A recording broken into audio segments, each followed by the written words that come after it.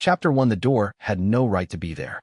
Wei Changfeng stood in the rubble of what had been his family's estate and stared at a frame of dark stone rising from the broken foundation, perfectly intact, untouched by the collapse that had leveled everything around it. The Iron Sound Sects clearing team had done thorough work. The ancestral halls were powder, the storage towers were bare flagstones, the ancient mulberry tree his grandmother had planted was a stump ground to splinters. 9 years of absence, and the sect had not wasted a day. But this door, it had not been here when he was a child.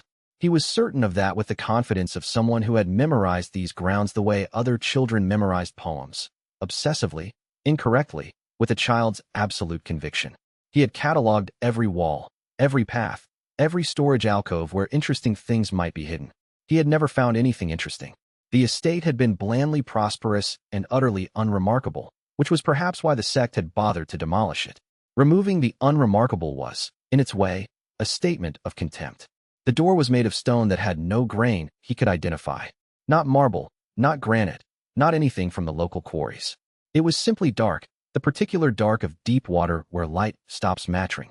The frame was carved with no symbols he recognized as belonging to any sect or school. Just lines, interlocking, fine as hairwork. He should not touch it. He was aware of this. He was 34 years old, which was old enough to understand that unexpected doors in demolished ruins were almost certainly traps, and he had spent 9 years as a traveling merchant, which meant he had a professional appreciation for the various ways a situation could go badly. He touched the door anyway. His hand pressed flat against the stone, and he felt, not warmth, not cold, but a kind of resonance, like a bronze bowl struck at exactly the right frequency, the vibration running up his arm and settling in the center of his chest, where his meager spiritual sense had always lived, useless and vague as a distant smell. He had inherited the spatial sensitivity that ran thinly through his family's bloodline and developed it into nothing. 9 years of merchant travel had honed his ability to read crowds and calculate profit margins, not cultivate. The door opened, not by his push. He had barely applied pressure. It swung inward on silence, on absence of sound, and the space beyond it was wrong in the precise way that a dream is wrong before you notice you're dreaming. The light was softer than the gray afternoon should have allowed. The air that came through the doorway smelled of wildflowers and turned earth and something older, something clean. Wei Changfeng took one step forward. The space on the other side was approximately 2 li across, and the sky above it was the same gray afternoon sky, but the quality of the light was different in a way he could not immediately quantify. It was as though the light had been here for longer than the afternoon. Wild things grew everywhere. Purple crown herbs he recognized from merchant catalogs as rare and expensive, climbing vines with small white flowers that spiritual cultivators used in purification work, stands of bamboo in a variety that turned silver in certain lights. Everything was overgrown in the specific way that suggested decades of unchecked growth, not abandonment. The architectural ghost of a house stood at the center. Not ruins, more like a memory of a house, the foundation stones and the outline of walls still legible, a few sections of roof tile piled carefully against one corner, as though someone had been meaning to start repairs. He stood in the doorway and understood, with the slow comprehension that comes when reality has to be assembled piece by piece, that the space he was looking at was larger than the outer valley that contained it. He had walked this valley as a child. The valley was perhaps half a li at its widest. The space through the door was 4 times that, at minimum. He stepped through. The door closed behind him without a sound, and when he turned, he could still see it. And through its frame, the rubble of his family's estate, gray light, the stumped mulberry tree. He could step back through at any time. He knew this with a certainty that had no logical basis, which meant it was either instinct or something the space was telling him. He chose to believe the latter. He walked further in, picking his way through the wildflowers. His foot caught on something half buried in the earth. He crouched and brushed dirt away and found a worn leather satchel, damp but intact, the clasp fused with age. He worked it open with a merchant's careful fingers. Inside, a folded map on paper so old it was nearly cloth, drawn in a precise hand with lines that made no geographic sense until he realized they were not charting terrain, but something else, something spatial, something with dimensions indicated by symbols he had never been taught to read. And below the map, loose pages of notes in a script that was familiar in the way that a dead language leaves traces in a living one, almost words embedded in almost grammar. He looked at the map for a long time. Then he looked up at the impossible soft light and the overgrown herbs and the ghost of a house in the center of a space that should not exist. Well, he said, to no one. His voice came back to him from the wrong directions. as though the space was still calibrating where sounds should go. He decided to find out what happened if he tried to sense the space properly. He had never had much to work with, a dim awareness of nearby objects, the ability to detect formations if they were sloppy, and he was standing on top of them. He closed his eyes and let that dim awareness open as wide as it would go, reaching. What happened next was not like any cultivation experience he had read about in the text he had skimmed in the rare collections of cultivator patrons, trying to understand the world he occasionally brushed against. Those texts described the cultivation of spiritual power as a gradual, controlled process of accumulation, careful, patient, metered. What happened to Wei Changfeng was immediate, total, and felt like the inside of his skull becoming a room he had not known existed until every wall lit up at once.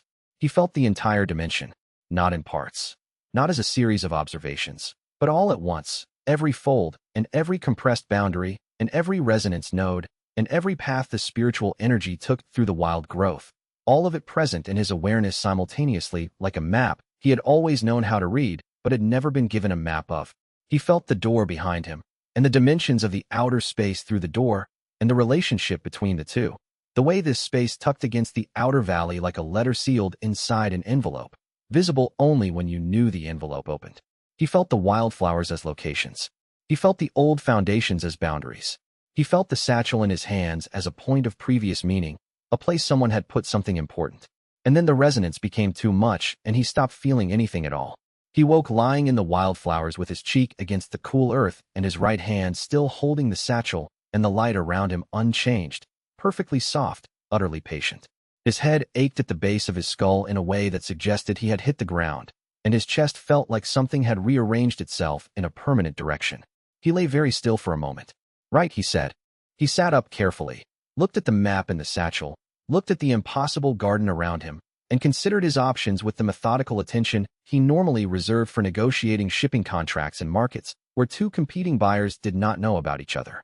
Whatever had just happened, whatever the dimension had just done to him, or he had just done to the dimension, he was fairly certain it was not reversible. That awareness of the space was still present, dim now compared to the initial blinding flood, but present, persistent, structural. It felt like learning you had a tongue. You could not unlearn it. He stood, tucked the satchel under his arm, and walked back toward the door. He needed to think, and he thought best moving. He also needed to talk to whoever lived in the nearest cottage, because he had just inherited an inexplicable situation, and the first rule of inexplicable situations was, find out what the locals know. Chapter 2. The nearest cottage was 100 paces down the valley road, half hidden behind a stand of mature pines, and the old man sitting on its front step was watching Wei Changfeng with the expression of someone who had been expecting company for approximately 9 years. You're the Wei boy, the old man said. He did not make it a question. I'm 34, Wei Changfeng said. Everyone's somebody's boy. The old man shifted on his step, not getting up. He was lean in the way of men who had been compact their whole lives, with hands that rested too still in his lap, the hands of someone who had trained them not to reveal what they were doing. His face was a record of weather and other things. Your family sold me this land rights before the sect claimed the main estate. Wong Taishan. You can call me Old Crow. Most people do. Why Old Crow? Why would you want to know that? The old man's eyes creased. Funny. That's usually my line. Wei sat down on the lower step without being invited. He had learned years ago that waiting for invitations created a different kind of conversation than simply sitting. More cautious, more formal, less honest. You said you expected me. I said you're the Wei boy. I know who lived on that estate, and I can count. You've been gone 9 years. The sect cleared the place 8 years ago. I assumed you'd come back eventually, or you'd never come back at all, and here you are, so. He produced a clay cup from somewhere behind him and held it out. The tea inside was already poured. Been keeping it warm. Wei took the cup, because refusing it would be a different kind of statement. The tea was good, locally grown, properly steeped, the kind of tea that took attention to make well. He filed this. Tell me about the valley. Old Crow's expression shifted into something more careful. Tell you what about it? The investigators. The old man looked at him for a moment. Then he looked at the tree line.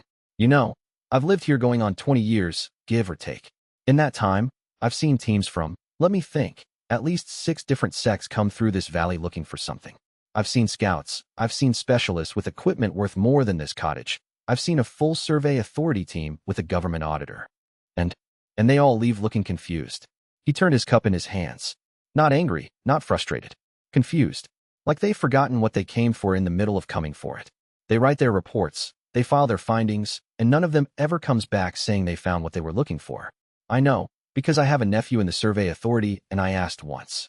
He shook his head. Whatever's in that valley, or whatever people think is in it, it keeps itself private. Has done, long as I've lived here. Did you ever go looking yourself? The question landed, and Old Crow turned to look at him directly for the first time. The look lasted a beat longer than comfortable.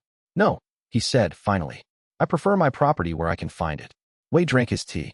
The valley lay quiet around them, the ruins of the estate visible through the pine branches, the door, invisible from here, or perhaps simply unremarkable, just a dark frame rising from pale stone, present somewhere in his peripheral awareness.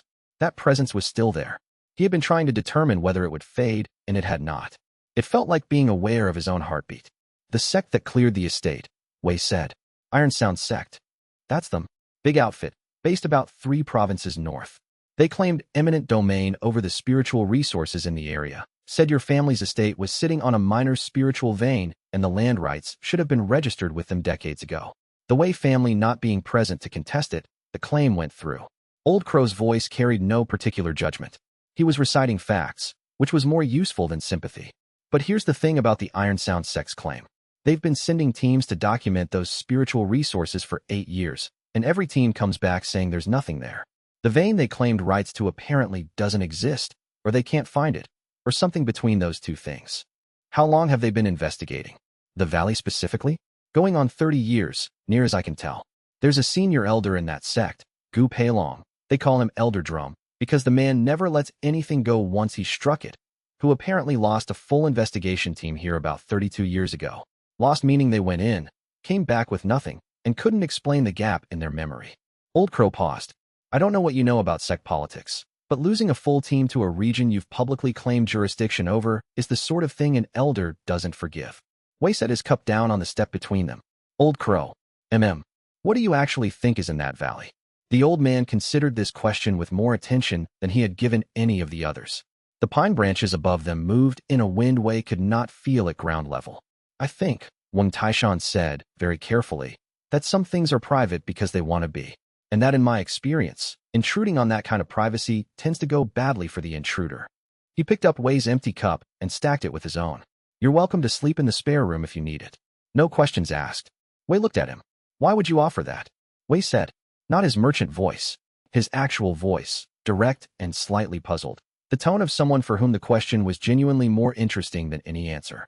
Old Crow smiled, small, unrevealing, the smile of someone who had long since made peace with keeping most of their thoughts private. 30 years is a long time for an elder to be embarrassed. If you're the Wei boy and you've just come back to your family's valley, I'd rather have you where I can see you than where you're making plans I don't know about. It was the most honest thing anyone had said to Wei in approximately 3 years. He stayed.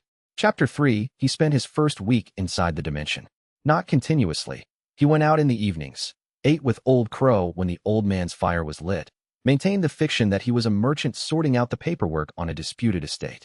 He haggled poorly at the village market over the price of rice to establish the character and complained loudly about the cart roads to anyone who would listen. The complaints were entirely manufactured. The cart roads were fine. Inside the dimension, he studied.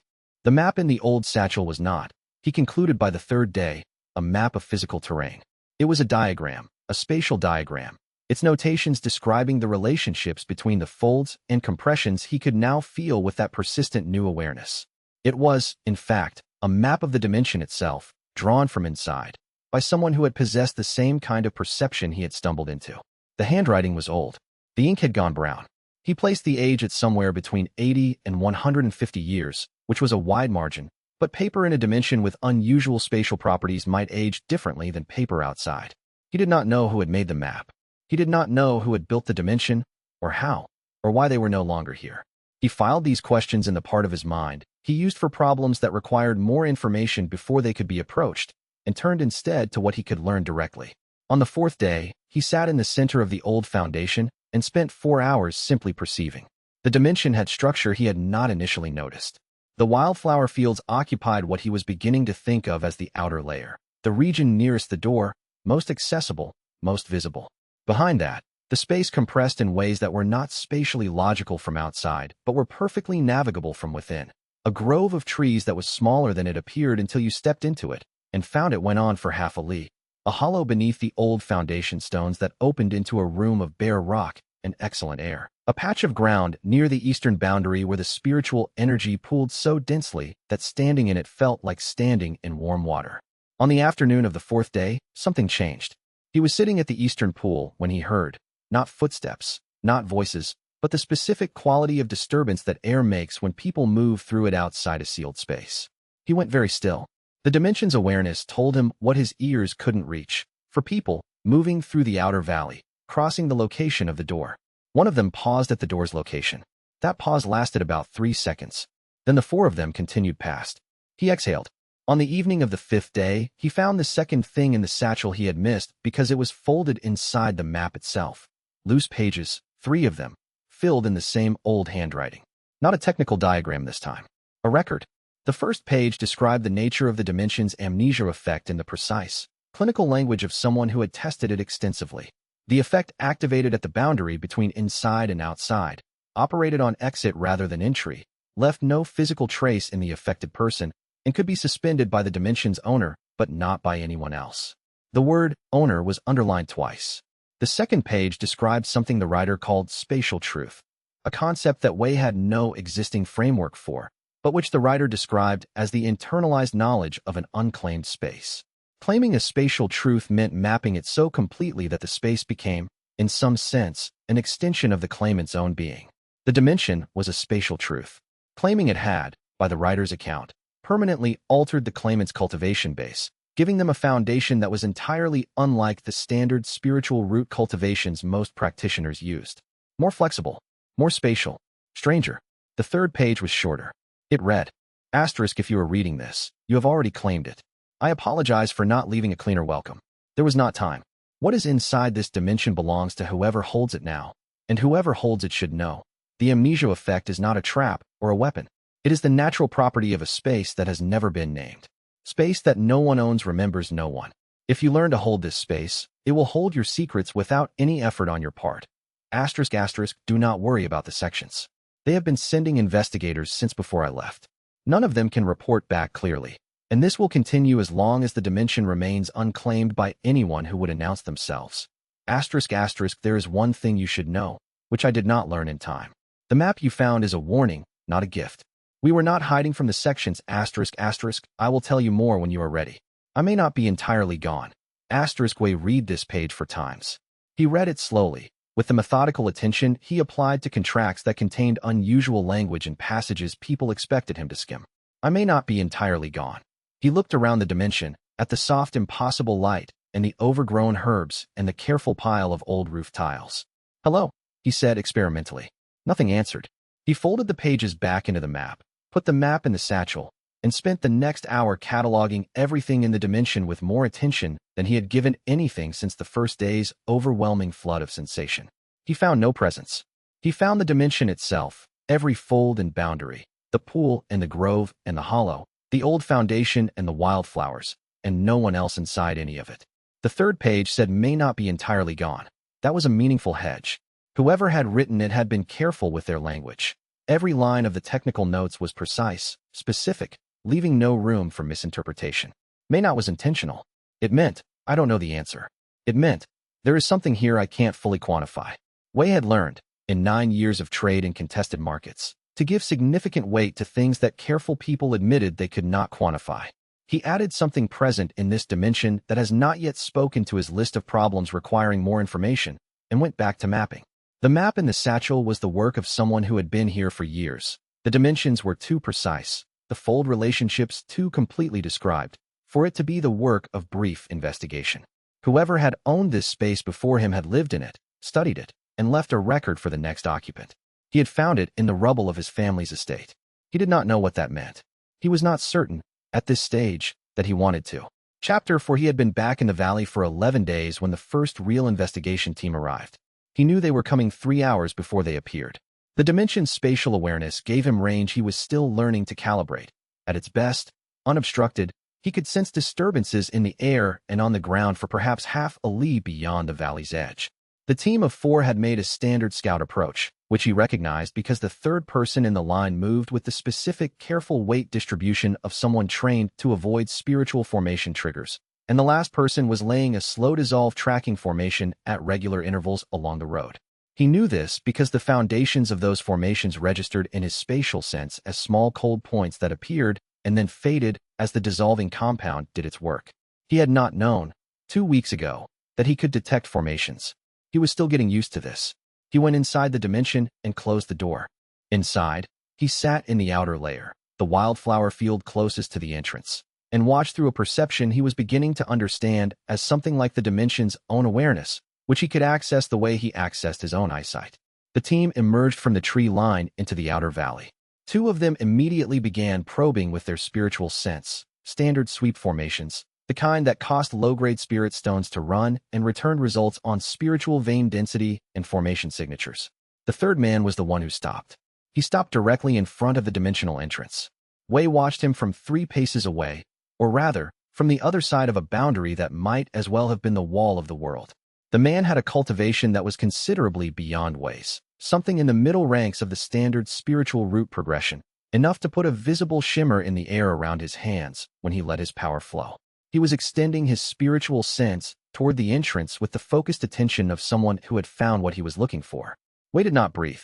The man's expression changed, the careful intensity of an active search going from open to specific, from casting wide to zeroing in. He was not seeing through the entrance. The amnesia effect meant the dimension was not visible as a destination, only as a texture, a fold in the fabric of space that could be detected by someone looking very carefully. He was detecting the fold. The man reached for his jade communication slip. Asterisk found something. Entering now. Asterisk the slip went dark. Response from the other end, probably Elder Drum's regional coordinator. Then the man stepped forward, through the entrance, and into the wildflower field. Wei folded himself backward 3 steps, pressing into the spatial texture of the outer layer. He had discovered, by accident on the second day, that he could do this, not become invisible exactly, but become unlocalizable, present in the space the way a sound is present in a room, everywhere and nowhere specific. The man's spiritual sense swept through the area and found flowers, air, soft light. Found no one. The man spent 20 minutes in the outer layer.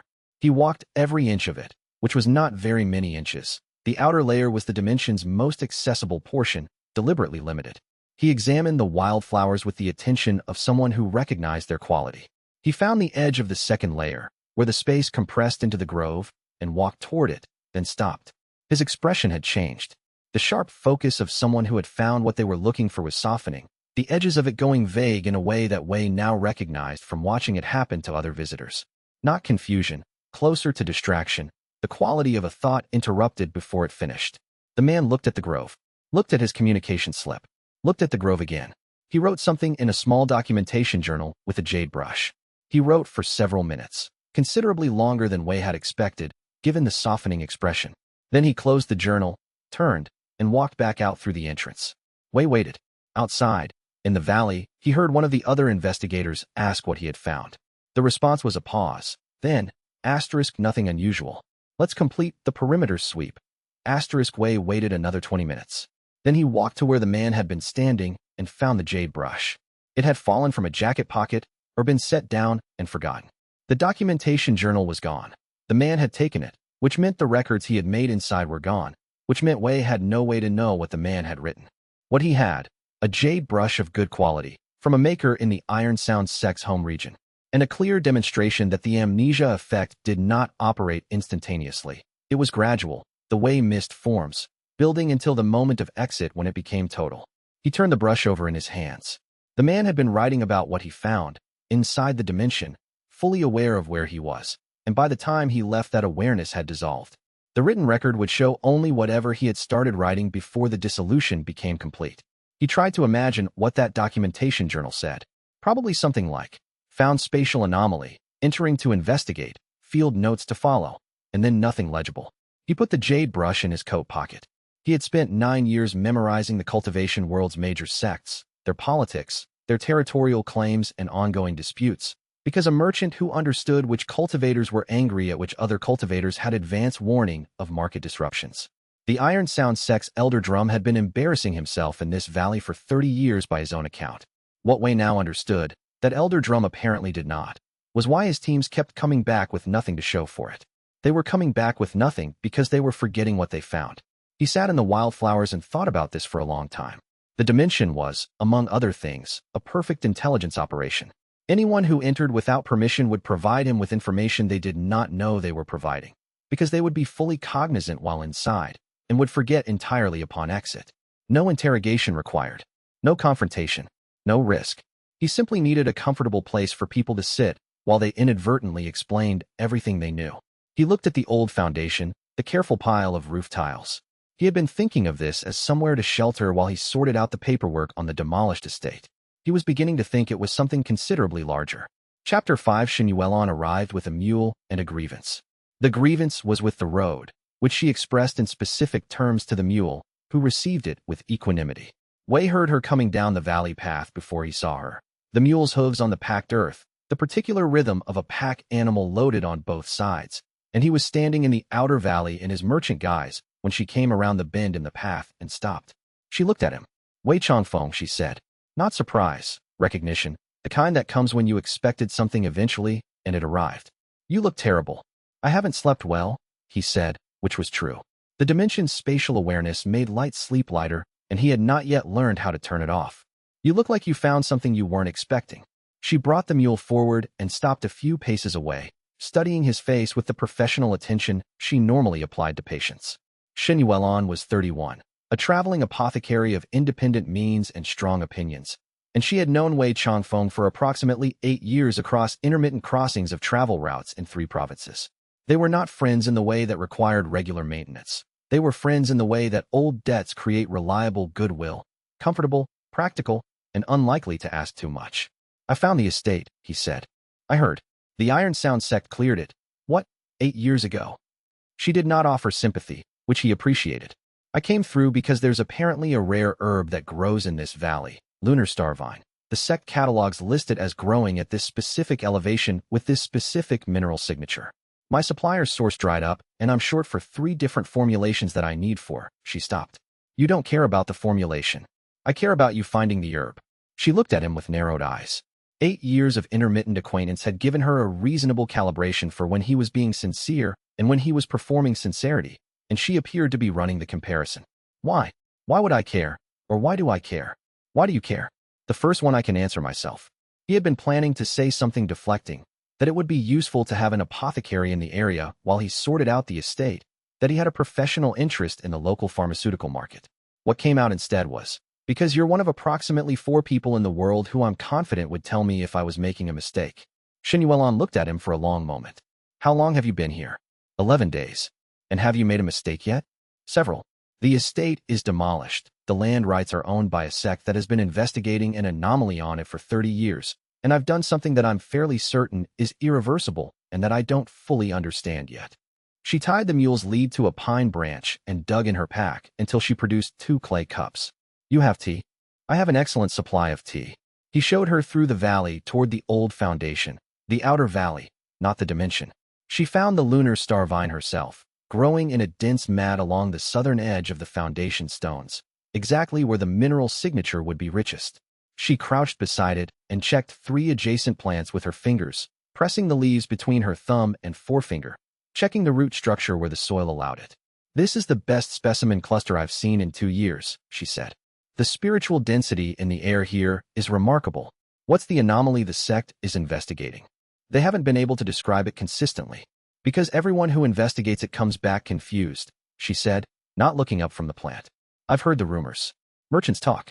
There's a story about this valley in the trading routes around here, the Forgetting Valley, they call it. You go in, you come out, you can't explain what you did while you were inside. She glanced at him. You've been here 11 days. Can you explain what you've been doing? Yes, he said. Clearly, she absorbed this. So it works on some people and not others. Or it works on visitors and not residents. She was quiet for a moment, examining the 4th plant. Is it dangerous? Not as far as I can determine. He was not lying. He was carefully selecting a true statement from a larger set of statements that included, I don't fully understand it. The previous owner apparently left under circumstances I can't reconstruct, and someone who may or may not still be present told me it's a warning. None of these seemed like useful additions. Then I'll harvest what I need and leave you to your irreversible mistake, she said. She looked up at him, and her expression was not what he would have predicted, not concern, exactly, and not amusement. Something in between, the look of someone taking a reading. You seem different. 11 days of not sleeping. No, something else. You seem like you found something that fits. She stood, brushing soil from her knees. Whatever it is, I hope it's worth the not sleeping. He helped her with the harvest. They had tea at the edge of the foundation, and she talked about her current route, the disruptions in the southern pharmaceutical trade, the new sect establishment near the coast that was claiming jurisdiction over 3 previously independent herb-growing regions, the way the spiritual vein surveys had been pointing east for 2 years, and what that probably meant for the Western market. She was a better source of regional intelligence than anyone he had paid for information in the last 3 years, and she provided it freely because she was the kind of person who talked as she thought and found useful audiences convenient. He listened to all of it. When she left, Mule reloaded, a generous harvest of lunar star vine in the herb bags. He walked her to the valley's edge and watched her go. She turned once, at the bend in the path, and raised a hand in a half-wave that meant see you when I see you without saying it. He watched the space where she had been. Then he turned back, toward the valley, and something changed in him, a subtle shift like the feeling of a held breath released. The dimension was present in his awareness, and the presence registered differently now. Not larger, not more powerful. Just there, in the way that a known thing is different from an unknown one. Shen Yuelon would not remember the valley. He knew this with a certainty that had no basis in evidence, only in the weeks of observation. She would walk away from here with a vague fondness for the area, with the herbs she needed, with no memory of entering the outer space. The amnesia would take it. The valley would keep its privacy. And she would still be who she was, outside of this, his oldest useful contact, independent, honest, capable of finding rare herbs where others couldn't. None of that required the valley. He could see her at the next market town, at the tea house on the mountain road, at any of a dozen locations where their routes crossed. He understood what had changed. He had been thinking of the dimension's amnesia as a security feature, a thing it did to protect itself. What he felt now, watching the empty path, was that the amnesia did not only protect the dimension. It took something. Small, specific, not devastating, but real. Every person who came here and left and forgot had been, for that time, genuinely present, had seen something real. And then that reality had dissolved for them, and only remained for him. He was keeping the real thing. He went back inside and began building a pavilion. It was not a plan exactly. It was a response to understanding something he had not previously understood. If this space was going to hold his secrets without effort on his part, he was going to make it worth keeping. Chapter 6. The next team from the Iron Sound sect arrived on a market day, which was good timing from their perspective and excellent timing from Wei's. He had spent the previous 3 days establishing himself in the nearest village as the returning Wei heir, vaguely annoying, loudly dissatisfied with the state of the demolished estate, apparently planning to file a compensation claim with the regional land authority that would go nowhere but would occupy considerable bureaucratic time. He haggled over the price of grain with a merchant from the eastern provinces for 40 minutes and lost by a margin that made both of them uncomfortable, which was exactly what he intended. By the time the Iron Sound team arrived, Wei Changfeng the traveling merchant was a known quantity in the village, the kind of background character that eyes slide over. He saw them at the morning market, for cultivators in the Grey and Bronze travel where that the sect used for field operations, moving with the purpose of people following a familiar route. He bought a persimmon from a nearby stall and watched them pass without watching them, a skill that took practice and looked like boredom. The lead investigator was a woman in her late 40s with a documentation satchel that matched the age and wear of someone who had been doing this particular assignment for years. 30 years of investigations, Old Crow had said. This woman had done this before. He finished the persimmon and returned to the valley by a different path. Inside the dimension, he waited. The team took 3 hours to reach the valley. He tracked them through his spatial awareness. The outer perimeter of his range was imprecise, giving him density and movement rather than specifics, but sufficient for this. For people, moving carefully, they made camp at the valley's edge, which was new. Previous teams had gone straight to the investigation. Thorough. The woman with the satchel sent a jade communication when they made camp. He could feel the formation's brief activation, a cold point of structured spiritual energy that lit and faded. Then they waited until dusk. At dusk, 3 of them took positions in the outer valley, triangulated, standard formation coverage, while the 4th went in alone. Not the woman.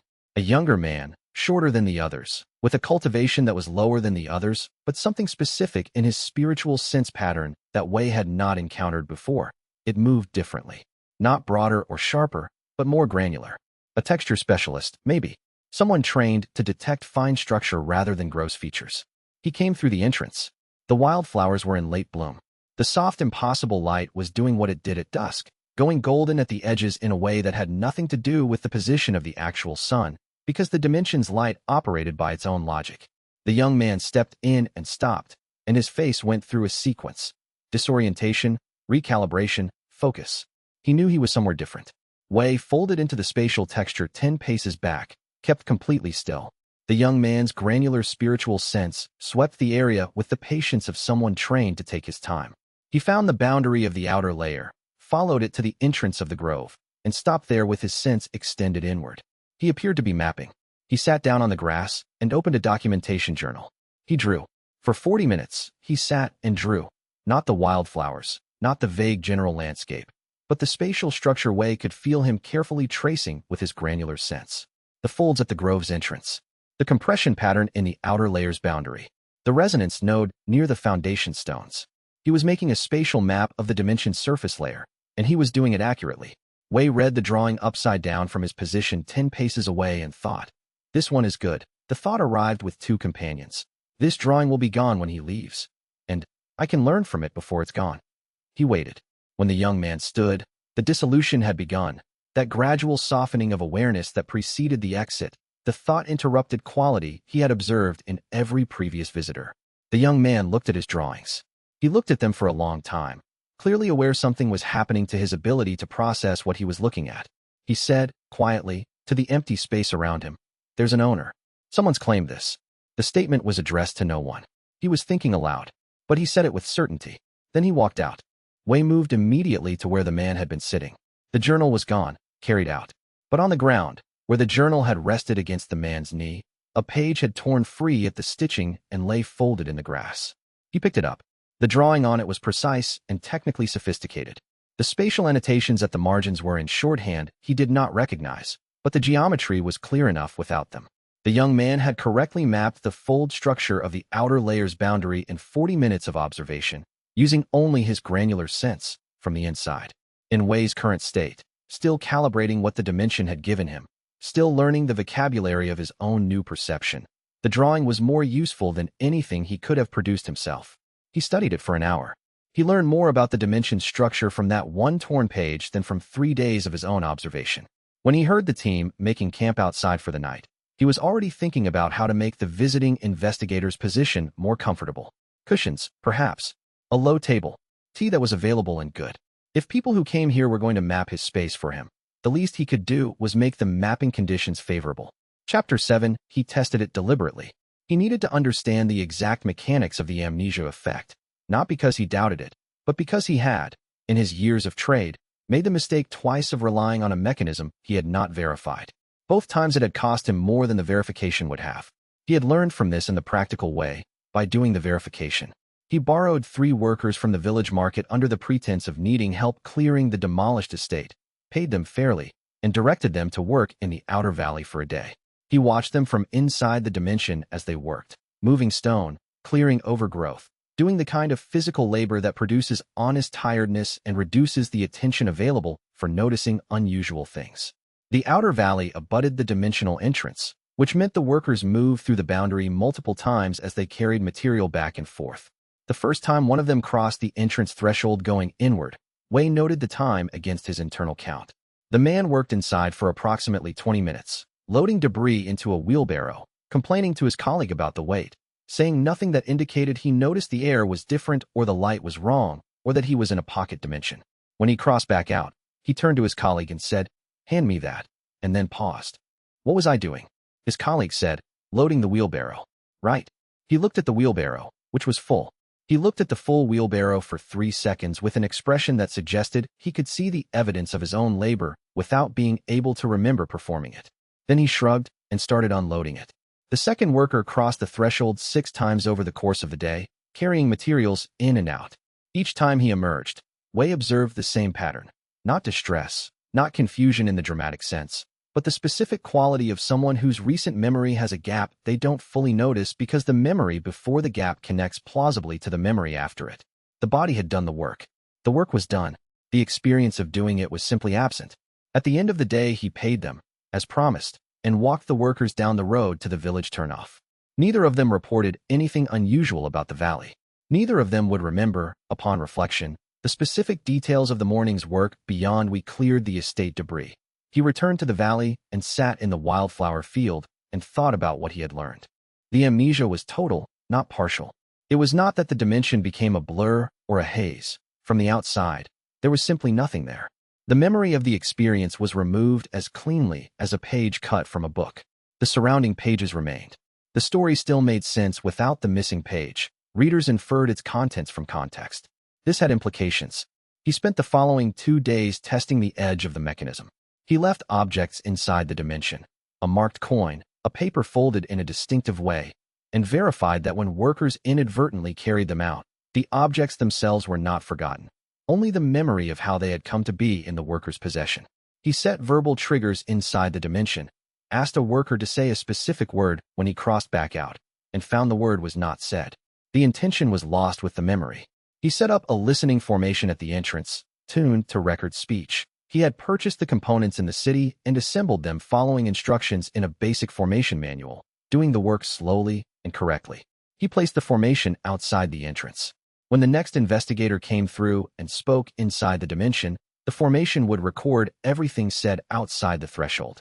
On the 4th day, a 2-person team from a different sect arrived, not Iron Sound, a regional group he had heard of but not studied. They entered briefly, staying only in the outermost portion of the entrance layer, and left in under 10 minutes. He ran back the formation's recording. Outside the entrance, after they left, one of them said, "Nothing. Clean sweep." The other said, "Same as last time." Last time, they had been here before. They did not remember what they had found or not found, and were treating this visit as a clean confirmation of the previous one. He turned the recording off. He sat in the pavilion he had been building, 2 walls and a partial roof, still unfinished, but habitable with a mat on the ground, and thought about everything he now understood. The dimension was not simply private. It was self-erasing. Every attempt to document it, to record its existence, to build an institutional case around its investigation, dissolved on exit. Investigators came, produced thorough records while inside, and left carrying nothing but a gap in their recent memory. The sects would keep sending teams because the mystery remained. The anomaly was real, detectable from outside if you knew to look, but entirely unconfirmable in any official record. 30 years of investigations. 30 years of Elder Drum filing reports. 30 years of those reports saying, in effect, "We checked, there is nothing here." He thought about how a man like Elder Drum would respond to 30 years of being told there was nothing there while his own spatial sense told him there was. With increasing frustration, certainly.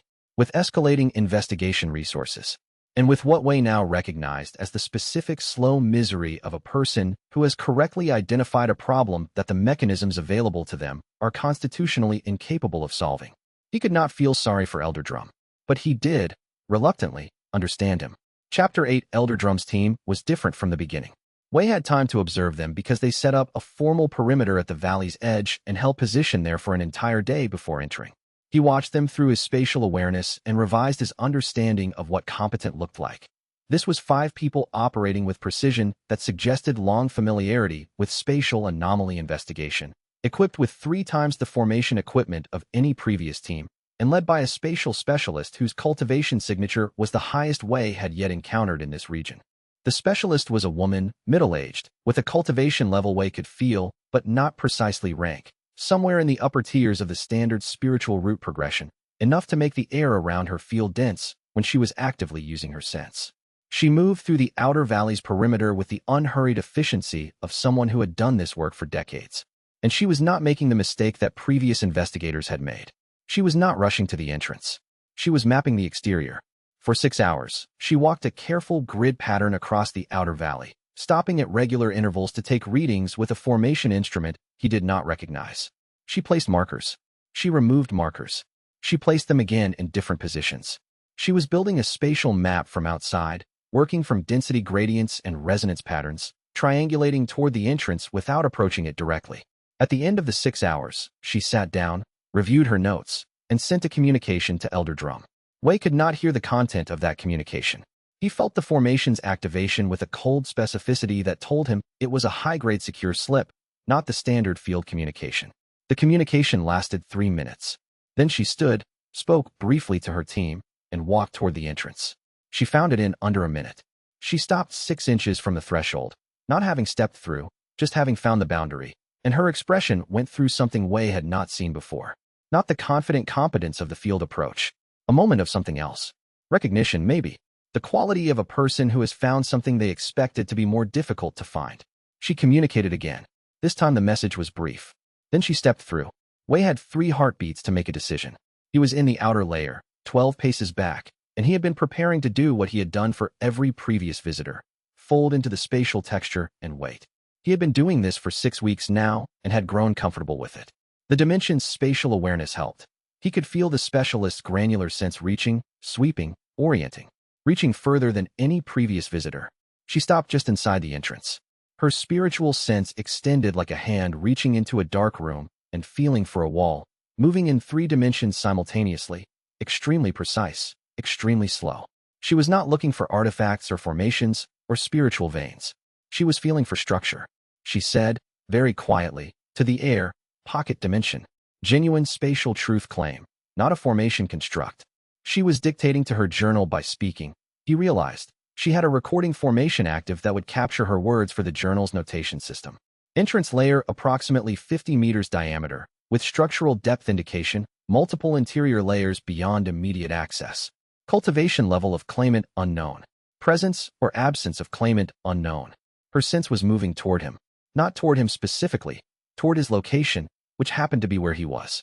The fold into the texture technique that had worked perfectly for every other investigator depended on the investigator not being fine-grained enough to feel the difference between a place where nothing was and a place where something had pressed itself smooth.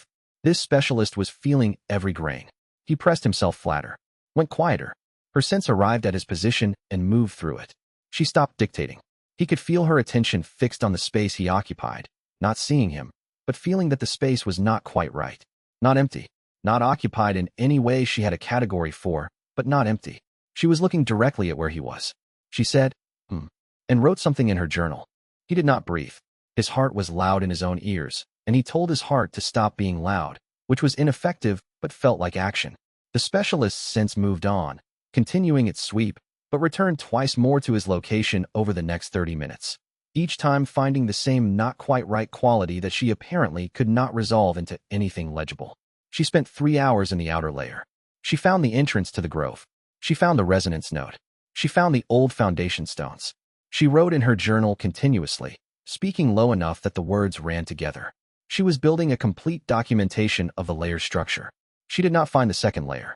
The compression at the grove's entrance was configured so that only someone who already knew it was there, or who had the dimension's own spatial awareness to guide them, would recognize it as a passage rather than a thicket boundary. When she walked out, Wei had 30 seconds before the amnesia completed. He moved immediately to where she had spent the most time and found nothing. No dropped items, no torn pages. She had been careful. He tracked the path of her sweep in the flattened grass and confirmed that she had mapped accurately what was mappable from the outer layer and had found no access to the interior. Outside, he heard her report to her team in a flat professional voice. Nothing actionable. Unusual spatial texture. Possibly natural fold compression. Further investigation not indicated at this time. He heard her send another communication. From Elder Drum's end, across whatever distance separated them, he imagined an increasingly familiar frustration. He found her jade brush exactly where her knee had rested when she had been at the near east corner of the outer layer. Not a loss. Left deliberately, or as close to deliberate as someone whose memory had been dissolving could manage. On the handle of the brush, scratched in very fine characters, S.K.H, initials. Not hers. He did not know her name. Not his. Possibly the initials of whoever had made the brush, or whoever had owned it before. Or possibly, she had been writing something on the handle before the amnesia took hold, and had gotten through 3 characters. He stared at the initials for a long time and filed them as data with no current interpretation. Chapter 9. The specialist had left notes behind. Not physical notes. The jade brush, the initials, nothing more. What she had left were the spatial annotations that her presence had made on the layer itself. Her granular spiritual sense had, in 3 hours of careful work, created a faint impressionistic record in the dimensional fabric, the way heavy repeated traffic wears a path that remains visible after the travelers are gone. With his void reader capabilities still developing, Wei could not fully interpret what the record said, but he could feel it, the direction of her surveys, the emphasis of her attention, the places she had returned to multiple times. He followed the record of her attention for 2 days. It led him to 3 locations that he had been treating as unremarkable. A section of the outer boundary that he had assumed was simply the edge, a node in the wildflower field that he had noted as slightly different in resonance character and not investigated, and the entrance to the second layer, which she had probed without entering but clearly identified as significant. At the boundary section, he found what she had been looking for. The entrance layer was not simply bounded by open space at its edges. It was bounded by another layer of the dimension, one he had not known existed, compressed against the outer like a leaf folded against another leaf. It was smaller than the outer layer, barely perceptible even with his awareness, and it contained nothing but the faint traces of what had once been there and was no longer. Old spiritual residue, old structural markers, the ghost of a very small and very old formation that had long since degraded. Someone had sealed something in there. Long ago. Whatever had been sealed was gone, but the seal structure remained as a spatial fossil. He sat in the outer layer across from this discovery and thought about the map in the satchel, the notes on its pages, the careful handwriting that said I may not be entirely gone. He thought about the initials on the jade brush. S.K.H. He thought about the third page's statement. We were not hiding from the sections, not hiding from the sections. Hiding from something else. And they, plural, whoever we referred to, had apparently been careful enough in that hiding to leave a sealed storage space that contained traces of something now absent. He was learning about this dimension the way he had learned about promising trade routes, from the edges in. Find where the pressure was highest, find where careful people had spent their attention, find what they had considered worth protecting. Whatever had been sealed in that compressed layer, that was a starting place. He spent the following week working on the specialist's problem from the other direction. If her granular sense had been fine enough to detect his presence as a not quite right quality in the spatial texture, then the fold-into texture technique was only reliable against investigators with less refined perception. He needed a better method. He built the method from observation and first principles, which took most of a week and produced 4 failures before it produced a technique that worked. The technique was essentially a spatial version of the merchant trick of making yourself background, not invisible, but so consistently present and so familiar in your spatial signature that the investigating sense categorized you as part of the environment and stopped looking. He called it, in his own nomenclature, landscape integration. The name was ugly but accurate. He tested it by standing in the outer layer while Old Crow walked through the valley on the pretext of checking on the construction progress. Old Crow was not a cultivator. He had no spiritual sense. But he had the very sharp, mundane perception of a man who had been a professional assassin for 30 years and had survived the retirement by not losing those habits entirely. Old Crow walked through the outer layer, looked around, looked at the half-finished pavilion, looked at the wildflower field. He looked, carefully, at the exact location where Wei was standing. He kept walking. Wei released a slow breath. Good enough for most investigators. Not good enough for someone who suspected they were looking for a person rather than an anomaly. He filed this limitation and kept building. The breakthrough came from the specialist's own methodology, which he had reconstructed from the impressions her work had left in the dimensional fabric. She had been looking for the difference between filled and unfilled space. The technique he was developing would only work if he could make himself indistinguishable from the surrounding fill. The surrounding fill of the dimension was its accumulated spatial truth, the particular quality of a space that has been claimed and lived in. He had been thinking about this as the background he needed to blend into. What he had not considered was that the dimension's spatial truth was him. The background was his own accumulated presence. He had been trying to blend into himself. He stopped trying to be invisible within the dimension. He started trying to be the dimension. He did not advance that week. But he understood, for the first time, what the next advancement would require. Chapter 10. The Survey Authority arrived on the 14th of the 3rd month, which was later than Elder Drum's original notification had suggested, and came with 12 cultivators, 2 specialists, and a government auditor who wore the formal sash of a regional administrative officer and looked extremely unhappy to be standing in a valley that appeared to contain nothing but demolished ruins and unpromising farmland. Wei was in the village market when they arrived. He heard about it from the grain seller, who had heard it from the carter who had passed them on the road, and he spent another 10 minutes finishing the negotiation he had been conducting before excusing himself to check on the estate situation, because departing abruptly would be noted.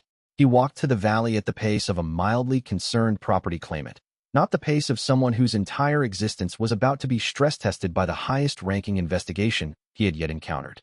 Inside the dimension, he closed the door and took stock.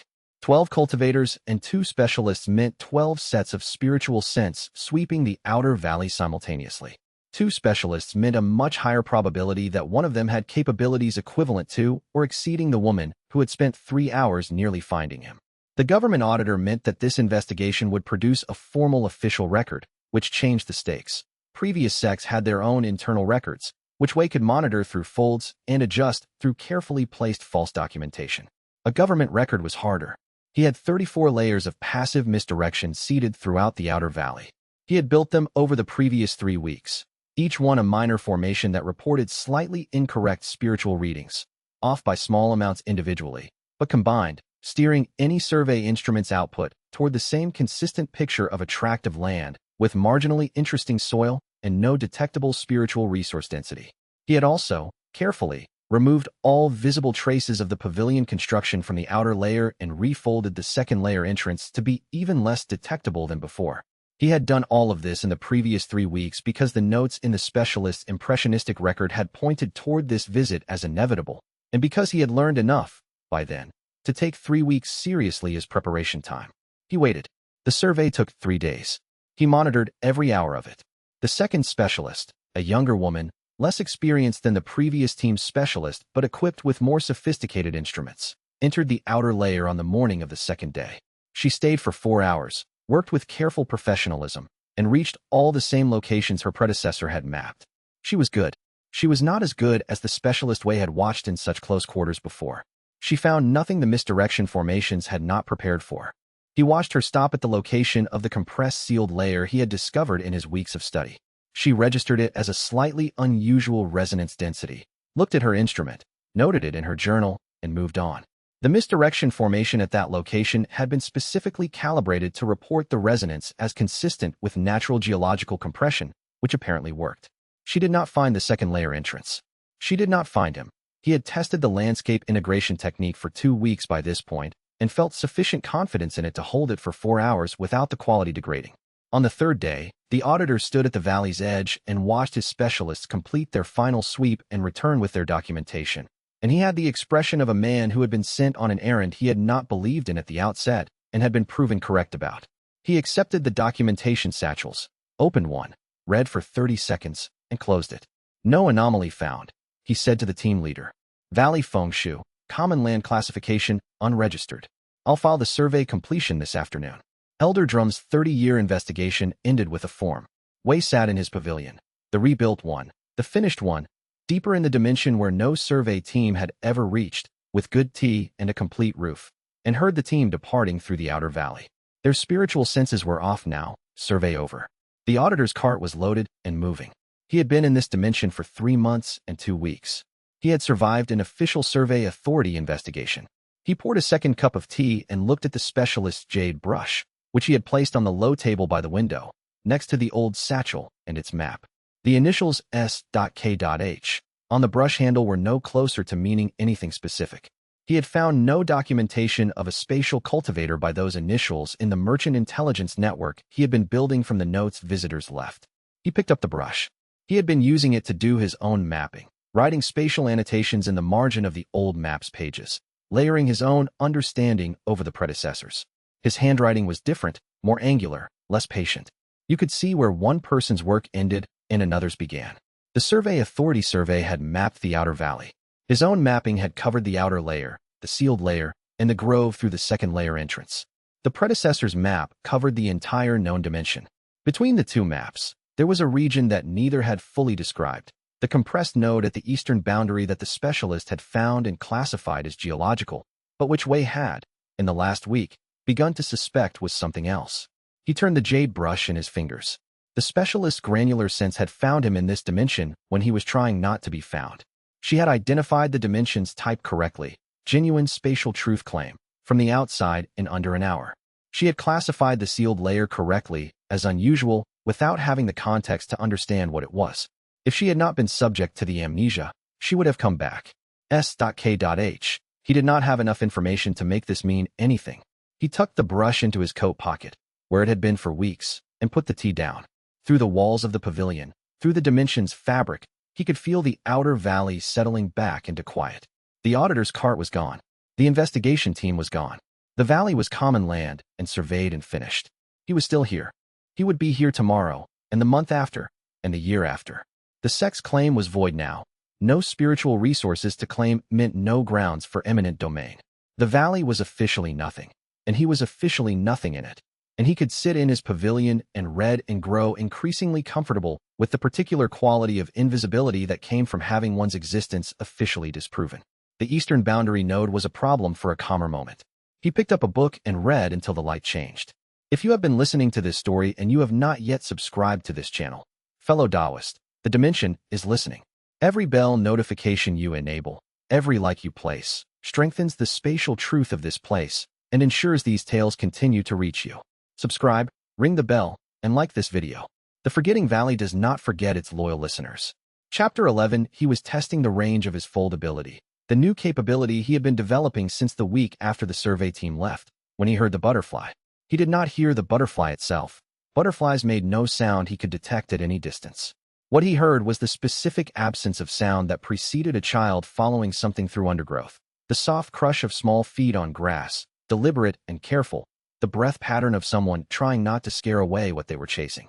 He had folded himself 30 meters from the dimension's entrance, standing in the outer valley, and had been practicing the compression that turned 30 meters into one step.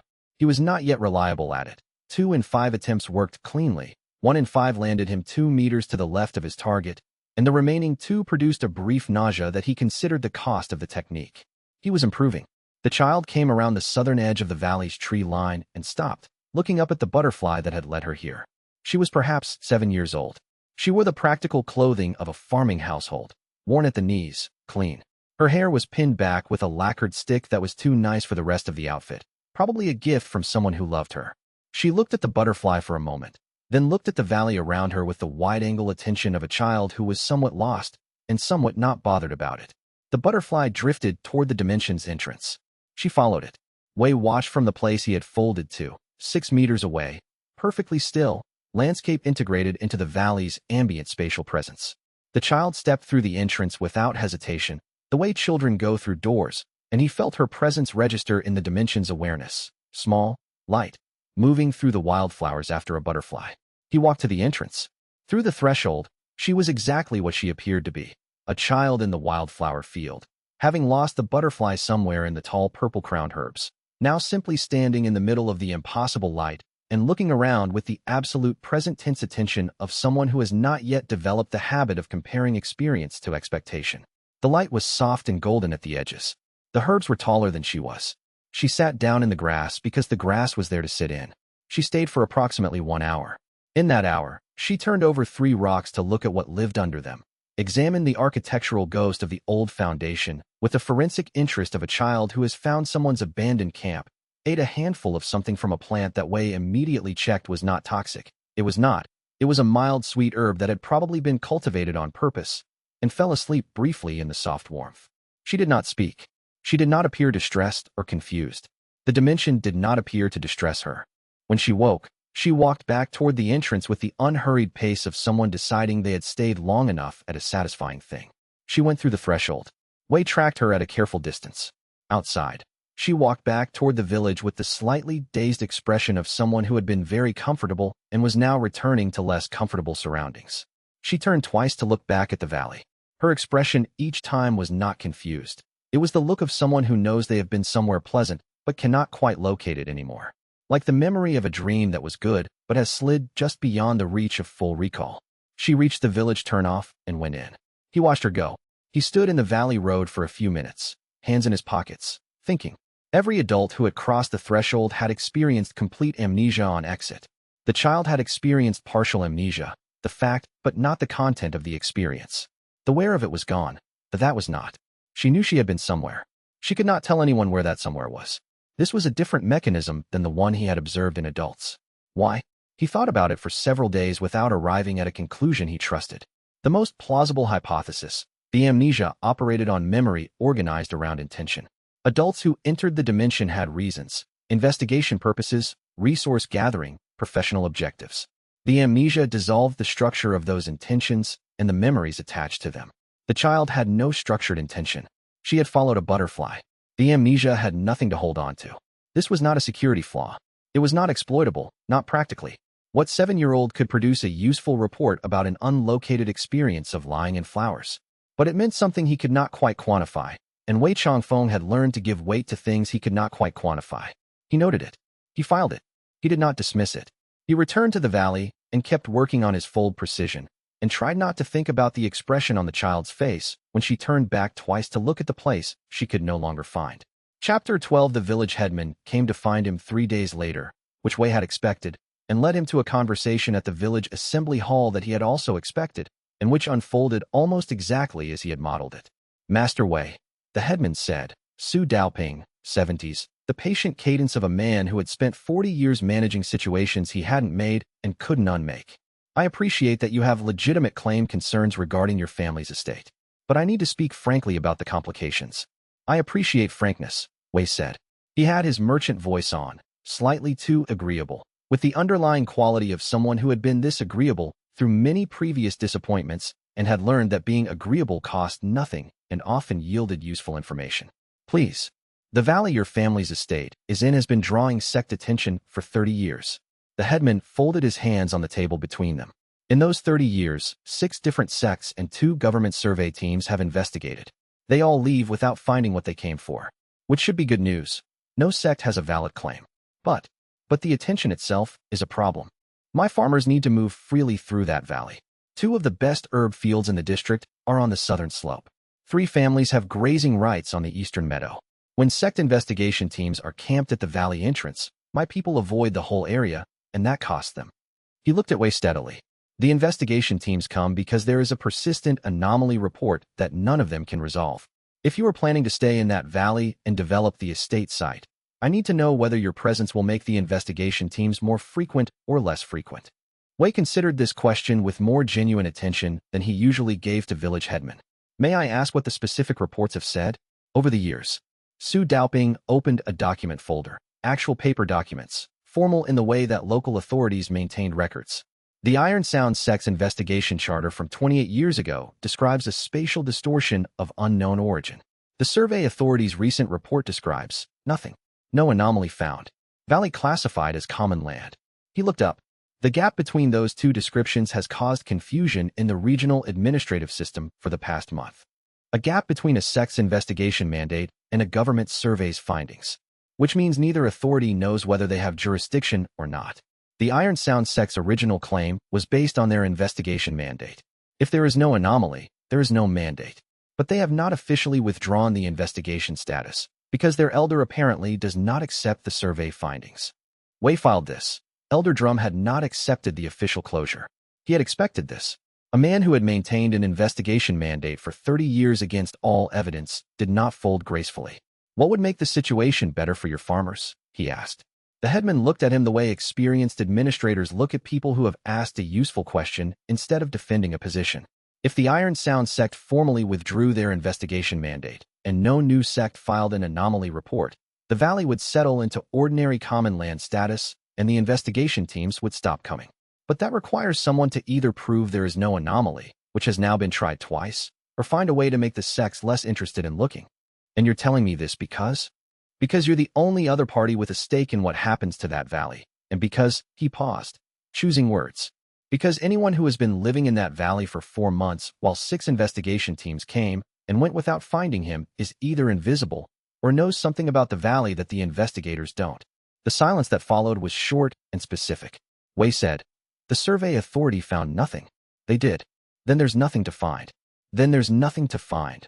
The headman agreed, in a tone that completed the statement differently than the words did. He closed his document folder. My farmers would appreciate being able to use the southern herb fields without worrying about sect investigation teams blocking the road. That is the only thing I care about here. Wei bought tea on his way back to the valley and thought about what he had just been told. Su Daoping knew. Not specifically. Not what the dimension was. Not the spatial mechanics. Not any detail that would be useful to a sect investigator. But the headman knew that someone had been living quietly in a valley that investigation teams found uninhabited, and had drawn the logical conclusion, and had declined to press on it, because his priorities were correctly ordered, and he wanted his farmers' herb access back. Wei did not file this as a threat. He filed it as a second person who was working with him, without either of them having said so. Chapter 13. He built the reading pavilion first, and the listening formation second. The reading pavilion was straightforward, a low table with cushions, a good reading light, adequate ventilation. He placed it in the middle of the outer layer, arranged for the wildflowers to create natural screening around it. They grew enthusiastically when he encouraged them with a daily investment of spiritual energy, which the dimension's accumulated reserves made essentially free, and stocked it with 3 texts he had acquired in the city during a brief visit. The texts were not special. They were just good. A history of regional trade routes, a medical formulary for common illnesses, and a novel about a tea merchant that he had read before but found worth rereading. The listening formation was more careful work.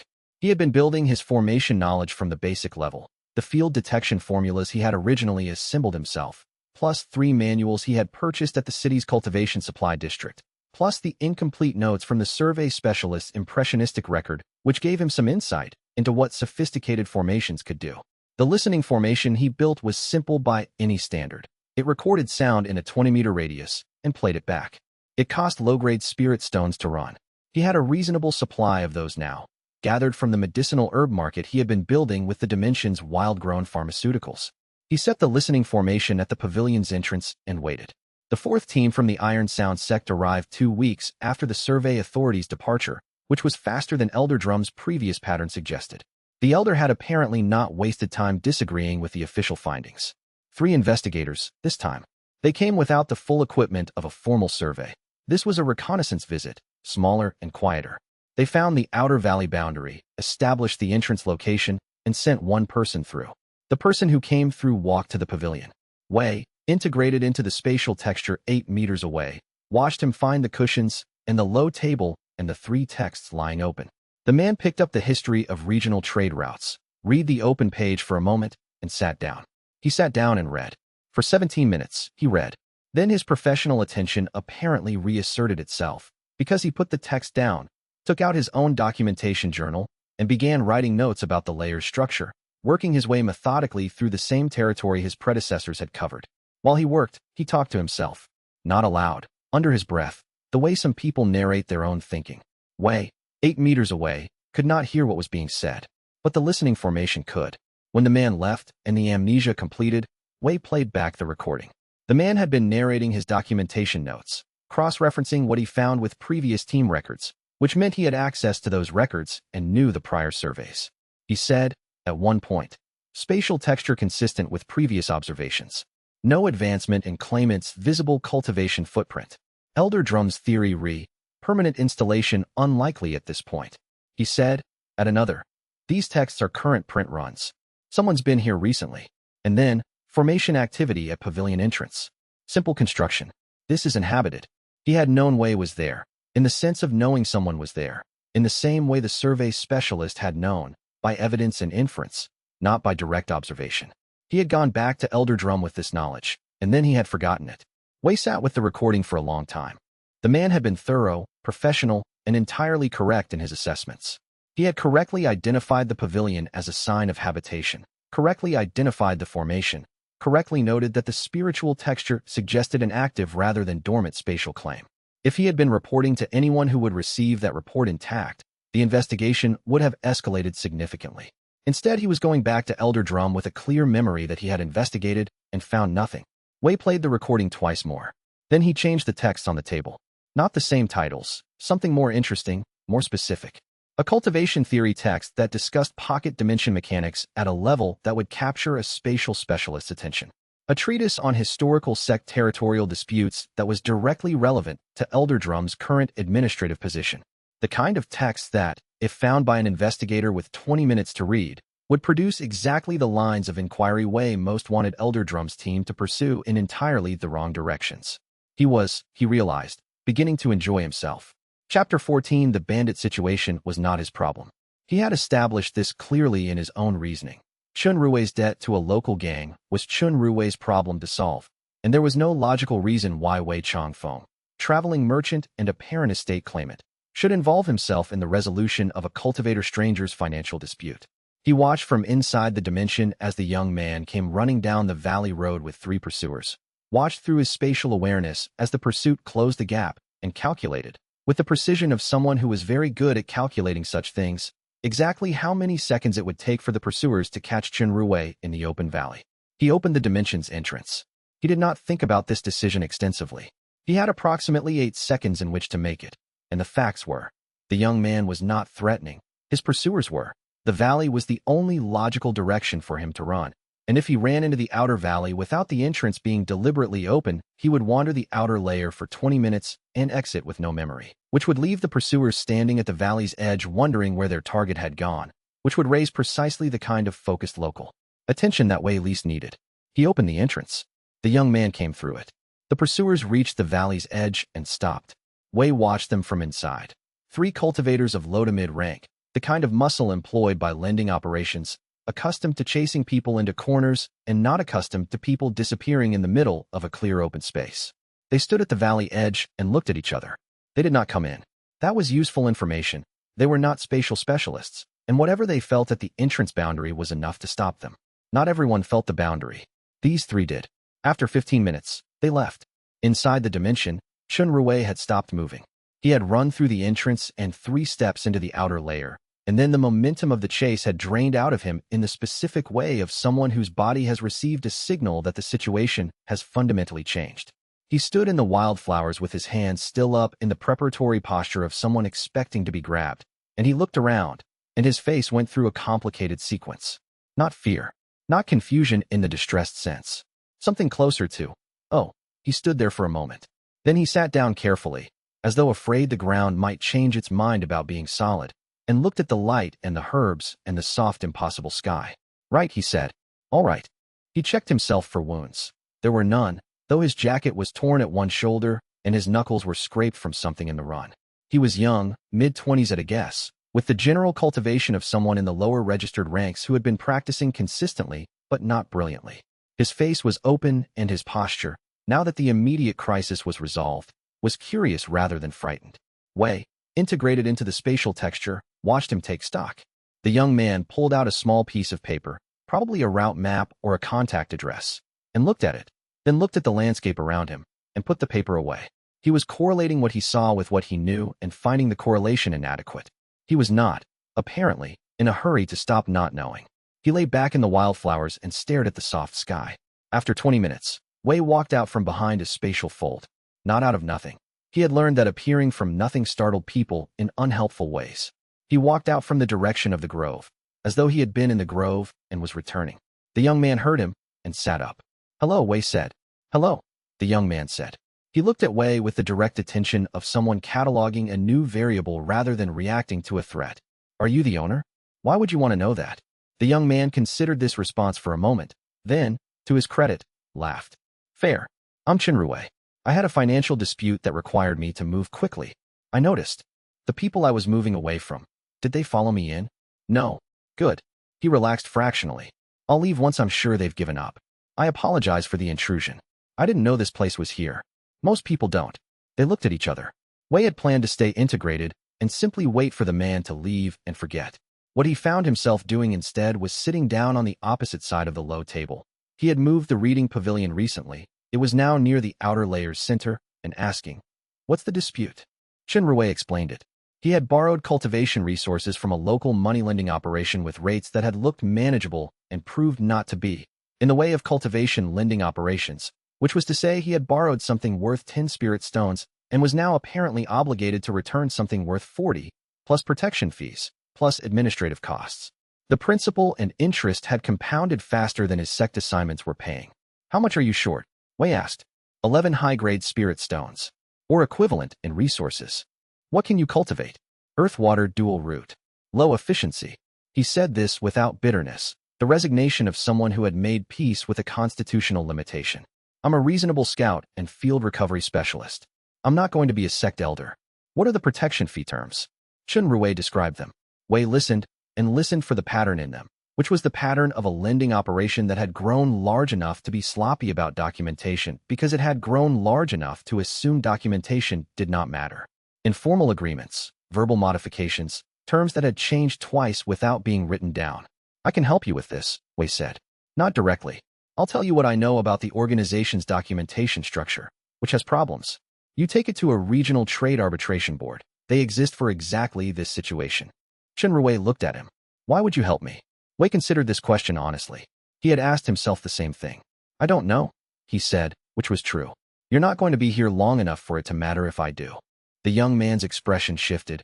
He was smart enough to hear the edge of meaning in that, to understand it as something other than an insult, and to decide not to press it further. All right, he said. Tell me what you know. Wei told him. He spoke for 40 minutes, more than he had spoken to any single person in 4 months, drawing on the merchant intelligence network he had been building from the investigation team recordings to give Chen Ruwei a precise picture of the lending operations legal exposure.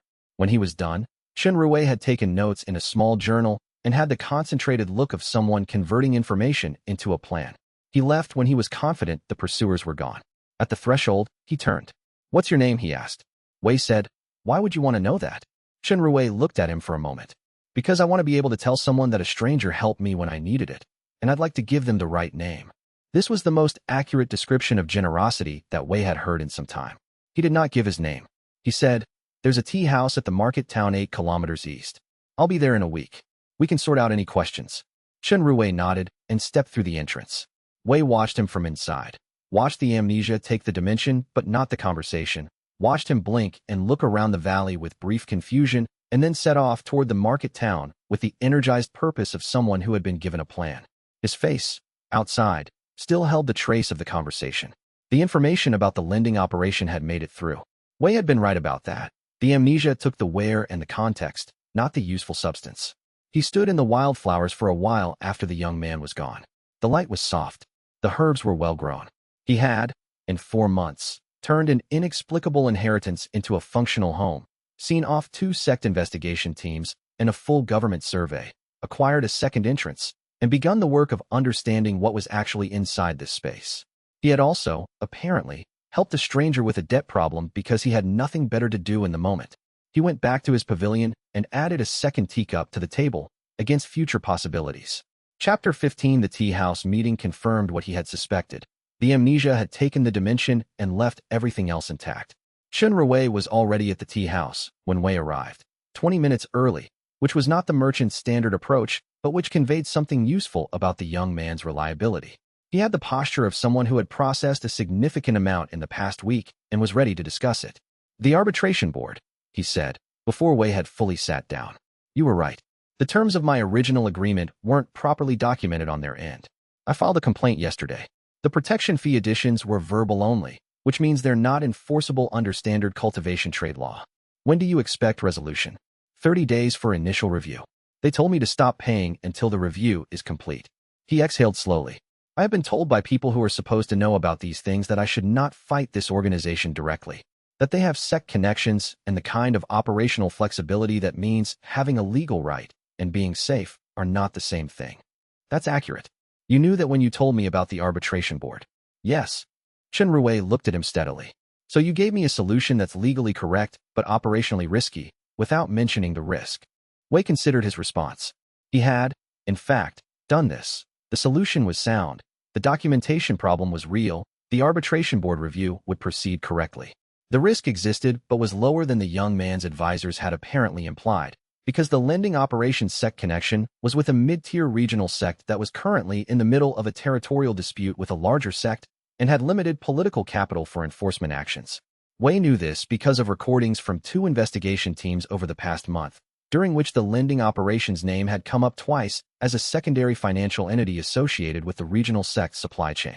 He had not mentioned this because explaining how he knew it would have required explaining more than he was willing to explain. The operational risk is lower than you've been told, he said. The organization's main protection is with a sect that is currently occupied elsewhere. In the next 60 days, they will not have the resources to pursue secondary enforcement actions against an arbitration complaint. Chen Ruwei studied him. How do you know that? Why would you want to know that? A pause. Then the young man smiled, reluctantly, the smile of someone who has recognized a pattern and decided to accept it rather than fight it. You know things you don't explain how you know. You're helpful in specific, targeted ways. You meet at tea houses rather than anywhere with an address. He picked up his cup. Are you a sect intelligence operative? No. Are you a wandering hermit of significant cultivation pretending to be a merchant? Wei said nothing, which in context was a more interesting answer than a denial. Right? Chen Ruwei said. He drank his tea. I'll keep the question to myself. I'd appreciate that. In exchange, the young man said, I would appreciate being kept informed if you learn anything that suggests the arbitration review is going badly. My network in this region is limited. This was a reasonable exchange. It was, in fact, the kind of exchange Wei had been making for 9 years in the merchant world. Information for information, reliability for reliability, with the values calibrated by what each party could afford to give and needed to receive. He had been doing it with strangers for commerce and found it worked tolerably. Doing it with someone he had, for reasons he had not fully examined, pulled out of a dangerous situation felt different in a way he did not have a category for. Agreed, he said. They spent another hour at the tea house, the conversation circling through topics that were and were not directly relevant to their respective situations. Chen Rui was smart and observant, not brilliant, but the kind of consistent and reliable that was more useful over time than brilliance, in Wei's experience. He had strong opinions about 3 things and was flexible about everything else. He would not let an injustice go without noting it, but he did not insist on rectifying every injustice he noted. When they parted, they agreed to meet in a month's time, same place. Walking back to the valley, Wei cataloged what he had observed. Chen Rui would likely resolve his debt situation through the arbitration process. The young man had a natural talent for making people trust him, the kind of trust that did not depend on his cultivation rank or social position. He simply projected competence and straightforwardness in roughly equal measure. He was a useful contact. He was also, Wei recognized, the first person Wei had agreed to see again on a specific timeline that was not driven by professional need. He filed this in the category of data points with no current interpretation and kept walking. The valley was quiet in the late afternoon. The wildflowers were coming into their second bloom of the year. Inside the dimension, the pavilion caught the soft light, and the books on the table were exactly where he had left them, undisturbed. He had been here 5 months now. He sat in the pavilion and read until dark, and found that reading was, as it had always been, sufficient. Chapter 16, he found the second spatial truth on a Tuesday. There was nothing special about Tuesday. He had been looking for it for 3 weeks, working inward from the eastern boundary node that the survey specialist had classified as geological, and that way had been approaching from different angles since. He had been trying to understand what was inside it. The sealed layer had residual traces, spatial fossils of old formations, and somewhere in those fossils was the answer to what the previous owner had considered worth sealing. What he found, working inward along the resonance gradient, was that the node was not a node at all. It was a second spatial truth, a second unclaimed fold, smaller than the dimension itself, compressed inside it the way a letter might be tucked inside a book. The dimension's original boundary had grown around it at some point, incorporating it without claiming it, leaving it intact and unowned inside an owned space. The predecessor's map had marked this location with a symbol Wei had not recognized until now, an open circle with a dot at its center. The symbol meant, in the spatial notation system the predecessor had developed, waiting. He stood at the boundary of the second truth and felt it reach back. Not the overwhelming resonance of the first claiming. He was not at spatial novice level now, was not starting from nothing. What he felt was more controlled, more like a conversation than a flood. The fold opened to his perception, offered its structure, and waited. He mapped it. The mapping took 6 hours and was the most precise technical work he had done with the void cartography so far. Every fold of the smaller space, every compression, every relationship between its boundaries and the main dimension's boundaries. He worked with the spatial notation system he had been developing from the predecessor's map, annotating each feature as he understood it. When he was done, the fold was his, not in the sense of the first claiming, which had been total and involuntary. This was deliberate. He had understood what he was doing and chosen to do it, and the fold had recognized the difference. The claiming was clean, the feedback minimal, the integration with his existing spatial awareness smooth rather than overwhelming. His cultivation base doubled. That was the only way he could describe what happened, though it was not precisely accurate. Not doubled in power, doubled in resolution. The dimension's spatial awareness had been operating at a certain fineness of grain, sufficient for most of what he had needed, occasionally insufficient for detecting precisely what he wanted to detect. What he had now was fine enough to feel each individual wildflower as a separate entry in the spatial map, to feel the turning of each leaf, to sense the breathing of the soil. He stood in the expanded awareness and breathed for a moment. Then he went back to work. The fold's interior had been sealed. Now that it was his, he could see what had been inside, a library, or the ghost of one. Texts had been stored here. The spatial impressions of them remained. The negative space where something had been present for decades and then been removed. The titles were unreadable, but the subjects were preserved in the residue: spatial theory, dimensional mechanics, something that read as historical record. Someone had removed the texts, not the predecessor. The removal had happened after the predecessor's departure, based on the temporal sequence he could read in the spatial record. Someone had entered the dimension, found the hidden fold, and taken the library. He could not tell when. He could not tell who. He filed this as the most significant mystery he had encountered so far, which was a reasonably competitive field. The dimension, absorbing the second spatial truth, grew. The wildflower field deepened. The grove extended. The old foundation stone's ghost became more legible. He could see now where additional walls had stood, where a kitchen had been, where someone had put a garden with careful rows of herbs that were now many decades of overgrowth past the careful rows. He walked through his larger home and thought about the someone who had taken the library. They had known where to look. That meant they had known about the fold, had been told, or had found the predecessor's map, or had been inside the dimension before under circumstances that gave them the necessary information. They had come in, found the fold, taken the texts, and left. And forgotten. He sat on the foundation stones and thought about this for a long time. The amnesia took memories of experience, but not the consequences of actions. Someone had taken a library and forgotten taking it. The library was somewhere, in the possession of someone who did not know where it had come from. It had been taken long enough ago that the text would have passed through several hands by now. Finding them was possible, in theory, if he knew what he was looking for. He added it to the list of problems requiring more information, which was becoming an extensive list. Chapter 17 Elder Drum had not given up. He had, apparently, responded to the survey authorities' negative findings by escalating his approach rather than accepting the closure, which was precisely the kind of thing Wei had modeled as likely and had prepared for accordingly. The escalation arrived in the form of the spatial specialist who had spent 3 hours in the outer layer in that first formal investigation. She was back, this time with a mandate that Wei read from the edge of the investigation team's communications. Formal sect claiming preparation. Establish entrance markers. This was a different category of action than investigation. Investigation sought to understand. Claiming sought to establish ownership. If the specialist successfully placed a sect claiming formation at the entrance, the Iron Sound sect would have a formal legal basis for asserting that the space belonged to them, regardless of whether they could explain what the space was. Wei had several problems with this. He prepared by doing nothing. He had learned from the previous surveys that preparation was most useful when it changed the conditions of the space, not his own actions during the visit. He seeded 4 additional misdirection formations in the outer layer's boundary zone, tuned to interfere with claiming formation installation by making the boundary zone read as an unstable, unsuitable foundation for any permanent formation structure. He also, specifically, adjusted the spatial resonance of the entrance itself so that it felt like a natural fold rather than a cultivated claim, shifting its signature toward the geological character that the survey authorities' official record described. Then he waited inside the dimension. The specialist came through alone. She was as precise as before, more confident this time, working with the certainty of someone who knew the territory. She found the outer layer's structure efficiently, moved to the entrance zone, and began laying the claiming formation. She spoke to herself in that low-pitched narration he now recognized from her previous visit. Boundary location confirmed. Initiating standard Type 3 claiming formation. Foundation resonance, she paused. Her formation equipment, whatever it was, had just told her something she did not like. Foundation resonance, unstable. The advancement did not announce itself dramatically.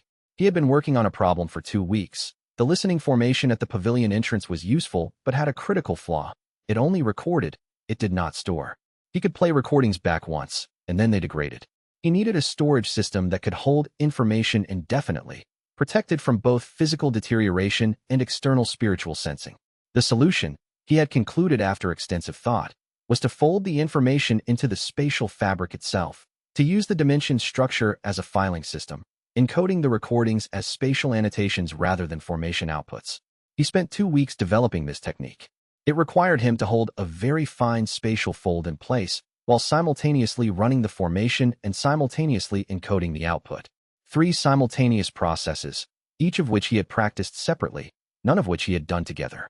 On the rainy morning, with a recording running and a fold open and his full attention on the encoding, something shifted. The 3 processes stopped being 3 processes. He did not become faster or stronger. The spatial awareness simply reorganized. The encoding was no longer something he was doing to the fold. It was something the fold was doing naturally, with him as the directing intelligence rather than the executing mechanism. The formation output flowed into the spatial structure the way water flows downhill. It did not require his active effort to maintain. It required his intention. He stood in the rain outside the pavilion with his hands open and felt the change settle into place. New capability. Objects he placed into spatial folds did not merely hide there, waiting to be retrieved. They became part of the fold structure, retrievable by intention, stored without physical form, immune to external detection because they had no physical form to detect. He could fold a document, and it became a spatial annotation, readable by him, invisible to everything else. The cost was immediate and specific. He had been carrying a merchant's traveling kit in a rucksack, the visible prop of his cover identity, with the right wear and the right contents and the faint smell of road travel that completed the character. He folded the kit into a spatial pocket instinctively, automatically, the way you might put down a glass you had been holding for an hour and realize you forgot you were holding it. When he tried to remember where he had put it, the rucksack, the physical object, in its physical location, he found a gap. Not the rucksack's contents, he knew those precisely. Not the spatial fold where it now resided, he knew that too. Just the specific memory of the act of carrying it, the weight of it across one shoulder, the way the strap had rubbed in one spot. His spatial awareness had reorganized his relationship to stored things. Physical location memory was no longer how they worked. Spatial address memory was. He stood in the rain for a moment, adjusting. Then he retrieved the rucksack from its fold, put it on, felt the familiar weight of it against his shoulder, and walked into the village to buy lunch and complain about the road conditions to whoever would listen. The persona required physical props. He would keep the props physical as long as the persona required it. But for everything that did not require a physical form, documents, resources, recordings, the accumulated evidence of his surveillance operations, he now had a filing system that could not be searched, seized, or lost. He was, he thought, becoming more inconvenient to find than he had been 3 months ago. Chapter 19 Elder Drum filed for the Regional Survey Authority investigation. Wei learned this from his listening formation at the Regional Administrative Office, which he had placed during a brief city visit, folded into the wall near the filing desk where formation applications were processed. He had folded it there on the theory that important things happen near important desks, and the theory had been correct. The filing came with a 2-page supporting justification that the desk specialist read aloud to her colleague in the way that people who had been doing paperwork alone for hours sometimes narrate their work for company. Iron Sound Sect, Elder Gu Peilong, filing for Regional Survey Authority review under Section 14, Anomalous Formation Mandate Challenge. He's arguing that the previous survey used compromised instruments and that a new survey under Formation Authority oversight is warranted. A pause. He's attaching a 30-year investigation record. That's comprehensive. Is it approvable? Under Section 14, yes, technically. If he can show instrument compromise, the original survey findings can be challenged. He's attached a spatial specialist report claiming the geological anomaly finding was inconsistent with standard geological survey methodology. Another pause. The specialist's report is actually pretty good. Her methodology notes are solid. This was the specialist's report. She had written a critique of the survey authority's instrument methodology that was, based on the portions read aloud, technically accurate, because her own observations during the investigation had been accurate, and even in the absence of the memory of the investigation, her technical understanding had produced correct analysis. She had filed the right critique without knowing why she was right. Wei had 30 days before the review was scheduled. He spent the 30 days building 17 layers of passive misdirection. Not just formation structures this time. He was more sophisticated now, working with fold keeper capabilities and the stored resources from 8 months of pharmaceutical trade and the accumulated intelligence from 19 investigation teams. Each misdirection layer was tuned to a specific measurement methodology, so that whatever instruments the new survey team used, they would receive readings consistent with the survey authority's previous negative findings. He mapped the outer valley to a resolution that allowed him to predict, within a margin of error, what any survey instrument calibrated to any currently available methodology would read at any specific point. He tested his predictions by placing his own formation sensors at key locations and comparing outputs. When the 30 days were done, he had 17 overlapping layers of misdirection that were, as far as he could determine, comprehensive. He had also, during those 30 days, established 2 new false personas in towns 2 and 4 days' travel from the valley, each with their own merchant registrations and their own social networks and their own opinions about road conditions. He had 17 separate false personas now, across 3 provinces, each maintained with enough regularity to be independently verifiable. He had been adding to this network for the full 8 months of his residence, in the merchant's pattern of building redundancy into any system that depended on a single point of failure. If one persona was compromised, he had 16 others. If the investigation team found something specific to trace, none of the traces led anywhere useful. He recognized, committing increasing resources to something he had initially thought of as a temporary situation.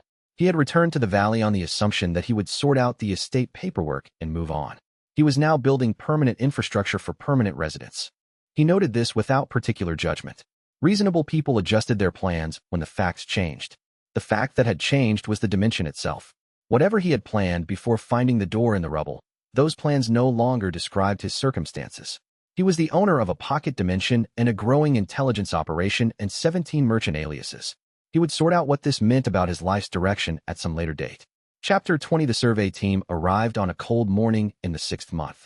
Wei had been watching for them for 3 days. His spatial awareness at the outer perimeter, his listening formation at the regional road's main junction, a fold placed at the administrative office in the city to catch any pre-visit communications. They were larger than the previous survey team. 12 cultivators, 2 specialists, 1 government auditor. The same pattern as before, but higher investment in each category. Elder Drum had convinced the survey authority to take his challenge seriously. The first 2 days were perimeter work, the kind of methodical, comprehensive exterior survey that Wei had prepared for extensively. He tracked their formation equipment's activation signatures through his outer perimeter sense, identified 2 instruments he did not recognize by their resonance signatures, recalibrated 2 of his misdirection layers accordingly. This took most of the first day. On the second day, the first specialist entered the outer layer. She was not the woman from the previous formal investigation. Different energy signature, different methodology. She was younger, more aggressive in her sweep patterns, and she had equipment that was specifically calibrated for detecting artificial misdirection. He felt the equipment's function immediately. It was looking for formation signatures that were inconsistent with their claimed geological origin. It would find the misdirection formations. He made a decision in approximately 4 seconds.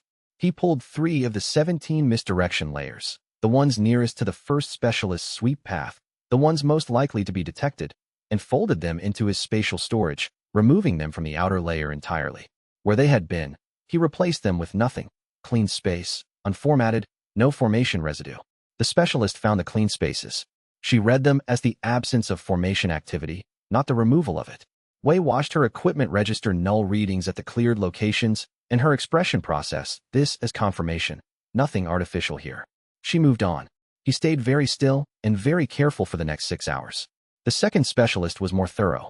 She worked the inner sections of the outer layer, the areas Wei was most concerned about, where the compressed sealed layer sat, and where the second spatial truth had been, and she had the granular sense type that the first formal specialist had possessed. She did not find him, because he was fully integrated into the landscape at this point, his presence as readable as a stone or a root.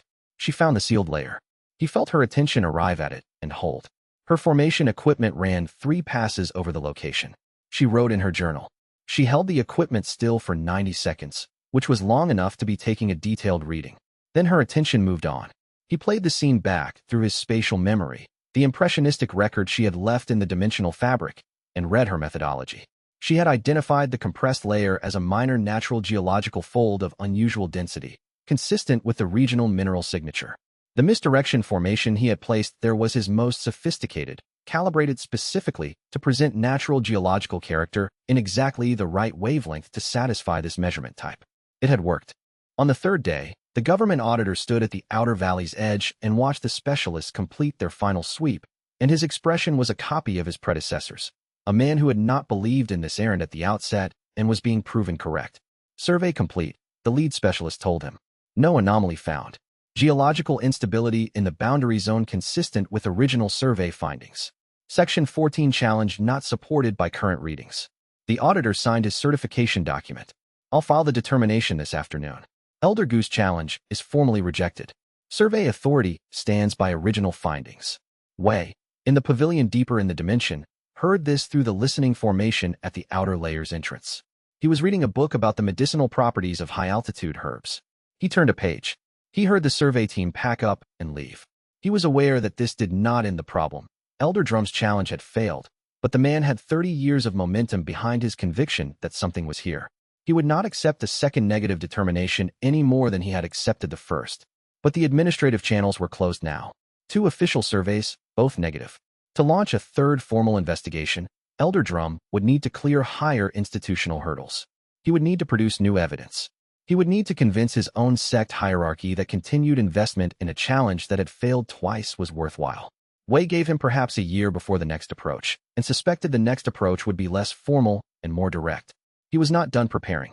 He heard the last of the survey team's footsteps recede on the road outside the valley, and he heard silence. Then he heard something else, a soft sound, inside the pavilion, from the direction of the low table. He looked. On the table's surface, next to his tea, was a jade brush that had been rolling slowly toward the table's edge since sometime in the past few minutes. It stopped at the edge and balanced there. Not his jade brush. Not the specialist's brush that he had kept. This was different. Older, the lacquer worn down to wood in two places, with no initials on the handle. It had not been there when he sat down. He looked at it for a long time. Then he picked it up and felt, in the handling of it, a resonance that was familiar. The same spatial texture as the sealed layer, the same not quite right quality as the compressed fold. Whatever had sent this brush, or left it, or manifested it, was still inside the dimension. He set the brush on the table, parallel to his own. "I'm listening," he said, to the empty pavilion. Nothing answered. The light through the pavilion window was soft and golden, the light that was always soft and golden in here regardless of what the outer world's weather was doing. The wildflowers moved in a breeze he could not feel inside. The jade brush sat on his table and did not move again. He waited. He was good at waiting. Outside, Elder Drum's survey team was halfway down the mountain road, carrying nothing, remembering nothing. Their 30-year investigation closed for a second time by a determination that would look, from the inside of the Iron Sound sect's administrative records, like a comprehensive and authoritative confirmation that there was nothing in the Forgetting Valley worth finding. Inside the dimension, Wei Changfeng sat with two jade brushes and the feeling that the dimension was introducing a new variable in its own good time. He poured more tea and waited for the variable to introduce itself. Chapter 21. 3 months after the Survey Authority closed its second investigation, the valley settled into something that Wei Changfeng had not previously experienced in his adult life. Routine. Not comfortable routine, comfortable implied passive. What he had was the productive routine of a man who had found work that suited him and had enough of it to fill the days without waste. He woke early in the dimension's soft light, which arrived consistently regardless of what season was doing outside. He worked on the cultivation theory he had assembled from the predecessor's notes and his own observation, practiced the fold keeper techniques he had developed, and maintained the passive surveillance network he had built across the outer valley and the 3 nearest roads. In the afternoons, he maintained his merchant personas in the nearest 3 towns, appearing regularly enough to be a known quantity without being present enough to invite close attention. He harvested the dimension's pharmaceutical output twice monthly, traded it through different channels in different towns, and had built a revenue stream substantial enough to fund both his cover operations and his formation component purchases without needing to draw on any single account large enough to attract attention. He ate reasonably well. He slept adequately. He read a great deal. Information from the surveillance network arrived continuously, and he processed it with the attention of someone who had learned to manage incoming data, rank by relevance, file by category, follow up on the threads that connected. The current threads, the Iron Sound sect's Elder Drum had been formally reprimanded by his sect hierarchy for the failed Section 14 challenge. The reprimand was administrative rather than punitive, but it meant he had spent institutional capital on a failed bid and was now operating with less credibility inside his sect than before. He had been reassigned to an oversight role in the sect's northern administrative branch. This was not the same as having given up. Wei knew this from the man's 30-year track record. The Verdant Forest Alliance had announced expansion plans for the valley region, classifying it as a future resource development zone, based on a spiritual vein survey that had been conducted to the south of the valley and which projected the vein's likely extension into the valley area. The projection was wrong. Wei had modeled the vein's actual behavior through the dimensional spatial sense and knew it ran east, not north, but the Alliance had not consulted him. This was the more immediate problem. He was thinking through the Alliance's planning methodology, which officials were driving the expansion, which were skeptical of it, where the bureaucratic leverage points were, when his outer perimeter sense registered a new entry.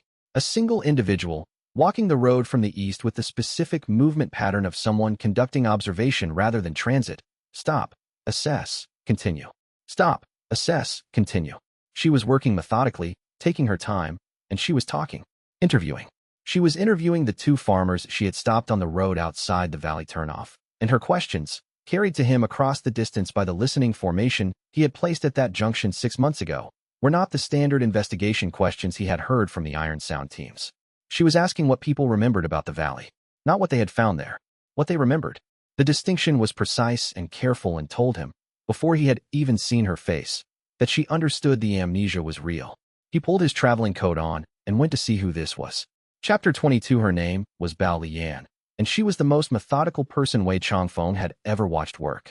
He observed her for 3 hours before they spoke, following at the outer edge of his spatial perception range as she moved through the interviews.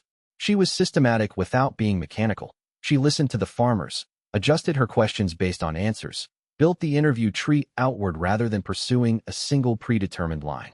When one interview produced a useful reference to someone else who had been in the area during a relevant period, she added them to her list. She was building a witness network. She was 26, maybe 27.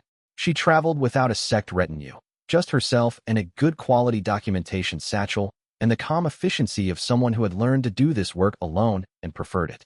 Her cultivation rank was modest, the kind that specialized practitioners maintained when they had redirected their cultivation investment toward a specific field. In her case, clearly, the spatial anomaly documentation methodology of the Amber Mirror sect, which Wei knew by reputation as the premier investigative sect for exactly this category of phenomenon. He set up a new listening formation near the inn where she took a room that evening. She had good habits. She organized her day's notes within an hour of returning, wrote a summary section, and then worked through the implications. She wrote in a clear hand, faster than most people, with the compressed shorthand of someone who had developed her own notation over years of field work. He read her notes over her shoulder through a spatial slit, a narrow perception fold that gave him line-of-sight access to the inn-room's interior from the wall outside. Her summary, * multiple witnesses report periods of absence near Valley Feng Shu that they cannot account for, ranging from 20 minutes to 3 hours. None distressed. All describe vague sense of having been comfortable. Temporal pattern consistent across 14 interviews. All absences fall within a 200-meter radius of the valley's eastern approach. Not random confusion, directional and bounded. Working hypothesis, voluntary amnesia effect, possibly formation-based, triggered by proximity threshold. Voluntary amnesia was an interesting interpretation. She thought the amnesia was something a person chose to activate, not a natural property of the space. She would revise this as she gathered more information, but the revision would depend on evidence she did not yet have. He noted, she had conducted 14 interviews in her first day. The previous investigation teams had typically spent their first day establishing camp and running equipment sweeps. She had not bothered with equipment. She was looking for something that equipment could not find. He revised his threat assessment upward. In the morning, he put on his most functional merchant persona, the regional grain trader, the one with the legitimate registration and 3 years of documented transactions in the area, and walked to the tea house, where she had breakfast. He arrived 12 minutes after she did, ordered tea, and sat at the table adjacent to hers by the window. Proximity without approach. He worked on some documentation of his own, legitimate trade notes, written in his actual hand because he did not bother to disguise his handwriting at this range, and waited to see if she would speak first. She was at his table in 4 minutes. "You're Wei Changfeng," she said. Not a question. The merchant heir who came back to contest the estate claim. "I've heard of you from the village." "I've heard of you from the village as well," he said, which was the truth, only technically. The village headman had mentioned to the grain seller 3 weeks ago that an investigator from a distant sect might be coming, which had reached him through the listening formation at the market junction. She sat down across from him without being invited, which he noted with approval. Waiting to be invited implied a power hierarchy she had decided not to accept. "I'm investigating a spatial anomaly in the valley region," she said. "The Amber Mirror sect's mandate. Are you familiar with the previous investigations?" "I've heard stories. The valley has an unusual reputation in the local area." He turned a page of his documentation notes with the unhurried attention of someone who did not find this conversation particularly surprising. "What kind of anomaly?" "The kind that makes people forget they were there." She watched his face as she said this, with the attention of someone who had learned to read the specific quality of a reaction to unexpected information. "The Valley Feng Shu surveys have consistently found nothing. I believe the surveys are correct and the phenomenon is real, which means they're both pointing at the same thing. Why would you want to investigate something that surveys say doesn't exist?" She held his gaze for a moment. "Because the people who've been there say something was. Surveys measure what's there when you measure it. Witnesses remember, or don't remember, what was there when they were. Those are different sources with different reliability profiles." She paused. "The eastern approach to the valley, There's a spiritual vein that runs through the local geology. The survey instruments might be reading the vein's interference pattern instead of the anomaly's true signature. He looked at her. She was proposing, as a hypothesis, a mechanism that was approximately 60% accurate. The vein did run through the area. It did create interference. His misdirection formations were designed to exploit exactly that interference. She had arrived at this hypothesis on her second day in the region from interviews alone. He said, "There is a vein to the east. I've heard the local cultivators mention it. It runs roughly southeast from the valley toward the mountains." This was partially true and partially a redirect. The vein ran east, not southeast, and not toward the mountains. He gave her the correction on one axis and a misdirection on another. She wrote it down. She said, "Thank you. That's useful." She looked at him. "How long have you been in the valley area?" "About 3 months. And you haven't found anything unusual yourself?" "I found an excellent source of lunar star vine on the southern slope." The survey authority found nothing. The estate paperwork is a bureaucratic disaster. He poured more tea with a merchant's patient air. "Have you found anything in your interviews that suggests the anomaly is dangerous?" "I ask because I'm planning to spend considerable time in the valley, and I'd like to know if I should be concerned." She looked at him for a moment before answering. "Nothing dangerous in the accounts. Just gaps in memory." She stood. "I appreciate the information about the vein." He watched her go. He gave her the false lead because she would follow it. She was thorough, and she would verify.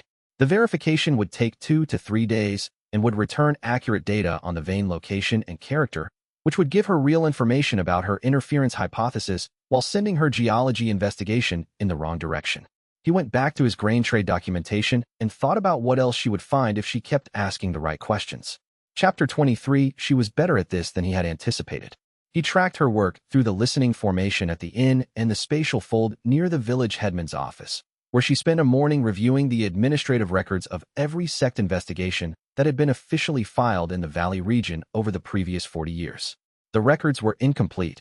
Many investigation filings existed without corresponding closeout reports, because the teams had come back with nothing to close out, but she was building a timeline from what was there. By the evening of her third day, she had assembled a map of her own. He read it from the spatial slit near her in-room window. The map was not a geographic map. It was a temporal one, a timeline with events marked as points, connected by lines that represented probable causal relationships. She had placed the investigation filings, the witness accounts, the survey authority determinations, and the secondary references from historical monastery records on the same timeline, and she was drawing the structural patterns. He read it for 10 minutes. She had correctly identified that the phenomenon was not periodic. It was not appearing and disappearing, not following a cultivation cycle or a seasonal pattern. It was constant. The investigations found nothing not because the phenomenon paused, but because the finding was removed. She had written in the margin, asterisk if the amnesia operates on the act of investigation itself, rather than on the memory of a place, the surveys are not finding nothing. They are finding something, losing the finding, and reporting a null. The phenomenon is not absent. The evidence of the phenomenon is absent. Asterisk this was, Wei thought, an extremely precise and accurate statement about a mechanism she had never observed directly. He walked back to the valley in the cooling evening and thought about whether she was going to be manageable. The previous investigators had been managing themselves. They came with a specific methodology, applied it, received null results, and left. Each investigation was bounded. She was not bounded in the same way. She was building a structural understanding from the outside rather than a direct investigation, which meant the amnesia's effect on her data was partial. She could lose one investigation's findings, but not 40 years of pattern documentation. She was building a net. He needed to give her good information that led in the wrong direction, consistently enough that the net resolved to a picture of something real, but elsewhere. The spiritual vein redirect was the first thread. He needed more.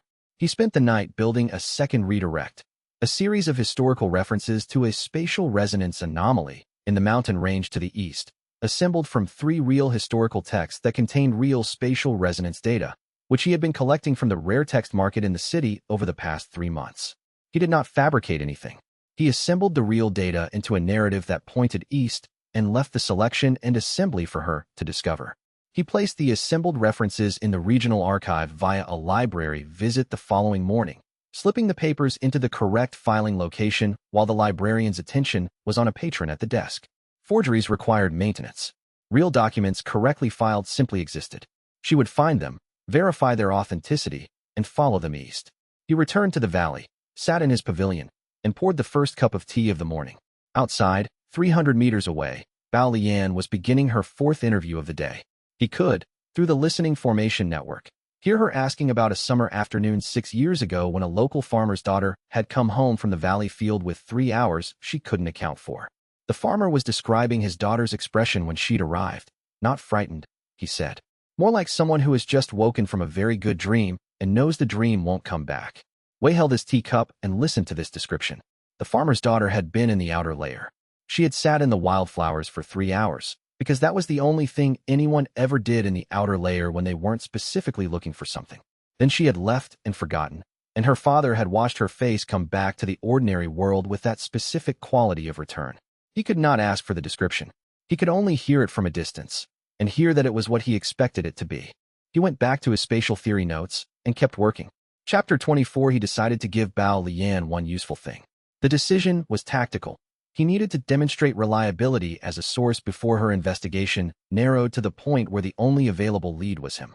If she found him useful now, she would continue to use him as a peripheral resource rather than investigate him as a central subject. Sources were safe when they were marginal and useful, not when they were central and suspect. He identified the useful thing during her 5th day's work. She had followed up the vein redirect to the east and found, as he had planned, accurate data on the vein's actual character. The vein ran east-southeast, not south as he had pointed her, which she noted as a discrepancy in his information. She had not dismissed him. She had marked his information as partially accurate and was calibrating his reliability. He needed to give her something correct. He identified the monastery records. The monastery near the valley had existed for 80 years before its dissolution, 40 years ago, and had kept unusually detailed records of local spiritual phenomena. Wei had found these records in the regional archive during his own first research visits and had read them carefully. Among them was a description, from 70 years ago, of a dimensional persistence phenomenon in the valley area, a space that appeared to exist separately from the outer world while occupying the same geographic location. The record was 70 years old. It predated the Survey Authority's founding. It was accurate in its description of the phenomenon and would be, for Bao Lian's investigation, a significant primary source. He knew where the records were because he had read them. He had not filed them away or removed them. They were still in the archive. He simply needed to point her toward them. He found a casual way to do this. The monastery that used to be near the valley, he said, when they happened to cross paths in the village the following morning. He had arranged the crossing through timing, appearing at the grain stall at the precise moment she was finishing an interview with the stall's owner. Have you found their records? The Amber Mirror sect's archive work is thorough, but local monastery records are often filed under provincial categories that outsiders miss. She stopped. The Miolan monastery records? I was told they were lost when the monastery dissolved. Most of them. Not all. He gestured vaguely toward the archive building at the north end of the village. I came across a reference in the administrative filing system during my estate dispute work. The monastery's physical journals were submitted to the regional archive under an unusual classification, livestock and agricultural records, because whoever processed them wasn't sure what category spatial observation notes belonged in. She looked at him. Agricultural records, she said. Page 4 of the 3rd subvolume, filed under other natural phenomena affecting grazing patterns. He had memorized this because he was the kind of person who memorized filing locations. There are 3 entries that describe the valley area specifically. I didn't think much of them at the time because my interest was in the estate deed records, but given your investigation focus, thank you, she said, and was already walking toward the archive. He let her go and did not follow. The monastery records would tell her that the phenomenon was real, old, and consistent, predating any living investigation, predating any living cultivator's tenure. They would tell her it was not a formation. They would tell her it had always behaved exactly the same way. What they would not tell her was where the entrance was. He had checked. The monastery's records described the phenomenon from outside, through the experience of monks who had investigated the valley's unusual reputation. None of them had entered the dimension. None of them had passed the threshold. The monks had observed the amnesia from the outside, the returning village residents with their gentle, confused expressions, and had documented it carefully and accurately, and had never gotten closer than the valley's edge. The monastery records were, for Bao Lian's purposes, a primary source that confirmed everything she had hypothesized and gave her nothing she could act on. He bought 2 persimmons at the market, ate one, and walked back to the valley thinking about contingencies. The records would buy him perhaps a week of investigation redirection. She would verify them, integrate them into her timeline, escalate her sect mandate based on the primary source confirmation, and return with better resources and a more precise methodology. He had a week to prepare for whatever she came back with. Chapter 25. The Verdant Forest Alliance's expansion announcement arrived as a formal notice to the Regional Administrative Office, and Wei read it from the fold he maintained near the filing desk. The notice was thorough and the legal grounding was solid.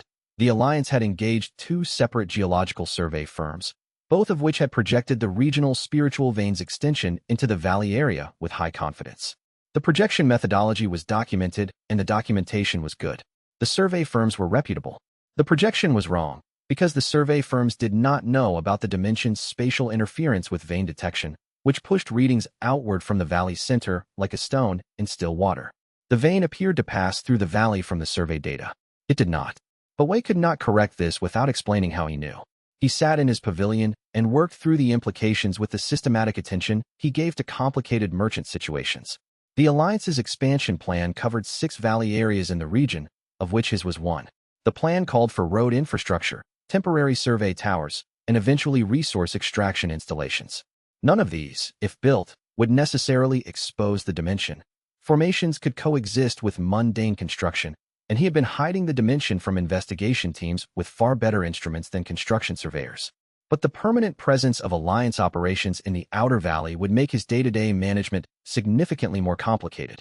More importantly, the Alliance's plan would require a formal territorial registration of the valley, which would create an official record of the area as Alliance-administered territory. Currently, the valley was common land with no registered owner following the survey authorities' determination. Alliance registration would give them standing to exclude anyone they chose, including him. He needed to prevent the registration without appearing to. He began mapping the Alliance's organizational structure from his listening formation network. The 6 weeks of accumulated communications that mentioned Alliance affairs had given him the names and positions of the key decision-makers in the Regional Expansion Planning Committee. He worked through them. Who was driving the expansion? Who was skeptical? Who had competing interests? He found what he needed in the Financial Subcommittee chair. Commissioner Tai Yufan was overseeing the expansion's budget approval, and Commissioner Tai Yufan had a complication. His primary financial backer for the expansion project had a prior undisclosed conflict of interest with the survey firm that had produced the highest confidence vein projection. The conflict was not fraudulent in the formal legal sense, but it was the kind of thing that, if it appeared in an administrative review, would trigger an automatic project pause pending an ethics investigation. Wei did not know this from his listening formation network. He knew it from a recording made inside the dimension 3 weeks earlier, when a junior Alliance surveyor had entered the outer layer, sat in the wildflowers for 40 minutes, and had a phone-quality meltdown about his supervisor's instructions. The surveyor had described the conflict in detail, in the dimension, to no one. He had left and forgotten. The information was completely usable. It simply had no traceable origin. He spent 3 days determining the correct channel for an anonymous administrative report. He found it in the Regional Ombudsman's office, which accepted formation-delivered anonymous filings and was legally required to investigate them. He assembled the relevant facts from the dimension's recording, not fabricated, not exaggerated, just documented, into a clear, 2-page administrative complaint. He delivered it by leaving it in a spatial fold near the Ombudsman's office door during working hours, timing the delivery to coincide with the morning mail distribution so the document would appear to have arrived by normal courier. Then he waited. He kept track of the Alliance's planning committee communications through the listening formation network and watched the complaint work its way through the administrative system. It moved slowly, as administrative complaints do, but it moved. The ethics review was triggered within 10 days. The expansion planning committee's meeting schedule showed the project being delayed pending review. The valley was not yet registered. He was not done. The review would clear eventually, unless he could find additional complications to introduce. But he had bought time, and time was his most reliable resource. He was better at waiting than any institutional process he had yet encountered. He added the Alliance situation to his active case list and kept working. Bao Lian came back on the 14th day after her departure to the monastery archive. She came with a new documentation satchel, larger, a formal amber mirror sect field kit, and an additional researcher, a junior member of her sect, a young man of perhaps 20 who moved with the careful deference of someone new to fieldwork and trying to demonstrate competence. She had escalated her mandate. The monastery records had done exactly what Wei predicted. He watched her begin her second investigation phase from the outer perimeter of his spatial sense, and thought, she's going to be here for a while. He bought tea and returned to the pavilion. Outside, the valley was beginning the transition into autumn. the wildflowers going to seed, the herbs developing the particular richness of end-of-season concentration. The soft, impossible light inside the dimension did not change with the season, but he could feel the season through the dimensional fabric, the outer world's cooling, the contraction of biological activity, the slow drawing in. He had been here 8 months. He thought about how long he was going to be here, and found that the question did not distress him in the way he would have expected. He had expected, at some point, to move on. He had been planning to move on since before he found the door. He was a merchant. Movement was the structure of his professional life. Staying in one place was, in his model, a kind of stagnation. What he found instead, now that he examined it, was that staying in this particular place was less like stagnation than like arriving somewhere that the movement had been pointing toward. He had been moving for 9 years and had been good at it, and had found nothing that required stopping. The dimension required stopping. He poured tea and read a book and listened to the autumn wind move through the outer valley, and found this sufficient. Chapter 26. The Verdant Forest Alliance ran 4 administrative bodies with overlapping jurisdiction over regional expansion: a resource survey committee, a territorial claims board, a financial review panel, and a planning coordination office. Wei had identified representatives in all 4 through his surveillance network. The planning coordination office was the most accessible, the financial review panel was the most powerful, the territorial claims board had the most legal standing, the resource survey committee had the most inaccurate data. He spent a week working the structural weakness of the survey committee. The spiritual vein projection that justified the Alliance's valley expansion was based on 2 survey firm reports, both of which had extrapolated from data taken outside the valley. Neither survey firm had conducted measurements inside the valley. The survey authority's negative determination and common land classification had made it administratively awkward to conduct commercial surveys there. They had used what they had. What they had was wrong. He identified the specific measurement points the survey firms had used, marked in the documentation he had read through his archive fold, and compared them to what his dimensional spatial awareness told him the actual vein topology was. The discrepancy was large enough to be professionally embarrassing if it came to light.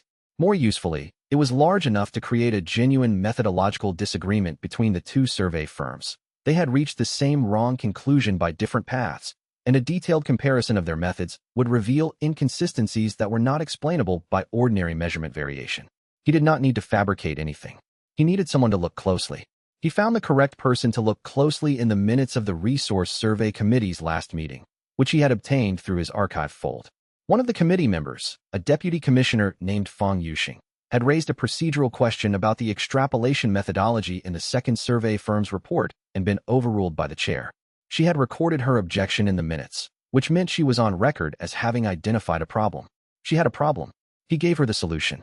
The solution was a technical analysis document, assembled from publicly available formation theory texts, and his own calculations using the dimensional spatial awareness that demonstrated the specific methodological error in the survey firm's extrapolation. He wrote it in the style and format of a regional trade guild's technical review, a document type that regularly circulated among Alliance administrators, and filed it through a merchant association's distribution network, where it would appear as routine technical commentary from an independent source. It took 6 days to write correctly.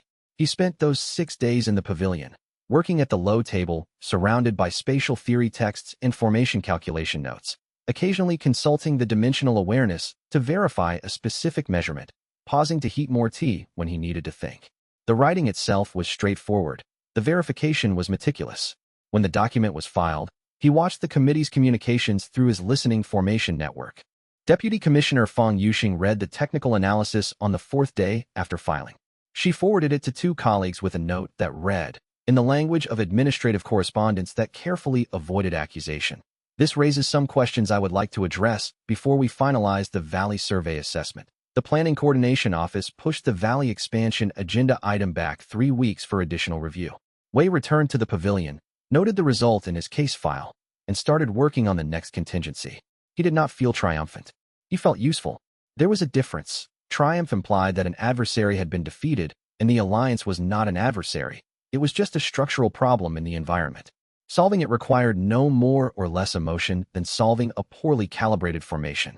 The distinction mattered to him in a way he had not fully articulated, so he noted it and kept working. Chapter 27. Lao Wuhan arrived on a Tuesday. Wei knew him from the surveillance network. Lao Wuhan, retired boundary specialist, formerly of the Iron Sound Sects Field Operations Division, recently contacted by Elder Drum for a contract assignment. The surveillance had picked up the contact through a secondary channel. A former colleague of Lao Wuhan's who was still inside the sect had mentioned the assignment in a conversation at a tea house near the sect's northern administrative branch, within range of a listening formation Wei had placed there 6 months ago. The assignment marked the dimensional entrance physically regardless of what Lao Wuhan remembered afterward. Elder Drum had identified the correct problem at last. The claiming formations failed because they depended on the installer's later memory of having installed them. Physical markers, carved stone, formation stakes, non-formation materials, would persist regardless of the amnesia. A physical mark on the entrance location, combined with a survey team sent to verify the mark the following week, would establish the entrance's location in the permanent record even if no one remembered placing it. It was a good plan. Elder Drum had been thinking about this problem for 30 years and had arrived at the correct solution. Wei watched Lao Wuhan approach the valley from the east road, alone, on foot, carrying a pack that included what he knew from the listening formation on the sect contacts conversation to be a set of inscription tools and a quantity of pre-inscribed stone markers. Lao Wuhan was 62. He had the movement of someone whose operational skills had not declined with age, but whose interest in operational drama had. He walked with the economy of someone who had been doing this kind of work for 40 years and had stopped finding it either exciting or tedious. He reached the valley. He found the entrance in approximately 7 minutes, which was faster than anyone else had found it. Retired boundary specialists, Wei noted. Useful. He went through. Inside, Lao Wuhan stood in the wildflower field and did not do anything for 30 seconds. He looked around, at the soft light, the herbs, the ghost of the old foundation, with the expression of someone who has been told to expect a strange thing and has found it slightly stranger than told. Then he sat down. He did not take out his inscription tools. He did not begin marking the entrance. He sat down in the wildflowers, opened his pack, and took out a small bottle of grain wine and a folded piece of dried meat, and he had lunch. Wei, integrated into the spatial texture 12 meters away, watched this. The man ate his lunch slowly. He looked around the dimension with the appreciative attention of someone evaluating real estate. He refilled his cup from the wine bottle twice. When he was done, he folded the meat wrapper carefully and put it in his pack. He lay back in the wildflowers and looked at the soft, impossible sky. He said, to the sky, good space. Whoever holds it has done good work. He was talking to Wei, not because he knew Wei was there. He couldn't feel Wei's presence. Wei was reasonably confident of this. He was talking to the space itself. He had correctly assessed that the space had an owner, and he was choosing to address the owner as a courtesy. Wei stayed where he was. After 20 minutes lying in the wildflowers, Lao Wuhan sat up, looked at the entrance, looked at his pack, and sighed. He stood, walked to the entrance, and passed through. Outside, he stood in the valley for a moment. His expression went through the familiar sequence, that specific softening. Then he looked at his pack, appeared mildly surprised to find himself standing in the valley, and walked back down the road the way he had come. Wei played back the listening formation recording from the valley entrance. Outside, Lao Wuhan spoke to no one in particular. Nothing there. Rocky ground. Poor cultivation. Elder Drum's going to be disappointed. He had come to mark the entrance and had instead had lunch. Wei sat in the wildflowers where Lao Wuhan had been sitting and felt the specific quality of recognition that came from encountering someone who operated with genuine competence at what they were doing, which in this case was the quiet refusal of an order that couldn't be completed without violating the space that had housed the one completing it. Lao Wuhan had felt the dimension and decided not to mark it. He had come in, understood what he was looking at, and made a different choice than Elder Drum had sent him to make. And then he had forgotten. Wei filed this under people who would have been allies in a world where I could afford allies. He went back to the pavilion. He thought about what it meant that the dimension had produced in Lao Wuhan, a person who chose not to harm it. Was this the amnesia's effect, the comfortable complacency that made everyone inside feel that nothing urgent needed to happen? Was it Lao Wuhan's own character? Was it the dimension's accumulated atmosphere, the decades of wild growth and careful tending, and the soft light that had no source he could identify, producing a quality that made people sit down and eat their lunch and decide that whatever they had come here to do was less important than being here? He could not answer this cleanly. He kept the question open and moved on. Chapter 28. He advanced to Void Reader on a morning that started with equipment calibration and ended with a qualitative transformation he had not been expecting. He had been working on a specific problem. The listening formations in the regional administrative buildings were good for capturing audio, but they gave him no information about what visitors had done before reaching his formation's range. He wanted to know where Bao Lian's investigation had taken her in the weeks between her last interview and her recent return. He wanted to know whether she had been to the Eastern Mountains, the redirect he had given her, or had stayed in the area. The solution he was developing was a spatial memory technique, reading the impressionistic record that people left in spaces they had moved through, the same fossil trace method he had used to reconstruct the survey specialist's work in the outer layer. If he could extend this to spaces outside the dimension, to any location he had mapped, he could read where people had been and what they had done there. He was practicing this technique on the outer valley when it happened. He was reading the trace record of the outer valley's last month of traffic, who had crossed the valley boundary, when, from which direction, and the technique, which had been operating at a level of coarse resolution that told him presence or absence, but not detail, shifted. The shift was not large in absolute terms. It was enormous in functional terms. The coarse resolution went fine. The impressionistic fossil he had been reading, a smear of presence, a general shape, resolved into a specific record. He could see Bao Lian's investigative methodology reconstructed from the physical trace of her attention. He could see, with the precision of a detailed photograph, every location she had stopped, every direction she had faced, every measurement she had taken. He could see time, not in real time. This was the past, read from the spatial record. But the past, it turned out, was thoroughly preserved in every location he had mapped. Space remembered. Every person who had ever moved through a mapped location had left a record that he could now read as clearly as words on a page. He stood in the outer valley for an hour, reading. He read Bao Lian's second investigation phase from beginning to present. She had followed the vein redirect to the eastern mountains and spent 4 days there, correctly identifying that the vein ran east rather than east-southeast, as he had told her. She had recorrected his misdirection. She had returned to the valley region with a more precise understanding of the vein's actual path, and had begun correlating the vein data with her witness timeline. She was narrowing. He read every step of her methodology, every location she had prioritized, every note she had written in the field before returning to the inn to compile them. He read her movements like a map of her thinking, and what he found was that her thinking was better than the movement suggested. The physical record was more systematic, more directed, than any random investigation pattern would explain. She knew what she was looking for, not the dimension specifically.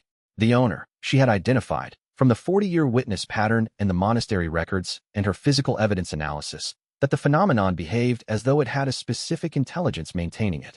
She was looking for a person, not a place. He went back to the pavilion and began a systematic audit of the traces he had left in every location he regularly visited. The audit was sobering. He had been careful. He had not been careful enough for a void reader. He could see, now, exactly which of his movements could be reconstructed by anyone with equivalent capability. He could see the pattern of his presence in the outer valley, the inn, the regional archive, the administrative offices, the market town tea house where he met Shinruwei. He could see the shape of who he was in the spatial record of what he had done. He could see it because he was the void reader. She could not see it yet. She did not have this capability. She was working from evidence rather than spatial memory. But the evidence was pointing at the same destination. He had perhaps 6 months before the evidence converged. He needed to introduce a competing explanation that resolved the same evidence pattern. A person who behaved the way he behaved, in the locations he had been, with the characteristics his presence had demonstrated. A decoy. He spent the evening thinking through how to build one. Chapter 29. Shinruwei walked into the market town from the east road, which meant he had come from his sect's nearest outpost, which meant he had been reassigned to the regional area in his sect's current patrol rotation. Wei learned this from the spatial memory trace on the east road before he learned it from seeing Shinruwei, which was the kind of thing that void reader capability made possible and which he was still, 2 months later, occasionally surprised by. He was at the tea house before Chen arrived. "You look like you've been outside for 2 weeks, Wei said, when Chen sat down. 14 days, Chen said. River inspection. The sect is mapping the watershed boundaries for a territorial dispute with the Sunstep sect. Very wet. He looked at Wei with the specific quality of regard he had developed for these meetings. Calibrated assessment, friendly but observant. You look the same as you always do. Exactly the same. Is that intentional? Why would I intend to look the same? Because you're very controlled about everything else you present. Chun accepted the tea Wei had ordered for him and drank it with the grateful efficiency of someone who has been cold for 2 weeks. How's the estate dispute? Slow. Administrative processes are slow. Always. He set the cup down. The arbitration board resolved my debt situation. The lending operations appeal failed. I owe them nothing. They've left me alone, as you predicted. He looked at Wei. I've been thinking about how you knew their documentation had problems. The level of detail you had about their internal records. I have good sources. I believe that. I'm trying to understand what kind of sources produce that level of detail about a private criminal organization's internal documentation. He poured more tea. I'm not asking to be difficult. I'm asking because there's a situation I'm trying to assess, and I'm not sure who to trust with it. What's the situation? Chen described it. His sect had assigned him to a secondary mission during the watershed mapping, requiring him to gather intelligence on a local criminal operation that was, according to his sect, conducting formations-based smuggling in the valley region. The intelligence was thin. The assignment was vague. He had a target name and an area and not much else. Wei said, "That's a different lending operation. You know it." "I know of it. It operates through 3 different registration names, and the formations-based smuggling operation is a secondary business to their primary operations in pharmaceutical trade. The formations components move through the same supply chain as the pharmaceuticals. If you want to document it, the entry point is their northern warehouse's supply records, which are registered under the second name, not the primary." Chen looked at him. Wei looked back. "Wei Changfeng," Chen said, in the tone of someone who has been assembling a picture from separate pieces and has just fitted the last piece. "Have you been in this valley area the entire time I've known you? My family's estate was here, right?" He drank his tea. "The Forgetting Valley. That's what they call this area. It's a local name, and you live in it." Wei said, "Why would you want to know that?" Chen was quiet for a moment. Then, slowly, he smiled. The reluctant smile of someone who had reached a conclusion he found surprising and satisfying simultaneously. "Because if you lived in it, the things you know would make sense. And nothing else makes them make sense." He put his cup down. "I'll take the lead on the warehouse records. I appreciate the help." They talked for another hour about his sect assignment and the watershed mapping and the quality of the road conditions on the eastern route, which Wei had opinions about based on spatial memory traces of recent traffic patterns. And when they parted, Chen said, "Same time next month?" Wei said, "Yes." He walked back to the valley and thought about how clearly Chen had seen the shape of the situation without being told anything direct. Chen was not a spatial cultivator. He had no capability to read the evidence Wei was leaving in the spatial record. He was working from interpersonal observation alone. What Wei knew, how he knew it, the pattern of his presence in this specific area. If Chen had gotten that close from social observation over 2 years of monthly team meetings, Bao Lian was going to close the remaining distance with her dedicated investigation methodology inside the next few months. He needed the decoy. He needed to start building it now. Chapter 30. The Alliance Planning Delegation arrived in the 3rd week of autumn. He knew they were coming from his listening formation network, knew their composition from 2 days of advanced communications he had intercepted, and had prepared for the visit by spending 36 of the previous 48 hours in a systematic spatial intervention across the entire valley and the surrounding area. The intervention was precise work. He adjusted the expression of which spiritual plants were visible and which were folded into spatial storage, temporarily reducing the outer valley's pharmaceutical output signature from the high-density reading that would support the Alliance's expansion case to a marginal reading consistent with normal common land. He adjusted the spiritual energy flow patterns to reduce detectable concentration levels. He folded the high-quality herb beds he had been cultivating in the outer valley into the dimension's interior, replacing them with ordinary native growth. The valley, when the Alliance delegation walked through it, would look like exactly what the survey authority had said it was: agriculturally marginal land with no unusual spiritual resource concentration. The delegation was 12 people, survey specialists, administrative staff, and a recording secretary. They spent a full day in the valley area. Wei tracked them from inside the dimension with his void reader capability, reading their spatial record in near real time as they worked. The delegation's lead specialist ran 3 separate measurement passes with different instrument types. She found a marginal reading on the first pass. She found a marginal reading on the second pass. She found a marginal reading on the third pass, recalibrated her instruments, ran a fourth, and found the same marginal reading. She conferred with her colleague. Her colleague had found the same. In the spatial record Wei was reading, her attention pattern was the attention pattern of someone whose data was telling them something they did not expect. She had come expecting high density, based on the survey firm projections. She was finding marginal density. She was trying to reconcile the discrepancy. She could not. The data was what the data was. The recording secretary wrote in the official record, *Valley Survey complete. Spiritual resource density, marginal. Survey firm projection methodology under review per ethics investigation. Valley Fengshu resource development designation, not recommended at this time. Wei read this spatial trace 4 hours after the delegation departed from the record of their presence in the outer valley. Not recommended at this time. The ethics investigation he had triggered through the ombudsman had done what he needed.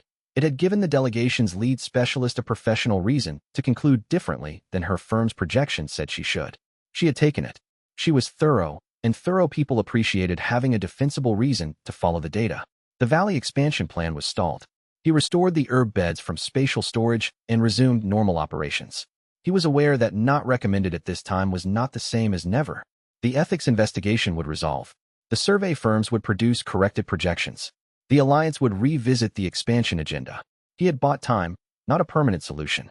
But time was, as he had noted before, his most reliable resource. He sat in the pavilion and updated his case file, marking the alliance situation as active, manageable, monitoring required. He had 3 ongoing situations at manageable status and 2 at escalating status. Bao Lian's investigation was escalating. The second jade brush's origin was unresolved. The second jade brush was still on his table. He had been looking at it every day for weeks and had found no new information about its origin. The spatial history he could read from it was limited. It was old enough that the spatial record was fragmentary, the way very old paper eventually becomes illegible. He could feel that it had been held by many people over many years. He could feel that the most recent person to hold it had done so inside the dimension, had been in the process of making a significant decision, and had placed the brush on the table with a deliberateness that was different from forgetting. Whoever had left it had not forgotten. They had put it down on purpose. He picked it up and turned it over. The lacquer worn down to wood in 2 places. One on the barrel where it had been gripped habitually, one on the cap where a thumb had rested during thinking. The wear patterns suggested a right-handed person who held the brush high on the barrel. The wood under the worn lacquer was a species he did not recognize from the regional area. It was imported from somewhere considerably further east or south. Someone who had been here before him. Someone who had used the dimension long enough to wear the lacquer off a brush in 2 places. Someone who had left it deliberately and was either gone or not entirely gone, depending on which interpretation of the predecessor's note was correct. He put the brush back on the table. Outside, through the dimension's fabric, he felt the outer valley settling into late autumn quiet. The herb beds were rich, the pharmaceutical output was at its season-end peak, and the surveillance network was operational at full capacity. He had 17 listening formations for archive folds and a spatial memory reach that covered approximately 2 li in every direction. Bao Lian was at her inn, writing in her notebook. He could feel the spatial record of her activity. She had been in the valley area again today, had walked a different route than before, had stopped at a location he had not expected her to prioritize. She was approaching from a new angle. He thought about which angle, and then thought about the next move. He was very good at this. He had been good at it for a long time. But he was aware, with a specificity he had not had before, that he was good at it because it was a version of the thing he had been doing since he was 25. Staying invisible, staying unlocatable, building systems that ensured no one could find him unless he chose to be found. He was also aware that Chun Rui had found the shape of the situation from 2 years of team meetings and genuine conversation. He did not know what to do with this awareness, so he filed it and kept working. Chapter 31. The monastery record was not the only pre-survey authority documentation. Bao Lian found this in the 2nd week of autumn, and Wei knew because he read the spatial trace of her discovery from the archive fold the morning after she made it. She had spent 2 days following the agricultural record subsection through the regional archive's older holdings, moving backward from the monastery's filing period to the earlier administrative records of the valley's previous owners. Wei's family's predecessors, the original land grant holders who had built the estate 2 centuries ago. In the original land grant documentation, she had found a standard property description that contained 1 non-standard line. Valley Fengshu, noted boundary exception, spatial phenomenon recorded in provincial register, reference number P. 114-38. The reference number pointed to a provincial spatial phenomenon registry that had existed before the Survey Authority's founding and had been superseded by the Survey Authority's more comprehensive system.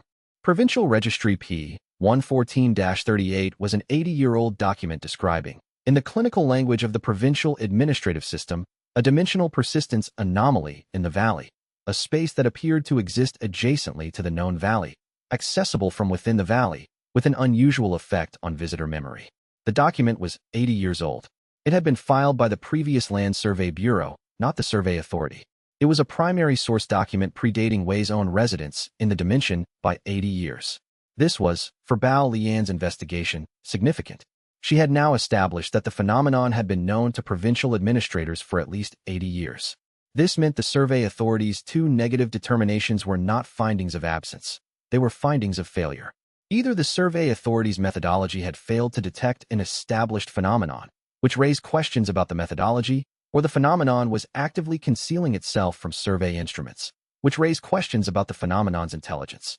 She escalated her sect mandate. He read the escalation request the morning after she filed it, from his archive fold. * primary source documentation confirmed. Phenomenon established as 80-plus years persistent. Request elevated to priority research classification. Requesting additional personnel and archival research support. * he had 3 weeks to respond before her sect's additional resources arrived. He built the forged documents over those 3 weeks with more care than anything he had previously constructed. 3 documents, placed in the regional archive under the correct filing subsystem, describing the resolution of a dimensional persistence anomaly 15 years ago by a wandering spatial cultivator, deceased, no known sect affiliation. The documents included a witness statement from a regional official, administrative correspondence, and a spatial survey certification. Every element was technically accurate in isolation. The regional official had existed and had signed documents during the relevant period. Wei had verified this from the administrative records. The spatial certification format was correct, copied from an authentic example. The paper and ink were aged through a spatial compression technique that condensed a decade of material degradation into an afternoon of careful work. The forgery was perfect. He filed it using the same archive fold entry he had used before, timed to the morning distribution. On the 3rd day after filing, he read Bao Lian's response through the spatial trace of her activity in the archive. She had found the documents. She read them for 4 days. On the 4th day, she wrote in her notebook, in her clear field notation, * cross-reference inconsistency. The spatial certification references a methodology not in use until 2 years after the document's stated date. Secondary inconsistency. The administrative correspondence uses form language that was not standardized until the current decade. Conclusion: forgery. Placement in archive. Recent. Access to archive without detection. Suggests someone with current, active access. * he read this and sat with it for a moment. She had identified the forgery in 4 days.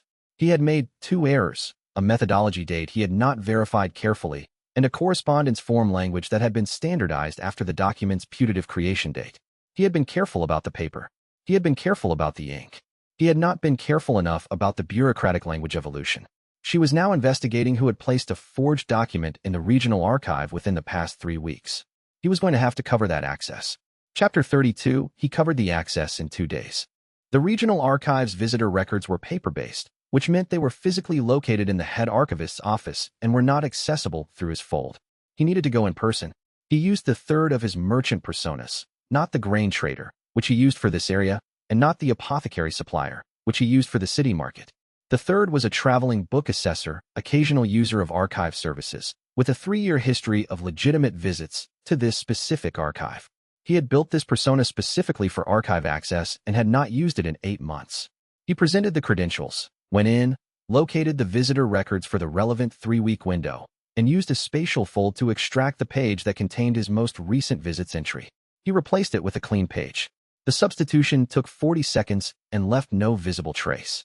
The archivist would, at some point, notice the clean page. The previous entry and the following entry would be separated by a gap in the page sequence that the page numbering would not support. This was not perfect, but it would be ambiguous. A missing page could be a lost page, a misfiled page, a page that had been damaged and replaced by a predecessor archivist. The ambiguity would slow any investigation. He walked out with the same relaxed pace he had come in with, and did not think about Bao Lian's notebook until he was back in the valley. She had written, someone with current, active access. She had the correct conclusion. She did not yet have a suspect, only a category. Someone who could access the archive undetected and who had reason to plant forged documentation about a phenomenon that the person apparently had an interest in concealing. The person at the center of her pattern was him. He had been feeding her micro-corrections and misdirections for several months. Each correction had been designed to move her investigation 1 degree off the true center while giving her something accurate to work with. The corrections had worked. She had followed the redirects. She had also, with the tenacity of someone who found the work intrinsically interesting, continued refining the pattern even when each individual thread seemed to resolve elsewhere. She was not following threads. She was triangulating from discrepancies. Every redirect he gave her, she verified. When the verification did not match his correction exactly, the vein direction, the Eastern Mountains data, she noted the discrepancy, filed it as a calibration error in her source, and kept going. She had collected 7 such calibration errors over the course of her investigation, and she was building a map of the errors themselves. He had been providing consistently inaccurate information in a consistent direction. She would, if she compared the errors bearing, find that they all pointed away from the valley center. Someone was steering her away from the valley center. Someone with accurate local knowledge, archive access, and the spatial awareness to detect her investigation in advance of each contact. He rewrote 3 of his recent misdirections in his memory and found, with the clarity of reading his own work from outside for the first time, that they pointed with uncomfortable precision at here. He needed a different strategy. Chapter 33. The different strategy was not, in fact, that different. He had been redirecting her investigation toward false leads. He needed to redirect it toward a real one. Something that was genuinely there, genuinely interesting, and genuinely separate from the valley dimension. He had the candidate from the hollow string order contact, the spatial cultivator living in the eastern mountains who had mentioned the valley dimension at the tournament.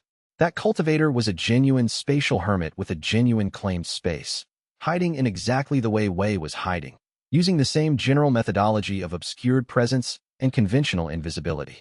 The evidence he needed to point Bao Lian toward him existed already. The cultivator was there, in the mountains, with a claimed space of his own. The spatial signature of a claimed space was detectable to a thorough investigator, provided you knew where to look. He needed to show her where to look. He spent 4 days building the evidence trail. Not fabrication. The cultivator was real. His space was real. The evidence would all be real. Wei was providing selection and direction, not invention. He placed 3 items in the regional archive. A legitimate local agricultural survey from 6 years ago that contained an anomalous mineral reading consistent with a spatial claim at the eastern mountain location. A traveler's account from 12 years ago that described unusual spatial perception effects near the same location. And a cross-reference note in the meteorological records that connected unusual weather pattern readings near the location to a possible dimensional formation. All real. All selected. All pointing east. He placed them through the archive fold over 2 nights, giving each document's placement 24 hours to be incorporated into the filing system before the next one appeared, so they would not read as a sudden cluster. Then he waited. She found the first document on the 6th day. He read the spatial trace of her archive visit, her attention pattern in the document, the cross-references she made, the secondary materials she pulled to verify. She found the second document on the 8th day. She found the third on the 11th, because she had followed the second to the meteorological records and found the third where he had placed it. He watched, through the spatial trace, as the pattern assembled in her attention. The cultivator in the eastern mountains was a real discovery. The evidence was leading her to something that was actually there, and she would find it, and it would be a genuine anomaly worth documenting. It would not be the anomaly she was looking for, but she would not know that until she had spent enough time with it to understand its character. He estimated 2 to 3 weeks in the eastern mountains. By the time she returned with that investigation complete, he would have reinforced the false center in the valley evidence pattern enough to make the eastern cultivator a plausible alternate explanation for many of the phenomena she had attributed to the valley. On the 12th day, she began packing for a field trip.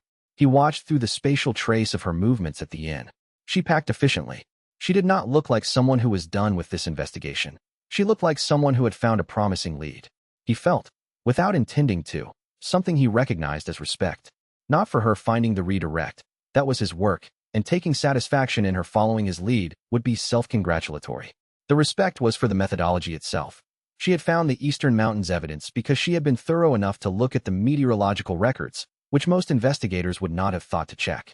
He had not expected her to find the third document so quickly. He noted this in the calibration file he maintained on her investigation, under *Bao Lian. Scope of inquiry, broader than predicted. Verification rate, higher than predicted. Likely timeline to central identification, 6 to 8 weeks from return. He was being optimistic.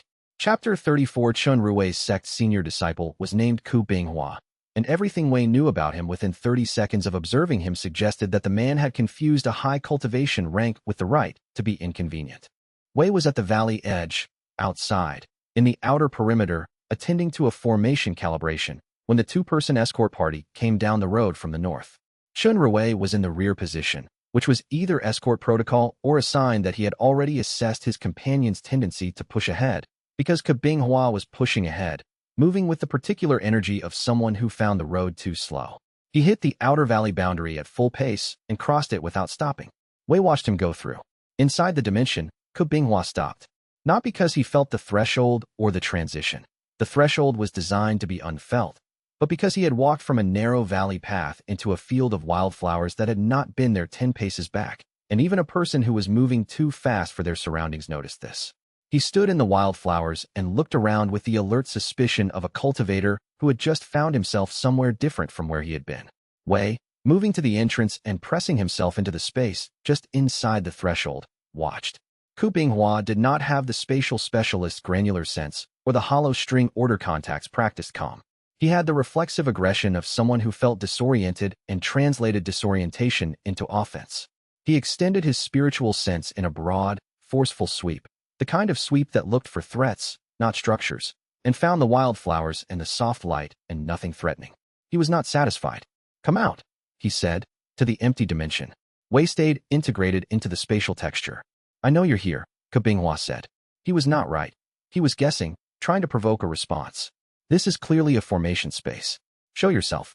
He sent another spiritual sense sweep, this one compressed into a narrower, harder beam, formation detection methodology, trying to find the formation that was producing the space. He found the wildflower's ambient spiritual energy, which was high enough to look like a formation output, and interpreted it accordingly. He began examining the wildflower's roots, which was not useful but was the action of someone who had decided that if he couldn't find the problem through spatial perception, he would find it through direct investigation. He pulled up 2 plants. He examined the root structures. He pulled up 3 more. Wei watched him systematically dismantle a section of the wildflower bed and thought, with the detached patience he brought to most irritating situations, "You will forget you did this." Ke Binghua spent 20 minutes in the dimension, the last 10 of which he spent pulling out plants and looking for a hidden formation core and finding nothing. He walked the outer layer's full perimeter, found the grove entrance, probed it, decided it was a natural boundary, and came back to the center. He was beginning to look frustrated. He also, Wei noted, looked confused around the edges, the softening beginning, the thought-interrupted quality arriving earlier than it did for most visitors. When Ke Binghua walked back through the entrance, the amnesia completed before he reached the point where Chun Ruwei was waiting. "Where did you go?" Chen asked. "What? I was ahead of you." He looked back at the valley's edge. "I checked the road ahead. Clear." Chen looked at the valley edge with an expression Wei could read clearly from the spatial trace. Recognition, suppressed. He knew. He didn't say anything. He also said, when Ke Binghua turned back to the road, "We should take the eastern route from here. Better visibility." He was steering his senior disciple away from the valley. He had seen the senior disciple go through and knew what would come of a return visit with better preparation. Wei updated Chun Ruwei's file with 2 notes. Actively protective of valley situation without being asked. Does not report findings to sect structure without apparent hesitation. Both useful. He went back inside and repaired the wildflower bed. Chapter 35, he prevented the Alliance's development timeline from accelerating by the expedient method of making 2 of its most motivated advocates very busy with something else. The something else was a territorial dispute between the Alliance and the Sunstep sect, the same dispute that had occupied Chun Ruwei's sect during the watershed mapping, which had been running in the background of regional politics for 18 months. Wei had been monitoring the dispute through his surveillance network and had found, in the accumulated recordings, that both parties had the same fundamental misunderstanding about a boundary marker placed 40 years ago. The marker had been misread. Both sides' claims were based on a translation error in the original boundary survey, and both sides could be corrected by showing them the original survey document and the correct reading. He did not, himself, have an interest in either side's claim. He had a secondary interest in the Sunstep sect's territory not expanding toward the valley, and a primary interest in the Alliance's 2 most aggressive expansion advocates being occupied with a complex territorial arbitration for the next several months. He found the original survey document in the provincial archive, a different archive from the regional one, located in the next city. He visited it as his book assessor persona, verified the document's existence and location, and then arranged for copies to be sent through a regional trade guild's document distribution service, which was a legitimate and untraceable delivery method, to the offices of both the Alliance's Territorial Claims Board and the Sunstep Sect's Administrative Division. Not to the aggressive advocates. To the senior administration on both sides, who would recognize the document's implications and redirect the dispute into formal arbitration. Formal arbitration would take 8 months. In 8 months, the Alliance's Expansion Committee would have turned over twice in the normal rotation cycle, and the aggressive advocates would have moved to other projects. He sent the copies and went back to the valley.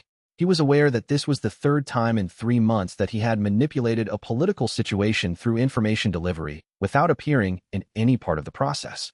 He was also aware that each manipulation was technically harmless. The Alliance expansion plan had been based on wrong information. Giving them the correct information about the territorial dispute was just accurate. The document distribution was legitimate. Nothing he had done was wrong. What he was doing was thoroughly invisible. He sat in the pavilion and thought about what it would be like to be the kind of person who dealt with the Alliance directly, who went to the planning committee and said your survey firm's projection methodology is wrong and presented the correct data and made the case on its merits. The kind of person who was identified, named, and credited. It would take 3 days. 1 meeting, the documentation, the follow-up. He could do it in 3 days and be done with the Alliance situation permanently rather than managing it through a series of indirect interventions that required ongoing maintenance. He did not do it. He poured more tea and went back to reading, and thought about why he did not do it with the same honest attention he had been applying to these questions recently, and found the answer the same as it always was. Not because he couldn't, not because it was too risky, not because the Alliance would trace him back to the valley and cause problems. He could manage that risk.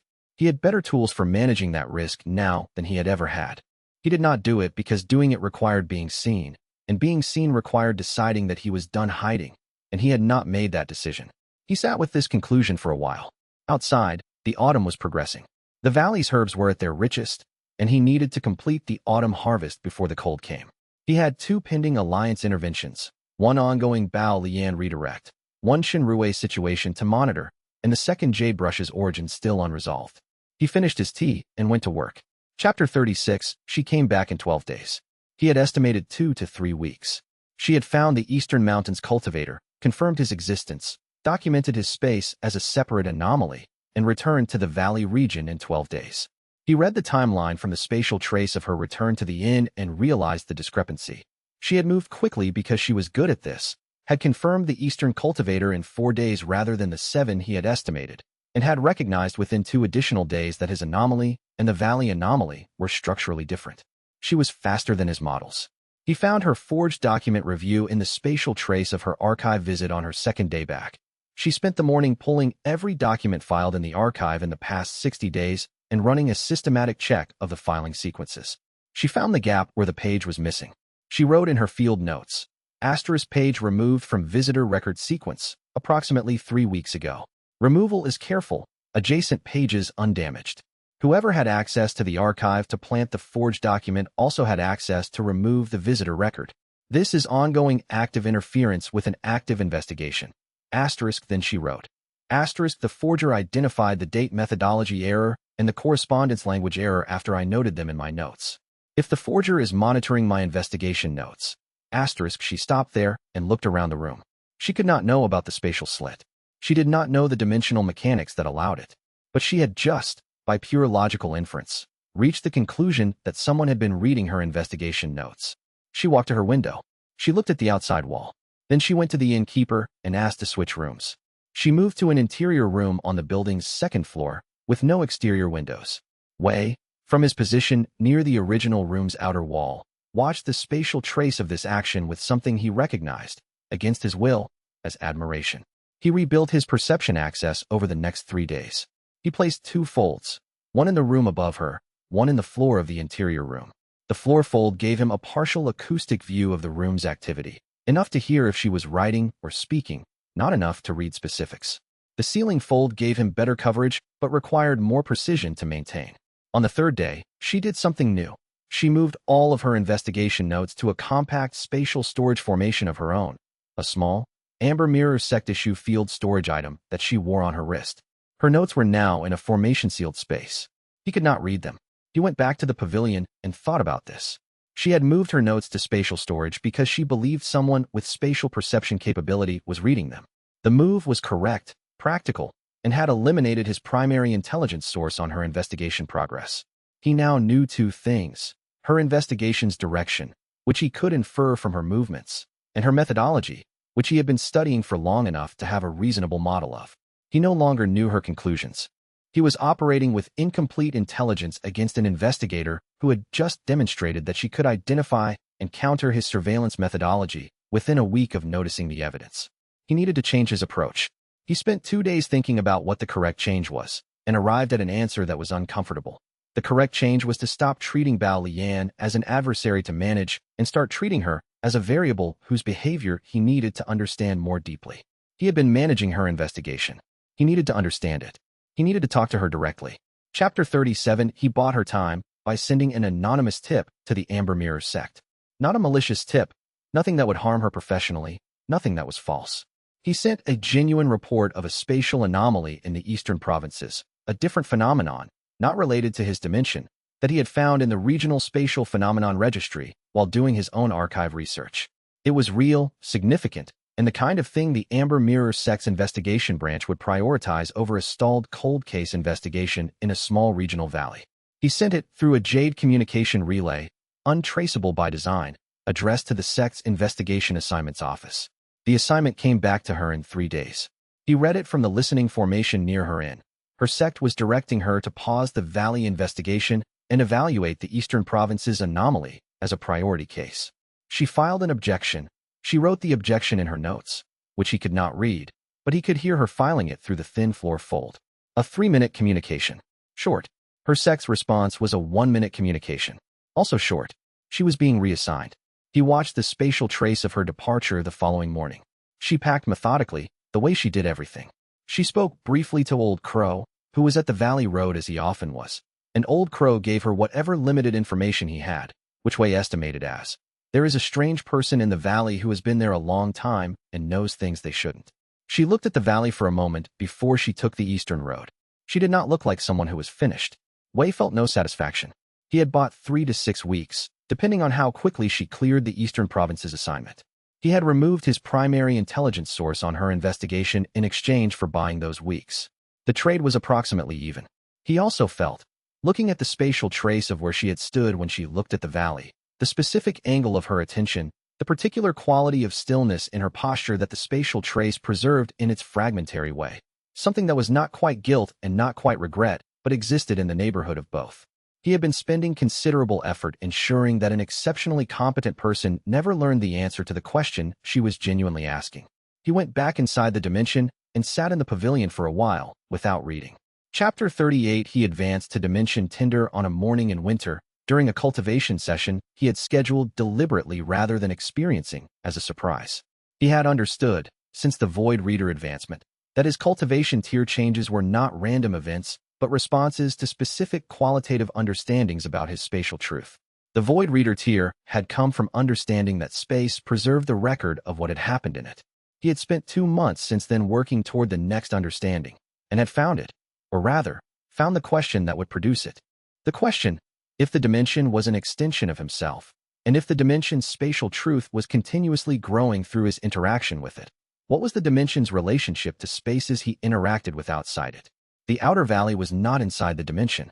He had mapped it extensively, maintained formations there, integrated his spatial awareness into it. The administrative offices and archives he had folded into were outside the dimension. The tea house where he met Chen Rui was outside the dimension. He had been treating all of these outside spaces as territory, surveilled, understood, used. But he had not claimed them. He could not claim them the way he had claimed the dimension. They were not unclaimed spatial truths. They were common spaces with countless claimants in the sense of regular users. But he had been present in them so consistently that they had, in some structural sense, a relationship to his spatial identity that his pavilion had. He knew them the way he knew the pavilion, not because they were his, but because they were familiar. Familiarity, he realized on the morning of the advancement, was a form of spatial truth at a lower register. Not claiming, knowing. And knowing a space was not the same as claiming it, but it was the beginning of something. He held this understanding and felt the tier change arrive. New capability. He could create subspaces within the main dimension, small rooms, or environments with independent properties. Not new dimensions, not new spatial truths, but calibrated spaces within the existing truth, each with its own character. The dimension was no longer a single-room house. It was a house he could renovate. He spent the first week building 3 subspaces. The library, a room off the main pavilion, 3 walls of shelves, good light, better air circulation than the main space. He moved his accumulated texts here and organized them by the system he had been developing since his first weeks in the dimension, which combined geographic category with application type and cross-referenced by cultivation tier relevance. The workshop, A smaller space, colder, with a workbench surface that he made slightly denser than normal space to give it better resistance for formation work. He moved his formation components here. The third subspace he did not build for a specific purpose. He built it with better light, warmer air, a good view of the wildflower field through a spatial window he found he could configure, and a second low table with 2 cups. He looked at the 2 cups for a moment. He had added a second cup to the outer layer's pavilion table after Chun Rui's first visit. He had done it without deciding to. He was apparently doing it again, this time with more construction effort. He noted this as data and went on. The dimension, with the 3 subspaces, felt different in a way he had not expected.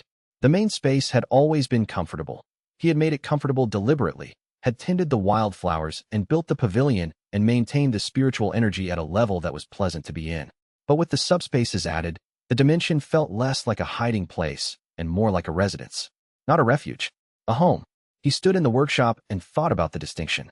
A hiding place you left eventually. A home you built for permanence. He had been building for permanence for over a year now. In the same incremental, non-announced way he had built most of the significant things in his life. He had not decided to stay. He had simply never decided to leave, and the days had assembled around the fact of him being here into something that looked, from the outside, or would look, if anyone could see it, like a life. This was worth noting. He noted it and went to arrange the library.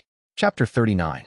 Lord Crane entered his awareness on a Tuesday, specifically through a fold he maintained at the Regional Administrative Building's petition desk, where a formation-delivered land administration request had been filed in the name of He Bai Long, Regional Governor, Fengshu District. The petition was for direct administrative authority over unregistered common land in the district, citing the Regional Governors Act provisions for land rationalization in underdeveloped areas. The petition was legally filed, correctly formatted, and included 11 parcels of unregistered common land, of which the valley was the third on the list. Wei read the petition carefully. It was not an anomaly investigation. It was not based on any knowledge of the dimension. It was a standard land rationalization claim by a regional governor who collected unregistered parcels the way Wei collected spatial truths, methodically, incrementally, as a matter of professional habit. Lord Crane did not know what the valley was. He wanted it because it was there and available and unregistered, and because regional governors who built large land portfolios during their tenure had better administrative records than those who didn't.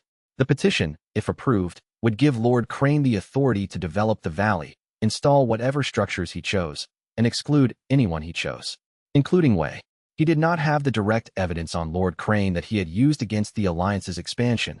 The administrative corruption in Lord Crane's record was not documented in any form Wei had found yet.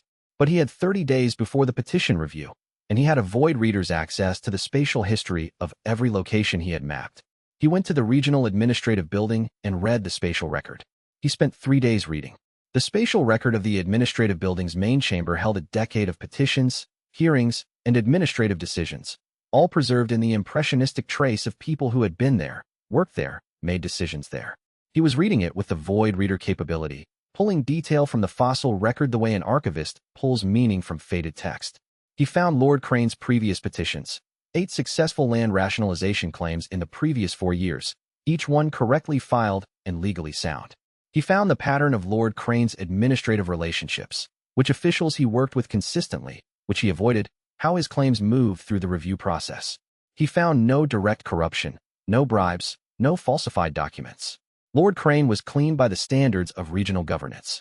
He also found, in the spatial record of a hearing from 2 years ago, a conversation that had taken place outside the formal record, Lord Crane and a developer, speaking in the hallway outside the petition chamber. The developer's name was in the administrative record as a witness to the previous hearing. The conversation, preserved in the spatial trace of who had stood where and what their body language had conveyed, was about the valley. It had been 2 years ago. Lord Crane had known about the valley for 2 years. This changed the calculation. Lord Crane was not a new threat who happened to file a petition. He was a patient threat who had been waiting for the correct administrative moment. The survey authority's negative determination had created the moment. Once the valley was officially declared common land, the rationalization petition was possible. Lord Crane had been tracking the survey authority's investigation. Wei rebuilt his case file on the governor and found the connection in the spatial records of the administrative building over 2 years of accumulated trace. Lord Crane had visited the administrative building on 3 separate occasions that corresponded to major moments in the survey authority's valley investigation. He was tracking the investigation. He had known. He now had an administrative basis to file a claim. Wei had 30 days and needed leverage. He went looking for it. Chapter 40, he found what he needed in the Financial Subcommittee of the Regional Governance Council. Specifically, in the recorded proceedings of a private arbitration from 3 years ago, which had been sealed by mutual agreement between the parties and which the spatial memory of the arbitration chamber still held in its fossil record. The arbitration had concerned a contract dispute between Lord Crane's primary land development partner, a man named Xianxia, and a business entity that Wei recognized, after 2 hours of cross-referencing, as the same lending operation that had been pressuring Chunrui 18 months ago. The lending operation's connection to Lord Crane was not direct. It ran through Xianxia, who had used the lending operation as his primary capital source for the development projects that Lord Crane had shepherded through the administrative process. The capital relationship meant that Lord Crane's land rationalization program had been funded, at least partially, through money from an organization that the Regional Trade Authority had classified as a contested business entity, which was the official term for organizations under review for potential violation of cultivation trade law. It was not corruption in the straightforward sense. It was adjacency, the kind of adjacency that, in the right administrative context, triggered a review of any official decisions made by officials with financial relationships to contested entities. Lord Crane's connection to Xianxia was documented. Xianxia's connection to the lending operation was in the sealed arbitration record. The sealed record was not admissible in an administrative petition review, but a formal inquiry request from a regional oversight body was. He spent 2 days drafting the inquiry request. He did not need to fabricate anything. He needed only to describe what he had found, in language precise enough to be useful and vague enough to avoid explaining how he had accessed a sealed record, and send it to the correct body. He also spent 2 days reading the spatial memory of Lord Crane's administrative activity in more detail, looking for anything that would give him a more direct handle on the governor's exposure. He found it on the 2nd day, in the spatial trace of a governance council meeting from 14 months ago, a discussion about the valley rationalization claim that had not been officially filed yet, in which Lord Crane had referenced the Survey Authority investigation in terms that clearly indicated he had access to information that was not in the public record. Lord Crane had a source inside the Survey Authority. Not corruption, more likely a personal relationship, a colleague who kept him informed. But the existence of the source meant Lord Crane's petition was based on information he should not officially have, which opened a procedural challenge to the petition's timing. Wei filed the oversight inquiry about the Xianxia connection and the procedural challenge about the petition timing on the same day, through the same untraceable channels. Then he went to the Regional Governance Council's quarterly public meeting in his grain trader persona and sat in the back of the hall where petitions were reviewed and watched Lord Crane work. The man was, as he had read in the records, not cruel. He was efficient. He processed the administrative calendar with the calm of someone who had done this for a long time and found it satisfying in the particular way of work that produces measurable results. He was patient, thorough, and clearly very good at what he did.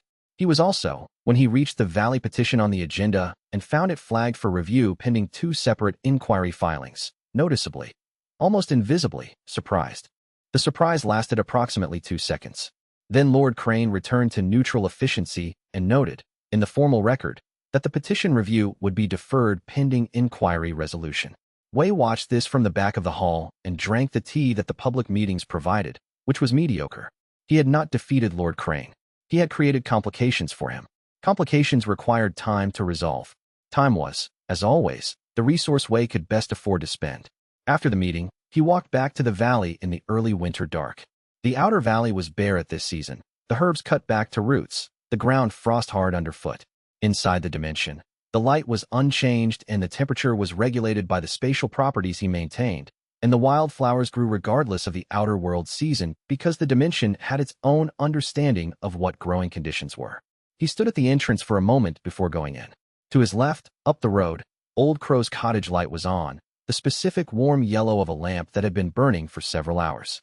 Old Crow was home. Old Crow was, as far as Wei's surveillance network could tell, always home in the evenings, sitting by his lamp and reading or thinking or doing whatever a retired assassin did with decades of accumulated quiet. He thought about going to knock. He did not. He went inside. The pavilion was warm, the library was organized, the workshop was operational, and the second teacup on the small table in the third subspace was clean and empty. He made tea, sat in his usual chair, and opened the case file on Lord Crane to plan the next 30 days. Outside, the valley was dark and cold and perfectly still, and the valley's unusual reputation continued to accumulate in the region's collective awareness, one confused visitor at a time, and nobody who had been inside could quite say what they had been doing while they were there, which was exactly how Wei intended it. Chapter 41. The road crew was 40 meters east of the valley when Wei found what was left of the second entrance.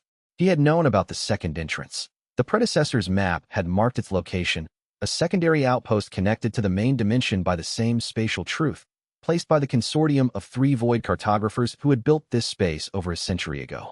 He had been meaning to investigate it properly for months, and the road crew's arrival, part of Lord Crane's development infrastructure, predating the petition review, already in progress when the complications he had introduced hit the administrative system, gave him a reason to move quickly.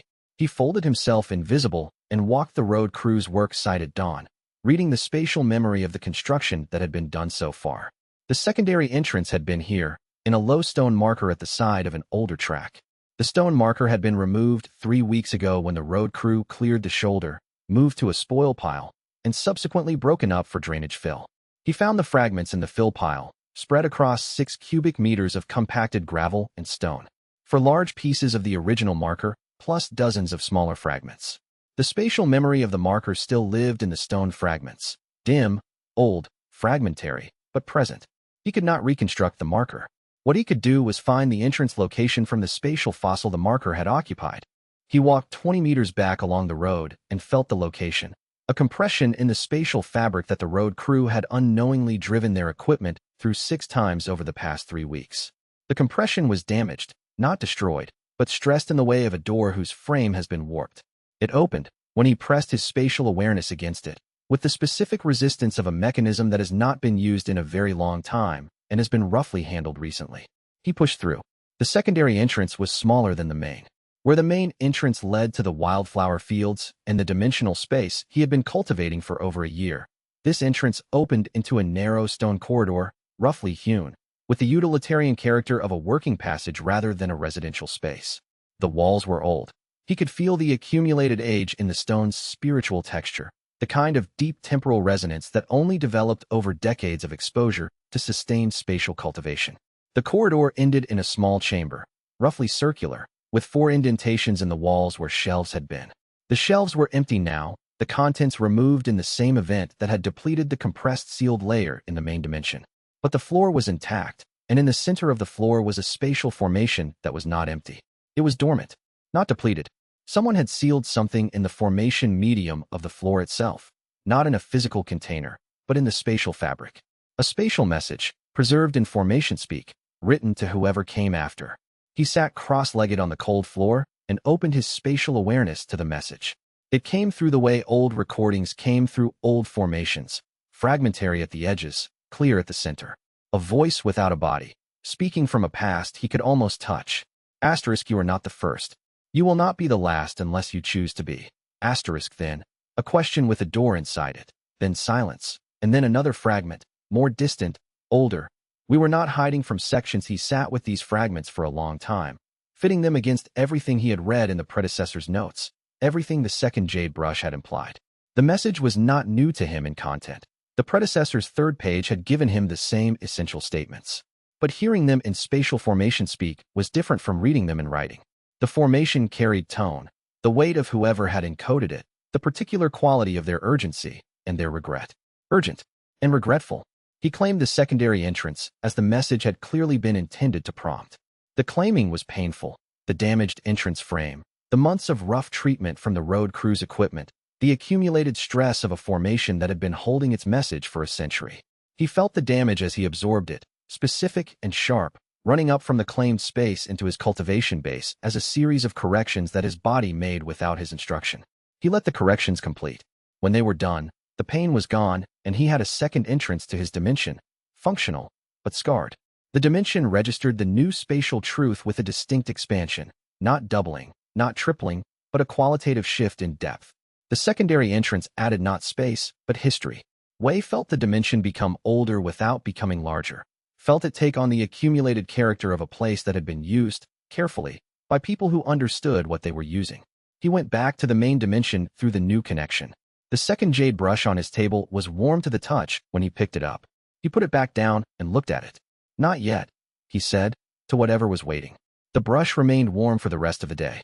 Chapter 42. The entity spoke for the first time 3 days after he claimed the secondary entrance. He was in the library, reading a spatial theory text from the preceding century, when the sound arrived. Not a voice in the conventional sense, but a spatial event, a resonance in the dimension's fabric that resolved, when he attended to it carefully, into language. Multiple voices, he thought at first, then realized it was one voice with an unusual quality, as if different aspects of the same speaker were arriving with different timing delays. Asterisk, you are not the first. You will not be the last unless you choose to be. Asterisk, he set the book down. I've been hearing that phrase since I found the secondary entrance, he said. The formation at the chamber floor. That was you. A pause. Then, a question with a door inside it. That's not an answer. Another pause. Longer. Asterisk, the one who drew the map. The one who left the satchel. Yes. Asterisk, his hands were still on the open book. He did not move them. How? Asterisk, echoes remain. Space remembers. Asterisk, a quality of effort in the resonance, as if the multiple timing delay voice was trying to cohere into something more legible. Asterisk, I mapped this space for 40 years. My spatial truth is part of its fabric. When the claiming became unsustainable, when I needed to. Asterisk, the voice went quiet for a moment. Asterisk, I chose a different kind of continuation. Not death, not departure, dissolution into the thing I had built. Asterisk, Wei thought about the predecessor's third page. I may not be entirely gone. You became a spatial echo, part of the dimension itself.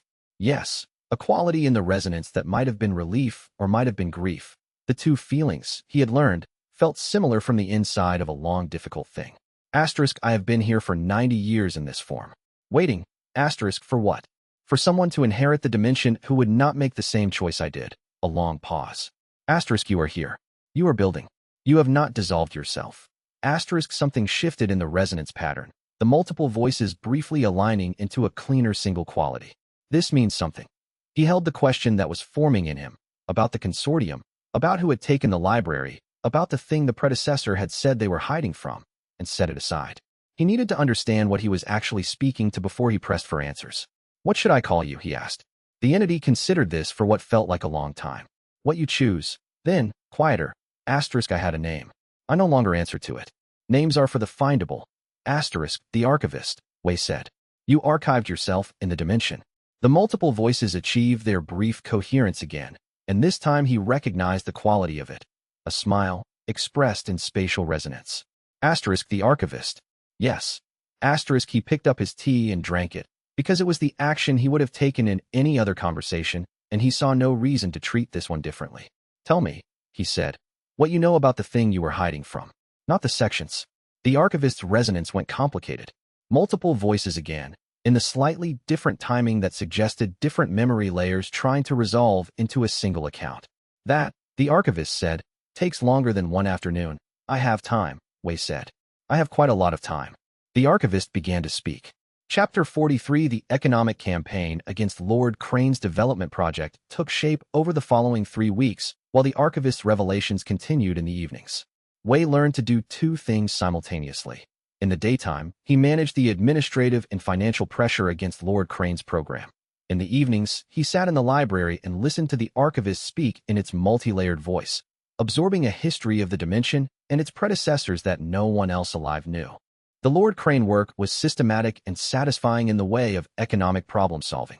The governor's development projects depended on a supply chain that flowed through 3 primary vendors for materials and 6 for labor. Wei identified the 2 most vulnerable vendors, both operating under contracts that were close to their expiry dates and whose renewal negotiations were currently in progress, and introduced complications into each. The first complication, a legitimate regulatory question about a material certification that the first vendor had been filing under a simplified process rather than the full review process. He submitted an anonymous query to the certification board, which was required to respond by sending a review notice to the vendor. The review would not find a violation. The vendor was compliant, just using the easier process, but the notice itself triggered a 60-day hold on new contract signings while the review was pending. The second complication, a competing bid, assembled by Wei from publicly available pricing data and submitted through a merchant association to the labor contractor's current client, suggesting that an equivalent service was available at 10% less than current rates. The contractor would need to respond by either meeting the competitive price or justifying the premium. Either response would consume the energy that should have gone into Lord Crane's project renewal. He did not need to destroy the vendors. He needed to introduce friction that slowed the project timeline while the administrative review of Lord Crane's petition processed. Friction compounded. A 60-day certification hold on materials plus a 40-day pricing negotiation for labor put the project at least 3 months behind schedule, which was 3 months in which the petition review could produce the complicating findings he had filed. He managed these operations with the same calm attention he brought to the archivist's history in the evenings, and found that the two activities complemented each other in a way he had not expected. The archivist was teaching him the history of what had been done before. The Lord Crane campaign was him doing something that had not been done before, not hiding from an investigation, but actively shaping the conditions that surrounded the hiding. 2 years ago, he had been purely reactive. Now he was operating 3 steps ahead, which was his stated preference in contingency thinking, and finding that 3 steps ahead felt like the correct range. He noted, without dwelling on it, that his capabilities had grown significantly in the 14 months since he had found the door in the rubble.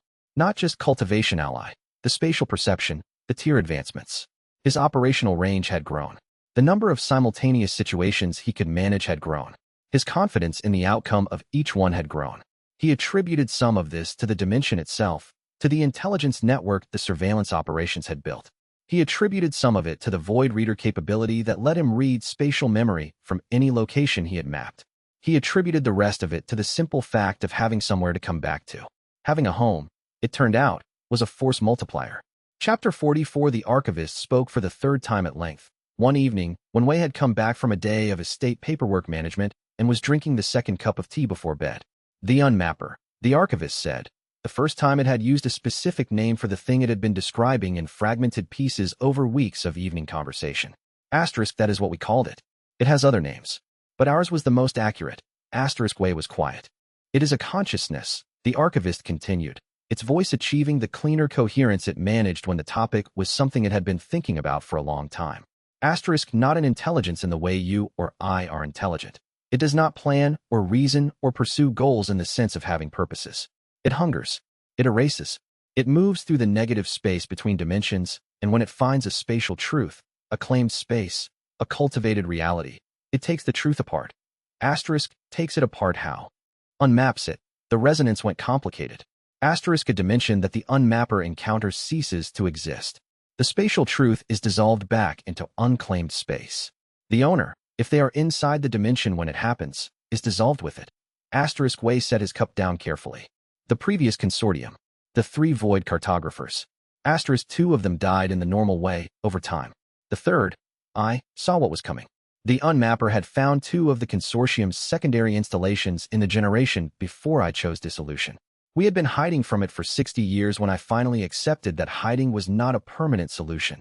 Asterisk. The archivist went quiet for a moment. Asterisk. I chose dissolution because a spatial echo cannot be unmapped. I have no spatial truth for the unmapper to erase. I am part of the dimension's fabric, not an addition to it. Asterisk. Can it find this dimension? Asterisk. It found it before. 40 years ago, before my dissolution, it came close enough that I could feel its attention. I, shifted the dimension's address in the spatial vocabulary, changed the descriptors by which the unmapper's passive hunger would recognize it. It lost the thread. Asterisk. A long pause. Asterisk. It hungers. It will search. If it finds this dimension again, it will try to erase it. Asterisk. When? Asterisk. I do not know. It moves slowly by human reckoning. Years. Decades. But it is patient, and it does not forget spatial addresses once it has partially mapped them. Asterisk. Wei absorbed this. You told the predecessor's notes that the map was a warning, not a gift. Asterisk. Yes. The map describes the dimension structure. If the unmapper found the map, it would have a complete structural address for the dimension and could locate it precisely. Asterisk. The archivist's resonance shifted. Asterisk. You have been here long enough that you are now the map. Your spatial awareness of this dimension is its most complete structural description. You are carrying what the unmapper would need to find it. Asterisk. This was not a comfortable realization. What do I do about that? Asterisk. What the 3 of us did, for 60 years, make the dimension hard to find. Change its addresses. Introduce misdirection in the spatial vocabulary. Build enough false structure around the true structure that the unmapper's hunger cannot distinguish real from false. Asterisk. It worked for 60 years, the archivist said, with the particular weight of a person acknowledging that 60 years was not long enough. Asterisk. It will work again, for a time. But the unmapper is the reason I dissolved, and the reason the consortium is gone, and the reason the map was buried with a warning rather than handed openly to a successor. Asterisk a long, complicated silence. Asterisk you are stronger than I was. You are building more deliberately than I did. Whether that is enough, I cannot say. Asterisk Wei sat with this for a long time in the library's warm light, the second jade brush on the table beside his tea, the books he had accumulated over 14 months of careful work arranged in their new shelving system. Outside the library's window, the wildflower field was in its winter quiet, the herbs cut to roots, the soft light doing what it always did regardless of the season. He thought about the unmapper the way he thought about Lord Crane or the Alliance, as a condition of the environment, a fact to be managed. He thought about the predecessor's dissolution and found himself placing it in the category of solutions he would consider seriously, which told him something useful about himself. He was not going to dissolve. He updated his list of problems requiring preparation accordingly. Chapter 45 The Regional Tournament gave Wei 5 days of continuous intelligence harvest. The major sects hosted the tournament twice a year at the nearest large city. Martial trials, spiritual technique competitions, cultivation rank verifications. For 5 days, nearly every significant cultivator in the region was in one location, interacting with each other, attending events, holding meetings in tea rooms and corridors, and the administrative offices of the tournament grounds. Wei attended as his grain trader persona, which had a legitimate business reason to be at a tournament. Contracts for provisioning the host city's expanded population during the event. He had, in fact, arranged 3 actual provisioning contracts in advance, because a cover story that actually worked was more useful than one that only needed to work under light examination. He moved through the tournament grounds with the unhurried attention of a merchant with one eye on business and the rest on the broader environment. And he seated listening formations at 15 locations over the first 2 days. The administrative offices, the 3 tea rooms that sect officials used for private meetings, the medical tent where cultivators went to recover from exhibition bouts, the registration desk where sect representatives filed daily standing reports, and the secondary administrative building where the more sensitive sect coordination happened.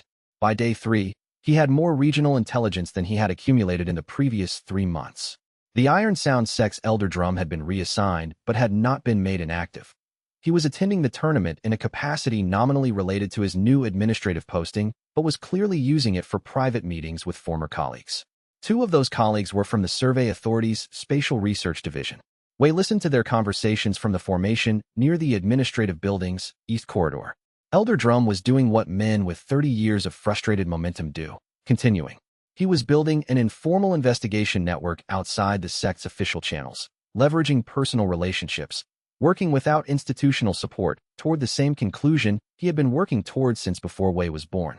He had reached, through 30 years of evidence, the correct conclusion.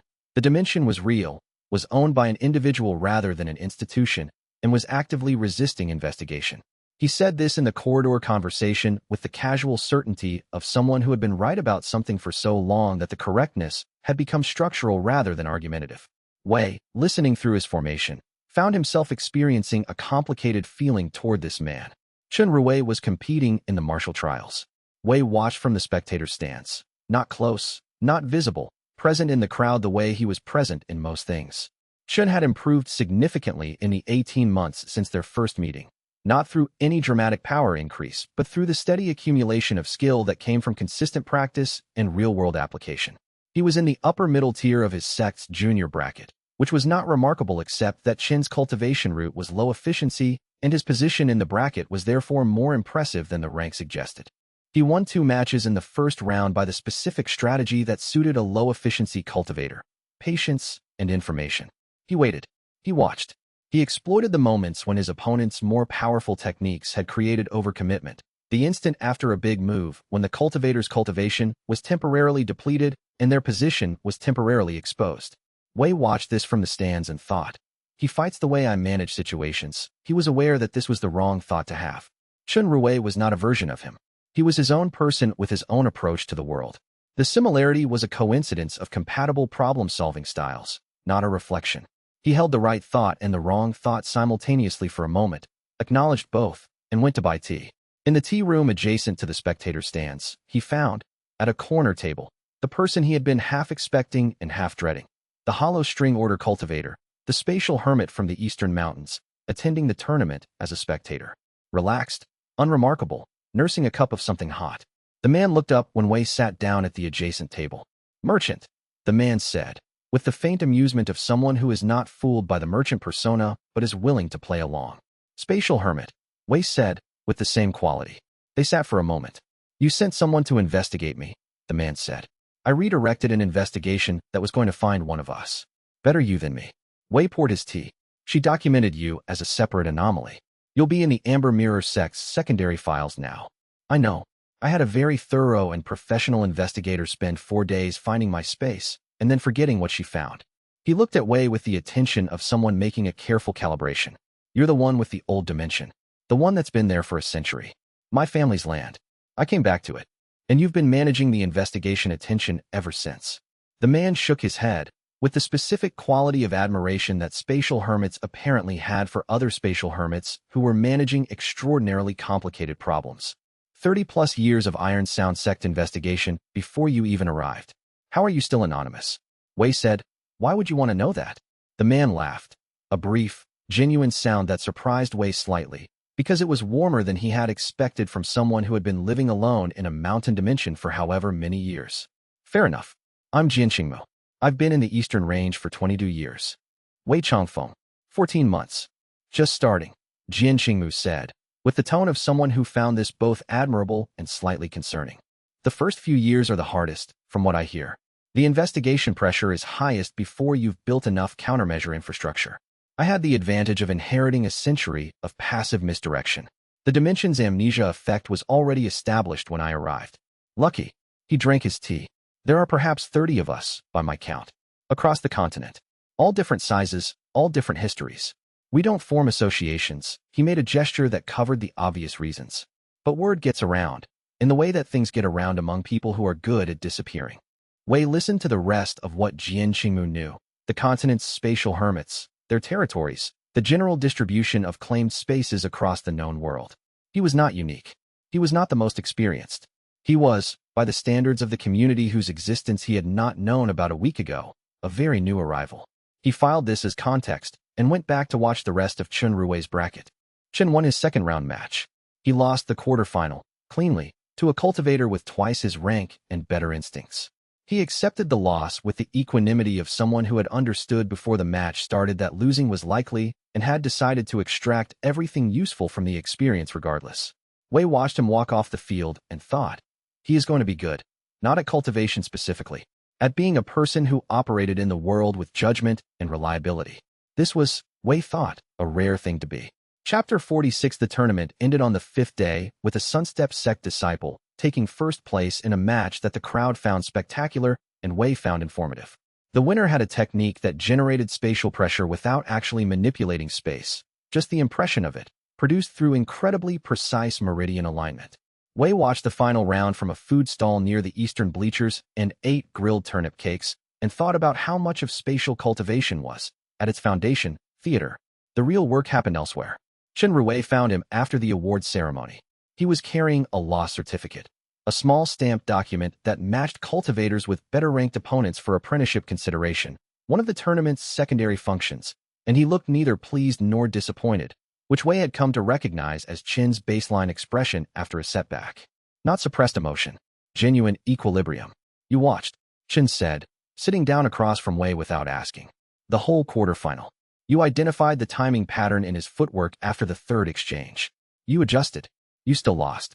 The adjustment was correct. He adjusted to my adjustment. He was faster. Chen took one of Wei's turnip cakes without comment. That's not a strategy failure. That's a resource gap. Yes. I need another year of cultivation before that gap closes. He ate the turnip cake. Watching someone that good lose, even correctly, is still useful. I can see where the ceiling is. Wei said. You mapped the distance between yourself and the ceiling. Chen looked at him with the particular attention that meant he had noticed Wei saying something that sounded like a metaphor, but wasn't. You're doing that thing where you describe something spatial when you actually mean it literally. Possibly. They sat with the noise of the tournament grounds winding down around them. Vendors packing stalls, cultivators comparing losses and successes, a cluster of Iron Sound sect disciples moving through the crowd in formation. Wei tracked them out of habit. Elder Drum was not present in person. He had sent a senior disciple to observe, which meant the investigation pressure had shifted to passive monitoring rather than active inquiry. This was either good news or the specific kind of bad news that were good news as a disguise. The man I spoke to, Wei said, during the middle rounds. I want to tell you something about him. Chen waited. He lives alone in the eastern mountains. He has for 22 years. He told me that there are perhaps 30 cultivators like him across the continent.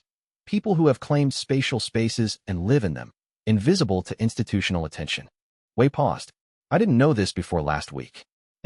And I've been making decisions in isolation for 14 months that cultivators with decades of experience have already worked out better approaches to. I have been, in certain specific ways, operating as if I invented a problem that is in fact very old. Chen considered this. That bothers you. It doesn't bother me. It recalibrates my model of the situation. Wei looked at the emptying grounds. There is a difference. You're bothered. Wei did not confirm or deny this, because the accurate answer was more complicated than either option, and he didn't see the benefit of unpacking it in a tournament food stall.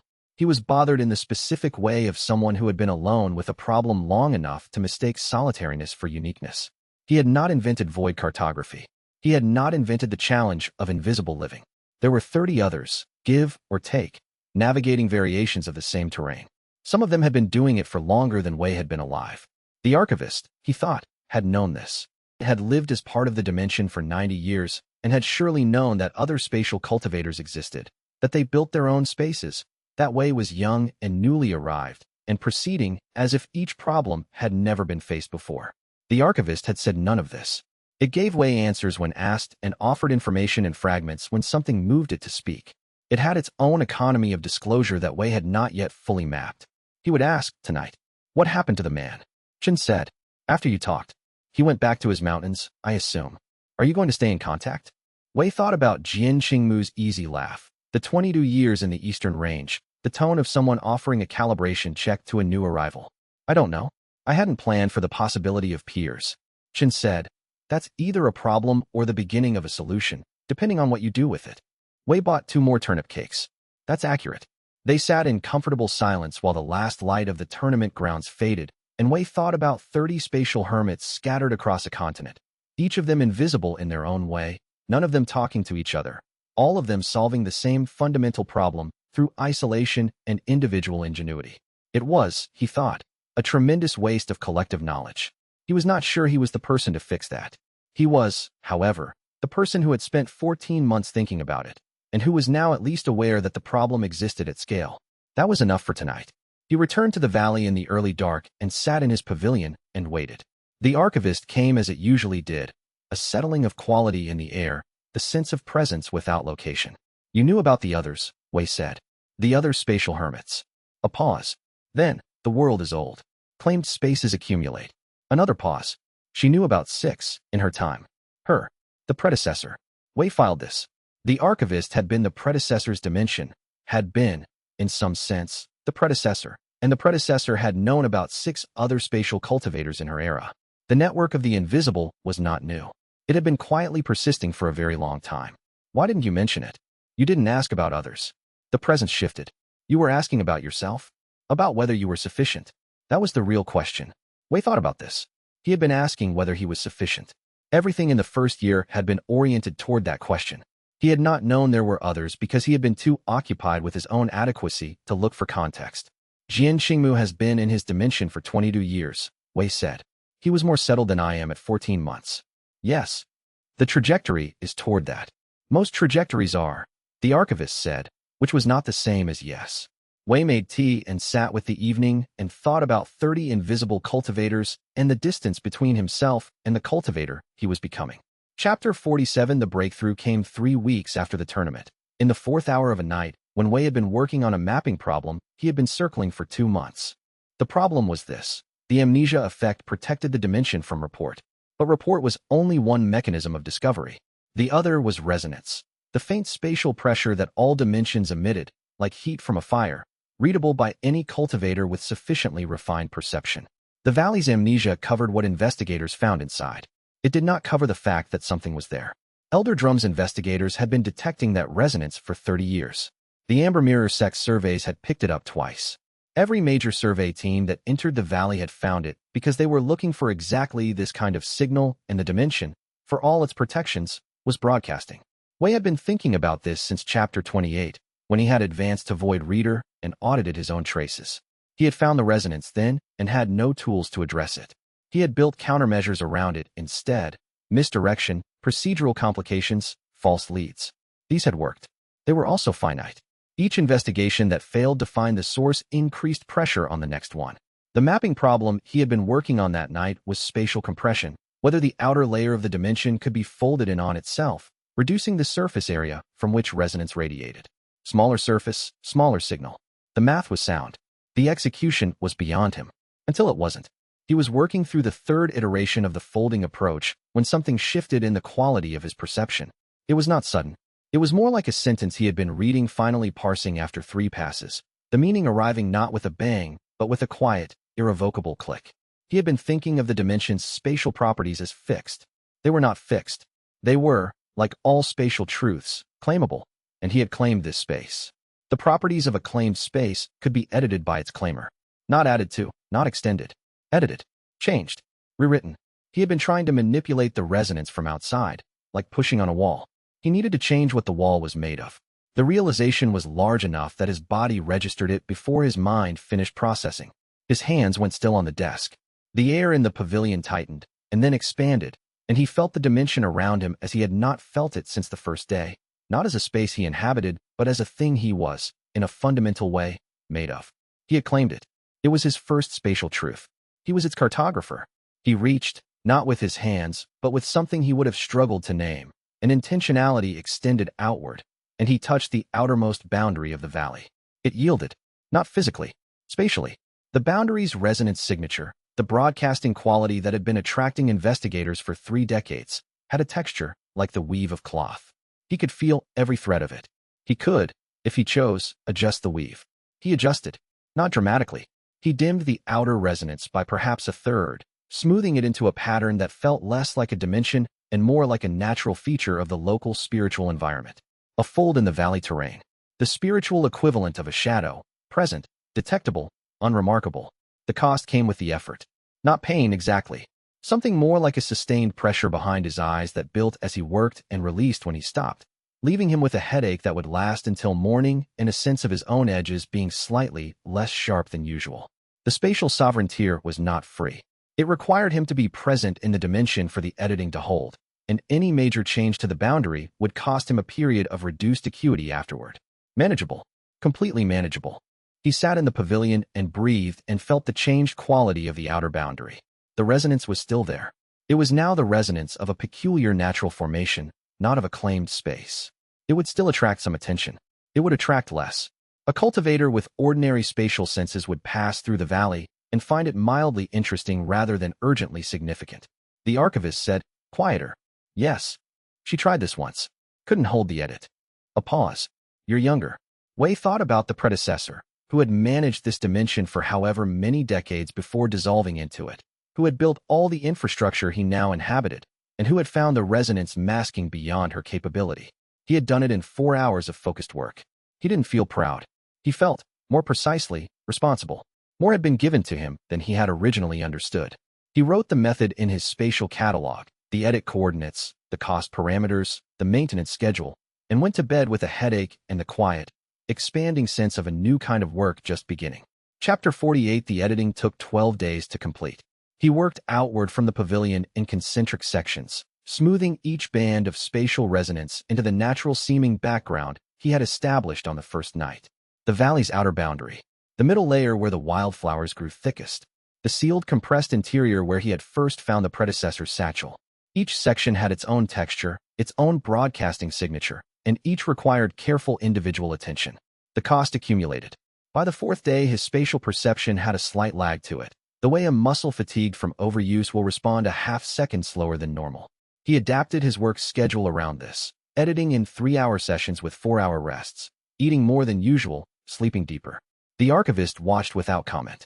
Old Crow, who visited on the 8th day with a package of dried fish and the news that Elder Drum had submitted another inquiry to the Survey Authority, found Wei sitting in the wildflowers with his eyes closed and a look of precise concentration on his face. "Working," Old Crow said. "Renovating." Old Crow sat down near him, not asking further questions. This was one of Old Crow's significant virtues. He understood the difference between silence that needed filling and silence that was working. After an hour, he said, Elder Drum's inquiry mentioned a new type of equipment. Resonance calibration devices imported from the northern sections. Wei opened his eyes. When inquiry was dated 2 weeks ago. Equipment won't arrive for another month at earliest. Northern shipping is slow. Old Crow unpacked the dried fish and set it between them. Thought you should know. This was, Wei thought, well-timed information. The resonance calibration devices were precisely the kind of tool that his previous misdirection had not accounted for. If they arrived while the valley was still broadcasting at its original intensity, the investigation would have concrete data rather than impressions. Everything he had built over 14 months could come undone in a single calibrated scan. He had 20 days. He worked faster. By the 12th day, his spatial perception had the texture of a bruise, functional, accurate, but announcing itself with every use. He finished the edit on a gray afternoon when the light was flat and the valley sounds were muted by low cloud. He sat in the pavilion and extended his perception outward and felt the full dimension for the first time through the finished edit. It was quieter, not silent. A truly silent spatial signature was itself suspicious, an absence that skilled investigators would notice. What he had built was better than silence. It was unremarkable. The valley's resonance now felt like a natural formation, old and stable and uninteresting. The kind of thing a survey authority team would note, log as terrain feature F44 or similar, and leave alone. He had also, in the course of the editing, discovered 3 spatial anomalies he hadn't known were there. 2 were residue from the predecessor's earlier work, old experiments, long dormant, safely ignored. The third was more interesting, a compressed spatial seam running along the northern boundary that was not residue and was not natural. It was deliberate construction. Someone had built it into the valley before the predecessor, before Wei, before the 30 years of iron sound investigation. He made a note in his catalog, northern seam, unknown origin, pre-predecessor, do not disturb until realm cartographer tier. He was a spatial sovereign. He had 5 tiers to grow through before he could safely examine something built by an unknown intelligence at an unknown time for an unknown purpose. This was fine. He had learned, over 14 months, that not every discovery needed to be acted on immediately. Some discoveries were investments. He allowed himself the afternoon to recover. He ate Old Crow's dried fish and read a farming almanac from the predecessor's collection and did not think about spatial cultivation at all, which was harder than it sounded but got easier with practice.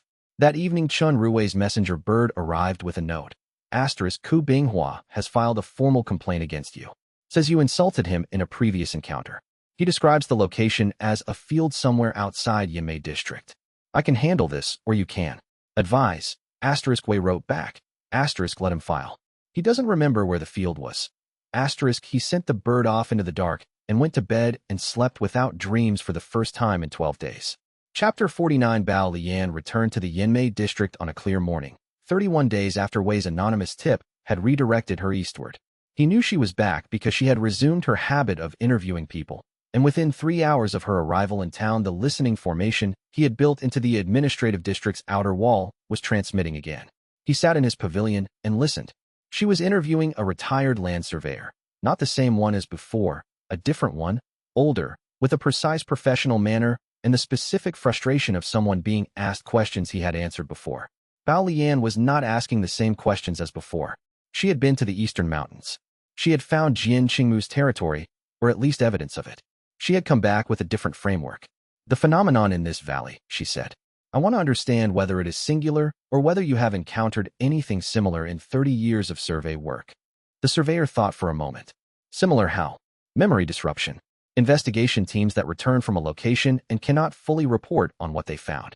The surveyor was quiet for long enough that Wei's attention sharpened. Then, there was a site in the northern foothills. 12 years ago, small team went in, came out with incomplete reports. Written off as spiritual interference. Was it written off officially, or was it buried officially? Another pause. That's a fine distinction to make. It's the most important distinction there is, Bao Lian said. If it was buried, it means someone in the survey structure knew what it was and decided not to pursue it. The surveyor did not answer this directly. He said, the report is in the provincial registry. I filed it myself.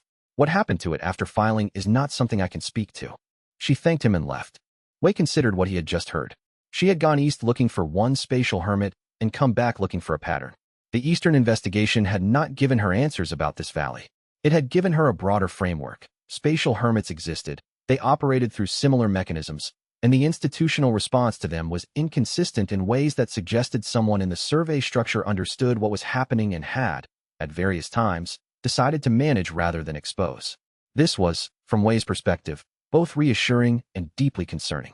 Reassuring because it meant there were people in the institutional structure who preferred the status quo of hidden spaces over the disruption of exposing them.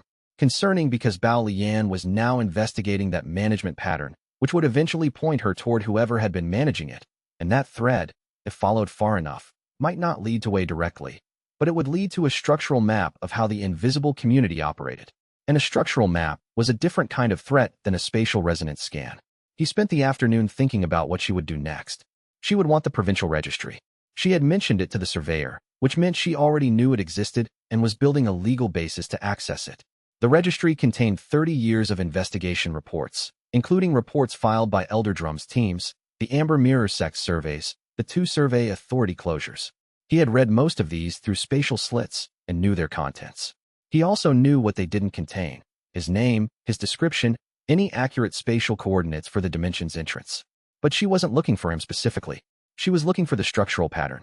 And the structural pattern was real. He needed to see what she was building before she built it. Not to disrupt it. To understand where it led.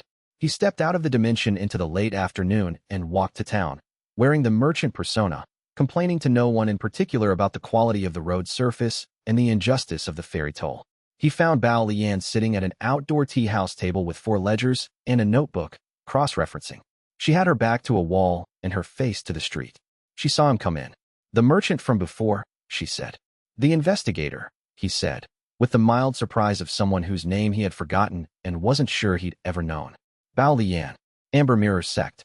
She had the focused manner of someone choosing whether to use a conversation or let it pass. She decided to use it. "You were helpful last time. About the monastery records. I remember. The old buildings on the South Road." He ordered tea without sitting down, establishing that he was stopping briefly rather than settling. "You've been traveling. Eastern Mountains."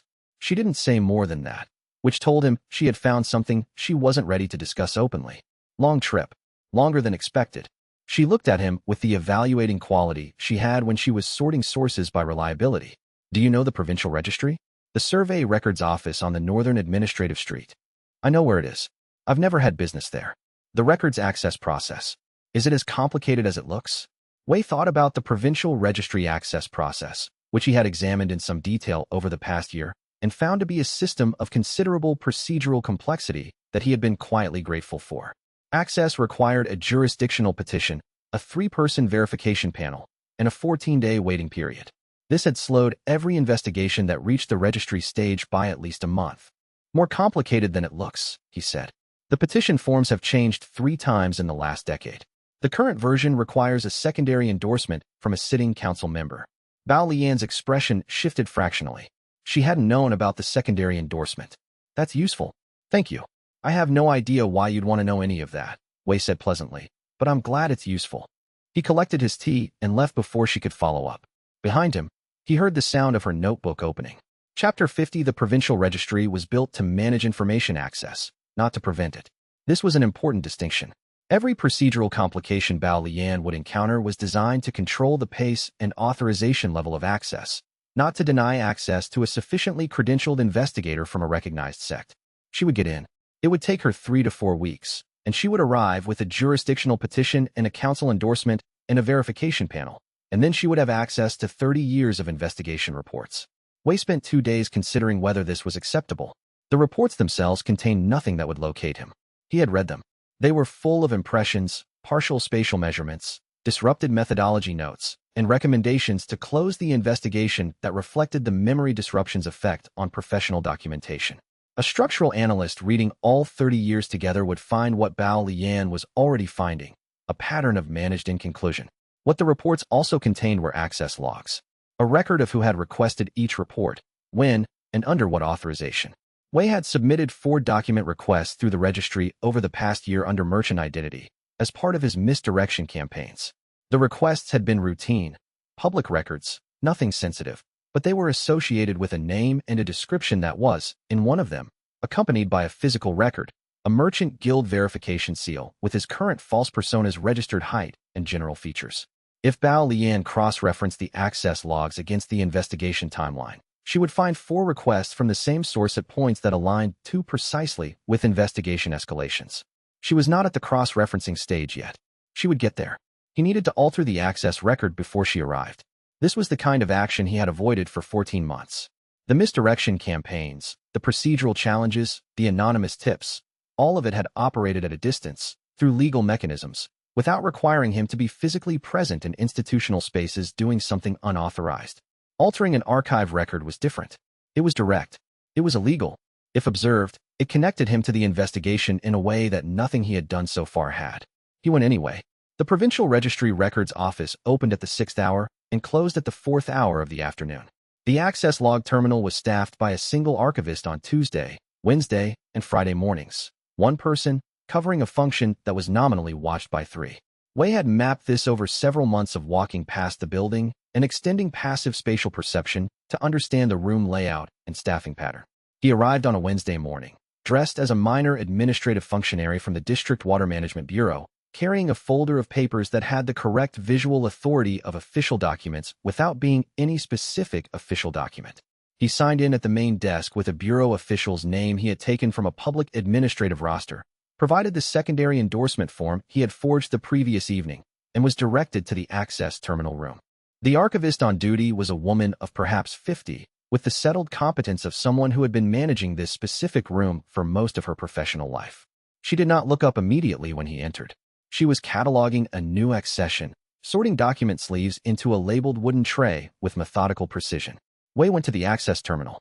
He found his 4 requests in the log quickly. The merchant seal was distinctive in the identifier field, standing out against the uniform sect and official identifications that surrounded it. He began the alteration, working carefully, replacing the merchant identifier with a generic administrative notation that would read as a routine records audit. He was 3 alterations in when the archivist looked up. She did not say anything. She was the kind of person who registered things before responding to them, and what she registered was a minor administrative functionary doing something at the access terminal that did not match the usual behavior of minor administrative functionaries. They looked. They requested documents. They did not spend 10 minutes making careful changes with a notation brush. Records audit, Wei said, without turning. He kept his voice at the precise level of boredom appropriate to someone doing a routine task. Water Bureau cross-referencing survey interactions. 47 entries to review. I wasn't notified of a Water Bureau audit. I submitted the form last week. He turned, then, with the mild frustration of someone encountering a procedural obstacle to a routine task. Senior Archivist, pay something countersigned it. I have the confirmation copy here. He produced the forged confirmation, which was convincingly formatted because he had spent 3 hours on it the previous evening. She looked at it for longer than a routine confirmation review required. She was a careful woman. She was noting the date, checking it against her records, finding, as he expected, that the confirmation was present in the filing system because he had slipped a copy into the incoming document tray 2 days ago. The confirmation is there, she said finally. It was not quite an acceptance. It was a statement of an observed fact that she was not yet comfortable with. Good. He turned back to the terminal. I should be done in another 20 minutes. She watched him for the remaining duration of his work. He could feel her attention like pressure on the back of his neck, the specific weight of professional skepticism from someone who had not found the irregularity yet, but knew the irregularity was there. He worked at a steady pace, not faster, not slower, finishing the remaining 2 alterations and then spending 8 minutes reviewing records that he had no interest in, performing the audit behavior he had described, before collecting his folder and signing out. She wrote something in a small notebook as he left. He walked 4 blocks before turning down a maintenance alley and stepping into a shadow and thinking, for a measured and professional 30 seconds, about what she had written. Then he walked the rest of the way back to the valley and considered how much time he had before she filed a query about the Water Bureau audit that had no record in the Water Bureau's own books. 3 days, he decided. For if she was cautious, he needed to be ready for what came next. Chapter 51. The inquiry appeared on the Water Bureau's internal document routing system on the 4th day, not the 3rd. The archivist had been cautious. Wei read it through a spatial fold he had placed near the Bureau's administrative office 3 days earlier, the morning after his visit to the registry. The fold was thin, barely a listening crack, and required him to sit very still in his pavilion with his eyes closed and his full attention directed outward. He did this for an hour each morning and evening, tracking the document's progress through the Bureau's routing system. The inquiry was addressed to the Bureau's chief administrator, a senior official Bong, and read, in the careful language of official administrative correspondence. Asterisk a verification request has been initiated regarding a records audit conducted on the 14th day of this month by an individual identifying as a Water Bureau representative. The audit documentation references a counter-signature from Senior Archivist Pei, who has no record of authorizing such an audit. Please advise as to the audit's authorization status at your earliest convenience. Asterisk it was precise. It was professionally worded. It contained nothing that accused anyone of anything. It was the formal equivalent of a hand placed gently on a suspect's shoulder. Wei had spent the 3 intervening days not hiding from this inquiry, but preparing it a destination.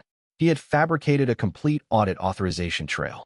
A minor interdepartmental coordination meeting 6 weeks ago, at which a Water Bureau representative had raised the issue of cross-referencing provincial survey records with hydrology data.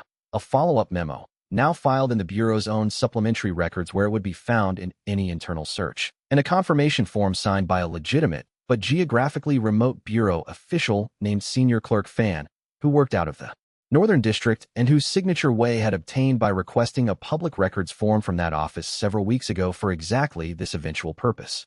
Senior Official Bung opened the routing inquiry that afternoon, searched the Bureau's records, found the audit trail Wei had planted, and replied to the provincial registry the same day.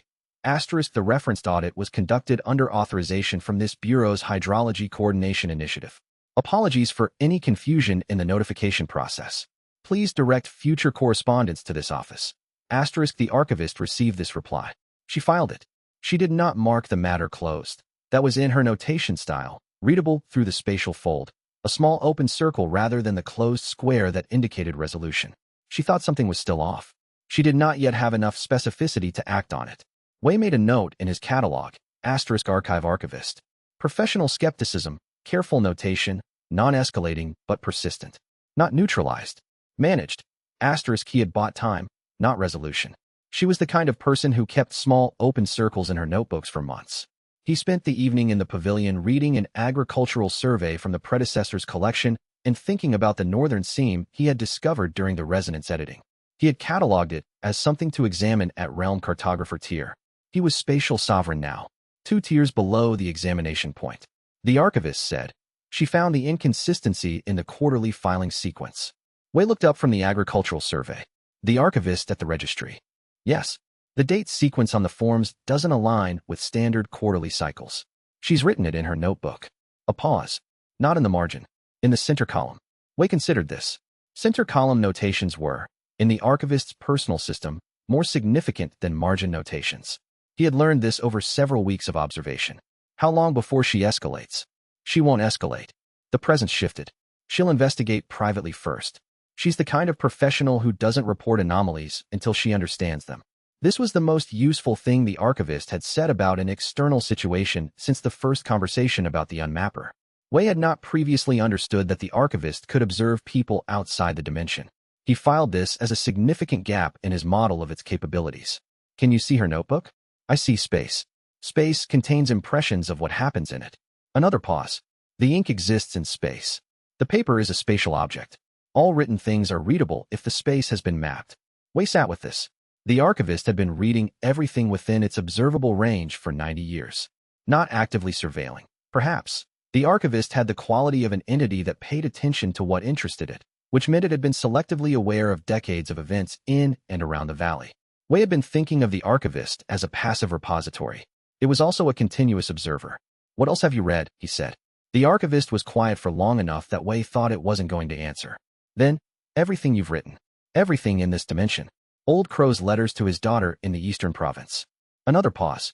The love letters and Elder Drum's campaign files, which he wrote to a woman who did not receive them. Wei said, why would you want to know any of that? The archivist said, I don't. I have it. Those are different things. Wei filed this too, and returned to his agricultural survey with the distinct sensation of having been briefly in the presence of a mind very much unlike his own. Chapter 52 The resonance calibration equipment arrived at the Survey Authority's district station 17 days after Old Crow's warning, faster than predicted, which was how most contingencies resolved in Wei's experience, slightly too soon. Old Crow brought the news in person, arriving at the valley entrance on a morning when the mist was still sitting on the lower slopes, and the wildflowers were wet with it. He had walked up from his cottage in boots that were leaving clear prints in the damp ground. and he sat down in his usual spot near the entrance and waited for Wei to come out, which Wei did within a few minutes because the listening formation had tracked his approach from 200 paces away. Equipment arrived yesterday evening, Old Crow said, without preliminary. I saw 3 survey authority crates on the road from town. Specialized carrying frames, the kind with spatial dampening built into the wood structure. Whatever's in them, it's sensitive. Wei sat down beside him. The wet grass soaked through his trousers immediately. How many personnel with the shipment? 4 I saw, plus the regular district station staff, which I'd estimate at 8 to 10. He paused. Elder Drum sent a senior disciple as a liaison. Young man, late 20s, the kind who's been given a task he's not quite sure of. Not Elder Drum personally. No. Old Crow looked at the valley entrance. What does the equipment do?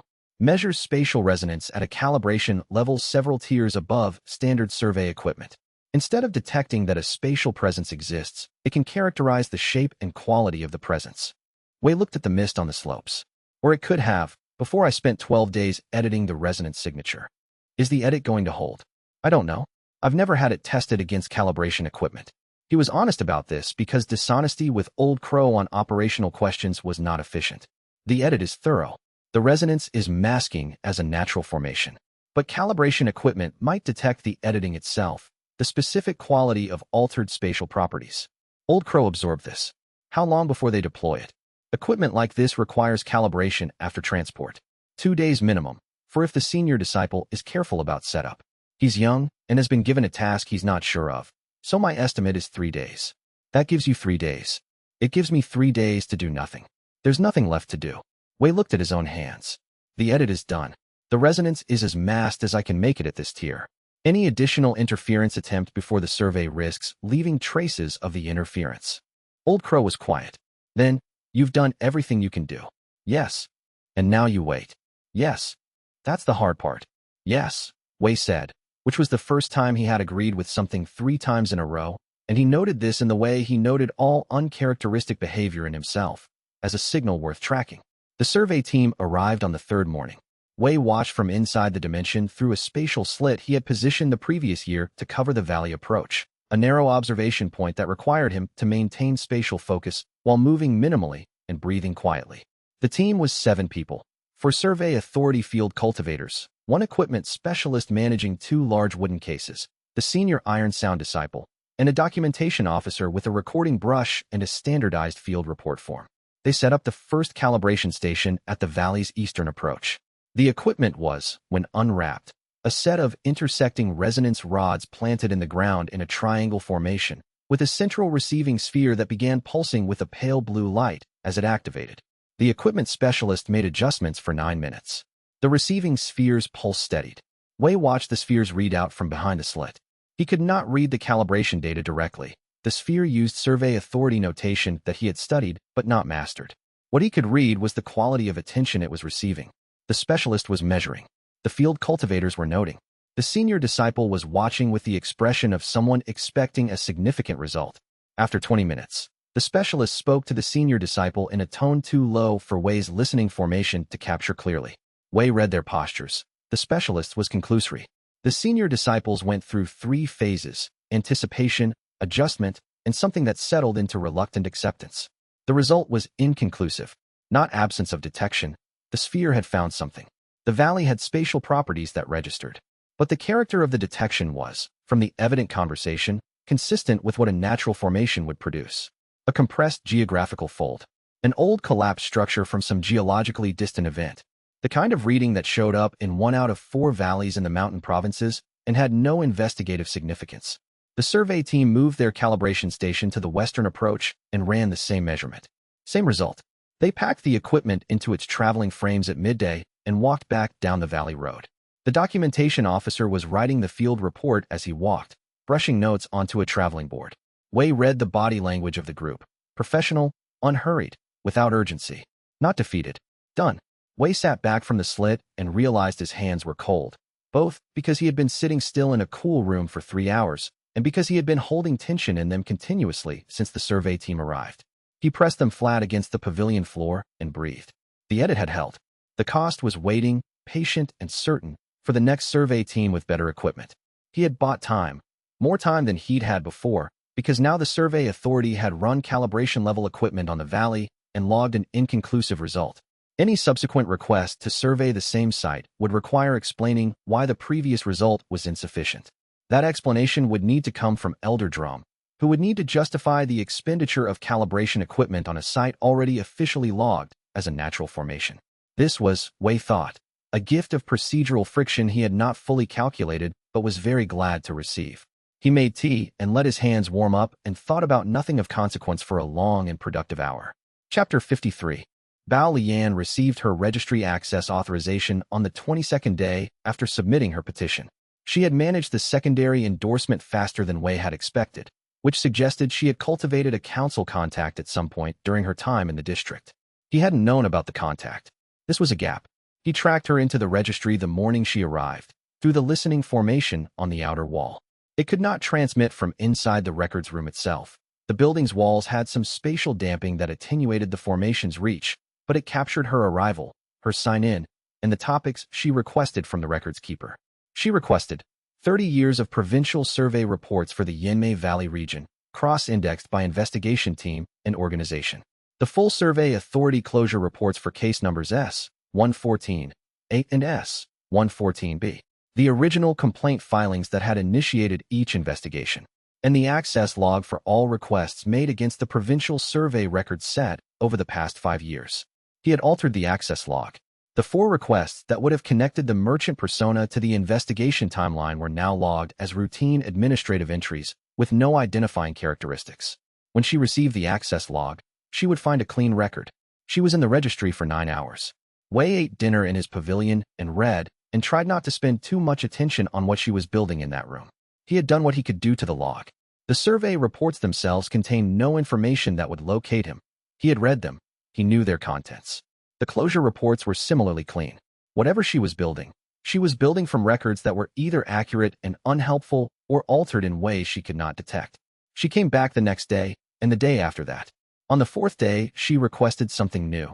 The personnel records for all survey authority survey teams that had investigated the Yinmei region.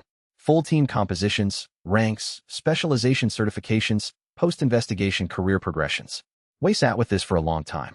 She was looking for something in the investigators' subsequent careers.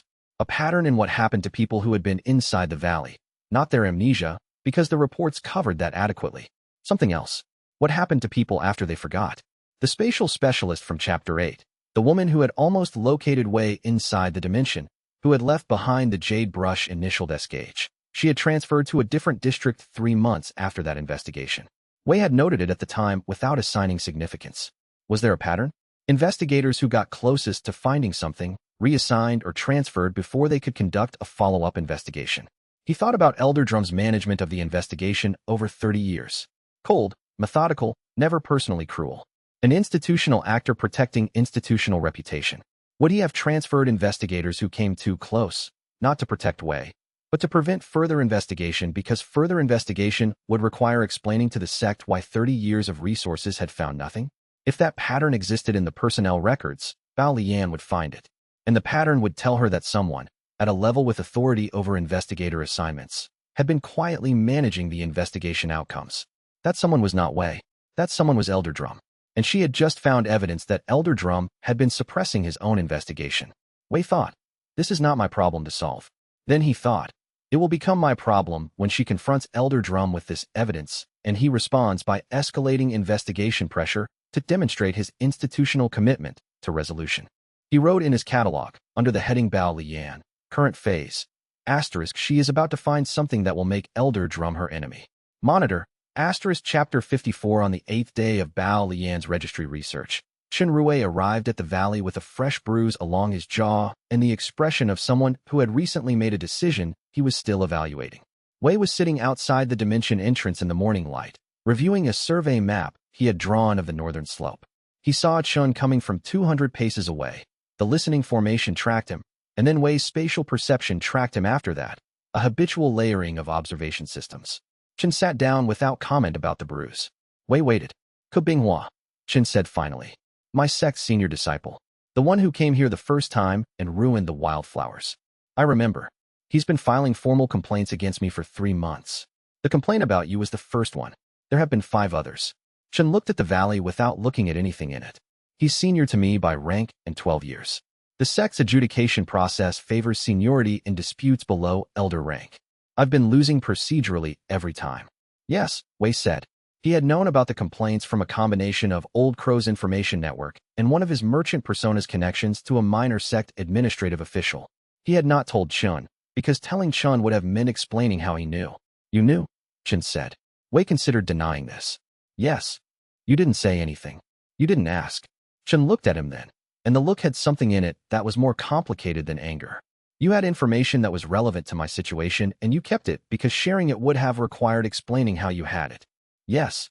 That's, Chen paused, sorting his words with the care of someone who understood the value of accurate language. That's your flaw, isn't it? You can't ask for help. And on the other side of that, you can't offer it without exposing yourself. Wei was quiet for a moment. I offered what I could without exposure. You advised me to become an elder instead of resigning. That was good advice. I'm following it. But if I'd known about the complaint filing pattern, I could have prepared a different documentation strategy. He wasn't accusing. He was describing. How many other things do you know about my situation that you haven't shared for the same reason? Wei could have deflected this. He thought about deflecting it. He said, several things. Chen absorbed this. He looked at the valley entrance. Are any of them things I need to know right now? The complaints against you will stop within the month. The person filing them has created a documentation pattern that will invert on him in the sect's quarterly review process. I filed a cross-reference through administrative channels. You filed against Kabinghua. I filed a routine administrative cross-reference using a merchant persona he doesn't know exists.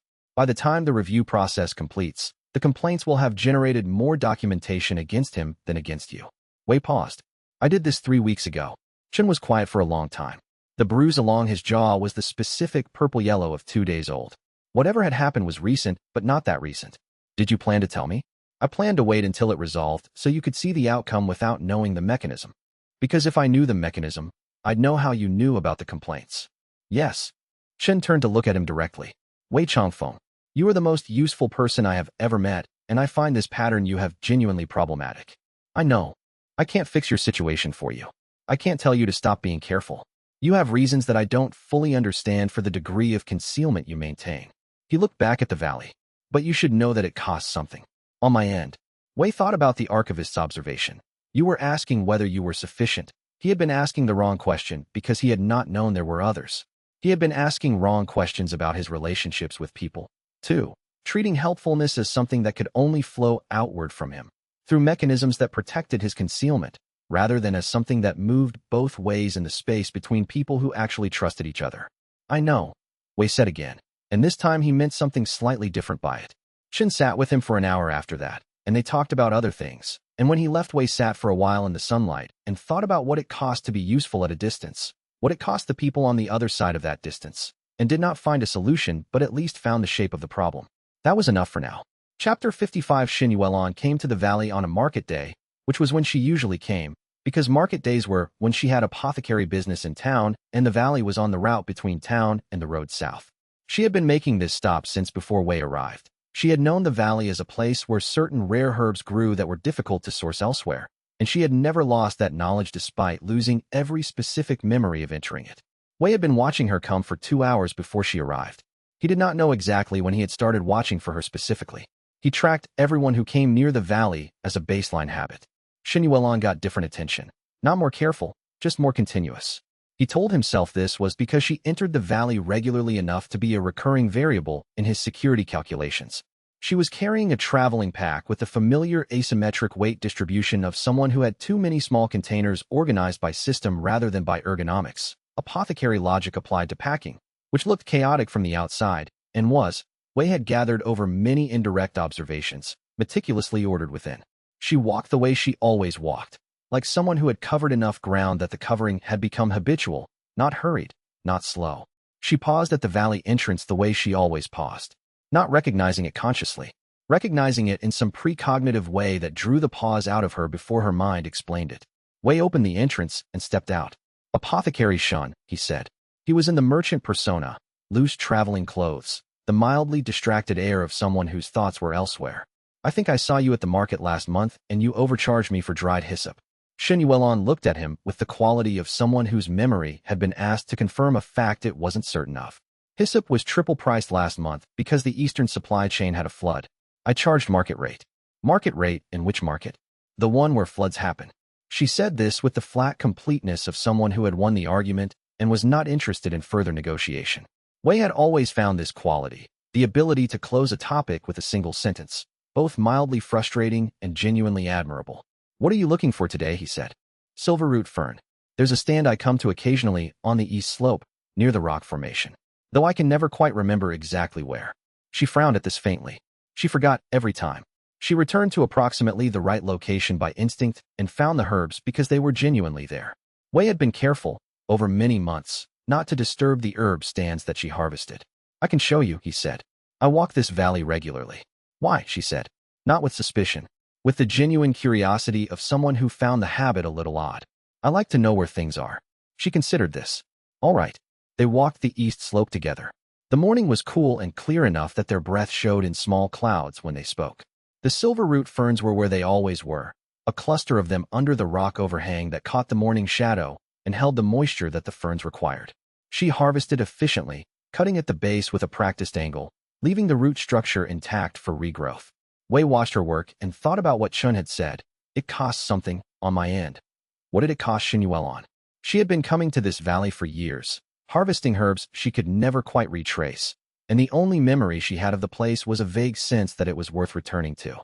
She returned, reliably, because the pull was real even when the memory wasn't. She didn't know him as anything except an eccentric merchant who was occasionally in the same place as she was.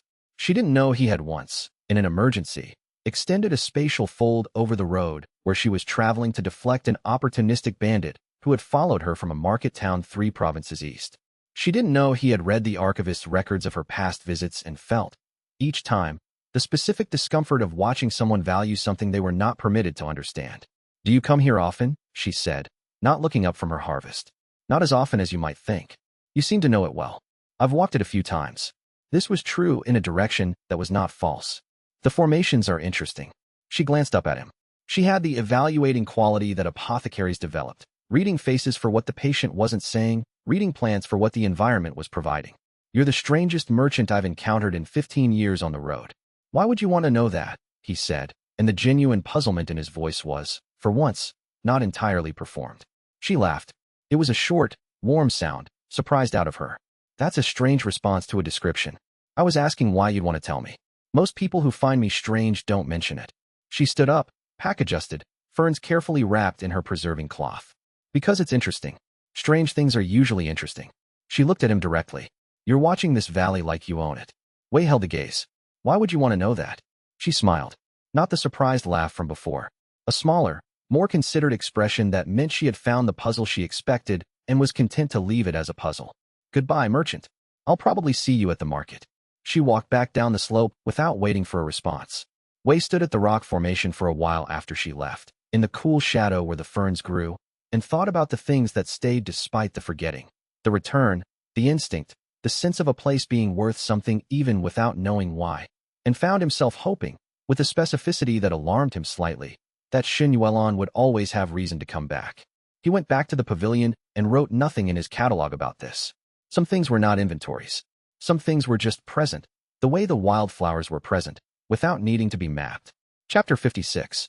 On the 12th day of Bao Lian's registry research, she filed a formal inquiry with the Survey Authority's Central Administrative Office in the provincial capital. Wei learned this from 2 sources simultaneously.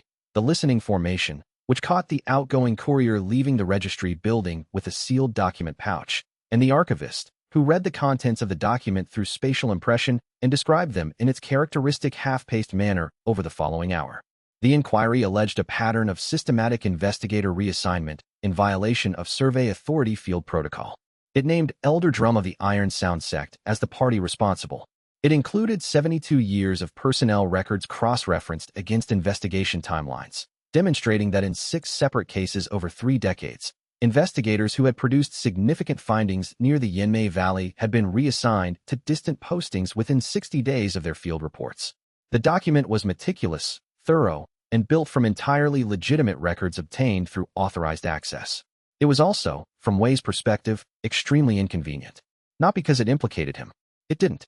Bao Lian's inquiry was focused entirely on Elder Drum's administrative misconduct, the suppression of investigation results, the management of institutional embarrassment through personnel manipulation.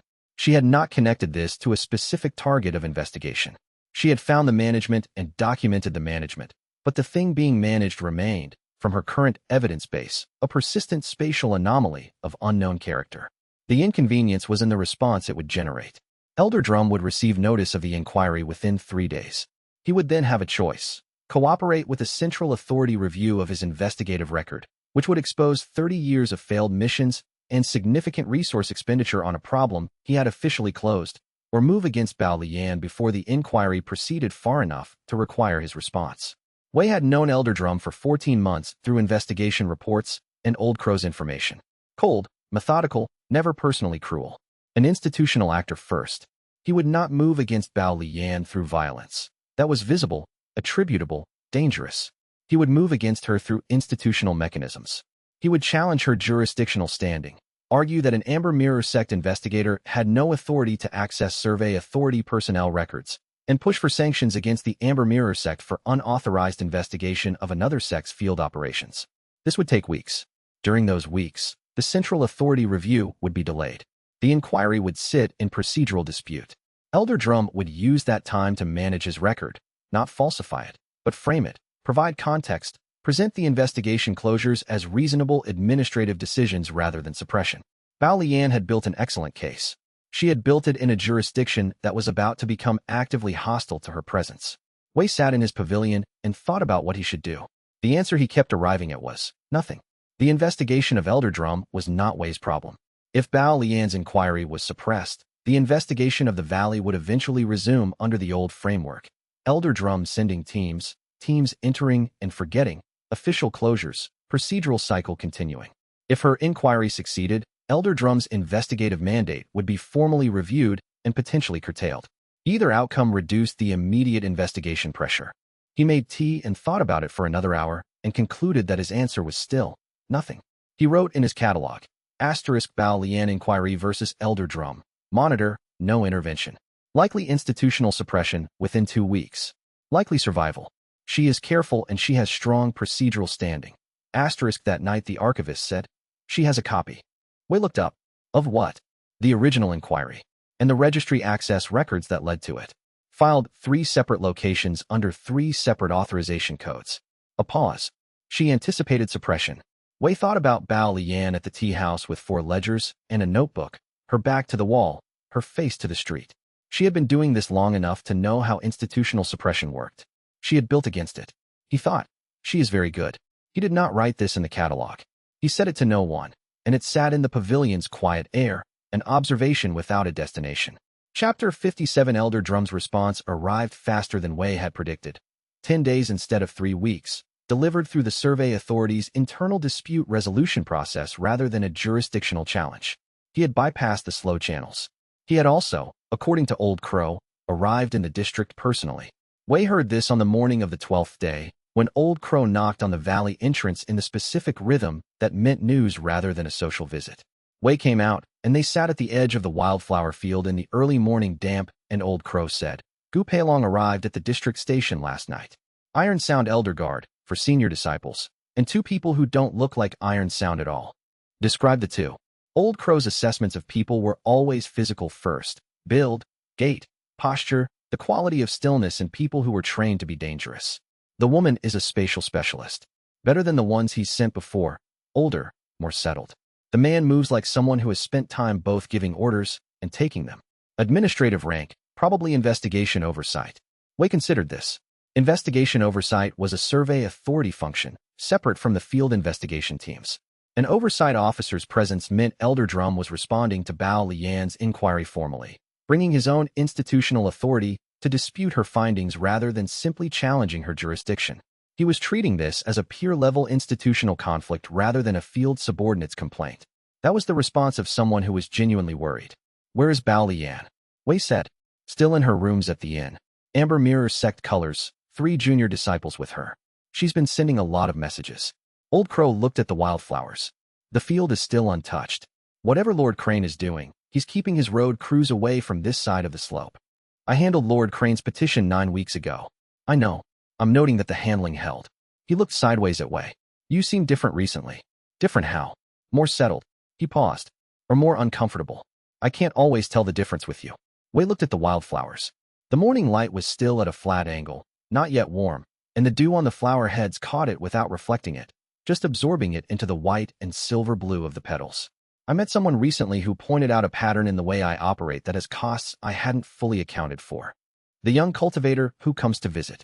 He has a name. Chin something. Old Crow was entirely comfortable with this imprecision. He was not a man who put energy into names he didn't need.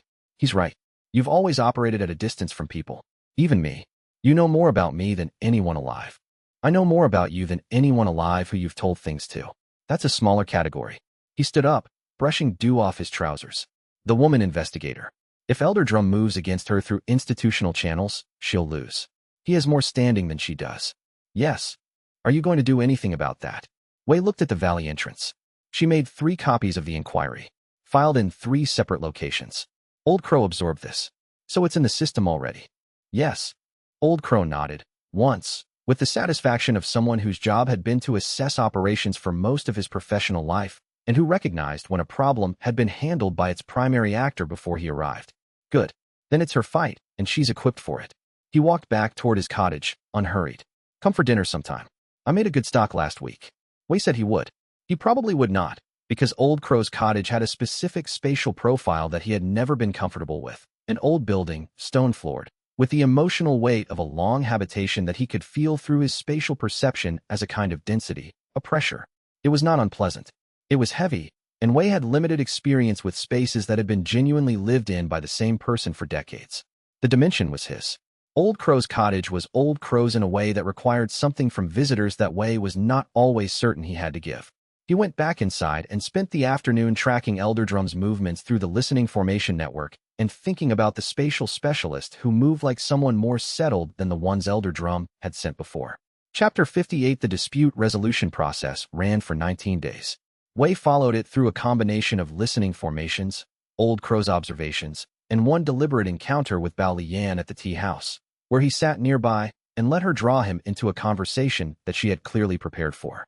You know about the inquiry, she said, not making it a question. Wei set down his tea. Why would a merchant know about a survey authority administrative dispute? Because this merchant is always in the right place to know the right things. She looked at him steadily. I'm not accusing you of anything. I'm observing a pattern. What pattern? You provided me with accurate information about the registry access process, including a procedural detail, the secondary endorsement requirement, that is not in any public document. You redirected a previous investigation of mine away from the valley at a moment when I was getting close to something. She folded her hands on the table, not with hostility, but with the patient attention of someone presenting a case. The redirection was done through the Amber Mirror sects' internal channels. It required someone with knowledge of our administrative structure. Wei looked at her with genuine puzzlement. Why would you want to know why I know these things? Because if you know this much about institutional structures and investigation processes, you probably know how the dispute resolution is going to end. Wei said, the resolution will close in Elder Drum's favor on the jurisdictional question. Your inquiry had standing based on the original investigation mandate, but investigation oversight can retroactively reclassify the Yanmei region as a closed case, which removes your jurisdictional basis. He paused. Your inquiry will be formally noted and filed without action. Your 3 copies will be acknowledged as existing but not acted upon. The personnel pattern you documented will remain in the official record. She was quiet for a moment. That's very specific. I read the Survey Authority procedural documents. They're public. Most people don't read them. I'm not most people. She looked at him for a long time. Long enough that it moved past the duration of comfortable evaluation and into something more deliberate. He held the look without discomfort, because discomfort was not something he was susceptible to from external sources, and because looking away would tell her something. The inquiry was a secondary goal, she said finally. I knew Elder Drum would suppress it. The primary goal was getting the personnel records into the formal record before suppression. She picked up her tea. That documentation now exists in 3 locations. It can't be unexisted. In 5 years or 10, when there's a different Grand Elder structure at Iron Sound, someone will find it. Wei thought. She is building a delayed weapon. Not for now. For later, for a future investigation that she will never personally conducted by someone she will never meet, who will find the documented pattern she has placed and understand what it means. He said, "Why would you invest this much effort in a result you'll never see?" She said, "Why would you invest this much effort in staying invisible when invisibility is so expensive?" Wei looked at her. It was his turn for deliberate duration. She had answered a question with a question. He had not expected that. "I'll see you at the market," he said, and left. He walked back to the valley and sat in his pavilion for a long time and thought about the fact that she had just told him, in the most precise terms she could use without breaking cover for either of them, that she knew he was worth finding, and that she had decided not to find him, not because she couldn't, but because finding him was not the most useful thing she could do with what she knew. He wrote in his catalog, Bao Lian, current status, she knows. Not everything. Enough. Assessment. She has decided not to act on it. Do not underestimate the cost of this decision for her, or the risk it represents if she changes her mind. Chapter 59, The Archivist showed Wei the memory on a night when the dimension was very quiet, 3 days after his conversation with Bao Lian. It was not a story or a description. It was spatial. The Archivist gathered the impressions of its own past, the events recorded in the dimension's space over 90 years, and presented them as a coherent field of sensation, temperature, sound, the quality of light, the movement of people through the pavilion. Wei sat in the pavilion, and the pavilion became, for a sustained moment, the pavilion 90 years ago. A woman, not young, perhaps 60, with the specific quality of someone who had been 70 for a long time and was not accelerating, sat at the same desk. The desk was older, the surface more worn. She was writing in a large book with the unhurried attention of someone who had no deadline and no audience. The ink was dark. The calligraphy was practiced and particular. Wei recognized the calligraphy. He had seen it in the notes from the predecessor's satchel, in the map that had predated his arrival by a century. He had been reading her handwriting for 14 months without knowing her face. She was not what he had expected. He did not know what he had expected, some category of austere hermit, perhaps, or someone who resembled the archivist's voice. She was instead a woman who looked like someone's grandmother who had developed opinions about everything and had stopped pretending otherwise. Her robes were practical and slightly mismatched at the collar. She had ink on her left thumb that she was not aware of. She wrote for a while in silence. Then she looked up, not at Wei. He was not there. This was 90 years ago, but at the dimension's space, with the attention of someone who has heard something they cannot locate. She said, to the space, "You're restless tonight." The archivist, which was not the archivist yet, which was the dimension itself in the time before it had a word for what it was, responded. Not in language. A shift in the air quality. The warmth of the pavilion adjusting by a fraction. She nodded. I know what's coming." She put down the brush and looked at her ink-stained thumb with the mild surprise of someone who had noticed it for the first time. "I want you to know that I thought it through. It wasn't impulsive. After 50 years of thinking about where you end and I begin, I couldn't find the boundary anymore." She paused. "That's not a sad thing. I want to be clear about that." The dimension settled. The warmth was steadier. "Whoever comes next," she picked up the brush again. "Make it hard for them. Not the investigation. Let the investigation have its 30 years. I mean, make it hard for them to be comfortable being unseen." She wrote something in the book, something that Wei could not read from the impression angle, something she pressed into the paper with careful emphasis. "The invisibility is a tool, not a destination. I figured that out too late." The memory ended. The pavilion was the pavilion now, with the desk Wei had spent 14 months at, and the 2 teacups on the windowsill, and the smell of the tea he had been drinking before the archivist had offered him this. Wei sat with it for a long time. The archivist said nothing. Finally, Wei said, "She told you to make it hard for me." "Yes." "How long have you been doing that?" A long pause. "Since you arrived." The presence shifted. The investigation pressure. The calibration equipment. Lord Crane. The archive records. Another pause. "These happened. I did not arrange them. But there were other pressures I could have deflected in the first months that I chose not to." Wei thought about the first months. The intense investigation period. The 4 large teams, the specialists, the survey authority closures. He had thought the escalation was natural. Elder Drum's institutional frustration expressing itself in a predictable pattern. He had not considered that some of it might have been maintained at the level it was by a force that had a reason for it. He said, "You made it harder than it needed to be." "Yes." "Because she asked you to." "Because she was right." The archivist settled into a quieter quality. "You are uncomfortable being unseen. You have been since the beginning. I have been watching you decide whether to be known or not for 14 months. You are getting closer to the decision." A pause.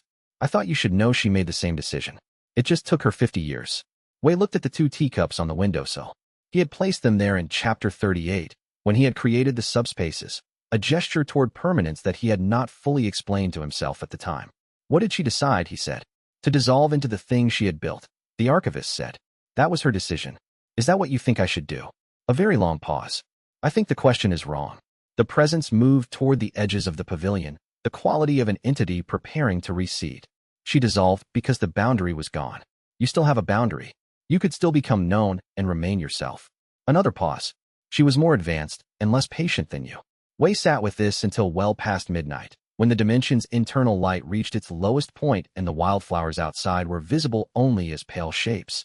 And he thought about a woman he had never met who had spent 50 years in the same pavilion and whose handwriting he had been reading for 14 months, and who had thought hard enough about invisibility to understand its limits, and had given that understanding, along with her dimension, her notes, her catalogs, her map, and her old spatial echo, to a man she had never met and who would have to figure out the rest himself. He was grateful. He did not know who to tell this to. He sat with it instead. Chapter 62. Weeks after the dispute resolution formally closed in Elder Drum's favor, a message arrived through Old Crow's information network from the Eastern Mountain Range. It was not signed. It was written in a shorthand that Wei had not seen before, not a formal cipher, more the personal notation of someone who had developed private symbols over many years of solo documentation. Old Crow gave it to him without curiosity about its contents, which meant either he couldn't read it or had read it and found it unremarkable. Wei suspected the latter. He took it into the dimension and spent 2 hours with it. The shorthand decoded into a message from Xianxia. Brief, factual, without preamble. He had encountered a problem. Not an investigation, something different. A spatial pressure from the north, erratic and unfamiliar, that had been disturbing the outermost layer of his mountain dimension for 3 weeks. He had no framework for it in 30 years of spatial cultivation experience. He was noting it as information and not requesting anything. Wei read this 3 times. He thought about the unmapper, which the archivist had described in Chapter 44 as a consciousness existing in negative space between dimensions, which destroyed spatial truths, which the predecessor's consortium had hidden from for 60 years. The archivist had told him the consortium's last known position was somewhere in the northern range. Xianxia was in the eastern range, north adjacent by the mountain's geography. Wei wrote a return message. He was careful with it. Not too specific, because Xianxia had not asked for information, and providing unrequested information about a threat that could not yet be confirmed would create panic without usefulness. He described the unmapper in general terms, a consciousness in negative space, capable of disrupting spatial claims, documented in old records he had inherited with the Valley Dimension. He provided 2 protective measures the archivist had suggested in their conversations, deepening the resonance signature's internal layers to create redundancy against erasure, and pulling the outermost spatial boundary inward to reduce surface exposure. He noted that the measures were protective rather than deterrent. He sent the message through Old Crow's network and sat with the decision afterward. This was the first time he had shared specific information about the unmapper with anyone outside the dimension. He had told no one, not Shenruwei, not Old Crow, not Bao Lian, about the threat the archivist had described. He had cataloged it as a future problem and assigned it a preparation timeline, and proceeded as if preparation time was something he could guarantee. Xianxia's message made the timeline less certain. He spent the afternoon in the pavilion developing a preparation framework, not a combat strategy. He was 5 tiers below the ability to do anything directly against a force operating in negative space. A documentation strategy. Everything he knew about the unmapper, organized in order of operational relevance. The archivist's descriptions. The predecessor's consortium's protective methods. The 3 months of preparation the consortium had made before its 60-year concealment. What he had, what he lacked, what he needed to develop. The list of what he lacked was long. He needed to reach Realm Cartographer tier before the unmapper became an active threat rather than a theoretical one. He needed to understand the northern seam better. The archivist had indicated the predecessor's consortium had operated somewhere in that direction. He needed, and this was the part of the list he spent the most time with, to make decisions about who to tell. Shenruwei was not a spatial cultivator. He could not help with the unmapper's specific threat, but he was a person whose continued safety depended on the dimension remaining intact, and Wei had already established that not telling him things had costs. Bao Lian knew enough to know that something significant was in the valley. She did not know the unmapper existed. Wei sat with the question of telling her and found, to his discomfort, that the answer was not as clearly no as it should have been. He was not going to tell her tonight. He was going to think about it until he had a better framework for the decision. That was allowed. He wrote in the catalog, On mapper, timeline uncertainty increased. Jian Xingmu's report suggests activity is northward and recent, not dormant. Preparation priority elevated. Then he wrote, after a pause, a second line, consider disclosure. Not yet. Consider. He closed the catalog and made dinner and listened to the dimension around him. The pavilion, the wildflowers outside, the subspaces below, the sealed compressed interior to the north with its old consortium seam. He had been here for 16 months. He knew every spatial quality of this place the way he knew his own hands. It was, without his having planned for it or noticed it happening, his. He thought about the predecessor dissolving into it. He thought about the archivist, which had been the predecessor, which had watched him for 16 months with the patience of something that had already resolved the question he was still asking. He thought about a woman who had spent 50 years figuring out that invisibility was a tool and not a destination, and who had then chosen, at the end, to make herself the most permanent thing in the space she had built. He was not her. He still had a boundary. He was still himself. He would keep being himself a little longer while he figured out what that meant. Outside, the wildflowers were silver in the dark, and the valley was quiet, and somewhere in the negative space to the north, something old and patient was moving. Chapter 61. 3 months passed in relative quiet. The investigation pressure reached its lowest point since Wei had arrived in the valley.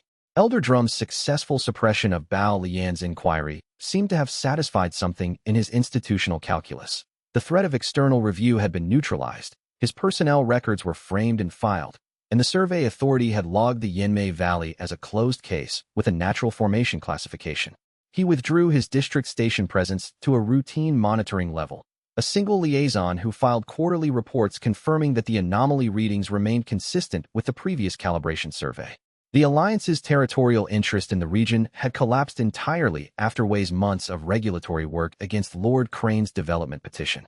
Bao Lian remained in the district, but had shifted her visible focus to a different region entirely, a cluster of spatial irregularities 40 miles north that she was investigating under a new mandate. Whether she was genuinely focused there or using the northern investigation as cover for continued local research was a question Wei could not fully answer from the listening formation's range. He sent no message to her. He tracked her courier traffic from a distance and found nothing alarming. This was the quietest the valley had been. He did not trust it. He used it.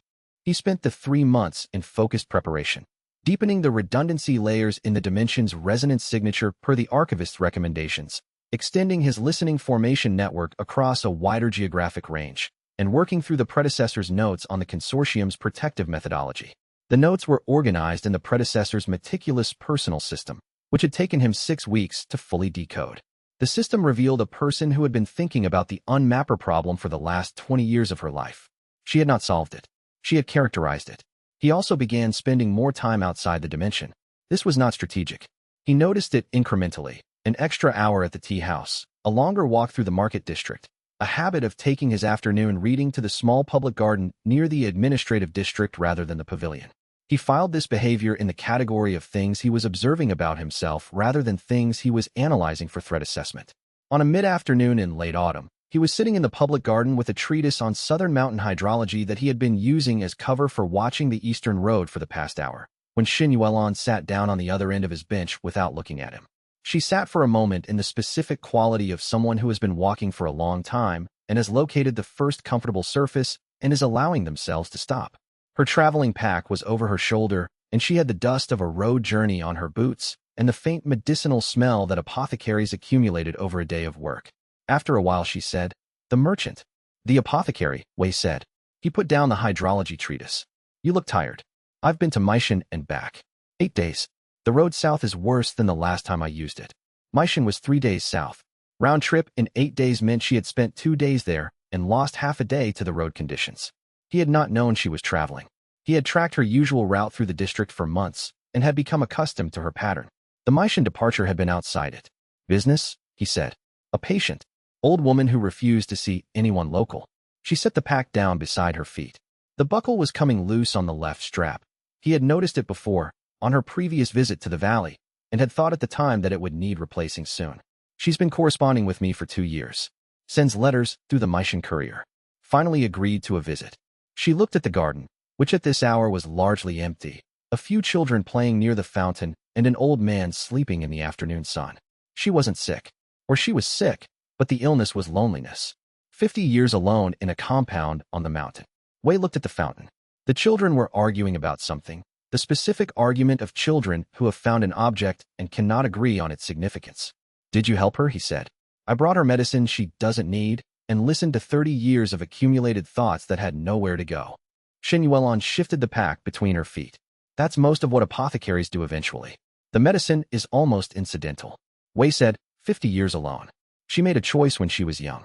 She said at the time it was the right choice and she still thought it was the right choice, but she hadn't understood that right choices can be expensive in ways you don't see until you've been paying the cost for decades. She looked at him sideways. You have a face right now that suggests this subject is relevant to you in a way that isn't idle curiosity. I'm a traveling merchant. I live alone in a series of inns. You don't live in inns. She said this with the flat completeness she had deployed in the hydrology conversation. You live somewhere fixed. You just travel out from it. A pause. I've met enough traveling merchants to know the ones who are genuinely rootless and the ones who are using the traveling as a story about themselves. Wei considered this. She had found the distinction he maintained carefully and was holding it up in the light. Why would you want to know that? He said. She almost smiled. She had heard that response from him before. He had used it at the valley, and she didn't remember that conversation, but the pattern of the response had registered somewhere. I don't specifically. I'm just noting that you're a person with roots who pretends otherwise. And so was the woman on the mountain, and you both make the same face when the subject comes up. Wei picked up the hydrology treatise. The Meishan Road. Is it the bridge at Finshui that's the problem? She let him change the subject. She was, he had observed, a person who could tell the difference between a deflection and a boundary, and who respected boundaries even when she didn't agree with them. Yes, the bridge has a 2-foot drop on the eastern approach since the last flood. Badly maintained. I travel south twice a year. I'll note it. She nodded and retrieved her pack, checking the buckle on the left strap with a professional flick. It held, barely. She looked at it with mild resignation. I need to have this replaced. There's a gear and saddle shop 2 streets east. The owner does pack repair as a secondary service. He's better than the main leather workers on the market street. Xin Yuelon looked at him with the considering expression of someone completing a pattern recognition. You know this district very well for someone who lives in inns. Wei said nothing. She stood, adjusting the pack carefully to the right shoulder to spare the buckle. Thank you for the garden and the recommendation. I'm sure I'll see you at the market. She walked away without the backward look that some people added to the end of a conversation they weren't quite finished with. She was finished. Wei sat in the garden with the hydrology treatise in his hands and the late afternoon light warming the stone of the bench, and he thought about a woman on a mountain who had spent 50 years alone and had needed 2 days and an apothecary to finally put her accumulated thoughts somewhere. And he thought about right choices being expensive in ways you don't see until decades later. The cost was clear. He saw it fine. Seeing it did not change the fact that it was the right choice. He told himself this with the care of someone who has had to tell himself the same thing many times and has noticed that the telling is getting less persuasive each time. Chapter 62. The next letter from Jian Qingmu arrived 6 weeks after the first, again through Old Crow's network, again and signed, again in the private shorthand that Wei had fully decoded by now. The northern disturbance had intensified. It was no longer erratic. It had become directional. Something was moving. Not fast, not urgently, but with the slow, intentional quality of a force that knew where it was going and did not need to hurry about getting there. Jian Qingmu had implemented the protective measures Wei had described. The outer boundary of his mountain dimension had been pulled inward, and the resonance redundancy had been deepened. He had been in his dimension for 3 weeks without emergence, which was the most extreme self-protective measure available to a spatial hermit. Complete spatial withdrawal, no external exposure, no movement. He had also encountered another spatial hermit, a woman who went by the name Nightfall, who had been operating out of a cave system in the northern range for 40 years and who had sent him a message through a mechanism she didn't explain. Asterisk coming from the north. Not new. Old. It remembers. Asterisk Wei read the message twice. Then he sat with the archivist's extended description of the unmapper from chapter 44, the way it moved through negative space, destroying spatial truths, the consortium's 60-year concealment, the fact that it had been dormant for long enough that the predecessor had not encountered it directly. Asterisk old. It remembers. Asterisk the consortium had hidden from it for 60 years.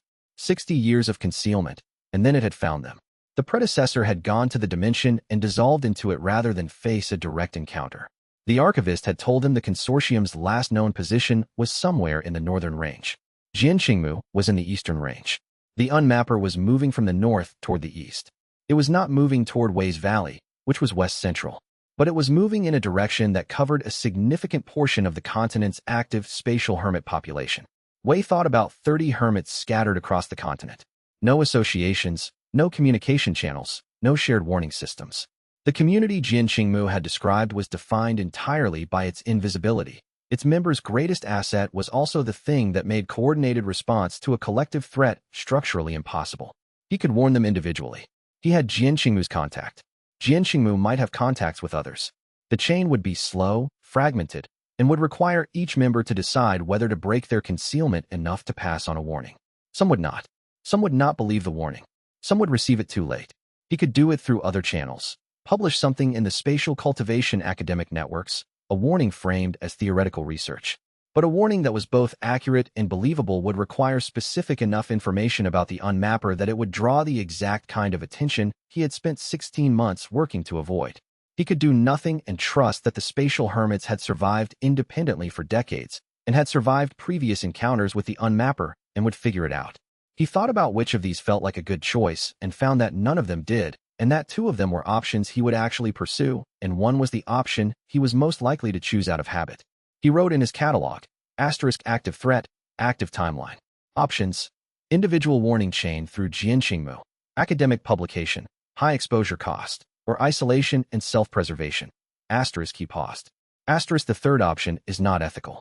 Note that, and note that knowing it doesn't stop it from being tempting. He wrote a reply to Jin Qingmu. He described the unmapper in full, not in fragments, using everything the archivist had told him and everything the predecessor's notes had documented. He asked Jin Qingmu to pass the information to every spatial hermit contact he had. He did this without asking whether Jin Qingmu wanted to take on that risk, because asking would have been a polite way of not quite asking, and Wei had been in the business of polite not quite asking for long enough to recognize it when he was doing it. He sealed the letter and gave it to Old Crow that evening, and sat with the specific discomfort of having done something that extended his information signature into a network he did not control. The discomfort was correct. He sat with it anyway. Chapter 63. The new investigator arrived in the district on a cold morning in early winter, and Wei knew immediately that this one was different. Not more dangerous, not more skilled. Different in kind. She was young, early 20s, Wei estimated, which was young for an independent investigator, and she was not affiliated with any sect in the listening formation's range of recognizable institutional signatures. She traveled alone, without escorts or disciples, with a small pack and a surveying staff that she used as a walking stick more than a tool. She registered at the district in under the name Shui Zhurong and listed her occupation, in the inn's record book, as academic researcher. Wei found the record book notation through the archivist, who read it through spatial impression that evening. Academic researcher, not an investigator. Not a sect cultivator with an institutional mandate. Someone who had arrived at the Yanmei Valley mystery from a different direction. Not through institutional investigation, but through scholarship. She was studying the phenomenon, not hunting it. He watched her for 4 days before he saw her in person. She spent the first 3 days in the town library and the public records room, the same records room Bao Lian had worked through, but she was requesting different materials. Historical accounts of spatial anomalies from the region's founding documents. Agricultural records with unusual notations, folk stories collected by a provincial archivist 60 years ago. She was building context from the ground up rather than from institutional survey reports down. On the 4th day, she walked the valley road. She was not looking for an entrance. She was looking at the landscape itself, the way the hills curved, the drainage patterns, the distribution of particular plant species. She had a notebook out and was making sketches that Wei recognized, from his spatial perception, as very good topographic notation. She was mapping the valley not as a spatial cultivator, but as a natural historian. She sat down at the valley entrance for 2 hours without entering. Wei watched from inside. She was close enough that he could feel the edge of his own perception brush the edge of her awareness. She had some spatial sensitivity, not cultivated to a formal tier, but present. The way some people could feel a change in weather before the clouds arrived. She felt the dimension. She did not try to enter it. She wrote in her notebook for the full 2 hours, occasionally stopping to look at the entrance, and then looking away, the way you looked away from something you were trying to see in your peripheral vision. She was very patient. She would come back. On the 5th day, she introduced herself to Old Crow. Wei heard this through the listening formation near Old Crow's cottage. She had walked up to his door in the early afternoon and knocked and waited, and Old Crow had opened the door and looked at her with the particular attention he gave to people who had made it up his path, which was a useful path for him to have, because it filtered out people who were not serious. She said, "My name is Shuejiro. I'm writing a monograph on spatial anomalies in the mountain provinces. I've read every investigation report that's accessible through the public record system, and I believe this valley is significant. I'd like to know what you've observed in 30 years of living near it." Old Crow said, "Come in. I made too much soup." Wei, listening from 200 paces away, felt something in his chest cavity that was either respect or concern. He had never met anyone who had approached Old Crow through the direct request rather than through the information dance. Old Crow was a retired assassin who had lived near this valley for 30 years. Direct requests worked on him because they were rare. She was going to learn something.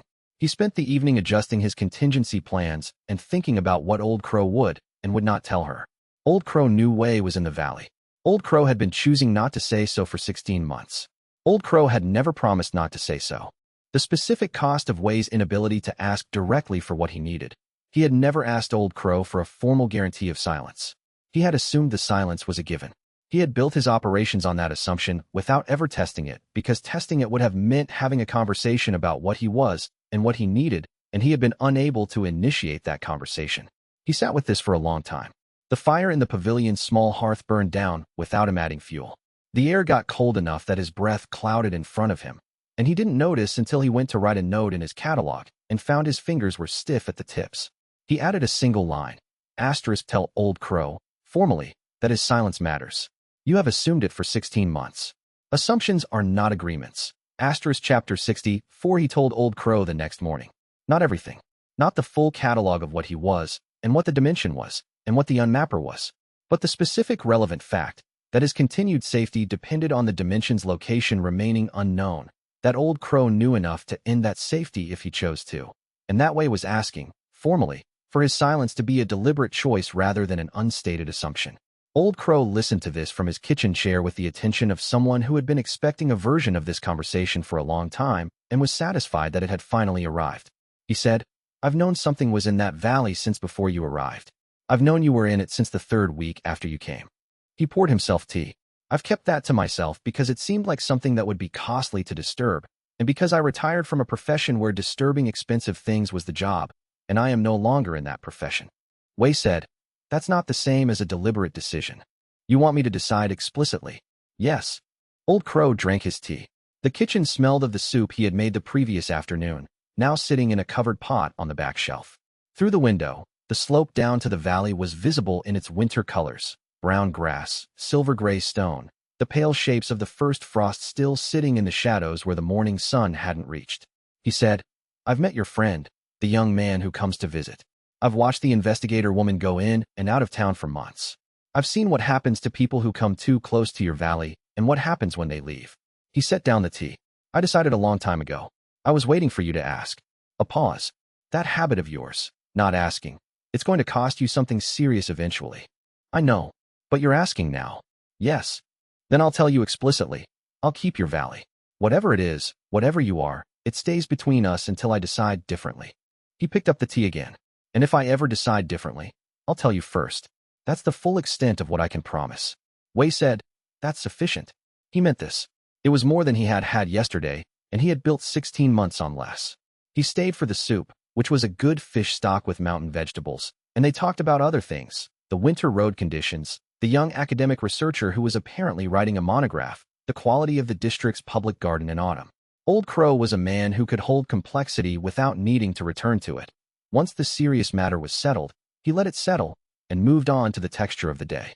Wei walked back to the valley in the early afternoon with the particular satisfaction of something that had been theoretically true becoming actually true through the act of being said. He sat in the pavilion and thought about what the next breakthrough was going to require of him. The realm cartographer tier. He had been spatial sovereign for 6 months. The question he had been circling, the question he had not quite been able to answer. Could he perceive the unmapper from within his own dimension? He could edit spatial properties, create subspaces, mask his resonant signature. The realm cartographer tier, as the predecessor's notes described it, unlocked perception across realms, the ability to sense what existed in spaces adjacent to or underlying the mapped world. Negative space.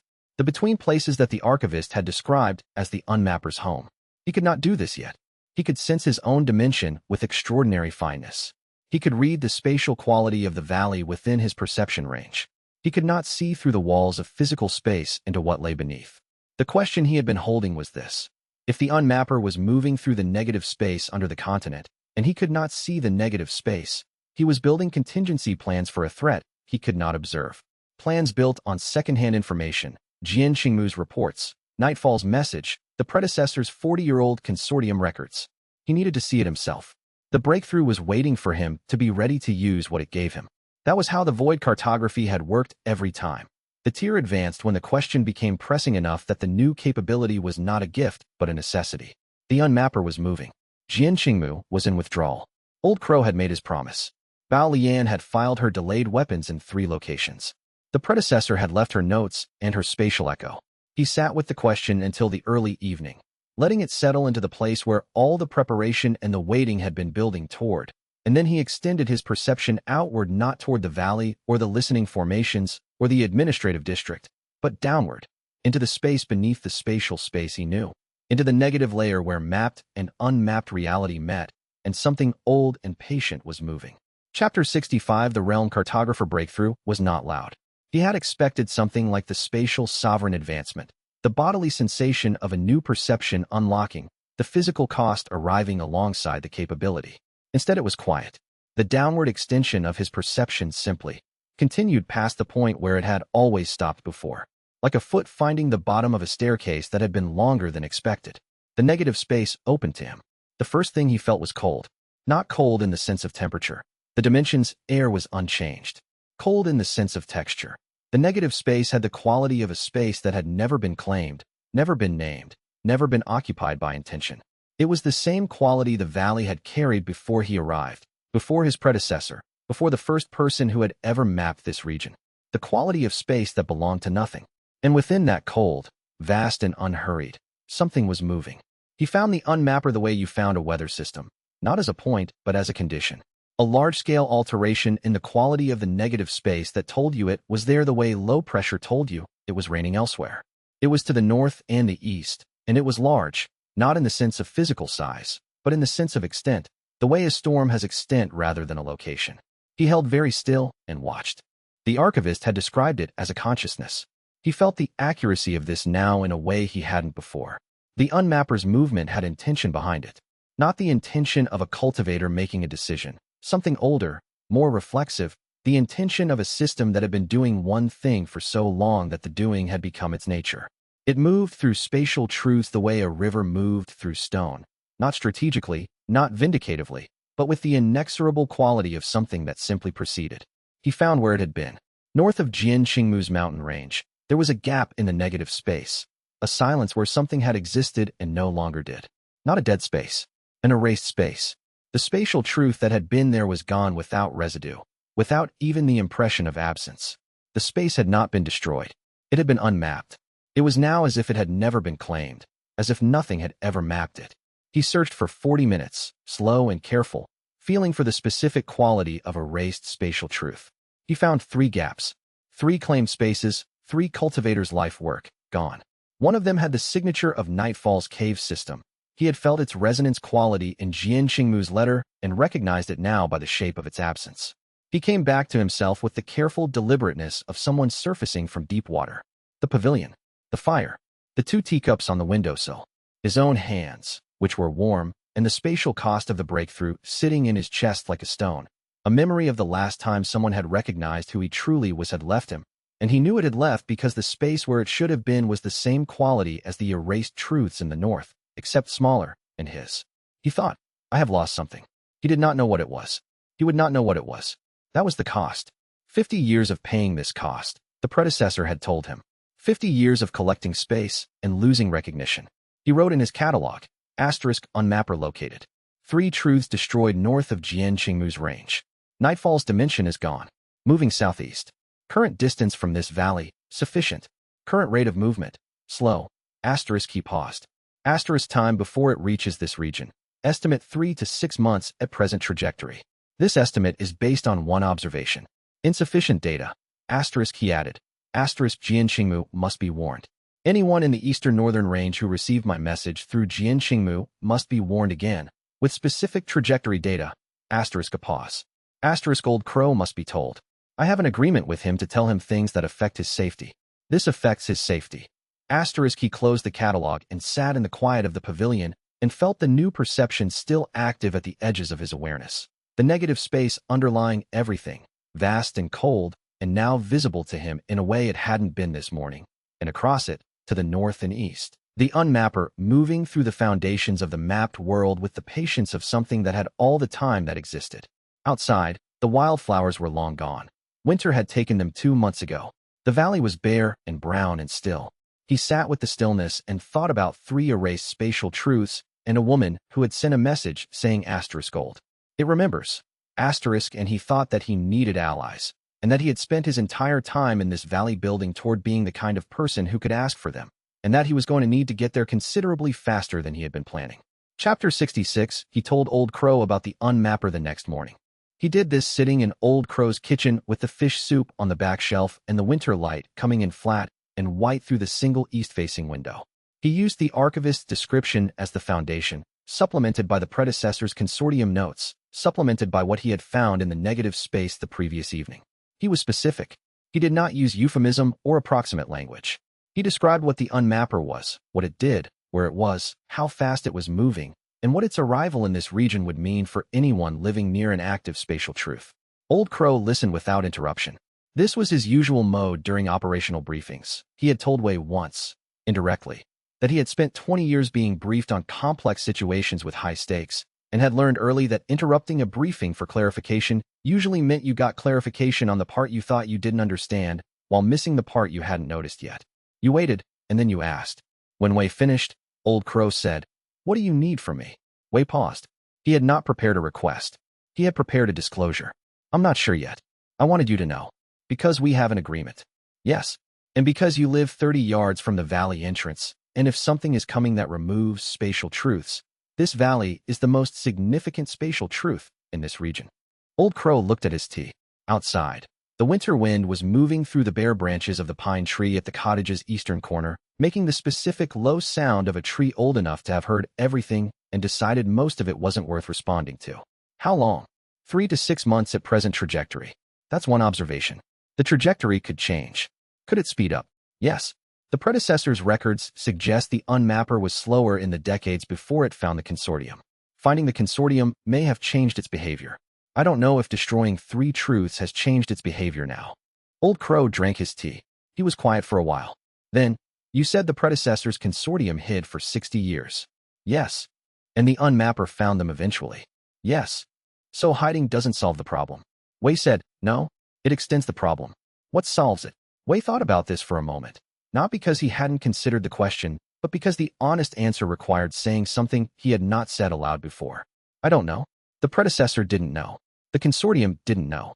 The archivist thinks the answer is in the quality of the claimed truth. Something about a spatial truth that is complex enough to be self-referential might be capable of repelling unmapping. But the predecessor's consortium never tested this. They hid. You're not going to hide.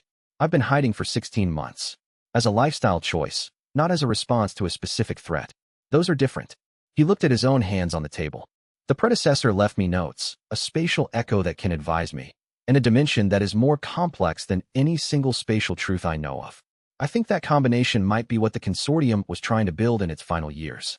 I think she ran out of time. Old Crow set down the tea. He had the expression of someone who had just been given a large and complicated task and was deciding whether to accept it.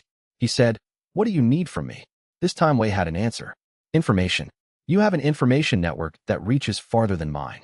I need to know when the trajectory changes, when new spatial truths are destroyed north or east of here. I need early warning." He paused. "I also need to know if anyone else in the area has spatial cultivation ability at a significant tier. When the unmapper reaches this region, I don't want to discover that I have a neighbor I didn't know about." Old Crow said, "Bao Lian." Wei said, "Yes. She has some spatial sensitivity. Not cultivated formally. Natural." He had noticed this about her too. The young scholar who's been asking questions. Shui Zhirong. I've been watching her. She's an academic, not a cultivator. I don't think she has spiritual cultivation at all, actually. Wei paused. But she's smart enough that the unmapper's effects on the valley might be observable to her without spatial perception. If the valley's properties change dramatically, she would notice. Do you want to warn her? Wei sat with this question for longer than the others. Warning Shui Zhurong meant confirming to a scholar that the Forgetting Valley phenomenon was real, was spatial in nature, and was occupied. Her work would then reflect this. It would enter the academic record. It would not have his name on it, but it would have a shape that pointed to where he was. Not yet, he said. She's been in the district for 2 months and hasn't entered the valley. I don't think she intends to. She's building a theoretical framework. Let her build it. He thought about the monograph she was writing. Her work might actually be useful eventually. An accurate academic record of what this phenomenon is, absent institutional investigative framing, might be the cleanest description of the valley that exists anywhere. Old Crow said, "You're planning for a future where someone else needs to understand this place." Wei said, "I'm planning for several futures. One of them is that." He walked back to the valley in the cold morning air and spent the rest of the day extending his realm cartographer perception northward along the negative space, monitoring the unmapper's position, and writing the most detailed operational timeline he had ever produced. Chapter 67 The reply from Jian Xingmu arrived in 13 days, faster than Wei had expected, which told him the message had traveled through a chain of spatial hermits who had pre-established relay points. The message was longer than previous ones. Its tone was different. Jian Xingmu had been in full spatial withdrawal, sealed inside his mountain dimension, no external contact, for 4 weeks, and had emerged only to check the relay point and send this reply. His account of the weeks in withdrawal was sparse in the way that experience under serious stress compressed into flat description. He had monitored the northern disturbance. It had reached within perceivable range of his outer boundary. It had then receded. He had waited 3 days to confirm it was receding before emerging. It had receded because there was something else to the east, not because it had completed what it was doing near him. He had 2 names of spatial hermits who had not responded to the warning chain. Not unresponsive. They had received the messages and had confirmed receipt, and then their relay points had gone silent. Wei read this paragraph twice and then sat with the specific quality of certainty that arrives when a probability you've been treating as theoretical becomes actual. 2 more. That made 5 total, between what he had found in the negative space and what Jian Xingmu was reporting. He wrote a return message, trajectory coordinates from his own realm cartographer observation, update timing, and a single request. He asked Jian Xingmu whether the spatial hermit community had ever had anything resembling a communication protocol, not ongoing contact, but an emergency signal system, something that could reach the full 30 hermit network quickly. He sent the message and then sat in the pavilion and thought about the 2.5 months he had spent building detection capability for a threat that had been destroying things while he built. The archivist said, she would have done the same. The building first. Wei said, she ran out of time. She knew she was running out of time and built anyway. A pause. The building was not a failure. The time was a failure. Wei thought about this. The distinction was important in a way he couldn't quite articulate yet. The predecessor had built correctly and died before the build was complete. He had inherited an incomplete build and was trying to complete it against a timeline he hadn't known existed when he arrived. The question was not whether the approach was right. The archivist was telling him it was, but whether the approach could be completed in time given the current trajectory. He looked again at his catalog entry from the breakthrough night. 3 to 6 months. He had 3 tiers to advance before he reached the capability the predecessor had been building toward. World Mapper, Cosmos Surveyor, Eternal Cartographer. The tier that the predecessor's notes suggested was relevant. The ability to write a self-referential spatial truth, a truth that pointed to itself in a loop that made unmapping it structurally impossible, was the Eternal Cartographer tier. Tier 10. He was at Tier 7. He thought about the Void Cartography's advancement mechanic. Each tier required internalizing a new spatial truth. He had claimed the valley's secondary entrance. He had claimed the dimension as a whole. Each claim had deepened his capability. He needed 3 more claims, 3 more spatial truths that no living being had mapped, before he reached the tier where he could possibly do something that the predecessor had theorized but never achieved. He looked out at the winter valley, brown and bare and holding still in the cold. And beneath it, in the negative space that he could now see, the slow, vast movement of the unmapper drawing toward him with no particular urgency and no particular mercy. 3 months, maybe 6. He needed allies and he needed truths and he needed to find them at the same time. He thought about Bao Lian and the 3 copies of her inquiry and the way she had answered his question with a question and the way she had decided not to find him because it wasn't the most useful thing she could do with what she knew. He thought about asking her for help. He thought about this for a long time. Chapter 68 He met her at the tea house on a morning when the winter was particularly committed, the kind of cold that came in from the northern passes and sat in the valley, and made all outdoor transactions feel like they were happening through a layer of deliberate discomfort. She was already there when he arrived. She had a new notebook. The previous one had been full. He had tracked it reaching its last pages over the weeks of her northern investigation. The new one was thicker. She looked up when he sat down. "You came to find me," she said. Wei ordered tea. "I sit at this tea house regularly. You're here most mornings. You walked past this tea house twice in the last 20 minutes before sitting down." She said this without accusation. She had seen him, apparently, through the window. "You were deciding something." He looked at her directly. She had the waiting quality of someone who had learned to be patient with indecision in people who found directness difficult, which was a quality that people working in information gathering often developed because most of their sources had that difficulty. He said, "I have information that is relevant to your work on the Valley phenomenon.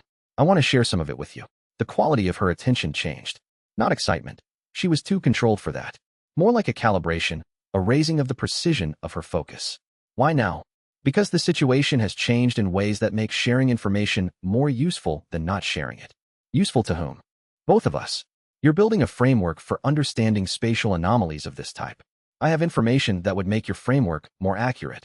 He paused. I'm not going to tell you everything.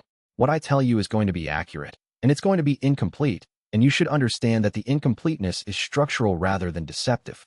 She said, "That's the most honest framing of a partial disclosure I've ever heard. I've had reason to think about it." She closed the new notebook. She was giving the conversation her full attention, which was a form of courtesy he had not expected and which he noted. "Tell me," Wei said. "The valley contains a spatial truth. A claimed space. The amnesia effect on exit is a natural property of unclaimed space that has been maintained through deliberate management." He spoke carefully, not using terms that would place him inside the dimension, not saying my or I have been, staying in the passive construction. The phenomenon has been present for at least a century. The current investigation pressure is its most intense period in 30 years. Bao Lian said, "The vanishing cultivator. The cultivator is real. The investigation cannot reach them because the amnesia effect removes the evidence of entry. The investigation has been managed over decades through deliberate countermeasures in institutional channels. Elder Drum knows this. Elder Drum suspects this. He does not know it because he has never been inside the valley during an investigation that wasn't immediately forgotten." Wei paused. His institutional management of the investigation has been self-protective, not collaborative with whoever is in the valley. She looked at him for a long moment. The tea arrived, and she didn't reach for it. "You're the vanishing cultivator." Wei said, "Why would you want to know that?" She almost smiled. "It arrived and departed before it became full. Because you just described something I've been investigating for 8 months from a perspective that is only available from inside the situation. Because you know the investigation management history in more detail than any external observer could have access to. Because I've been watching you watch this district from a distance that suggests you're managing your exposure carefully." She picked up the tea. "I'm not going to use this. I want you to know that. I know. You came to tell me something else. The information about the valley isn't why you decided to talk to me. That's context." He looked at her and felt the specific discomfort of being accurately perceived by someone who was not his enemy, but was not his ally either, who was something more complicated. Someone who had been watching him from her side for as long as he had been watching her. He said, "There is something in the negative space, the layer of space beneath the physical world, that destroys spatial truths. It's been dormant for most of the century. It has reactivated in the last 3 months." He told her what it was, what it had done, where it was moving. He told her about the 3 confirmed erasures in the north and Jianqingmu's 2 missing contacts. He did not tell her about the predecessor or the archivist. He did not tell her about Jianqingmu by name. She listened with the same stillness she had brought to the personnel records inquiry. When he finished, she said, "You're telling me this because it will reach this region." "Yes. And because you need someone outside your situation to know about it. Because the situation is going to require responses that I cannot make alone." He paused. "I am telling you because you have already demonstrated that you handle sensitive information with more judgment than most people in your position would." She sat with this. Outside the tea house, the winter wind was pushing people along the street in the specific lean of walking into cold. "What do you need from me?" Wei thought about the answer. He thought about the archivist saying asterisk I don't. "I have it." Those are different things. Asterisk he thought about 50 years of collecting space and losing recognition. He thought about what he actually needed. He said, "Access to your network. Not your research, your contacts in the spatial cultivation academic community. If I find something the academic record should contain, I need a channel to put it there." She said, "That's a surprisingly specific ask." I've been thinking about what to ask for several weeks. She said, yes, I can do that. Chapter 69. Shui Zhirong came to him directly on the 23rd day of her time in the district.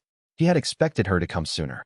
She had been in Old Crow's cottage twice more and had been seen walking the valley road on 4 separate occasions. She had also, according to the archivist's spatial reading, been spending her evenings writing at the inn in a state of focused concentration that had filled one notebook and was working on the second. She had a lot of material. She had been deciding what to do with it. She found him at the public garden, the same bench, different time of day, colder. She sat at the other end as Shun Yuelon had, with the same ease of someone who had spent a long time on the road and had learned to treat available seating as a resource to be used without ceremony. She said, "You're the person the Valley investigator retired man keeps not quite talking about." Wei looked at her. She was direct in a way that was slightly different from Bao Lian's directness. Bao Lian's was precise, calibrated, institutional. Shui Zhirong's was academic. The directness of someone for whom getting to the actual question was the entire point. Old Crow is not retired, Wei said. He's resting. He says he is. He also says you're someone he knows in passing. She took out her notebook. He says that about 4 times in every conversation. I've started counting. Wei looked at the notebook. It was full of her private notation shorthand, the same kind Jian Qingmu used, which was apparently a common development in people who did a lot of solo documentation. Why would you want to know about me specifically? Because I'm writing a monograph about the Valley phenomenon, and I've been talking to the district's long-term residents for 3 weeks, and you are the one person who knows specific technical details about the provincial registry access process, the survey authority procedural history in this region, and the hydrology of the Maishan Road, which is a very specific set of knowledge for someone who describes himself as a traveling merchant. She looked at him with the steady attention of an academic who had followed citations to their source and found the source interesting. You've been here for almost 2 years. You know this district better than anyone except Old Crow. I have good memory. You have access to information that isn't in the public record. She wrote something in the notebook. I'm not interested in reporting on the vanishing cultivator phenomenon directly. I'm writing a framework for understanding how claimed spatial spaces interact with institutional survey systems. The Valley is my primary case study, but I need to understand the structure, not the identity. Wei said why. She looked up from the notebook. Because in 50 years the Valley phenomenon will still be there, and there will be more like it, and the institutions will still be doing what they've been doing, and no one will have a framework for understanding why none of it works. She said this with the matter-of-fact quality of someone who had thought about it for a while and arrived at a conclusion they weren't interested in debating. The institutional memory is all case by case. There's no theoretical structure. I'm building the theoretical structure. Wei thought about the monograph she was writing. He thought about what the archivist had said about her. Asterisk, she is building a map of the shape of the thing. She won't find the center. The shape will be accurate. Asterisk, he said. The amnesia effect is not an artifact of the space. It's a property of unclaimed spatial truth. She wrote this down immediately, without asking where he had gotten it. Expand on that. Claimed space, space that has been mapped and internalized by a cultivator, behaves differently from unclaimed space. Unclaimed spatial truth enforces its own privacy by preventing memory formation in people who experience it without permission. He paused. The Valley has been in that condition for longer than any living cultivator has been alive. The amnesia is not produced by a device or a technique. It is the space itself. She wrote for 20 seconds without looking up. That explains the selectivity. The investigators who come closest to finding something in the records, they're not finding something anomalous. They're finding the shape of an absence. She flipped back 3 pages in the notebook and made a notation in the margin. This also explains the children. Wei stilled. What children? There's a village south of the valley. The village records have 2 separate accounts of children entering the eastern slope and returning without clear memory of what they experienced, but without the full amnesia effect that adult visitors report. She looked up. Unclaimed spatial truth wouldn't enforce privacy on children because children don't have structured intention. You can't forget the details of an experience you didn't intend to have. Wei thought about a 7-year-old girl following a butterfly. He thought about unease he could not name. 2 accounts, he said. In the public record. There may be others that weren't documented. She closed the notebook. I'm going to put this in the monograph as theory, not as observed fact. I won't identify specific locations. She looked at him steadily. Is there anything you would prefer I not include? Wei thought about this. The children. Don't document specific incidents. She wrote a note. Agreed. She stood. You should know that I'm not the last person who's going to find this. The academic framework I'm building is going to point people toward phenomena like this valley. Better theoretical tools mean better investigation. She gathered her materials. I don't know if that's useful information to you. It seemed like the kind of thing you'd want to know. Wei said, it is. Thank you. She nodded and walked away with the same focused unhurriedness she had brought to everything. She was, Wei thought, probably going to produce the most accurate description of the valley phenomenon that had ever been written, and it was going to contain precisely enough truth to send better investigators to him in 20 years, and he was going to spend the next 2 decades either defending against that or building something different enough that the description no longer applied. He thought, bought time. The void cartography had taught him that buying time was not the same as solving the problem. He was learning. Chapter 70 Xinyuan was robbed on the road south of town on a Thursday morning in late winter. Wei learned this through Old Crow, who heard it from the Market District Gossip Network within 4 hours of it happening. 2 cultivators, not affiliated with any local sect, traveling through, had seen her working pack and made the calculation that an apothecary traveling alone was a low-risk target. They had taken her supply cases, her spirit stone purse, and the medicinal catalog she had been maintaining for 5 years. They had also broken her left arm. She had said it herself, Old Crow reported, which was something apothecaries knew how to do, and had walked the remaining 2 miles to town on her own. She was at the district healer's house now. Wei sat with this for 30 seconds. He had known, from the listening formation network, that 2 traveling cultivators had passed through the district 3 days ago. He had assessed them as low-level, not relevant to his immediate concerns. He had not tracked where they went or whether they stayed. He had not thought about the road south of town as something that needed monitoring. He had not warned Xinyuan. He had not warned anyone on the southern road. He had been thinking about the Unmapper and Bao Lian and the academic framework and the 3 destroyed spatial truths, and there had been 2 cultivators in his district who were exactly the kind of low-level opportunistic danger that hurt people like Xinyuan, and he had looked at them, categorized them as irrelevant, and moved on. He went to Old Crow's cottage and stood at the kitchen table and told him this. Old Crow listened. Then he said, "Are you going to go to the healer's house?" Wei said, "What would I say?" "You could say nothing. You could just be there." Wei looked at the kitchen table. The fish stock was there again, simmering on the back shelf, the same particular smell of Old Crow's cooking that he had come to associate with the specific quality of conversations that mattered. "I didn't protect her. No. I had information that could have protected her, and I didn't use it because she wasn't in my active threat model, and I didn't think about her as someone who needed the information." "That's an accurate description," Old Crow said. "The question is what you do now." Wei thought about what he did now. The 2 cultivators had left the district by the time he heard about Xinyuan. Old Crow's timing was fast, but not instant. He could track them through the listening formation network and find them on the southern road and do something about them. But the something he could do was limited by the fact that doing it visibly would be attributable and doing it invisibly would require time he didn't have.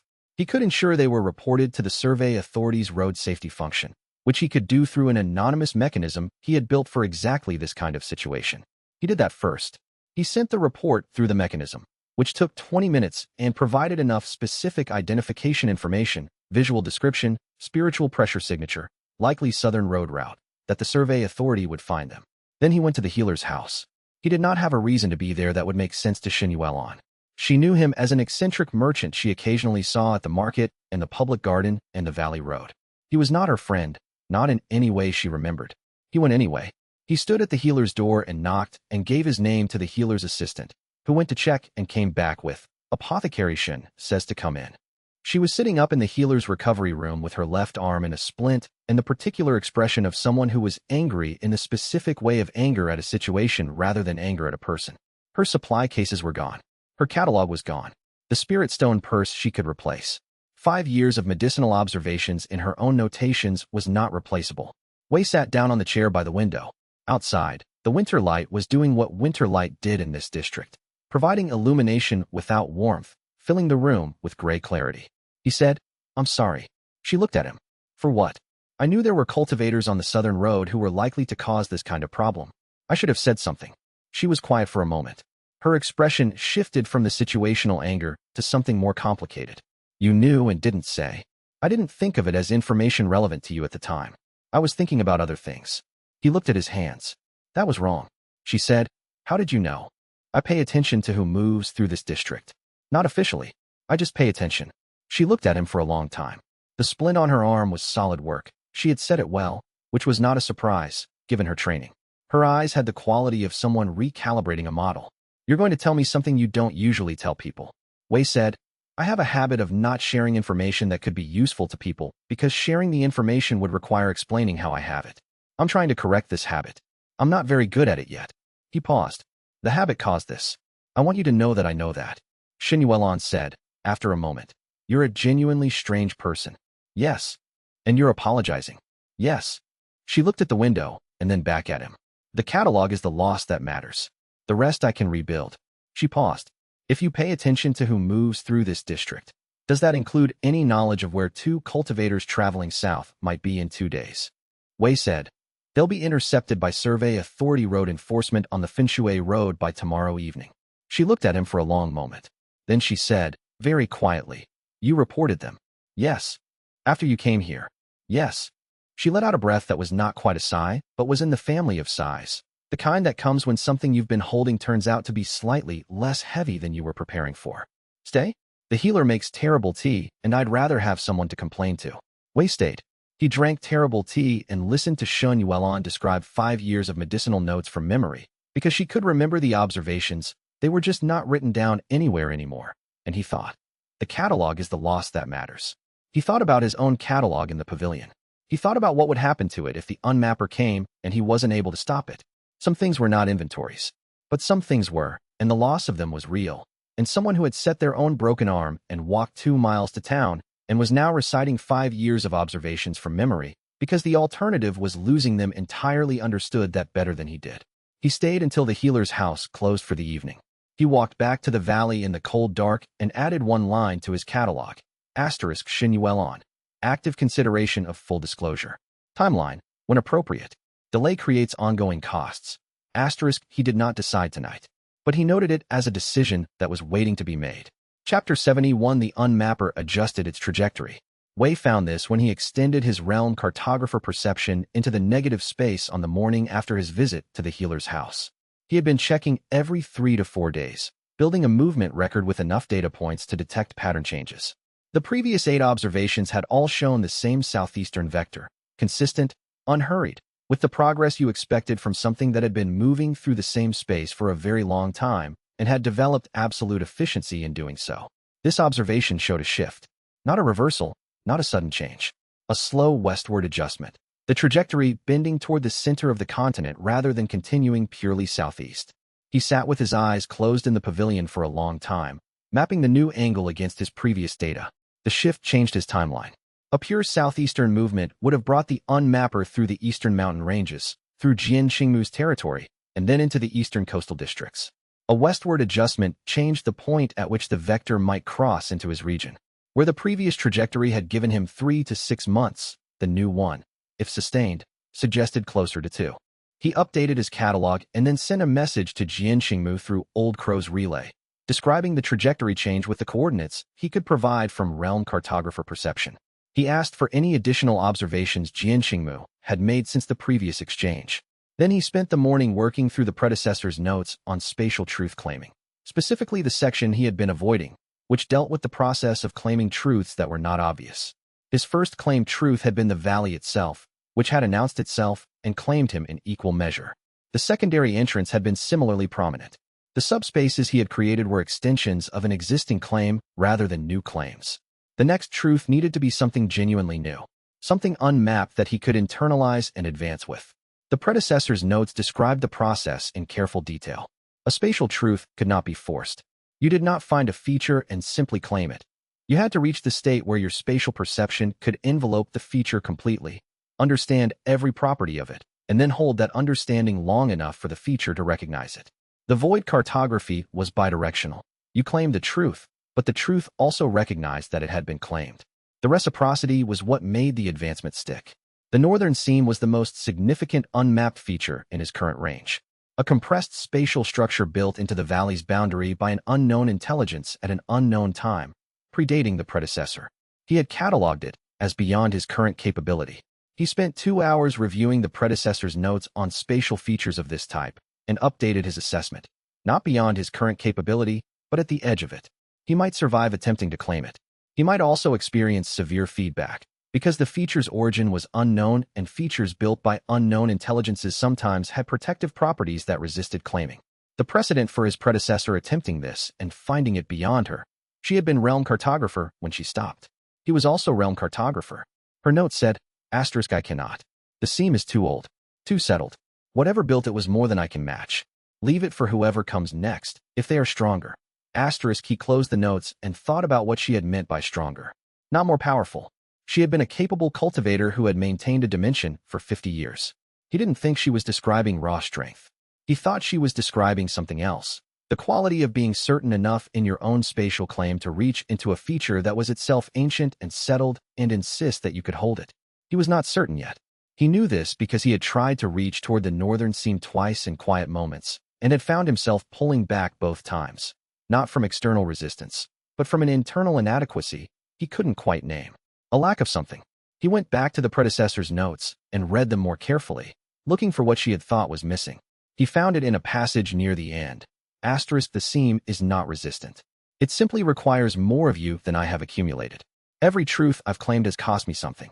The seam requires all of them at once. It will only yield to someone who has given up enough recognitions to have earned the weight of being truly unknown. Asterisk the cost of every advancement. A memory of being recognized. He had paid this cost 6 times. The seam was asking for more.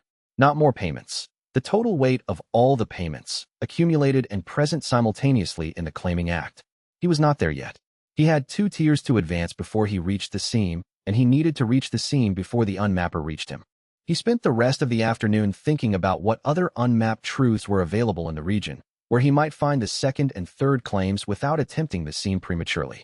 Chapter 72 Xin Yuelan's arm healed faster than the healer had predicted, which the healer attributed to her knowledge of bone setting, and which she attributed to the particular stubbornness of wanting her arm back. Wei visited twice more during the recovery period, once with a practical reason, once without one. The second visit was the important one.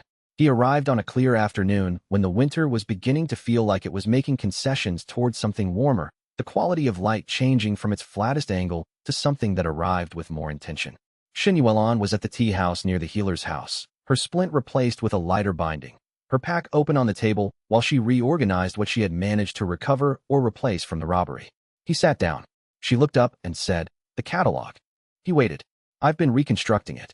She had a new notebook open, the handwriting more compressed than her usual work. She was fitting 5 years of observations into what she could hold without looking them up again. About half of the older observations are recoverable from the provincial botanical records. The field-specific notes are not recoverable. Those have to be rebuilt from direct observation. "When is your next trip south?" 2 weeks. The Maishan patient again. She paused in her writing. I told her about the robbery. She sent a messenger immediately and told me she had notes from 30 years of observations in the mountains around her compound that I could copy. She'd been keeping records. The small, involuntary smile of someone receiving unexpected good news. "So the catalog will be better than the one I lost." Wei said, "That's good." She looked at him. "You have a face. I don't have a face. You have the face you make when you want to say something, and you're deciding whether to say it." She had been watching him for several months of market encounters and Valley Road conversations and healer's house visits. She had learned his expressions without, as far as he could tell, being aware that she was learning them. "Say it," Wei said. "I want to tell you something about why I'm in this district." He paused. "Not the merchant story. Something closer to what's actually true." She set down the brush she had been writing with. She gave the conversation the same full attention she had given him at the healer's house. He said, "I'm a spatial cultivator. I live in the valley northeast of town, in a claimed dimensional space that has been there for at least a century. The amnesia effect that investigators report, the thing the survey authority has been sending teams here for 30 years to investigate, that's my dimension. When people enter without permission and leave, they forget the experience." He stopped. She was quiet for a moment. Then, "That explains the merchant story, and the road conditions knowledge, and the provincial records familiarity." She looked at the table. "And the fact that you knew the 2 cultivators were on the South Road." "Yes. You've been living here for almost 2 years. 19 months. And you've been watching me come to the valley to harvest herbs since the 2nd month. I recognized your pattern after the 3rd visit." She was quiet again. The tea house was half full at this hour, the ambient noise of other conversations providing the particular privacy of being surrounded by people who were not listening. "And you're telling me this now because," Wei said, "because not telling you has been causing ongoing costs that I've been treating as acceptable when they're not." He paused. "And because there's a larger situation developing that may eventually affect people in this district, including you." and I need to be the kind of person who says things in advance instead of after the fact. She absorbed this. She had the quality of someone taking in something large and organizing it methodically rather than reacting to the surface. The larger situation. I'll tell you about it when I understand more of it myself. He looked at her directly. I wanted you to know the basic fact first. She looked at him for a long moment. Then she said, why did you wait 19 months? He thought about how to answer this honestly. Because telling someone what I am makes them part of my situation. My situation has been complicated enough that I've been treating it as better for people not to be part of it. That decision was yours, not mine. Yes. I've been coming to that valley for 6 years. Before you arrived. She said this without anger, but with the precision of someone who wanted the scope of the thing to be clear. I've been going there with incomplete information about what I was walking into for 6 years. If something had gone wrong, the amnesia effect only applies to exit. You've never been in danger inside the valley. You know that. I didn't. Wei said, you're right. He had no other response to this. She was right in a way that didn't have a useful counterargument. Shen Yuelon picked up her brush again. She looked at the half-written notebook page for a moment before writing. I'm going to keep coming to the valley. I know. You could come out and say hello at a reasonable hour, instead of waiting until we coincidentally meet on the road. Wei looked at the table and felt something that was either relief or a specific variety of discomfort that closely resembled relief. Yes, she said. Good. She returned to reconstructing her catalog with the air of someone who had just completed a necessary transaction and was ready to move on to the next one.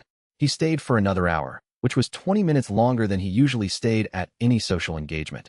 And when he walked back to the valley, the winter light was the warmest it had been in months.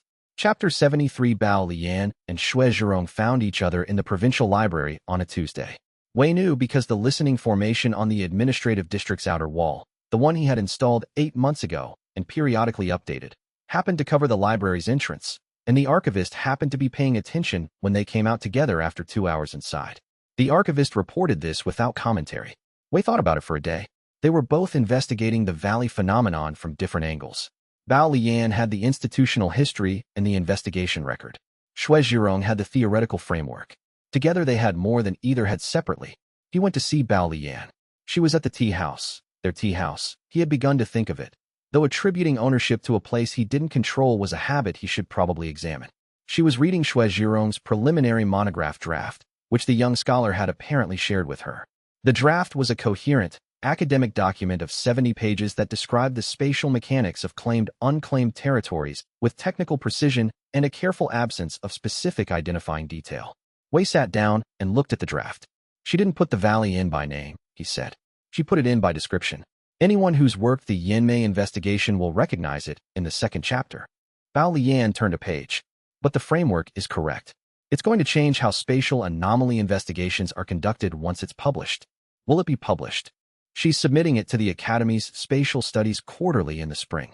They'll review it for 6 months, and then it will be in the public record. Bao Lian looked up. She told me she spoke with you. She's perceptive. She was going to find you eventually. Her methodology was pointing directly at the district. She set the draft down. She's going to be a problem eventually, not maliciously, just because her work is accurate and accuracy draws attention. Wei said, I know. I've been thinking about how much advance warning that gives me. To do what? This was a question he had been considering for weeks. The unmapper was one answer. By the time Xue Zhirong's work caused a new generation of investigators to arrive in the valley, the unmapper situation would either be resolved or irrelevant. If it was resolved, he might be willing to tolerate more investigation attention. If it was irrelevant, it meant the unmapper had reached his valley and the investigation was the least of his problems. He said, I haven't finished deciding yet. Bao Lian looked at him with the evaluating quality she had when she was sorting sources by reliability. You told her more than you've told me. I told you things I haven't told her. What did you tell her? The spatial mechanics. Why the amnesia works. Why it affects adults differently than children. He paused. The framework she's building is correct. I didn't want her to build it incorrectly when I could fix it. Bao Lian was quiet for a moment. She looked back at the monograph draft. She's going to want to interview you properly. For the academic record. I know. Are you going to do it? Wei thought about Xue Zhirong's statement. I'm not the last person who's going to find this. Better theoretical tools mean better investigation. The monograph was going to be published with or without his cooperation. It would be more accurate with his cooperation and would not contain his name either way. He said, probably. When you do, I'd like to be there. Why?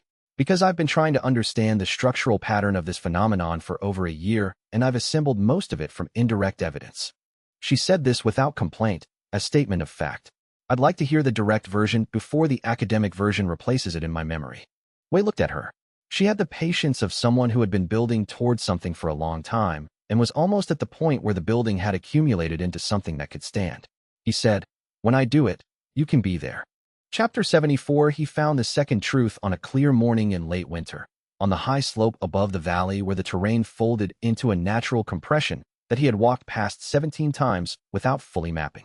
He had been looking, not desperately, not with the specific urgency of someone who had a deadline, but present with the looking, walking the slopes around the valley each morning for 2 weeks, extending his realm cartographer perception to its full range, feeling the texture of the space the way you felt a fabric for its weave.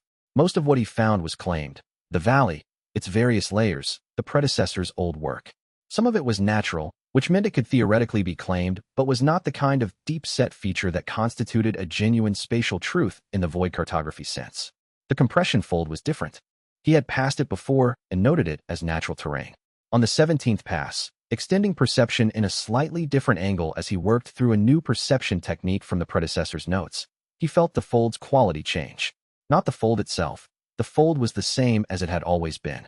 His perception had refined enough to feel what the fold actually was. Not a terrain feature, but a spatial property of the location that had been there since the land was formed, that had never in its entire existence been mapped by any cultivating consciousness. It was the kind of truth that didn't announce itself. It had been waiting, unclaimed, for as long as the mountains had existed. He sat down on the slope with his back against a pine tree and his breath clouding in the cold air, and felt the fold with his full attention. It was smaller than the valley, much smaller, a compressed spatial feature roughly the size of a large room, tucked into the angle of the slope where 2 geological formations met. It had no obvious utility. It was just a feature, old and stable and untouched. He reached for it. The claiming process for new truths had a particular character, an extended outreach of spatial perception, an enveloping, and then, if the truth was receptive, a recognition. The valley had claimed him before he had claimed it, which was a special case because it was already a shaped dimensional space. The secondary entrance had been painful to claim because it had been recently damaged. This fold was simply old and deep and completely at rest. He enveloped it. He felt its properties, the compression ratio, the spatial density at the center, the way the external boundary merged with the surrounding terrain without a hard edge. He held the understanding steady for a long time, longer than any previous claim, until the fold's quality shifted from something he was examining to something he was. The cost arrived, a memory departed. Not randomly, never randomly. The last time someone had recognized who he truly was, and he could feel the shape of its absence the same way you felt the negative space of a word you had forgotten. The surrounding context was still there, the meaning was still there, but the specific content was gone. He sat with the cold and the claiming and the loss and thought about 50 years of this, and about the predecessor dissolving into a truth that had become indistinguishable from herself, and about what accumulated absence eventually felt like. Then he walked back to the valley with the fold internalized, the world mapper tier unlocked, and a capability he had not had before, perception across the full extent of any space he could physically touch. He pressed his hand to the valley entrance and felt, not just the dimension as he had always felt it, but every spatial truth that had ever been embedded in this location. Every claiming and unclaiming and reclaiming across whatever decades this land had been occupied by cultivators who had reached for it. The predecessor's work was there. Deep impressions, still present. And below them, older than those, the first traces of someone before her, and before that someone else, and further back than that, the land's own spatial character before any cultivator had ever thought to map it. He stood at the entrance with his hand on the boundary and felt 300 years of people who had reached for this place and what they had done with it. The archivist said, "Yes." Wei said, "How many?" 7. Before her. A long pause. All gone. All dissolved or departed. The truths persisted. Another pause. "You're the 9th." Wei thought about 7 predecessors he had never known existed. He thought about the northern seam, which predated all of them. He thought about the monograph Shui Zhirong was writing and the 30 hermits Jian Qingmu had described, and the unmapper moving through the negative space with its slow, patient erasure. He was the 9th person to claim this truth. 8 others had held it and left. He was not planning to leave. Chapter 75. Chen Rui arrived in the district without warning on a market day, which was characteristic. Chen's visits were always timed to the density of other movement in the area, which gave him the cover of unremarkability in crowds. He had been doing this since the first year of their acquaintance without explaining it, and Wei had eventually concluded that Chun had simply absorbed enough of Wei's habits of concealment through proximity to start applying them himself without quite knowing why. He found Wei at the public garden, not by tracking him. He had come to the garden because Wei was there regularly, and Wei was there because he had been developing a routine of visible, ordinary presence in the district that gave him legitimate reasons to be in various places. Chin sat down, pack still over his shoulder, travel dust on his boots, with the expression of someone who had been moving fast and had not yet fully adjusted to having stopped. Wei looked at him. You're being deployed. Does it show? You travel differently when you're going somewhere than when you're returning from somewhere. This is the first time I've seen you arrive traveling heavy. Chin set the pack down. It was the pack of someone who had packed for a longer absence. The Eastern Garrison is calling for auxiliary reinforcements. Sunstep's sect, Iron Sound, our sect, any cultivator above Fold Keeper tier is expected to contribute a contingent. He paused. We're leaving in 2 weeks. Wei sat with this. The Eastern Garrison meant the border conflict with the U territories, which had been a low-level dispute for 3 years and had apparently reached the point where the major sects were being asked to provide direct military support. He had known this was coming. Old Crow's information network had been tracking the escalation for months, and Wei had filed it in his catalog as a possible Arc 5 development without understanding how soon it would arrive. He said, how long? 4 to 6 months. Standard auxiliary deployment.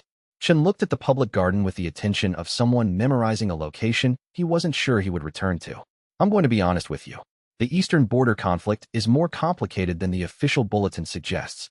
We've been getting intelligence through sect channels that I'm not supposed to share, and I'm going to share anyway, because you're... He stopped. Wei waited. You're the person I trust with it, Chen said.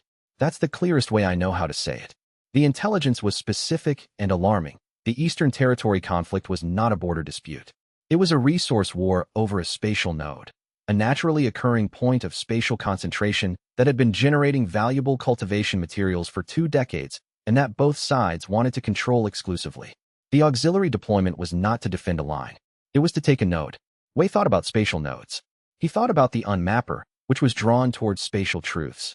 He thought about a significant spatial node in the Eastern Territories becoming the site of a large-scale military engagement between major sects, with hundreds of cultivators drawing on and contesting its properties. That kind of concentrated spatial activity was loud. Loud in the way that would be visible in the negative space. Loud in a way that might draw attention.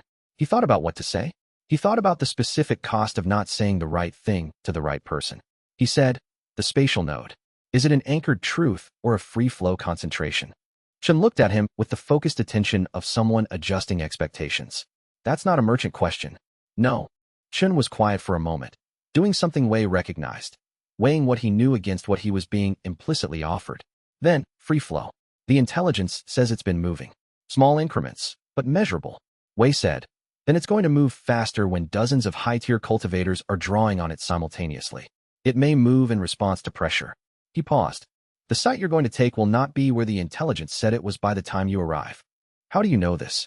I know how spatial concentrations behave under pressure. He looked at Chin directly.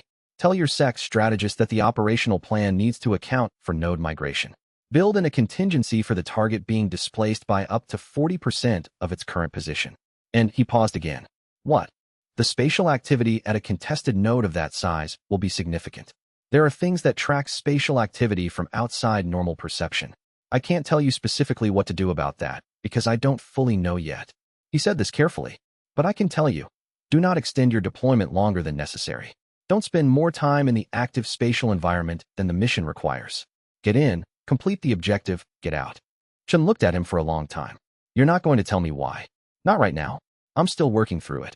But it's real. Yes. Chen said, all right. He said it with the equanimity of someone who had, over months of acquaintance, developed a working model of Wei that included the category of real warnings delivered without full explanation. He had acted on previous instances of this. He would act on this one. He stayed for the rest of the afternoon and they talked about other things, the sect politics of the Eastern deployment, Chin's elevation prospects after the campaign, the quality of the district's market in winter. Wei drank his tea and watched Chen across the table and thought about the deployment and the spatial node and the unmapper and the 3 months or less that his current timeline was giving him.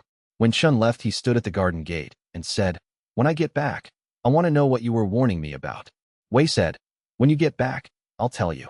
He watched Shen walk away down the district road with the careful unhurriedness of someone who was leaving and knew he was leaving and was not in a hurry to reach the point where the leaving was complete.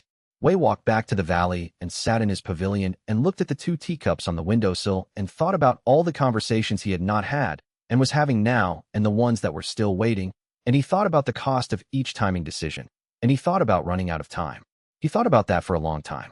Chapter 76. The third truth arrived where he had least expected it. In the space between one breath and the next, on the listening formations network line that he had been maintaining for 22 months.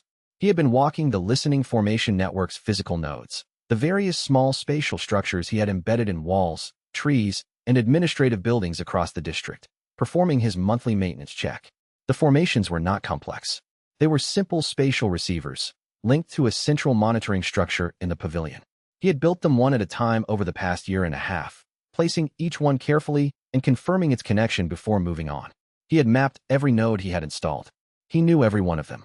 What he had not mapped, what he had not thought to map, because it had not occurred to him to consider the network as a spatial entity rather than a collection of individual structures, was the network itself. He was checking the node near the healer's house, hand on the formation's outer surface, world mapper perception active as he tested the connection, when he felt the full extent of the formation network as a continuous spatial feature for the first time. Not the individual nodes, the lines between them, the space that the network occupied, a specific configuration of connections, built over 22 months, unique, unmapped by anyone because he had built it in increments and had never thought to look at the whole. It was a spatial truth. His spatial truth, built piece by piece without realizing he was building it. He stood at the healer's house node with his hand on the wall and felt the network's full configuration settle into his perception with the quality of something recognizing that it had been seen. Not dramatic. Nothing visible from outside. Just the formation network and Wei's understanding of it arriving at a state of mutual recognition. He felt the cost leave, another memory of recognition, gone. The shape of its absence was by now familiar. The Cosmos Surveyor tier unlocked with the steadiness of things that have been earned through accumulation rather than achieved through effort. His perception extended in a new direction, not across realms, not into the negative space, but across time, not the future, not prophecy, the past. The spatial history of any location he was currently in physical contact with. The impressions events had left on space, readable through touch. He pressed his hand more firmly against the healer's house wall. He felt Shun Yuelon's visits. Not her thoughts, not her emotions. Her presence, as physical space recorded it. The warmth of her, the weight of her traveling pack, the specific quality of her walking that he had come to recognize across months of tracking. The wall remembered her the way space remembered everything. Not with language, not with meaning, but with the precise fact of having contained her. He stood there for a long time and read the healer's house wall's spatial history like a very particular kind of letter. Then he went back to the pavilion and thought about what to do with this new capability, and about the Cosmos Surveyor tier's specific relevance to the unmapper, a force that erased spatial truths, and about the predecessor's notes, which had described the final approach as requiring someone who could read the spatial history of the unmapper's previous claims. He was now someone who could do that. He updated his catalog and his timeline, and began planning the third phase of his preparation with the focused attention of someone who had just found the key they had been looking for in the last place they expected. Chapter 77. He told Shen Yuelon about the valley's entrance mechanism on a Thursday, specifically, that the amnesia applied to people who entered without permission, and that permission changed the effect. He said this over tea at the tea house, which had become in the past 3 weeks a location with a specific function in their interactions, the place where he told her things he had been deciding to tell her. He had not planned this as a system. It had developed on its own. She listened, set down her cup, and said, "You're asking me if I want to come in." "I'm explaining the mechanism," which is a way of asking if I want to come in. She looked at him with the flat completeness of someone who had learned his communication style. "The answer is yes. I've been coming to the valley for 6 years, and I've never known what I was going into." He opened the entrance for her on a Saturday morning when the first real warmth of the approaching spring was making the mountain slopes feel like they were releasing something they had been holding through winter. The wildflowers were just beginning.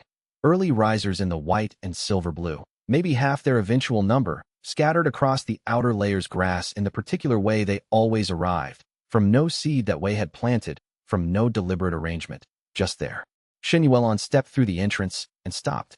She stood for a moment with the expression of someone whose spatial perception, natural, uncultivated, but present, had just encountered a significantly larger and more complex spatial environment than it was used to. The dimension was not overwhelming. He had made sure the outer layer was simply present, not actively doing anything. But even being simply present, the dimension was noticeably different from the valley outside it.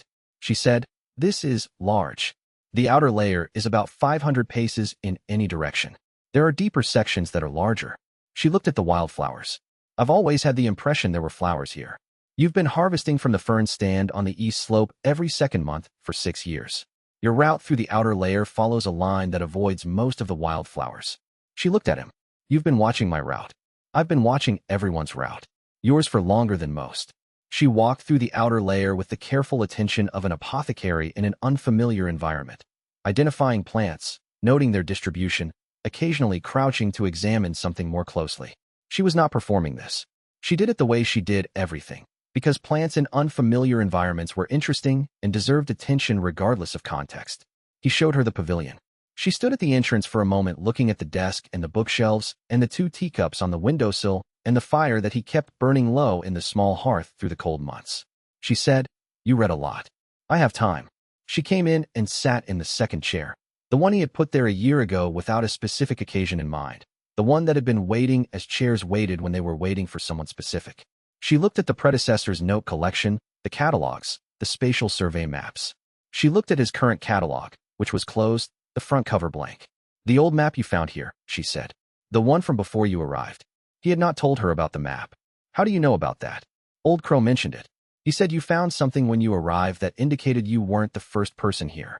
He opened a drawer and took out the predecessor's map, the one from the satchel, drawn in the hand he had spent 2 years learning to read. He put it on the desk between them. She looked at it without touching it. "Old," she said. "At least a century. Probably more." "Who drew it?" Wei thought about the archivist. He thought about what the archivist was, the predecessor, dissolved, still present in a form that was neither alive nor gone. He had not told Xinyuelan about the archivist yet. He had been deciding how to explain it. He said, "The person who was here before me. A spatial cultivator who chose, at the end, to dissolve into the dimension rather than leave." He paused. "Part of what's left of her is still here. Not a ghost exactly. A spatial echo. She told me to call her the archivist." Xinyuelan looked at the map for a long moment. Then she said, "Is she here now?" The archivist said, "From the quality of the pavilion's air, yes." Xinyuelan did not flinch.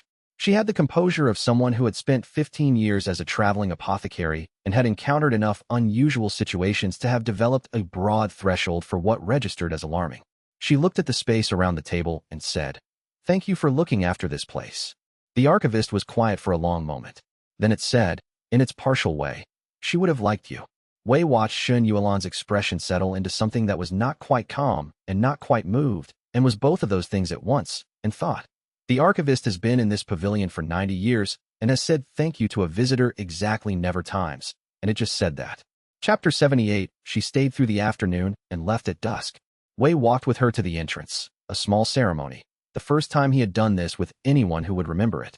He opened the entrance from inside and they stood at the threshold with the dimension behind him and the valley outside, and he waited for the moment when she crossed the boundary and the amnesia would take her or wouldn't. She stepped through. She stopped. She turned around. She looked at him standing at the entrance. She said, "I remember." He said, "Yes. Permission changes it." She looked back at the valley, the real valley, the external slope, the late afternoon light on the bare rocks above the tree line. Then she looked at him again. He was standing in the entrance, inside the dimension, looking out. There was about 3 feet of distance between them and a boundary that most people crossed in one direction and forgot. She said, "I'm going to come back. I know. And I'm going to remember it each time." "Yes." She looked at him for a long moment with the expression he had come to recognize as her recalibrating expression, the one that meant she had updated her model of a situation and was deciding what came next. "You've been doing this for 19 months. Watching people come in and forget and come in and forget." "Yes. And they all forget. Everyone who enters without permission. They exit and the experience is gone. And no one has ever." She stopped. "Have I ever had permission before?" "No. So this is the first time I've come in and out and remembered." "Yes." She was quiet for a moment. "You look different right now." "Different how?" "Like something you were used to isn't there." She considered this. "Or like something that was supposed to happen differently just happened the right way and you're not quite sure how to account for it." Wei said, "That's an accurate description." She smiled. "The full one. not the small considered one.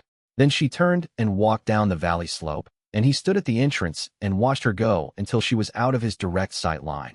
And for the first time in 22 months, he did not track her through the listening formation. He stood in the entrance for a long time. The archivist said, "She will remember everything she sees from now on." Yes, that's a vulnerability. Yes. He looked at the valley. I know. The archivist was quiet. Then, she is also the first person who has chosen to be a vulnerability. That's different. Wei thought about this. The distinction was between a vulnerability created by discovery, Bao Lian knowing what she knew, Elder Drum suspecting what he suspected, and a vulnerability created by invitation. He had invited Xinyuel on. She had chosen to come in knowing that she would remember. Both of them had made the choice with clear information. It was not an accident. It was not something being done to him. It was something he had participated in, fully present. He closed the entrance and went back to the pavilion and sat with the 2 teacups on the windowsill. And for the first time since he had placed them there, both felt occupied. Chapter 79. Elder Drum moved again on a Tuesday. Wei found out through the listening formation network on the administrative district's wall, which caught an outgoing message from the district station's Iron Sound liaison to Elder Drum's personal courier chain. The message was encoded in Iron Sound sects' internal cipher, which Wei had spent 3 months decoding over the past year and could now read fluently. The content: Elder Drum had received a copy of Shui Zhirong's preliminary monograph from someone within the Provincial Academy's review process. He had read it. He had determined that the monograph's theoretical framework, if correct, supported the existence of a long-term spatial truth claim in the Yinmei Valley region. He was reopening the investigation under a new mandate: not survey and confirm, but identify the specific individual responsible for the claim. The person, not the space. This was different from every previous investigation approach. Elder Drum had been looking for the dimension for 30 years. He was now looking for Wei. Wei sat in the pavilion and thought about the implications. The shift to person identification meant Elder Drum was assembling a different kind of evidence. Not spatial readings, but social and biographical research. Who had arrived in this district in the past 2 to 3 years. Who had established unusual patterns of residence or movement. Who had connections to spatial cultivation knowledge that couldn't be explained by their apparent identity. He was the merchant who knew too much about the provincial registry, who had been in this district for 22 months, who was seen regularly at the public garden and the tea house, and occasionally on the valley road. Bao Lian had figured out the rough shape of this over months of careful research. Elder Drum's investigators, with more resources and more institutional access, could do the same in weeks. He spent 2 hours building contingency plans and then stopped. The contingency plans were all variations of the same approach: change his visible patterns, establish distance from the identifiable behaviors, reduce his social exposure in the district. The merchant persona would need adjustment. The tea house would need to stop being the place where he had significant conversations. He stopped because he noticed that all his contingency plans pointed toward the same direction: away from Xinyuel on, away from Bao Lian, away from Old Crow, away from the slow accumulation of visible presence he had been building over the past few months. Every contingency was a retreat. He had been doing this for 22 months. He had been retreating when pressed, rebuilding when stable, retreating again. The cycle was not static. He was stronger than he had been. The dimension was better protected. His threat assessment was more accurate. But the fundamental response to external pressure had not changed. He thought about what would happen if he didn't retreat this time. Elder Drum's investigators would find a merchant who had unusual knowledge. They would investigate. They would either find enough to act on or they wouldn't. If they found enough, Elder Drum would escalate. If he escalated, Wei would need to respond. The thing he had been missing for 2 years was this. He had been responding to Elder Drum as if Elder Drum had the authority to determine whether Wei's existence was acceptable. He didn't. Elder Drum's mandate was to investigate. He had no authority to compel disclosure, claim destruction, or force Wei's identity into any institutional record without Wei's consent. 30 years of investigation had not produced a single shred of actionable evidence against a person or a place. Only reports that closed, teams that forgot, and institutional frustration dressed up as institutional authority. Elder Drum was going to look for him. He would find a careful, eccentric merchant who knew things he shouldn't know and who lived somewhere no one had ever been able to locate. Unless he did something very different from everything he had done so far, that was still all Elder Drum was going to find. He decided not to retreat. He wrote in his catalog, Elder Drum has shifted to person identification approach. Assessment. Approach is reasonable but 18 months late, missing key behavioral data from the early period. Current exposure is manageable. Do not change visible patterns. If he finds the merchant identity, The merchant identity is sustainable. Asterisk, then he wrote. Asterisk warned Xinyuan. She was at the valley on Saturday. She will remember. If Elder Drum's investigators identify her as a regular valley visitor, they will question her. She needs to know this is possible. Asterisk chapter 80, he met Xinyuan at the public garden the next morning and told her. He did not soften it. He explained that Elder Drum was conducting a person identification investigation, that it was focused on long-term district residents with connections to the valley, and that she was a potential interview target. He told her what she could reasonably say. She harvested herbs from the valley slopes. She had encountered a traveling merchant there occasionally. She had no information about any spatial cultivator or claimed dimension, and what she should not say.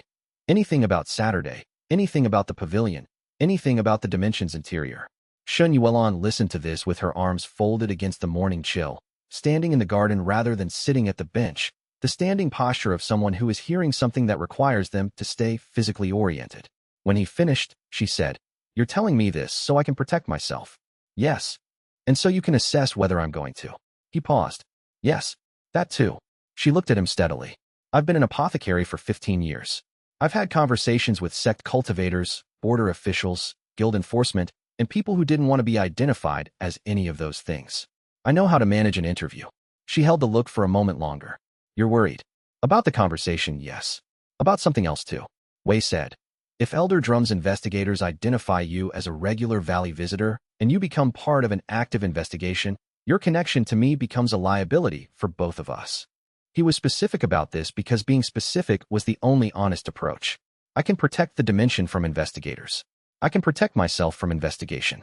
I can't guarantee I can protect you if the investigation turns toward you with serious intent." Xinyuan was quiet for a moment. Then she said, "Is this your way of asking me to stay away?" "No." He said this clearly because clarity was necessary. "It's my way of telling you the risk, so you can decide for yourself what to do with it." She looked at the garden. The spring was advancing. The beds at the garden's center had new growth, small pale green shoots that would be flowers in another 2 weeks. She looked at them with the attentiveness of someone who was thinking about something other than plants. She said, "I've been coming to that valley for 6 years. I went in on Saturday with permission for the first time and remembered it. I'm not going to stop coming because an elder from a sect that has been wrong about this valley for 30 years is starting to look at people." She paused. "But I want to know what you're planning to do. Because you have the face of someone who is deciding something." He said, "I've been treating my situation as something to be protected through concealment. There are limits to that approach that I've been reaching." He looked at the early growth in the garden beds. "The investigation is about to look for me specifically. There are threats coming from outside the institutional investigation structure. The people I've been trying to protect through distance are in situations where distance doesn't actually protect them. So I'm deciding to do something different than retreat." He said this simply, without the weight of announcement, because it was not a declaration. It was a conclusion reached through evidence. "I don't know exactly what that looks like yet. I know it means being more visible rather than less, which is against everything I've done for 22 months. Xinyuan said, "About time." He looked at her. "I'm not saying that's easy." She said this without dismissing what she had just said. "I'm saying that watching you manage your own situation from a careful distance has been frustrating in the specific way of watching someone very good at something apply that ability to the wrong problem." She met his eyes. "You've been protecting yourself. You're very good at that. What you've been avoiding is protecting anything else." Wei thought about this for a long time after she left. He sat on the garden bench in the morning sun, which was genuinely warm for the first time in months, and he thought about the difference between protecting yourself and protecting anything else, and about how long it had taken him to understand that the two were not the same thing, and that being good at one did not automatically produce the other. He thought about the unmapper, which erased spatial truths from outside. He thought about Elder Drum, who was finally looking for the right thing. He thought about Chun Rui heading toward a spatial node that would attract exactly the kind of attention neither of them wanted. He had 3 months, maybe less. He had the archivist, Old Crow's information network, Bao Lian's institutional knowledge, Shui Zhirong's theoretical framework, and Xinyuan's memory, and the specific advantage of being the person who had been quietly mapping everything in this district for 22 months, while everyone else had been looking at the wrong scale. He thought, "I have more than I started with." He thought, "That will have to be enough." He walked back to the valley in the spring morning and began building what came next. Chapter 81. The Eastern Front announced itself to Wei's cosmos surveyor perception like a fire announcing itself to someone with eyes closed in a dark room. Not a visible thing, but a presence felt through heat and changed air. 3 weeks after Chun Rui's departure, Wei extended his realm cartographer perception eastward and found the spatial node in the Eastern Territories for the first time. He had known approximately where it was from Qin's intelligence, a region of concentrated spatial activity somewhere in the mountain ranges separating the central provinces from the Eastern Territories. What he had not expected was the intensity. The contested node was broadcasting into the negative space at a volume he could feel from the valley. Not loud in any physical sense.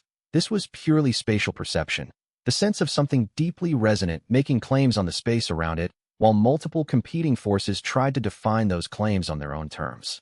Dozens of high-tier cultivators all reaching for the same spatial concentration simultaneously. The node was, as he had told Chun it would be, moving.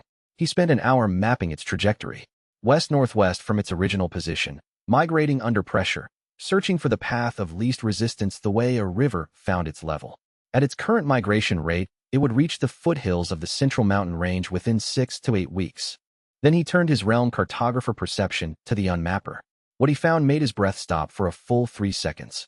The unmapper had changed direction. Not gradually, not incrementally. It had pivoted with the directness of something that had found what it was looking for. The Eastern Front's spatial activity, the contested node, the dozens of cultivators drawing on it, the sheer loudness of the concentrated spatial conflict, was exactly the kind of signal the unmapper had been moving toward for months without finding it this clearly. It was no longer moving southeast. It was moving directly east. His previous trajectory estimate had given him weeks to months. The new path, combined with the unmapper's apparent acceleration, gave him a different number. The unmapper would reach the Eastern Front's spatial activity in somewhere between 20 and 40 days. And at the Eastern Front, Chun Ruwei was among the cultivators reaching for the contested node. Wei sat in the pavilion with his eyes open and his hands flat on the desk, and thought about the specific problem of caring about someone who was in a dangerous place you had sent them to with incomplete information. He had warned Chen not to extend the deployment. He had told him the node would migrate. He had not told him about the unmapper, because he had not known the unmapper would reach this region in time to matter, because his estimate had been based on incomplete data. He needed to send a message. He went to Old Crow's cottage and spent 20 minutes drafting the most specific warning he could compose. The unmapper's nature, the acceleration, the estimated timeline, specific protective measures for spatial cultivators in an active deployment zone, and asked Old Crow to send it through the fastest courier chain he had access to, directed to Chun Ruwei's sects field command post at the Eastern Front. Old Crow sent it within an hour. He did not ask what was in the message. He looked at Wei's expression and sent it. Wei walked back to the valley and updated his catalog and thought about what else he had not accounted for. Chapter 82 Elder Drum's investigation team arrived in the district on a Thursday, 8 days after Wei's trajectory update. There were 3 of them. He cataloged them in 20 minutes through listening formation observation, a records specialist with extensive provincial administrative access, a behavioral observer whose primary function was recognizing manufactured identities, and a coordinator who was managing the investigation toward specific identifying characteristics that Elder Drum had provided. Those characteristics, a spatial cultivator, likely male, present in the district for at least 1 to 2 years, with demonstrated knowledge of provincial administrative systems and survey authority processes. Unusual level of familiarity with the Valley Road area. Not obviously affiliated with any known sect. This was the most accurate description of Wei that any investigator had ever produced without entering the valley. He spent the day tracking their movements. The records specialist went to the provincial registry. The behavioral observer went to the market district and the tea houses, sitting in public spaces and watching people. The coordinator spoke with the district station's survey authority liaison. They were good. Elder Drum had sent better than usual. The behavioral observer sat at the same tea house Wei used for 40 minutes. Wei, watching through a spatial slit from the alley across the road, watched the observer watching people. The observer had the specific stillness of someone trained to look unremarkable while taking in significant amounts of information. He noted behaviors that didn't match stated identities. A merchant who was too careful about his seating position, a cultivator who responded to a spatial probe with skills that exceeded their apparent rank. Wei had not entered the tea house that morning. He had been practicing, over the past several weeks, a different kind of caution. Not the absence of presence, that was its own signature. Instead, the presence of ordinary distraction. He had been making himself visibly ordinary, which was different from invisible. The merchant persona wore its eccentricities in proportion. He complained about prices at a rate that sounded genuine rather than calculated. He was occasionally and legitimately distracted by real things. The behavioral observer sat at the tea house for 40 minutes and then moved on. He had not noticed Wei, But he had noticed the tea house was a gathering location for the kind of cultivator who valued being seen without being memorable. Wei noted this and adjusted his next 3 weeks' plans accordingly. He also sent a message to Xun Yuelon through the indirect merchant network channel they had established. Be aware that investigators are asking specific questions. Come to the valley on the standard schedule, nothing unusual. Chapter 83. The investigators found Xun Yuelon on the 5th day of their district search. Wei tracked this in real time through the listening formation network, which covered the section of the market district where they approached her. The records specialist had located her through the Provincial Herb Trade Guild's visitor log, which listed her as a regular Yinmei district visitor for 6 years. 6 years of regular Valley Road visits made her exactly the kind of source Elder Drum's team was looking for. The interview lasted 35 minutes, in the public space outside the guild office. The records specialist asked careful questions about her observations on the Valley Road, any unusual phenomena, any individuals she had encountered regularly in the area. He was good at the interview structure, specific questions mixed with open-ended ones, allowing the interviewee to volunteer information in the spaces the specialist had deliberately left available. Xun Yuelon was better. She answered every question accurately and completely without saying anything useful. She visited the Valley Road to harvest herbs. She had done so for 6 years. She had encountered various individuals over the years as one did on any frequently traveled road. She had noticed certain spatial irregularities on the slope consistent with what the survey authority had previously logged as a natural formation. She named 3 specific botanical observations that confirmed she was genuinely there for herb harvest purposes. When asked about specific individuals, she had encountered a traveling merchant on several occasions, one of the many merchants who used the Northern Road circuit. She could describe him generally, distracted, complained about road conditions, seemed to know the district well. The specialist noted this. Do you know his name or primary trading route? No. She said this with the flat completeness of someone telling a simple truth. He's not memorable in that way. Most merchants on that circuit aren't. The specialist asked follow-up questions. Xun Yuelon answered them all in the same vein. Accurate, complete, and entirely devoid of operational significance. When the interview ended, the records specialist wrote something in his notes. Wei read the movement of the brush through the spatial slit he had positioned for exactly this kind of observation. The note was a single line, the shorthand of a professional registering a source's reliability level, asterisk consistent with other accounts. Non-specialist. Low value, asterisk low value. Wei sat in the pavilion that evening and felt something he didn't usually permit himself, which was the specific warmth of gratitude. Not performed, not catalogued, just present.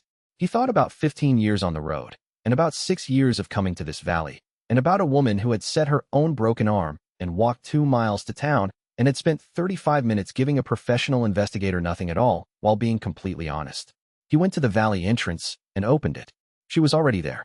She sat in her usual spot near the wildflowers, packed beside her, with the expression of someone who had been waiting a reasonable amount of time and was fine with that. She looked up when he stepped out. They found me, she said. I know. I was listening. She looked at him with the evaluating expression. Were you worried? He said, yes. He said it with the directness that had been getting easier over the past month. She said, you didn't need to be. She looked at the valley. Though I think the merchant description is going to bring them back to look at you more carefully. Yes. Is that a problem? I'm managing it. He paused. Thank you. She looked at him. Why are you thanking me? Because you handled a difficult situation on behalf of someone who couldn't be there himself. She said, I handled it because it was the right thing to do. She stood and brushed grass off her trousers. Don't thank me like you're surprised I would do that. He didn't say anything to this. There was nothing to say that wouldn't have been less accurate than the silence. Chapter 80. For the unmapper reached the eastern front on the 29th day. Wei felt it through his realm cartographer perception in the early morning. The negative space around the contested node changed quality the way a room changed quality when something large moved through it in the dark. Not violent. The unmapper was never violent in the physical sense. It was a spatial event rather than a physical one. The node's resonance signature, which had been loud and contested, went quiet in a specific way that Wei had learned to associate with erasure. He sat with his eyes closed and extended his perception as far as it reached and tried to understand what was happening. The spatial node was not erased. It was too large, too deep, too embedded in the natural formation of the land to be unmapped in a single event.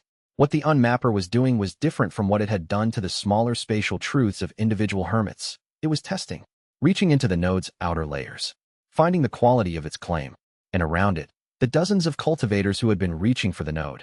Some of them had spatial cultivation of significant depth. The unmapper would sense them too. Wei sent a second message through Old Crow's network, this one urgent and explicit. The situation at the Eastern Front had changed. The threat was on location. All spatial cultivators in the deployment zone should withdraw from active engagement with the node immediately and exit the spatial environment.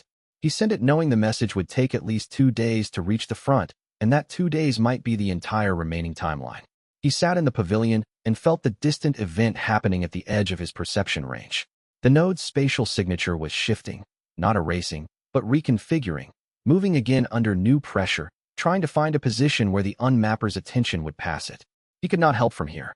He was 300 miles away, and the only thing in range of the Eastern Front that could affect the unmapper would require him to be there physically, which would mean abandoning the valley, which he could not do because the valley was his claimed truth, and claiming and then abandoning would produce a different kind of problem. He sat with not being able to help and found it more difficult than he expected. The archivist said she felt this too. When the consortium was taken, Wei said, "How long did that last?" 3 days. She read it through the dimension's impressions of the negative space. A pause. She wrote about it in the catalog. Not the facts. The experience of watching something happen and not being able to intervene. Wei said, "Is there a section I haven't read?" The last 30 pages. He opened the predecessor's catalog to the end. The handwriting was different there, smaller, more compressed, the handwriting of someone who was running out of pages and knew it. He read for an hour. She had not solved the unmapper. She had characterized it, right up to the end. What she had written in the last pages was not a solution or a breakthrough, but something she had framed as a preparation. Asterisk the self-referential truth. I cannot build it. I have not accumulated enough of myself yet. But I believe the accumulation is what matters. Not technique. Not power. The weight of what has been given up. The map becomes its own address when the cartographer is fully present in it. Asterisk he read this several times. The weight of what has been given up. Every spatial truth cost a memory of being recognized. He had paid this cost 8 times. He had one more claim available. The northern seam, which the predecessor had described as requiring more than she had accumulated. He now had 2 more losses in his account than she had ever reached. He looked at his hands. He thought about the memory that had left him when he claimed the listening formation network. He thought about the one that had left him when he claimed the fold on the high slope. He thought about all the others, gone before he had started keeping count. He thought, the weight of what has been given up. He thought, I might have enough. Chapter 85. He went to the northern seam the next morning. Not to claim it. Not yet. He needed to know if his assessment was correct before he committed to the attempt. The claiming process, once started, had to complete.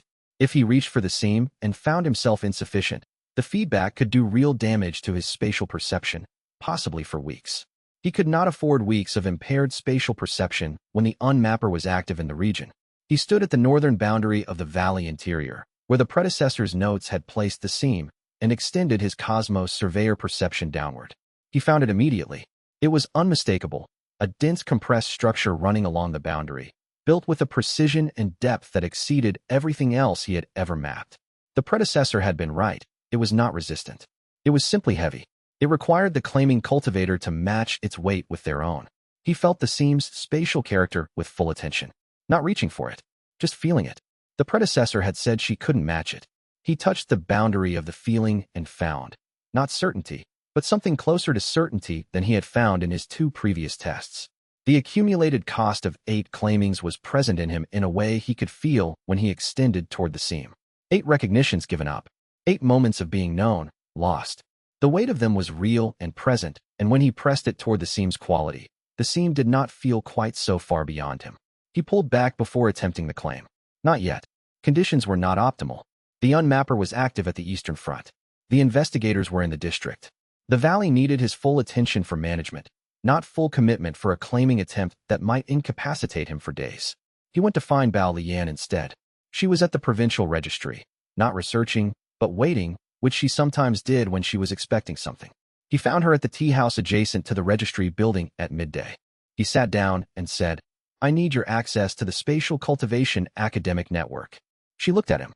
You said you might need this eventually. The timing moved forward. He told her what had happened at the Eastern Front. He told her about the unmapper's acceleration toward the spatial node. He told her about the Eastern cultivators who might not have received his warning in time. Bao Lian listened with the full attention she brought to operational briefings. When he finished, she said, How many cultivators at the Eastern Front have spatial cultivation deep enough to be at risk? I don't know exactly. The sect deployment records for the auxiliary contingents aren't public. Old Crow estimates 30 to 50 cultivators with some spatial specialization based on the sect compositions that were deployed. And the unmapper is currently at the node, testing it. Not in the cultivators themselves yet, but aware of them. He paused. The Spatial Cultivation Academic Network has the contact lists for most of the continent's significant spatial cultivation practitioners. If you could access that network and send a warning through the official channels. Bao Lian was already writing in her notebook. The Amber Mirror sect has a standing information-sharing agreement with the Spatial Studies Academy. I can get a message into the academic warning system as an anomalous spatial phenomenon report. It would reach every spatial specialist on the Academy's contact list within 48 hours. Wei looked at her.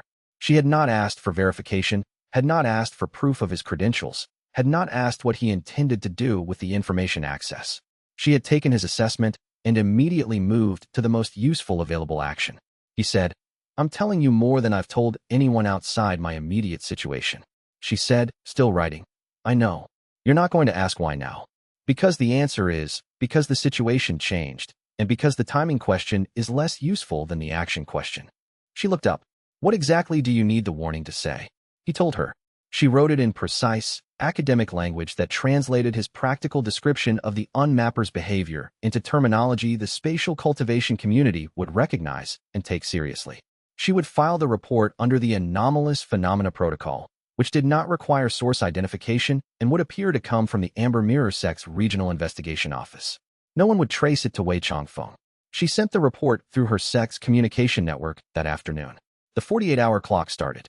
Wei walked back to the valley with the specific feeling of having done the right thing at the right time rather than a week too late. It was an unfamiliar feeling. He found it not as uncomfortable as he had expected. He thought about the northern seam. He thought about the unmapper at the Eastern Front. He thought about the predecessor's last entry. The weight of what has been given up. He was almost ready. Chapter 86. The academic warning worked. Wei knew this 36 hours after Bao Lian filed the report, not because the crisis resolved, but because the relay messages from the Eastern Front changed character. In the 2 days before the warning arrived, the messages reaching Old Crow's network from the various sect deployment posts at the Eastern Front had been standard operational updates, logistics reports, casualty notes from the node claiming engagement. After the warning, evacuation orders, spatial containment protocols, multiple reports of cultivators experiencing sudden perception disruption that matched the warning's description of unmapper contact. The spatial specialists at the front had taken the warning seriously. Most of them had withdrawn from active engagement with the node. Not all. Jian Qingmu's reply arrived on the third day. He was no longer in the eastern range. He had relocated his dimension's primary entrance to the southern face of his mountain and was in deep withdrawal again. The spatial signature of his dimension compressed to near invisibility. He had received the warning before the unmapper reached the front. He had passed it to every contact he had. He also reported 4 more losses for spatial hermits in the northern eastern region whose relay points had gone permanently silent. Not recently. They had been silent for weeks, before the unmapper reached the front. The losses Wei had noted in the negative space as 3 gaps were now 7. And then a single line at the end of Jian Qingmu's message, written in the careful shorthand Wei had learned. "I don't know how many of us are left." Wei read this in the pavilion in the early morning and sat with it for a long time. 30 hermits across the continent, Jian Qingmu had said at the tournament. 7 losses in the past weeks. The losses were concentrated in the northern eastern region, which was the unmapper's path. The others, the ones to the south, to the west, the ones in regions the unmapper hadn't yet reached, were presumably still intact. He wrote back immediately. He described the unmapper's current position and trajectory as precisely as his realm cartographer perception could provide. He described the Eastern Front's effect on the trajectory. The concentrated spatial activity had attracted the unmapper east, and then, as the cultivators withdrew, the node had migrated further, and the unmapper had not followed the migration but had paused, adjusted, and was now, as of Wei's most recent observation, moving west-southwest, toward the central provinces. He asked Jian Qingmu to pass this to every hermit on the warning chain. Then he updated his catalog and his timeline and thought about what west-southwest meant for the valley. It meant he had 4 to 8 weeks, optimistically. He wrote 1 more line in his catalog, asterisk the seam. The timing is now. Asterisk chapter 87. He told Old Crow about the full situation that afternoon. Not a briefing, not an operational update, but the complete account. The unmapper, the predecessor, the consortium, the seam, what the claiming would require, and what it might produce. He had been giving Old Crow pieces for months, and he had a promise of disclosure for things that affected Old Crow's safety, and this affected Old Crow's safety. Old Crow listened in his usual kitchen chair. He made no notes. He had the quality of someone who had been briefed on complex operations for 20 years and had developed the ability to hold all of it without writing any of it down, because writing left traces, and Old Crow was a man for whom traces had historically been costly. When Wei finished, Old Crow said, "The claiming. If you do it, and it works, what changes?" Wei said, "I advance to the final tier of my cultivation rank. I gain the ability to rewrite the spatial address of a location, to make it unreachable by any other path. The dimension's spatial character becomes fundamentally different from anything the unmapper has encountered before." He paused. Theoretically, the predecessor thought it would work. She thought it was possible. She never reached it to test it. Old Crow looked at the window. The afternoon light was the quality of late spring, beginning to arrive with genuine warmth after the long winter. And if you do it, and it fails, significant spatial feedback, incapacitation of perception, possibly for weeks. The seam would be disturbed but not claimed, and a disturbed, unclaimed spatial feature is dangerous in ways I don't fully understand. Timing matters. Yes. Old Crow was quiet for a while. Then, is there anything I can do? Wei thought about this. Continue the information network. If the unmapper's trajectory changes significantly, I need to know. If Elder Drum's investigators find something actionable, I need to know. He paused. And if I attempt the claiming and something goes wrong, tell Bao Liyan. She knows enough to understand what happened. Not the apothecary? Wei said. Tell Xin Yuelon I was trying to protect the valley. That's all she needs. Old Crow looked at him with the expression he used when he found something both accurate and unfortunate. You've been here less than 2 years, and you've built more than most people build in a lifetime. Wei said, I had good instructions. Your own or someone else's? Both. Old Crow refilled the tea. They sat with it in the kitchen while the spring afternoon moved past the window, and Wei thought about the claiming, and about the predecessor's last pages, and about the weight of 8 lost recognitions sitting in him like the accumulated sediment of a long and deliberate process. Chapter 88. He asked the archivist for her name that evening. He had not asked before. He had called her the archivist because the name felt right. It described what she was, what she did, the function she served inside the dimension. He had not pushed for her personal name because she had seemed to exist in a space beyond personal names, and because her previous life was something she offered in fragments, and he had not felt it was his to request. He asked now because the claiming was approaching and because the predecessor's notes had described the seam's requirement as personal, the weight of what had been given up, and because he wanted to understand what she had given up before he tried to follow the same path. The archivist was quiet for a long time after the question, long enough that Wei thought she might not answer. Then, Songkola. He wrote it in his catalog. SH. The initials on the jade brush that the spatial specialist had left in Chapter 8. The specialist who had almost found Wei inside the dimension, who had left behind a tool initialed with letters he had never been able to explain. The specialist had been here before, had met the archivist somehow, had left a keepsake. He said, How did you know the specialist? She was a student. Not mine formally. She came to the valley 30 years before you arrived, looking for the same thing everyone looked for. A pause. She was different. She came in and did not investigate. She sat in the outer layer and listened to the space. She left the brush because she thought someone might find it useful. Another pause. She was right. Wei thought about the spatial specialist who had placed a jade brush in the sealed compressed interior, who had managed to reach that layer, which was beyond where any other investigator had gotten, who had left something she thought would be useful to someone she couldn't see or name. A student of the spatial arts who understood that unclaimed space had a nature and was worth listening to. He said, You've been watching the investigation for 30 years. Yes. And before that, I dissolved in the dimension 90 years ago. I have been here since then. The presence shifted. I watched 60 years of nothing. The valley being used for various purposes, none of them knowing what it was. Then the investigations began. Wei said. She wrote in her final pages that the seam requires someone who has accumulated enough. She thought she couldn't. She was right. She had claimed 7 truths. She had paid 7 costs. A long pause. You have paid 8. Is 8 enough? The archivist did not answer immediately. It was not evasion. It was the quality of an entity that knew things it was not certain of and was trying to find the accurate phrase for the uncertain thing. It said, She paid her costs over 50 years. Each one was a recognition she had accumulated over time. The early ones cost her less because she had fewer recognitions to lose. The later ones cost her more. A pause. You've been here 22 months. You've paid 8 costs in 22 months. Wei understood what the archivist was not quite saying. The predecessor had accumulated recognitions over a lifetime and lost them slowly. He had accumulated fewer, more recently, and lost them in close succession. The weight he carried was not 50 years of accumulated connection. It was 2 years of connection, 8 times over. He said, "Is that less or more?" "It's different." The presence shifted. She thought more was necessary. I think she was wrong. I think the quality of what's given up matters more than the quantity of time over which it accumulated. A long pause. You gave up recognitions from people who are currently living. People whose existing attention on you was active when you paid the cost. Wei thought about this. Every claiming cost him the memory of the last time someone had recognized who he truly was. Those moments had been recent, specific, present. Shen Yuelon finding the puzzle she expected. Shen Ruwei saying you're the only person whose opinion I'd actually change a plan over. Old Crow making his explicit promise. He had lost the memory of those moments. The people remained. The weight was not the memory. The weight was the reality of having been known, even after the memory was gone. He sat with this until late into the night. Chapter 89. He went to the northern seam at dawn. Not impulsively. He had spent the night preparing.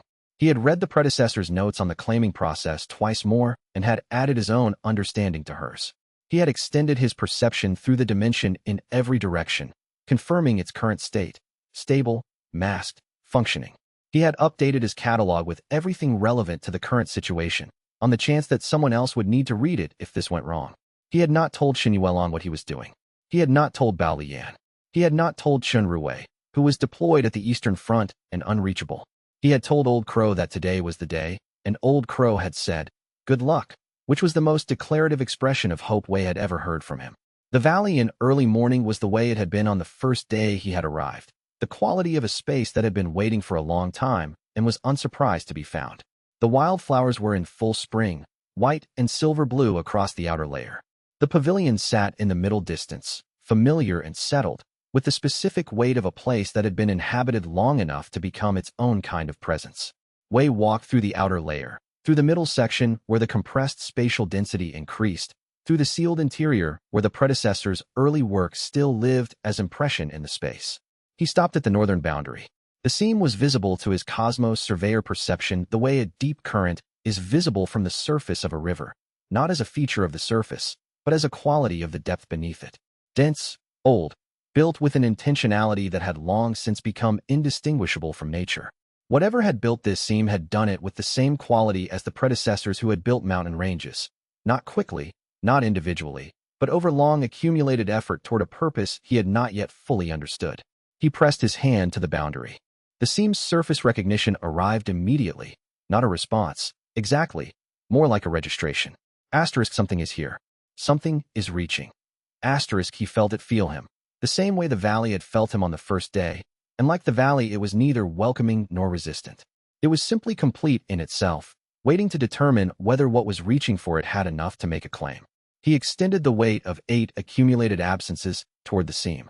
He felt them as a physical thing for the first time, not as individual lost memories, but as the cumulative shape of their departure. 8 moments when someone had known him and he had given up the knowledge of being known. 8 times the gap where recognition had been. The shape of that accumulation, held all together, had the specific quality of something that was heavy not because it was present, but because it was absent in a very precise way. He pressed that weight toward the seam. The seam considered it. The air in the interior changed, not dramatically, not with the physical violence of a major breakthrough. More like a pressure equalization, the centuries of the seam's own accumulated weight meeting the 2 years of Wei's accumulated absence, finding the comparison, calibrating. It was not equal. He had known it might not be equal. The seam was older than anything else in the valley, older than the predecessor's 90 years, older than the 6 predecessors the archivist had named. It had accumulated its own weight over a span of time he couldn't map, but it was not so unequal as it had been when the predecessor had tried. He held the contact and felt the seam's full quality for the first time. Not just its depth and compression, its purpose, the thing it had been built to do. It was not a defensive structure. It was not a trap. It was a foundation. Someone, centuries before the first cultivator had mapped this valley, had built this seam as the basis for something they had intended others to build on. A starting point, not a wall. They had made it with such care and such depth that it had survived everything that had happened in and around this valley for hundreds of years. waiting for someone who could use it. Wei said, to the archivist, "You know what this is?" The archivist said, "Yes." "Tell me." A very long pause. She was the first one to reach the seam. She understood what it was. She spent 50 years trying to be sufficient for it. Another pause. She chose dissolution because she thought dissolving into the dimension would give the next person, give you, enough of her accumulated weight to add to your own. A pause. She dissolved so you could claim the seam. Wei stood at the boundary with his hand pressed to the ancient structure and felt the weight of what Song Kahua had done.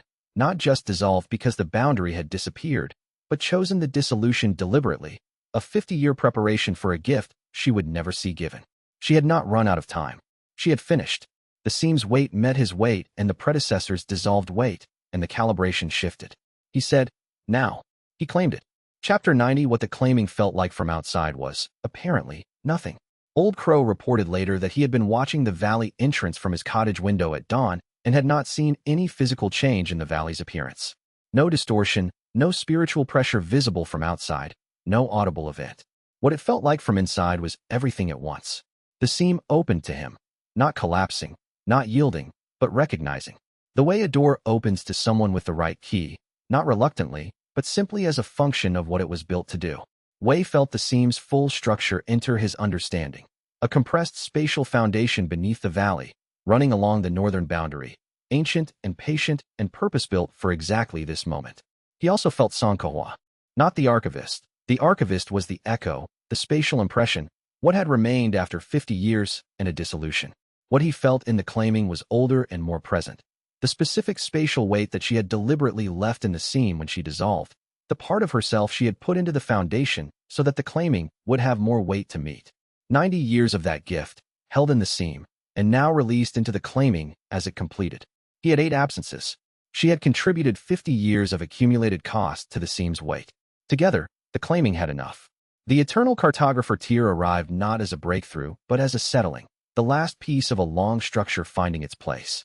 His spatial perception changed in the way the world mapper perception had changed and the cosmos surveyor had changed.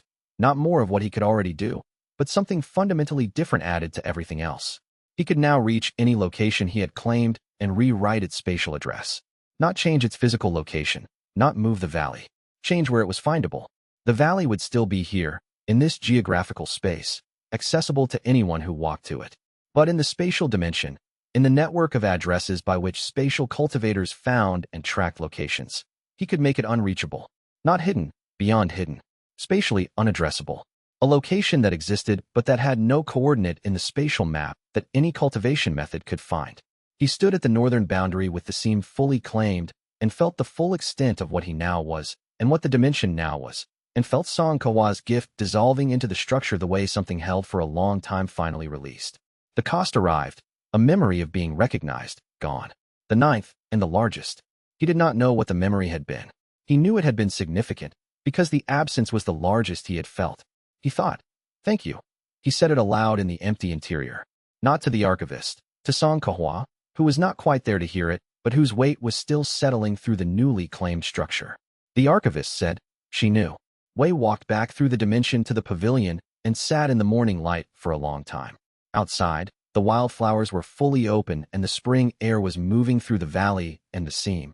His seam now, part of his claimed foundation, was sitting in the northern boundary like a thing that had waited centuries to be properly placed. He was the eternal cartographer. He was the 9th cultivator to claim this valley and the first to claim its full foundation. He had 2 capabilities left to use. They were, if Song Kawa's theory and the archivist's 90 years of careful observation were correct, exactly the capabilities needed for what was coming. He updated his catalog. He wrote her name at the top of the relevant entry, * Song Kahua. Predecessor. First eternal cartographer of this valley, incomplete. Gift, seam foundation, claiming weight. The question that made this moment possible. Honored. * He closed the catalog. He made tea. He drank it in the morning quiet of the space she had built for him, and thought about the unmapper moving through the negative space toward the central provinces, and about what he was going to do when it arrived. Chapter 91. The first thing he did with the eternal cartographer tier was nothing. He spent the day after the claiming sitting in the pavilion, feeling the full extent of the new capability without using it. This was deliberate. He had learned, through 8 previous advancement, that the temptation to immediately use a new capability was a reliable way to misunderstand it. He needed to understand the eternal cartographer's specific nature before he deployed it, because the spatial address rewrite was irreversible until he chose to reverse it, and irreversibility required more certainty than he currently had. He spent the day learning what the capability felt like. The valley's spatial address, the coordinate in the spatial map by which any cultivator with sufficient skill could locate and navigate to the dimension, was now fully visible to him as a modifiable property. Like seeing the label on a jar and knowing he could change the label, or remove it, or write an entirely different address in its place. The label was not a physical thing. It was the spatial equivalent of a name, a reference that other spatial navigation and detection pointed to when they sought this location. He reached toward it without touching it. He felt its current state, the address his dimension had occupied for as long as xianxia had been in it, which was a long-established, deeply settled spatial coordinate that multiple investigation records had built their methodology around. Changing it would not physically move the valley. It would make every previous investigation's spatial data obsolete. Every resonance measurement, every calibration result, every spatial map ever drawn by Elder Drum's teams. All of them would point to a coordinate that no longer corresponded to a dimension. He could do this now. He was not certain he should do this now. The unmapper was heading toward the central provinces. His estimate was 3 to 5 weeks before it reached this region. He had 3 to 5 weeks to prepare a response using the new capability. The spatial address rewrite was not the preparation. It was the final move. The preparation was understanding what combination of the address rewrite, the self-referential truth he was building toward, and the spatial foundation of the scene would constitute an actual defense against a force that erased locations from the spatial map.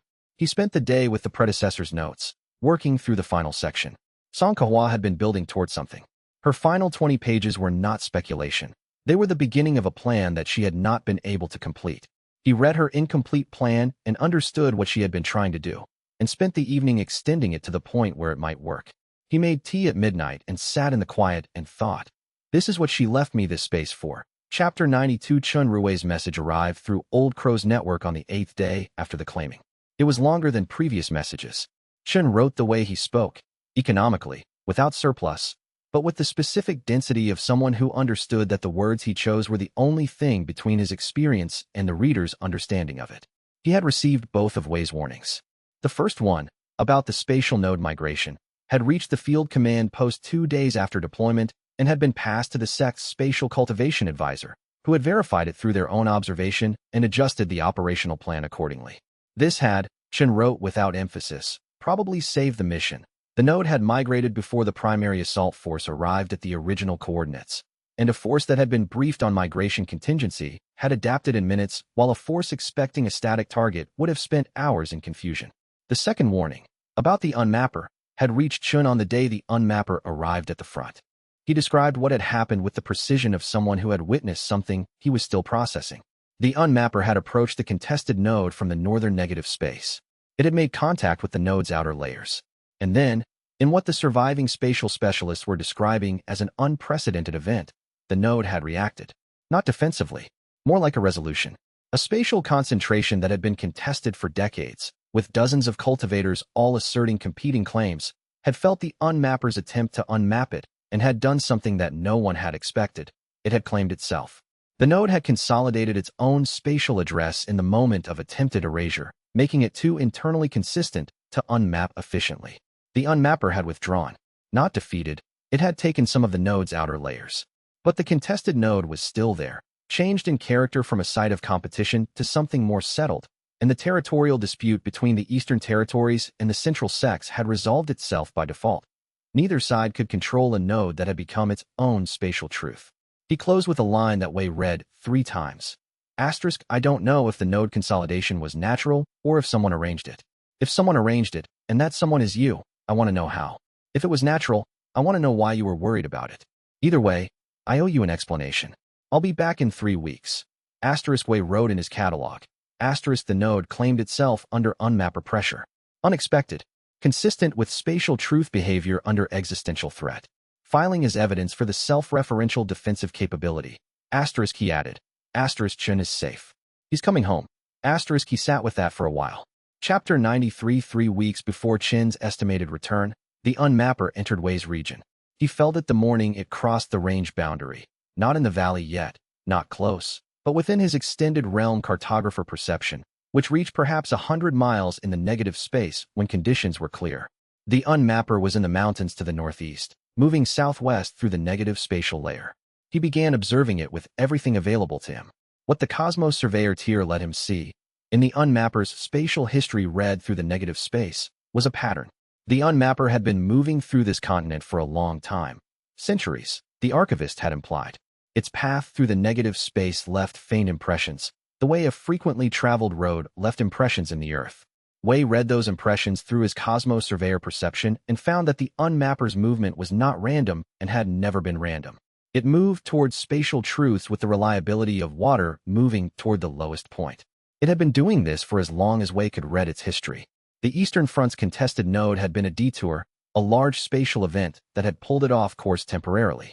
Before the node, its path had been trending steadily westward across the continent for 3 decades, toward the central provinces, toward the mountain regions where the highest concentration of long-lived spatial hermits operated, toward this valley, which the archivist's 90 years had made one of the oldest continuously occupied spatial truths on the continent.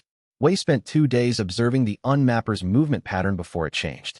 On the 3rd morning it paused, not moving, which it had never done in all the trajectory data he had accumulated. It stopped in the negative space in the northeastern mountain range and extended what felt like attention. Wei went very still inside the dimension. The unmapper was not sensing the valley. Not directly. It was extending its awareness across the region, the spatial equivalent of a predator pausing to let its senses catch up to its movement, confirming its surroundings before proceeding. Wei felt the sweep of its attention as a change in pressure in the negative space beneath his feet. It found something. He felt it find something. Not the valley, but the peripheral evidence of a dimension.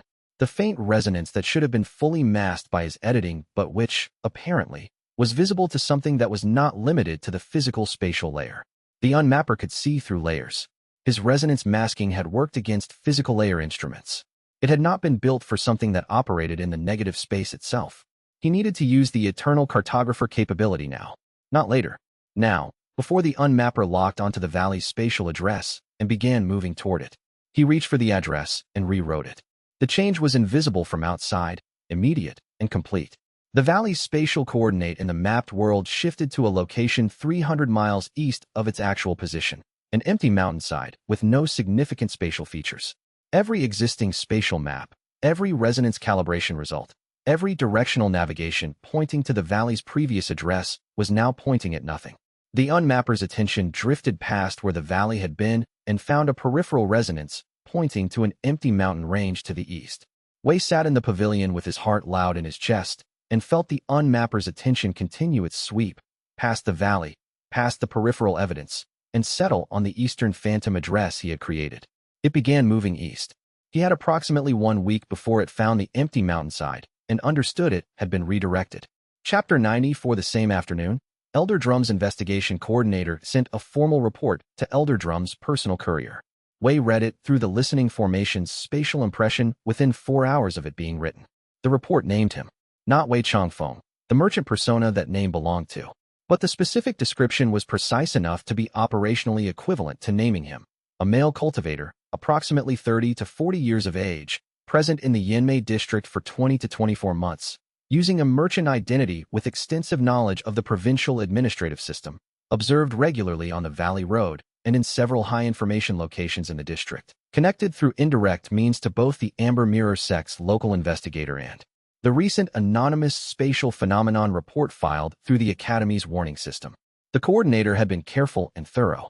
He had linked the merchant's behavioral patterns to specific events, the timing of previous investigation disruptions, the location of administrative records that had been subtly altered, the coincidence of a Water Bureau audit that the Water Bureau had no record of ordering. He had not found the valley. He had not found a name. He had found a shape.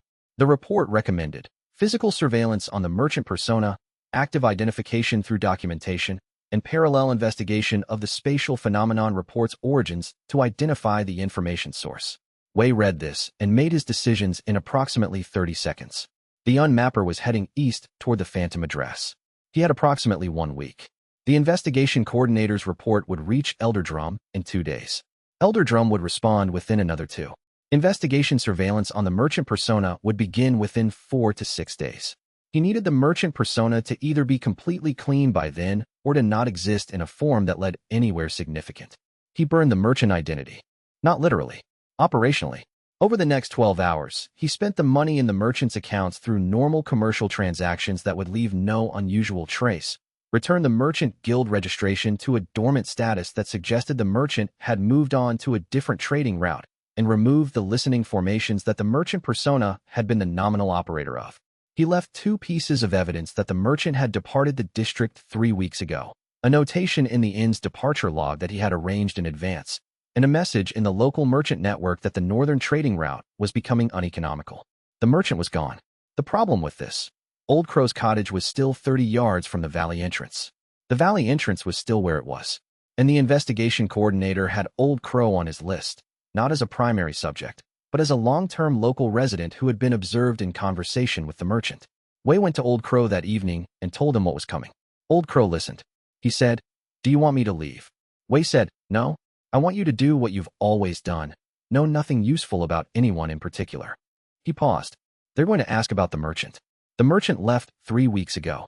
You knew him in passing, the way you know most people who use the northern road. You have no specific information." "That's true. It's more true than it was 12 hours ago." Old Crow looked at him with the expression that meant he found this distinction both accurate and darkly amusing. "You cleaned the trail." "Yes." "Is that enough?" Wei said, "The coordinator is good. He has a shape, not a name, and not a location.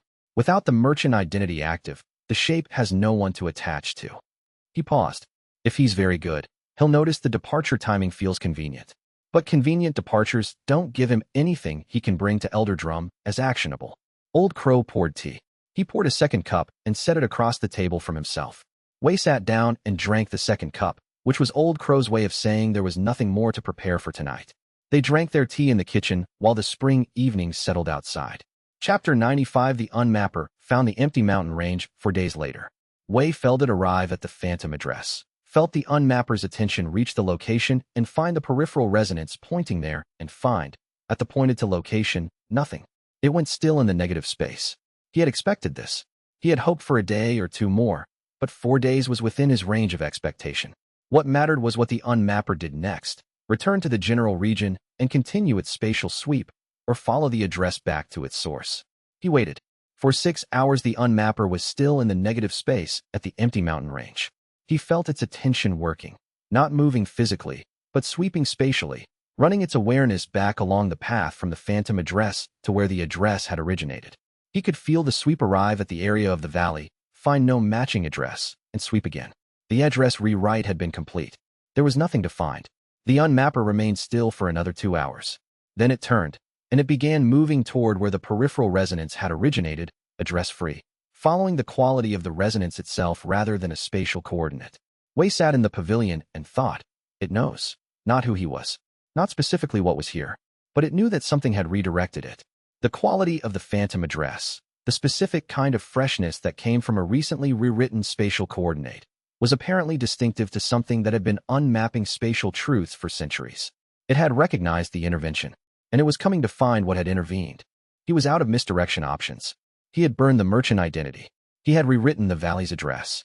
He had used the archivist's protective measures and the cosmos surveyor perception and every tool available to him except the final one, the self-referential truth that Song Kahua had described in her last pages, which she had believed was the actual defense, and which Wei had been building toward since the claiming. He looked around the pavilion. The predecessor's books, the 2 teacups on the windowsill, the spatial catalog with 9 claimings and a decade of preparation recorded in it. The archivist, present in the space, watching. He said, "Is this when?"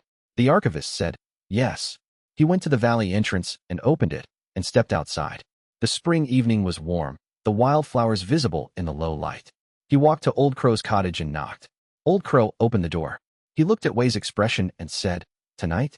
"Tomorrow, probably. Tonight, I wanted to know you were here." Old Crow stepped aside to let him in. There was soup on the back shelf.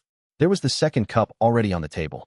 Wei sat down and ate soup and thought about the Unmapper moving through the negative space of the central mountain range, and about Song Kawa's plan, and about the 17 years' worth of people who had tried to find this valley and had failed, and about the one thing that had never been tried by anyone who had stood where he was standing. He was going to be known to the Unmapper, specifically, deliberately, on his own terms. He was going to show it the most complete spatial truth that existed in this region, and he was going to build that truth so thoroughly from everything he had accumulated that the unmapper would encounter not a hidden thing, but a thing so fully present that there was nothing to unmap. That was the plan. It was, he thought, appropriately ironic. The story ended not with better hiding, but with the most complete and deliberate visibility he had ever attempted. He finished the soup. He thanked Old Crow. He walked back through the warm spring evening to the valley. He had tonight to prepare and tomorrow to act, and everything that had happened in 22 months to bring to the moment when he finally stopped being a ghost. Chapter 96. He spent the night building the self-referential truth. Xianxia's notes described the concept, but not the execution, which was consistent with everything else she had left him. Frameworks and questions rather than procedures. The self-referential spatial truth was a claimed space that contained a complete address pointing to itself. A spatial coordinate that its own interior referenced, so that any attempt to erase the coordinate would require first erasing the interior that contained the reference, which contained the coordinate, which contained the interior. The loop was not infinite. It was self-sustaining, which was different. Infinite loops were unstable. Self-sustaining ones were the way natural formations persisted through geological time. The difficulty was completeness. A partially self-referential truth had gaps in the loop, places where the coordinate reference was absent, where an exterior force could find purchase and begin unmapping. Xianxia had believed completeness required the cartographer to be genuinely present in the space rather than representing themselves in it. Not a description of Wei Changfeng placed inside the dimension.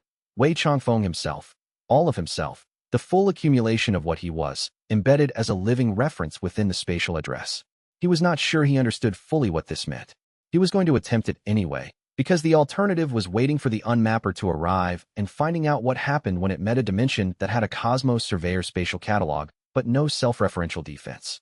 He began in the pavilion and worked outward. The self-referential truth was not built through a claiming process. It was built through presence. He extended his eternal cartographer perception into every space he had claimed and held his spatial identity. The complete configuration of what he was as a void cartographer, including all 9 claimings, all 9 costs, all the perception capabilities, the full catalog, present in all of them simultaneously. Not broadcasting it, embedding it, making himself the address each space pointed to, and making each space's address an address he pointed to. He worked through the outer layer first, then the middle section, then the sealed interior, then the subspaces, then the seam. The seam was the hardest. It was so old and deep that embedding himself in it was like pressing a hand into stone. Not impossible, but requiring sustained effort, the kind that left his palms trembling by the time the embedding held. Xianxia's residual weight in the seam helped. Her presence was still there, and it recognized his, and the combination stabilized what he was building. By 3 in the morning the dimension structure was threaded throughout with his identity. The address pointed to him. He pointed to the address. The loop was as complete as he could make it in one night. The archivist said, "She would have needed a year to build this. You built it in 6 hours. Is it complete?" A long pause. "No. It is substantial. More than I expected." Another pause. "Complete would require you to be more certain of yourself than you currently are. Some of the address references are clear. Some are not." Wei said, "Which ones?" "The ones that point to who you are when no one is watching." The archivist said this in its particular way, the way that had meanings that arrived over days. She struggled with this too. The parts of yourself that have no audience. The parts that exist only as fact, not as recognition by others. A pause. She dissolved to make them permanent. You have a different option. He thought about this until dawn. Chapter 97. The unmapper arrived at the valley's edge in the early afternoon. Wei felt at the moment it crossed into the mountain range proper, not in the valley yet, but in the foothills below the first ridge line, moving through the negative space with the unhurried certainty of something that had found what it was looking for. He tracked it for 40 minutes as it crossed the approaches to the valley, reading its movement through his realm cartographer perception, feeling its spatial character with the full attention of someone who had spent months studying its behavior from a distance. Up close, the unmapper was different from what distance had suggested. Not larger, the scale was difficult to assess, because the unmapper existed primarily in the negative space, which didn't have the same dimensional constraints as physical space. It was more present. The quality of its attention was specific in a way he had not been able to perceive from hundreds of miles away. It was focused, not on everything at once, the way an ambient threat might be. On this valley, this location, the source of the intervention that had redirected it. It was, he thought, genuinely intelligent. Not the intelligence of a cultivator. more the intelligence of a system that had been optimizing the same task for centuries and had become very good at recognizing when something was different from other things it had encountered. He stepped outside the valley entrance. He did not do this for reasons he had fully analyzed. He did it because the alternative was staying inside and letting the unmapper arrive at the boundary without being met, which felt, in a way he couldn't quite articulate, like hiding. He had been building away from hiding for 22 months. He was not going to start again now. He stood at the valley entrance in the spring afternoon, in the clear light, and extended his spatial presence outward, not aggressively, not as a challenge, simply as a presence. This is here. This is what is here. The unmapper paused. He felt the pause the way you felt weather change. A shift in the quality of the spatial environment, the negative space beneath his feet adjusting as the unmapper's movement stopped and its attention settled. It had found him, not as a person. It did not perceive people in the way cultivators perceived each other. It had found the spatial truth he represented. The claimed valley, the 9 claimings, the full structure of the self-referential loop he had spent the night building. It reached toward the loop. He felt the reach the way he had felt the seam's recognition during the claiming. Not painful, not violent. A spatial calibration. The unmapper was assessing the self-referential truth, running its awareness around the loop, finding where it closed, testing the completeness. He stood very still. The wildflowers were fully open around the entrance. The afternoon was warm enough that he could smell the particular scent they had. Not sweet, more like clean air with a mineral undertone, the smell of altitude and good soil. He had been smelling it for 22 months without knowing he had been memorizing it until this moment. Standing at the entrance with the unmapper's attention pressing against his spatial structure, when the smell arrived to him with the specific quality of something that would be missed. He breathed it in deliberately. He was here. He was this. The unmapper tested the loop for a long moment and found the incompleteness. Chapter 98, the incomplete parts of the self-referential truth were where the unmapper found purchase. Not dramatic purchase, it was not a violent process. The unmapper's contact with the spatial truth had the quality of a careful evaluation. It pressed against the address, found the points where the reference was unclear or absent, and began its slow process. Not erasing quickly, testing thoroughly. Wei felt it find the gaps he had known were there. The parts of himself that had no audience, the identity elements that existed only as private fact rather than accumulated recognition. The unmapper was not choosing strategically. It simply proceeded through the structure the way it always proceeded, finding the unmappable and unmapping it. The gaps were the unmappable parts. He reached into the self-referential loop and reinforced the points of pressure. This was something he had not planned for, that he could respond to the unmapper's contact actively, from inside the structure. The loop was built from him.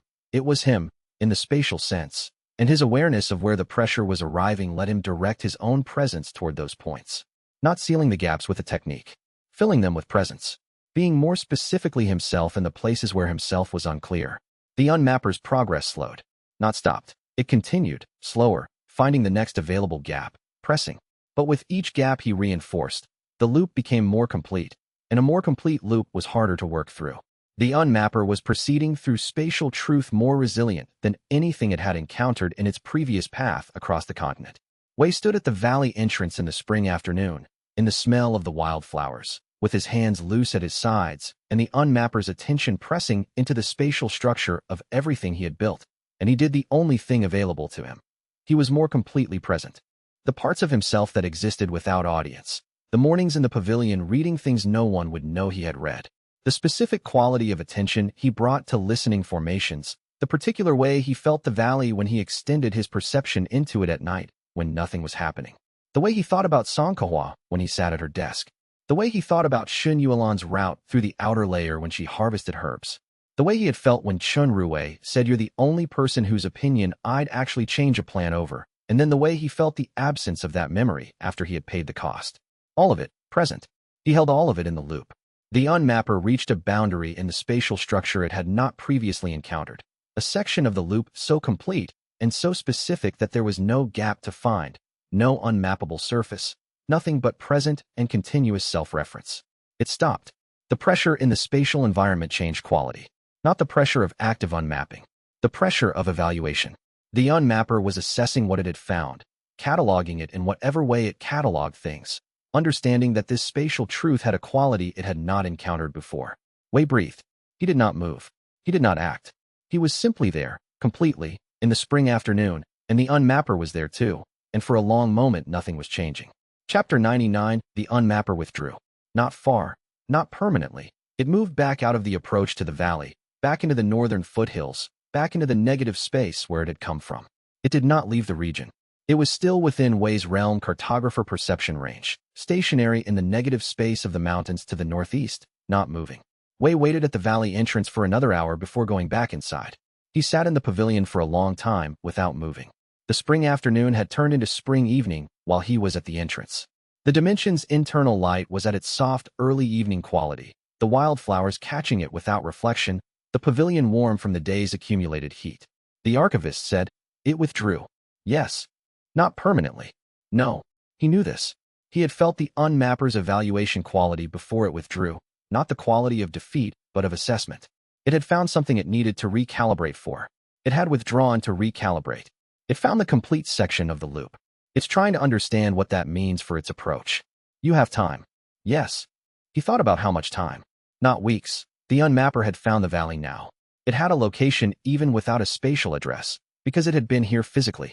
The address rewrite would not work again. The phantom address strategy was exhausted. Days, maybe. Weeks if I can build the incomplete sections into completeness before it returns. Can you? He sat with this. The incomplete sections of the self-referential loop were the parts of himself that existed without audience, without external reference. He had been filling those gaps with presence during the contact, but sustained presence under pressure was different from completed structure.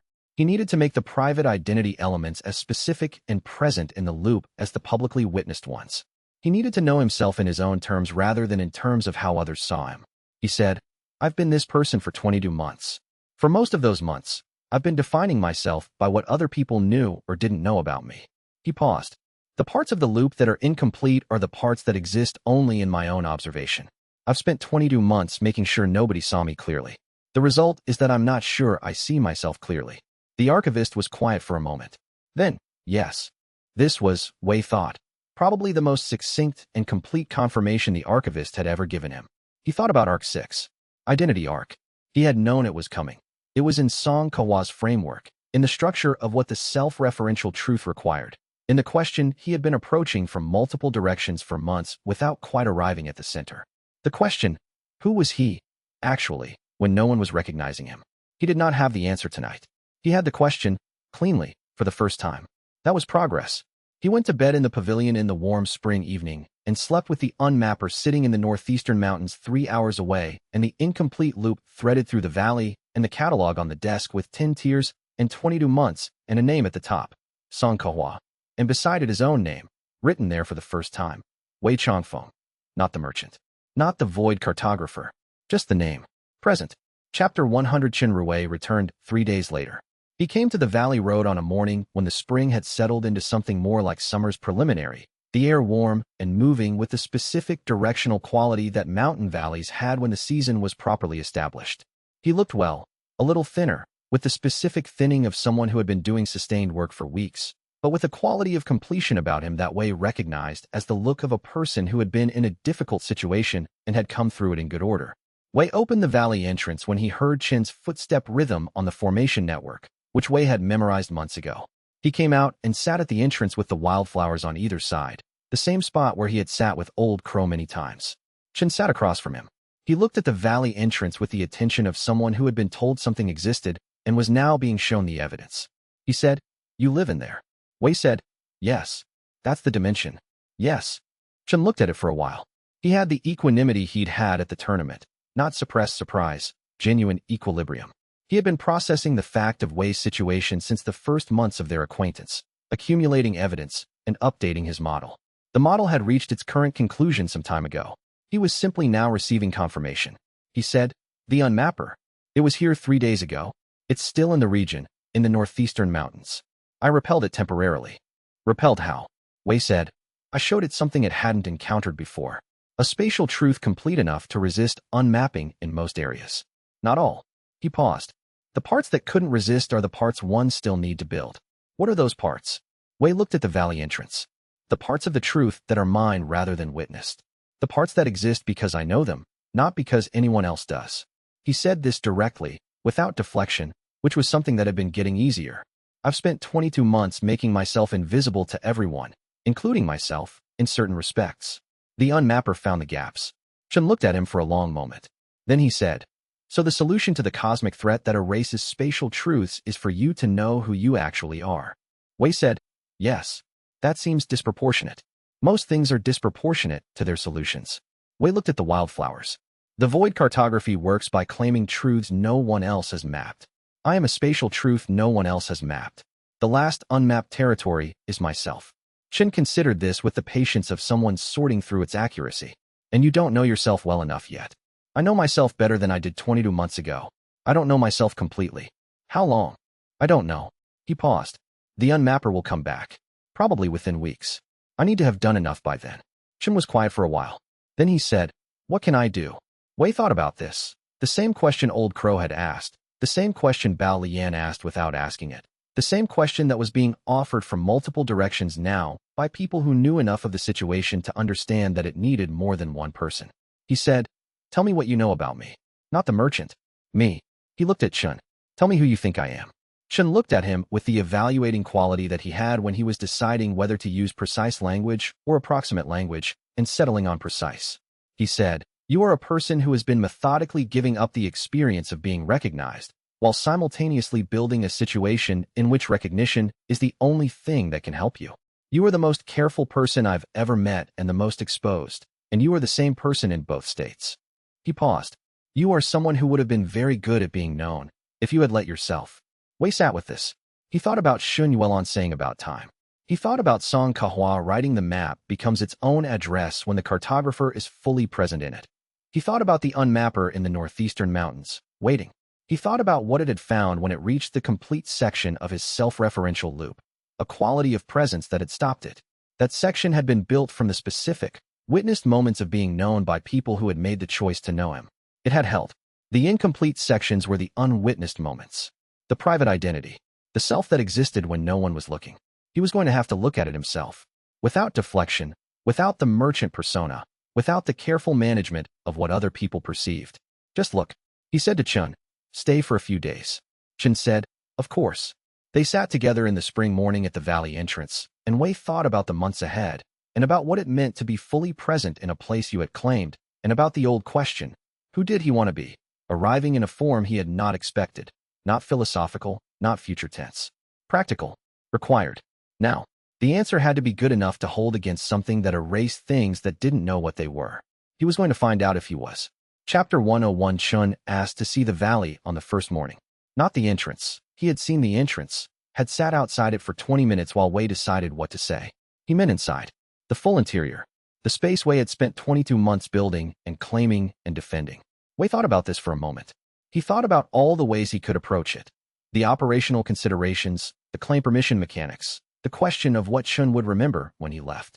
And then he thought about Chen sitting across from him yesterday and saying you would have been very good at being known if you had let yourself. And he decided that the operational considerations were not the most useful thing to think about right now. He said, "Permitted entry means you keep the memory when you leave." Chen said, "I know. You've known about the amnesia effect for months." "Yes." Wei looked at the valley entrance. "I'm telling you because it matters differently now. If you enter and then leave, you keep everything you see. The valley's location, the structure, my full capabilities." He paused. "You become someone who knows where I live." Chen looked at him with the equanimity that was not the absence of understanding. He had processed the implications before Wei finished the sentence. "Yes," he said again. Wei opened the entrance and walked through. Chen followed. The wildflowers were at their peak. The late spring morning had brought full brightness to the outer layer, white and silver blue across the grass, the pavilion visible in the middle distance with its familiar settled quality.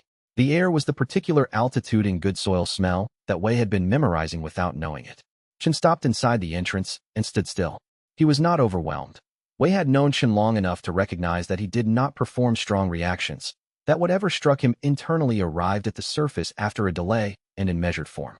But there was something in how he stood, the quality of a person receiving information too large for immediate organization, not distressed but engaged at full capacity. He said, "How large?" "The outer layer alone is 4 times the valley's physical footprint. There are subspaces." Wei watched Chen's spatial sense work. He was a spatial cultivator himself, limited range, but competent enough to feel the dimensional structure. "The sealed interior has compressed density. The northern boundary has an ancient foundation I claimed last week.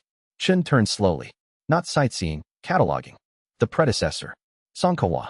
She dissolved into the dimension 90 years ago. She's the archivist, the presence that's been talking to me since I first arrived.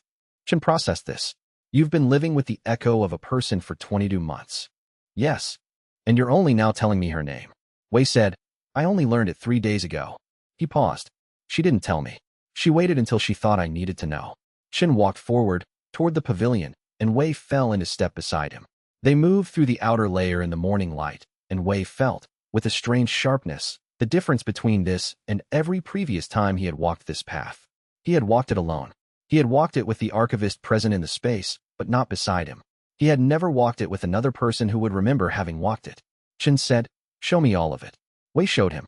The outer layer and the wildflowers. The path Shun Yuelon had worn through years of herb harvest visits before she had ever been permitted past the entrance. The pavilion with the predecessor's books on the shelves, and the spatial catalog open on the desk, and 2 teacups on the windowsill in the particular arrangement that had become default without deliberate planning. The middle section with its compressed density, the interior where the pressure increased enough that Chen's breath changed slightly. The subspaces, which Wei had to demonstrate by stepping through the access points while Chun watched the space fold. The sealed section where the predecessor's early claiming work still lived as impression in the walls. At the northern boundary, Chen stopped again. He extended his spatial perception toward the seam. He held it there for a long time. That's older than anything I've ever felt, he said. Centuries. Someone built it as a foundation. I don't know who. Wei stood beside him at the boundary, feeling the seam the way he felt it now. Familiar, heavy, present, his. Song Kahua spent 50 years trying to accumulate enough to claim it.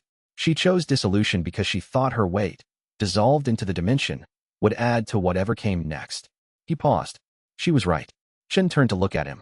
She made herself into a component of the space so you could complete the structure she couldn't. Yes. Chen looked at the boundary for a long moment. I'm sorry, he said. I know that's not. She was before your time. But it's a long time to spend building something and then not finish it. Wei thought about this. He thought about Song Kawa's catalog, the 50 pages of careful observation and framework and question and preparation. The final entry, smaller and more compressed. Asterisk the self-referential truth. The map becomes its own address when the cartographer is fully present in it. Asterisk, he said. She finished. She just didn't do it the way she expected. They walked back to the pavilion and sat in the morning light. The archivist was present in the space. Wei could feel her, not speaking, not intruding, but attending. He thought about how that must be. 90 years of watching the valley, and now finally a morning where 2 living people sat in the pavilion with a cup of tea and looked at the space she had made possible. He made tea. He set the cup across from himself. Chen said, the incomplete sections of the self-referential loop. Yes. Where do you want to start? Wei looked at the catalog on the desk. He had been writing in it for 22 months. He had written about the valley, the claimings, the investigation teams, Old Crow's information network, the unmapper's trajectory, Song Kawa's theory. He had written about the people who had passed through his understanding of this situation, Bao Lian's methodology, Shin Yuelan's competence, Chen's precision. He had written about what others saw. He had not, he realized, written much about what he saw when he was alone. He said, I need to tell you something I've never said to anyone. Chen waited. I don't know if I like who I've been, Wei said. Not the merchant. Not the void cartographer. Just the decisions. The way I've operated for the past 22 months and for the decades before that. The refusal to be visible, to ask for help, to trust. I know the reasons. I understand the logic of each choice. He looked at the 2 teacups on the windowsill. I don't know if understanding the logic is the same as being comfortable with the pattern. Chen said nothing immediately. He was the kind of person who received things before responding. Then, that seems like a reasonable place to start. Chapter 102 The incomplete sections of the self-referential loop were not things Wei could reach by analysis. He spent the first day trying anyway. After Chun and he had talked through the morning, Wei went to the pavilion desk and extended his eternal cartographer perception into the loop the way he had during the unmapper encounter. Feeling along the structure for the points where the address reference was unclear, where the loop held something like a gap rather than a connection. He could identify the shape of the gaps. He could feel their locations, the sections that corresponded to specific categories of unwitnessed self. What he could not do was fill them by deciding to. Presence was not an act of will. It was an act of knowledge, which required a different kind of work. The archivist said, in the late afternoon, she tried the same approach. Wei said analysis. She believed if she could understand the structure of herself well enough, she could describe herself into completeness. A pause. She was a cartographer. Description was her primary method. It didn't work. The self-referential truth requires presence, not description. You can describe a place without being there. You cannot be present without being there. The archivist's voice had the particular quality it had when it was distinguishing between things that seemed similar and weren't. She spent many years trying to achieve completeness through increasingly precise self-description. The loop improved, but never completed. Wei sat with this. Description and presence. He had been, for 22 months, describing himself to himself. The catalog entries, the operational assessments, the identification of his flaw and its costs. He had built an extremely detailed description of who he was and what he did and why. The description was accurate. The loop was still incomplete. He went to find Chun. Chun was sitting outside the pavilion on the grass, reading one of Song Kehua's books that he had asked permission to borrow. He looked up when Wei came out. Wei said, "I've been trying to fill the incomplete sections by identifying them. It's not working." Chun set the book down. "The sections that are missing are the parts of myself that exist without witness," Wei said. "I can identify them. I can describe what goes there. But the loop requires actual presence, not a description of presence." He stood in the evening light, feeling the inadequacy of the explanation. "I don't know how to be present in parts of myself I've been avoiding for decades." Chin said, "What were you like before the merchant?" Wei looked at him. I'm not asking about cultivator history. I'm asking what you were like before you built a persona around being forgettable." Chin's voice was even, careful, the precision he brought to everything. "There's a version of you before all of this. You didn't start as the merchant. You started as something else." Wei sat down on the grass beside him. The spring evening was warm, the wildflowers beginning to close in the fading light. He had not thought about this in a long time. The merchant persona had been in place for so many years that it had become a kind of habit, like a room that had been kept a certain way until the arrangement felt natural rather than chosen. He said, "I was impatient." Chen waited. "Before the merchant. Before the careful caution. I was someone who saw how things were and wanted them to be different before enough time had passed for the change to be safe." He paused. "I made several significant mistakes because of it. People I cared about were affected. I spent a long time after that learning to be patient." He looked at the catalog on the pavilion desk, visible through the open door. The patience became the merchant. The merchant became the method. And somewhere in that sequence I stopped knowing which part was me and which part was the technique. "Which part is you?" Wei was quiet for a long time. "The impatience is still there," he said finally. "I just stopped acting on it. I let things take as long as they needed because I had learned that acting early caused harm. But I was never patient by nature. I was patient by decision." He looked at his hands. "I think I've been angry about that for 20 years. Not at anyone. Just angry that the person I had to become to be safe was someone I didn't particularly want to be." Chin said, "That seems like something worth knowing." The archivist did not say anything. Wei felt her attention in the space, present, listening, and thought about Song Kehua spending 50 years trying to understand herself well enough to make a self-referential loop complete. He thought about the gap between knowing a thing and being able to hold it as a living part of yourself. The impatience. He had been patient for so long he had almost forgotten he wasn't naturally patient. And in forgetting that, he had stopped being able to see the difference between choosing patience and being incapable of urgency, which was, he now thought, its own problem. If he could not tell what was him and what was the technique, then neither could the self-referential loop. He reached for the loop and extended his awareness toward the section that corresponded to this, the private, unwitnessed self, and felt, for the first time, something slightly different about it. Not complete, but less like a gap and more like a beginning. Chapter 103. Xin Yuelon arrived on the third morning of Chen's stay. Wei had not told her Chen would be there. He had not told Chun that Xin Yuelon came on a schedule. The result was that he opened the valley entrance to admit her and found Chen sitting at the entrance rock eating an early breakfast, and Xin Yuelon arrived on the valley road to find a stranger at the entrance of the location she had been harvesting herbs near for 6 years. She looked at Chun. She looked at Wei. She said, "You have a guest." Wei said, "He's staying for a few days. You've met, at the tournament, briefly." Xin Yuelon studied Chun with the evaluating expression that she used when she was deciding whether to ask more questions or accept the information she had. She settled on, "The one who warned you about the investigation." Chun said, "Yes." They regarded each other with a mutual assessment of two people who had been told things about each other without meeting properly. Chun was precise and contained. Xin Yuelon was direct and flat. Wei watched them calibrate. Xin Yuelon said, "You know about the dimension?" Chen said, "Yes. And you're staying because of the unmapper." Partly. Chen looked at Wei. Partly because he asked me to. Xin Yuelon absorbed this. She set her harvest pack down near the entrance rock and looked at Wei with the particular expression she had when she found something both unexpected and accurate. You asked someone to stay. Wei said, yes. She said, good, and then picked up her pack and walked toward the herb patch near the outer layer boundary, which she had not entered because Wei had not opened the entrance wider. He opened it.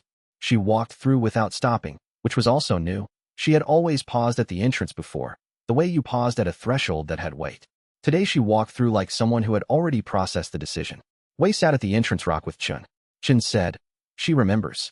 Since the last full visit, she was the first person ever to enter with permission, which changes the amnesia effect. Wei watched her move through the outer layer, efficient and practiced, reading the herb growth the way she always did. She hasn't told anyone. She hasn't changed how she behaves on the road or in the district. She came back on the same schedule. You're not surprised? No. He thought about it. I should have been more surprised than I was. I expected her to at least ask more questions. He paused. She said, about time, and then continued doing what she had always done, which is, I think, how she shows approval. Chen looked at him. You can tell the difference between her approval and her neutrality. Wei said, after 22 months of watching someone on a recurring schedule, yes. That's not the merchant noticing things. That's you caring whether she approves. Wei was quiet. He watched Xun Yuelon moving through the outer layer, her pack filling with the early spring herbs that had come in fully this week. She was humming something. He had noticed, over the months, that she hummed when she was working well, when the harvest was good and the morning was not too cold. He had not told anyone he had noticed this. He said, yes. Chen said, I think the self-referential loop has more material to work with than you realize. They sat together at the entrance rock in the morning light. After an hour, Xin Yuelon came back through with her pack full and sat down beside them, and Wei made tea, and the three of them sat in the spring morning at the valley entrance and talked about the unmapper's current position and what the next weeks would require. Xin Yuelon asked clear practical questions about the timeline. Chen answered them with the same precision he brought to everything. Wei watched the two of them talk and noticed that he was not trying to manage the conversation, not calculating what each person should and should not know, not running the contingency analysis for information exposure. He was just sitting there, with two people who knew who he was, watching them talk about how to help him. The impatience he had named to Chen the previous evening, he felt it differently now. Not the old impatience that had caused harm, the urgency to make things different before the time was right. Something quieter. The specific feeling of wanting to be in this moment rather than calculating how it would end. He reached for the self-referential loop and felt two more sections become slightly more present than they had been. Chapter 10 for he asked the archivist a question he had been avoiding for 22 months. Chen had gone to sleep in the pavilion.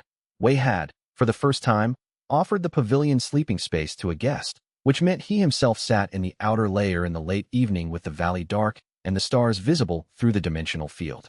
Xin Yuelon had gone back to the village at dusk. Old Crow had sent a brief message through the formation network. The investigation coordinator had filed a second report to Elder Drum, this one noting the merchant's departure as possibly significant timing. Nothing actionable yet. The valley was quiet. The unmapper was in the northeastern mountains, still stationary, still recalibrating. He said, what were you like when no one was watching? The archivist did not answer immediately. This was not unusual, but the quality of the pause was different from her usual consideration. It had the quality of something that had not been asked in a long time and had to be located before it could be answered. Restless, she said finally. Wei held this. I was a very good cartographer and a very steady person in front of other people, she said. I was consistent and methodical, and I gave careful thought to every decision before I made it. In private, I was not like that. A pause. I wanted things to happen faster than they were happening. I wanted to understand things I couldn't understand yet. I was often dissatisfied with the pace of my own progress. Another pause. I spent a great deal of energy, in the 50 years I lived in this valley, managing the gap between how I appeared and how I was. Wei said, the self-referential truth. You couldn't complete it because the private self I was hiding was not a comfortable thing to put into a permanent spatial structure. She said this with the particular flatness of old honesty, the kind that had been held long enough to stop requiring protection. A spatial truth that contains your full identity contains the parts that are difficult. I thought if I described myself well enough, I could make those parts legible. What I actually needed was to stop treating them as problems to be solved and simply be them.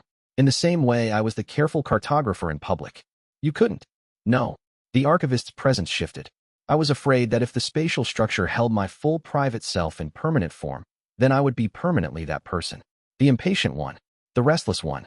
The one who wanted things to be different before they were ready. A pause. I believed I had outgrown that version of myself. I had not. I had hidden it. Wei looked at the star-visible sky. He thought about his own version of the same thing. The impatience he had told Chun about. The anger he had been carrying for 20 years about needing to become the patient merchant.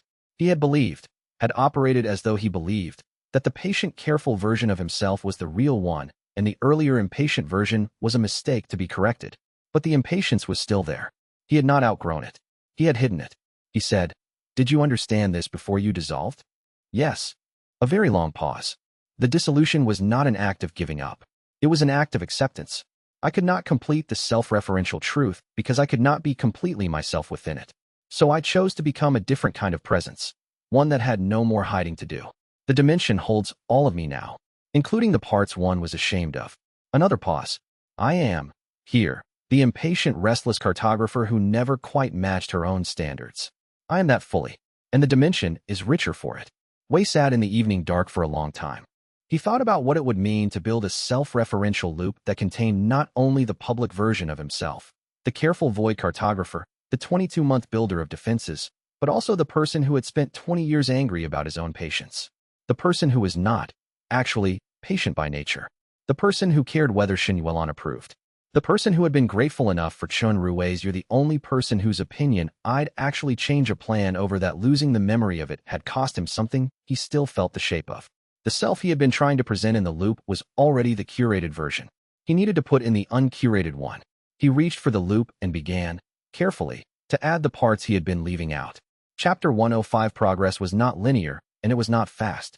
Over the 3 days of Chen's stay, Wei built the incomplete sections of the self-referential loop the way he had built the initial structure, through presence, not technique.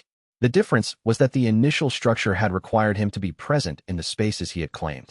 The completion required him to be present in the parts of himself he had been managing rather than inhabiting. This was harder. The process looked, from outside, like nothing. Wei sat in the pavilion or at the valley entrance or in the outer layer grass, sometimes with Chun nearby, sometimes alone. He was not meditating. He had never been a cultivator who used formal meditation structures, finding them too much like performing calm rather than having it. He was simply trying to be the uncurated version, in the loop, with enough specific detail that the loop recognized it as an address rather than a description. The impatience section was the first one he completed. He did it by letting himself be impatient, not managing it, not noting it as a fact about himself, and moving on, actually feeling it. The specific frustration of the unmapper, sitting in the northeastern mountains while he sat in a dimension, trying to understand himself well enough to complete a spatial structure. The frustration of 22 months of careful caution when what he had wanted, often, was to simply act. The frustration of the merchant persona and its careful incompetence. He let all of it be present in the loop, unedited, as a permanent spatial fact rather than a recognized problem. The loop tightened. He felt it, a section that had been soft and gap-like hardened into something more continuous. Not sealed, but addressable. The unmapper, if it came now, would find that section of the loop more resistant than before. Chin said, on the second day, "What does it feel like when a section completes?" Wei thought about how to describe it. Like finding a word you've been trying to remember. Not just the word. The recognition that the word was always there and you were simply not accessing it correctly. So the parts of yourself that complete the loop are not new parts. No. Wei looked at the catalog on the desk. They're parts that already existed. I just wasn't putting them in. Chin considered this. You've been writing in that catalog for 22 months. What have you been leaving out? This was the question Wei had been approaching and not asking. He pulled the catalog toward him and opened it. The entries were meticulous. Investigation teams and their methodologies, spatial cultivation assessments, unmapper trajectory analysis, claimings, and their costs. The people he had observed and cataloged, their patterns, their capabilities, their relationships to his situation. Almost no personal entries. He had written himself as a function, the void cartographer, the merchant, the defender of the valley. He had written very little about what it felt like to be those things, the specific textures of the days, what he thought about when he wasn't thinking about the next contingency. He turned to a blank page. He wrote, "I have been afraid of being findable. This is true, and I have known it for a long time. What I have not written down is what I would want, if findability were not a risk. I would want to know if the wildflowers smell different in autumn. I would want to show Song Kawa's catalog to someone who would actually read it, not as intelligence, but as a record of a person. I would want to have asked Chenrui's opinion on the unmapper situation 6 months earlier instead of 3 weeks before it arrived. I would want to have told Xin Yuelon that her handling of the investigator interview was one of the better things I have ever witnessed, and I would have said it on the day it happened instead of holding it as an observation. He stopped. He felt the loop shift again, another section becoming more present, more specific, the address more legible. He looked at what he had written. It was not a strategic document. It was not operational intelligence. It was someone's private record of things they wanted, unedited, and it was in his handwriting, and it was true. He said, to the archivist, "Is this what she was trying to do at the end?" The archivist said, "Yes." She ran out of time. She ran out of time and space both. The last pages.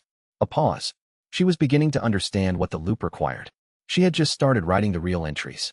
And then the boundary disappeared, and she had to choose. Wei held the catalog. He thought about Song Kahua writing in compressed handwriting because she was running out of pages, beginning to understand the thing she had spent 50 years trying to understand, and then having to stop. He closed the catalog. He felt the self-referential loop the way he felt the valley at night. The full extent of it, the parts that were solid and the parts still soft. More solid than 3 days ago. Not complete, but more of him was in it now than before. From the northeastern mountains, the unmapper had not moved. But Wei felt, through his realm cartographer perception, a change in its quality, something that read as resumed assessment rather than pure stillness. It was measuring the loop again, from a distance. He had more time. He was not sure how much. Chen appeared at the pavilion door. Old Crow sent a message. The investigation coordinator is leaving the district. Wei looked at him. He left a note in the local investigator's file indicating the merchant's departure timing was coincidental. The operational profile didn't develop into anything actionable. Chen paused. He closed the inquiry. Wei thought about this. The coordinator had been good. He had had a shape, a real shape, closer than anyone had gotten without entering the valley. And he had closed the inquiry because the shape had no one to attach to once the merchant was gone. He felt something he rarely felt, a clean, simple relief, without contingency analysis attached to it. He wrote that down too.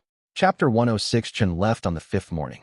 He had obligations to his sect. The deployment to the Eastern Front had been resolved, but the aftermath of any deployment required presence and documentation, and he had been away longer than expected. He said this directly, without apology, which was how Chun framed necessary things, as facts rather than disappointments. He packed his things in the pavilion while Wei sat at the entrance. The morning was the quality of early summer arriving on the heels of spring, warmer than the past weeks, with the specific golden weight of a day that had decided to be fully itself. Before he left, Chen sat at the entrance rock and said, "What do you want? After all of this is finished?" Wei looked at him. It was not a question he had been asked in 22 months. It was not a question he had asked himself in significantly longer than that. He said, "Why would you want to know that?" Chen looked at him with the particular expression he used when Wei did something he was cataloging. "Because you've been answering every other question I've asked for 5 days, and I want to see what happens when I ask the one you're not prepared for." Wei looked at the valley entrance behind him. He thought about the wildflowers and the pavilion and the catalog with 22 months of careful record-keeping. He thought about the unmapper in the northeastern mountains. He thought about the predecessor's books on the shelves. He said, "I want to stay here." That's an answer about location. I want to stay here and read the predecessor's books and keep the catalog and watch Xin Yuelon come on her schedule in the spring. He said it in the flat way he said things when he was being honest without decoration. I want the option to correspond with you without using Old Crow as an intermediary, because Old Crow is excellent, but the indirection costs 3 days. I want to know if the wildflowers smell different in autumn, which I have been in this dimension for 22 months and somehow not checked. He paused. Those are small things. They're not small. No, Wei agreed. They're not. Chen stood. He looked at the valley entrance with the expression of someone completing a cataloging process they had been running for months. You've been treating the life you want as a thing to protect rather than a thing to live, he said. The distinction matters. Wei said nothing. After, Chen said, I'll write through the direct channel. Don't make me go through Old Crow for routine correspondence. He paused at the entrance. For what it's worth, the loop section I felt this morning was stronger than the day I arrived. He walked down the valley road. Wei watched him go until the footstep rhythm on the formation network faded to nothing. He sat at the entrance rock for a long time after. The valley was quiet behind him. The golden morning continued without comment. The loop section corresponding to what he wanted when no one was watching had been soft for days. He reached for it now and found it more present than it had been. Chen had not filled it. He had asked the question that forced Wei to find it himself. He got up and went inside and wrote it all down in the catalog. The wildflowers in autumn, The direct correspondence, Xinyuelan on her schedule. Small, specific, true. The section solidified. Chapter 107, he was alone for 6 days before anything external required his attention. He had expected the solitude to be different than it was. He had spent most of 22 months essentially alone. Old Crow was nearby, but they lived separate lives. Xinyuelan came twice a month, and everyone else had been occasional contact. He was familiar with his own company. What he had not expected was that the familiar solitude now had a different texture. He was aware of it as solitude rather than simply as his default state. Chen's departure had done that. Having someone in the dimension for 5 days, someone who remembered it, who could come back, had made the absence of company something he noticed instead of something that simply was. He wrote this down in the catalog. Asterisk, I have noticed I'm alone more than I noticed before. This is not a complaint. I think it's the difference between choosing isolation and having it as the only option. The option now exists to not be alone in this specific way. The dimension is the same size it has been. It feels larger. Asterisk, he worked on the loop in the evenings. The section corresponding to his relationship to Xianxia was the one that remained most incomplete, and he circled it for 3 days before approaching it directly. It was not, he thought, that he didn't understand what went there. It was that what went there was strange, and he was not sure how to hold strange things in spatial structures that required legibility. He sat at the predecessor's desk. He looked at her books on the shelves, her actual books, the ones she had read and written notes in, the ones with her handwriting in the margins. He had been reading them for 22 months without fully registering that reading her books was a form of knowing her. He said to the archivist, I feel like I know you. She said, yes, but I arrived after you were already gone. Everything I know is from the catalog and the books and the conversations. He touched the desk's edge. It's not the same as knowing someone. I know the record of someone. Is there a difference? Wei thought about this. The spatial specialist left a jade brush with your initials. She had met you once, 30 years before I arrived. She thought something of you 30 years later, enough to leave a keepsake. He paused. I have been in your space for 22 months. I have read everything you thought carefully enough to write down. I have had, he counted, several hundred conversations with what is left of you. He looked at the windowsill. If I had met you when you were living, I think we would have recognized each other. The archivist was quiet for a long time. Then, yes, I think so too. He wrote in the catalog. Asterisk, I grieve someone I never met. This is strange, but I think it's real. Xianxia spent 50 years in this valley building a foundation for someone she would never know, and I spent 22 months in the space she built being known by her echo without realizing that was what was happening. The loop section that corresponds to grief for an absent teacher is incomplete because I did not recognize it as grief. It is. Asterisk, he reached for the loop. He held what he had written, the strangeness of it, the specific shape of knowing someone through their records and their dissolved presence in the air, and put it in the structure with the specificity it required. The section hardened. He felt, through his realm cartographer perception, the unmapper in the northeastern mountains, still stationary, but with a quality that had shifted over the past day. The recalibration was slowing. It was nearly finished deciding what to do next. He had time. Less than before, but some. Chapter 108 Bao Lian arrived at the valley entrance on the 7th day. This was not her scheduled visit pattern. She came when she had specific information, and she came to the valley road with the purposeful walk of someone who had decided something required action before the next natural contact opportunity. Wei stepped outside to meet her. She was at the road's junction with the valley path, where the old stone boundary marker stood, and she looked at him with the particular expression she brought to operational briefings where the news had a complication attached. She said, Shui Zhirong has been contacted by Elder Drum's office. Wei went still. Not formally detained. Interviewed. They were asking about the spatial phenomenon report she cited in her monograph. Who gave her the information, what she knew about the source.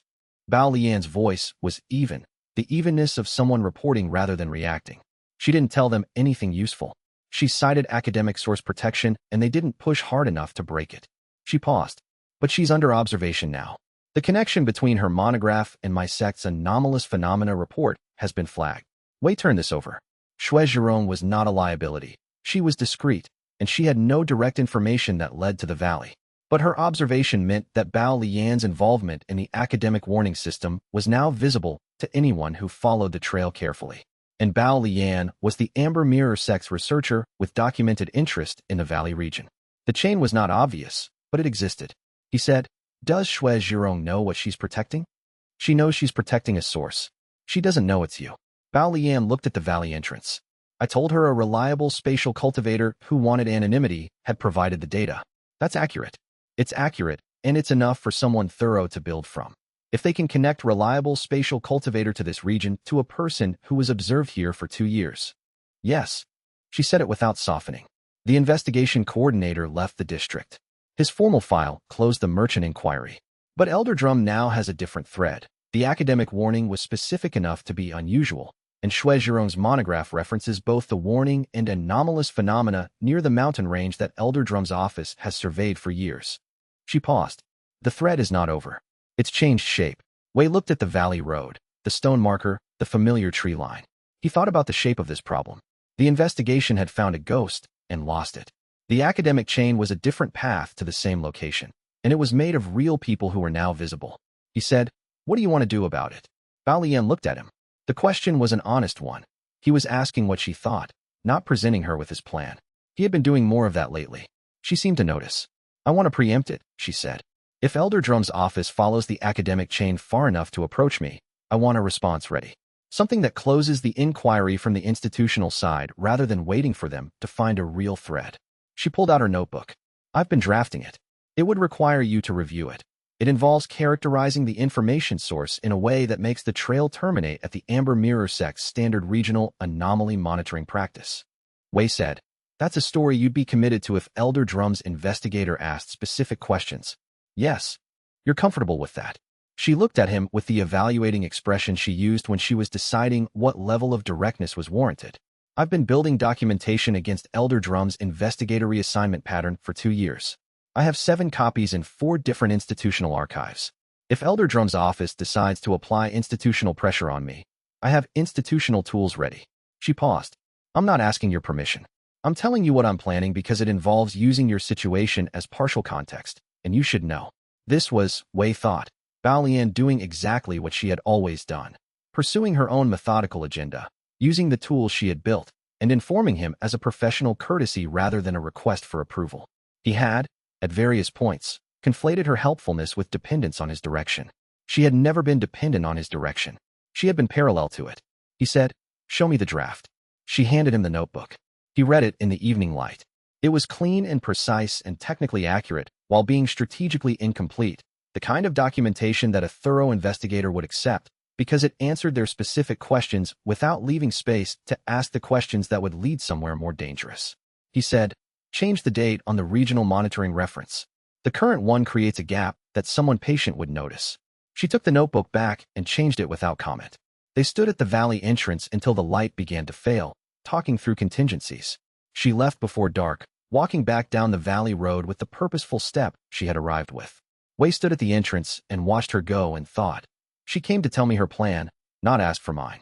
It occurred to him that this was what real alliances looked like, and that he had been experiencing several of them for months without quite recognizing the category. Chapter 109. The unmapper began moving on the 9th day after Chen's departure. Wei felt it happen in the pre-dawn hours, a shift in the northeastern mountains, the quality of stationary attention becoming directional movement. It was not heading toward the valley. It was moving south, along the range boundary, a slow methodical sweep that felt like the beginning of a wider search pattern rather than a targeted approach. He lay in the pavilion in the dark and felt the movement through his realm cartographer perception and thought, "Asterisk, it is looking, not arriving. It has not yet decided where to go." Asterisk, this meant he had days rather than hours. It also meant the recalibration was complete and the unmapper had decided on a new strategy. Instead of following the phantom address as it had before, it was sweeping the region spatially, feeling for the quality of dimensional resonance that the valley must be emitting at some faint level despite his masking. He got up and went to work. The sections of the self-referential loop that remained incomplete were the most difficult ones, the parts of himself that existed in relation to other people in ways he had never articulated, not even privately. He had been circling them for days, identifying their shape, writing catalog entries that approached the subject from the edges. He had not gone directly in. He sat at the desk with the catalog open and thought about why. The incomplete sections were what he thought of Old Crow, specifically, not the operational assessment. That was complete, thoroughly documented, accurate. The other thing, the specific quality of arriving at Old Crow's door in the evenings and finding the second cup already placed. The 22 months of someone keeping a second cup ready without being asked, and without making it significant. He had been accumulating this experience for nearly 2 years, and had recorded none of it in the catalog because it was not strategic. What he thought of Xin Yuelon, specifically, not her capabilities, her handling of the investigator interview, her herb harvesting patterns. The fact that her humming was the sound of someone happy at their work, and that he had been memorizing it without intending to, and that when she had been injured he had not sent a message or waited to hear if she was well. He had gone to the healer's house himself, in the middle of an active investigation and active information pressure, because the contingency analysis had been irrelevant. He wrote these things in the catalog with the same flat precision he brought to operational documentation. It felt strange. The words looked the same on the page as the notes about Elder Drum's investigation coordinator, but they were nothing like those notes. They were about what it felt like to have people in his life rather than in his operational picture. He reached for the loop. The Old Crow section. He held the specific image of the second cup, always there, never commented on. Old Crow's form of care was the practical preparation that meant I expect you to come back. Wei had been receiving this care for 22 months and treating it as ambient background rather than something directed at him. Putting it in the loop required treating it as something directed at him. The section became more present. The Xin Yuelon section. He held the healer's house, the walk there in the dark, the conversation where she had said you didn't need to be accurate. And then don't thank me like you're surprised I would do that. Also accurate, and stinging in a way the accuracy of the thing made worse. He had been surprised. He had been surprised every time someone who knew who he was continued to act in his interest without being asked, because his model of how people behaved was built on decades of not being known. The model was outdated. He had known this for months. Putting it in the loop required letting the loop reflect the current reality rather than the old model. The section became present. Through the realm cartographer perception, the unmapper's southward sweep had reached the Central Range foothills. Still moving away. Still searching. The loop was more complete than it had ever been. Not finished, but more. He made tea at dawn and sat with the catalog and watched the light come into the dimension and thought about the unmapper and about the remaining sections of the loop and about how many days he had. He thought he had enough time. He had been thinking he had enough time for 2 months now. And so far he had been correct, which was the specific anxiety of a pattern that could stop being correct at any moment. He drank his tea and continued working. Chapter 110. Bao Lian's contingency worked. She told him 5 days later, in a brief message through Old Crow's network. Elder Drum's office had sent a formal inquiry to the Amber Mirror sect regarding the academic warning report. Bao Lian had responded through the sect's institutional channels with the documentation she had prepared, characterizing the report as standard regional monitoring of anomalous spatial phenomena consistent with natural formation instability. The inquiry had been accepted and closed. Elder Drum had not pushed for a second inquiry. Whether this was because he found the answer satisfying or because he had other priorities, Wei didn't know. What he knew was that the academic chain had been closed at the institutional level, which removed the most active thread of the investigation. He wrote in the catalog, Bao Lian's 2-year project of building institutional leverage against Elder Drum's pattern has produced its first direct defensive use. This is not a coincidence of timing. She built the tool when the tool would be needed. I should not be surprised by this. She told me she was building it. He paused and added, I am still somewhat surprised. I do not fully understand what it is like to trust that other people are doing what they said they would do, while they are doing it, without requiring confirmation. I have been learning this in the past several weeks. It is a strange and somewhat disorienting thing to learn at my age. He read this back and felt the loop shift, the section corresponding to trust. Actual trust, the kind that existed in real time rather than the retrospective trust of already knowing the outcome, became slightly more present. He had not known trust was one of the missing sections. He recognized it now that he had written it down. The unmapper's southward sweep had slowed over the past 2 days. It had been working through the central mountain range's foothills methodically, sweeping for resonance. It had not found the valley, his masking held against physical layer detection, and the self-referential loop was substantially more complete than it had been when the unmapper last reached the valley entrance. But the sweep was systematic. It would, in time, cover this area. He went through the remaining sections of the loop with the attention of a cartographer doing final survey work. Most of what remained was not absence, but imprecision. Sections that existed but were not specific enough. The loop held person who values solitude, but what it needed was the specific reason, the actual texture of what solitude felt like to him versus what it had felt like to the merchant, versus what it had felt like in the years before the merchant.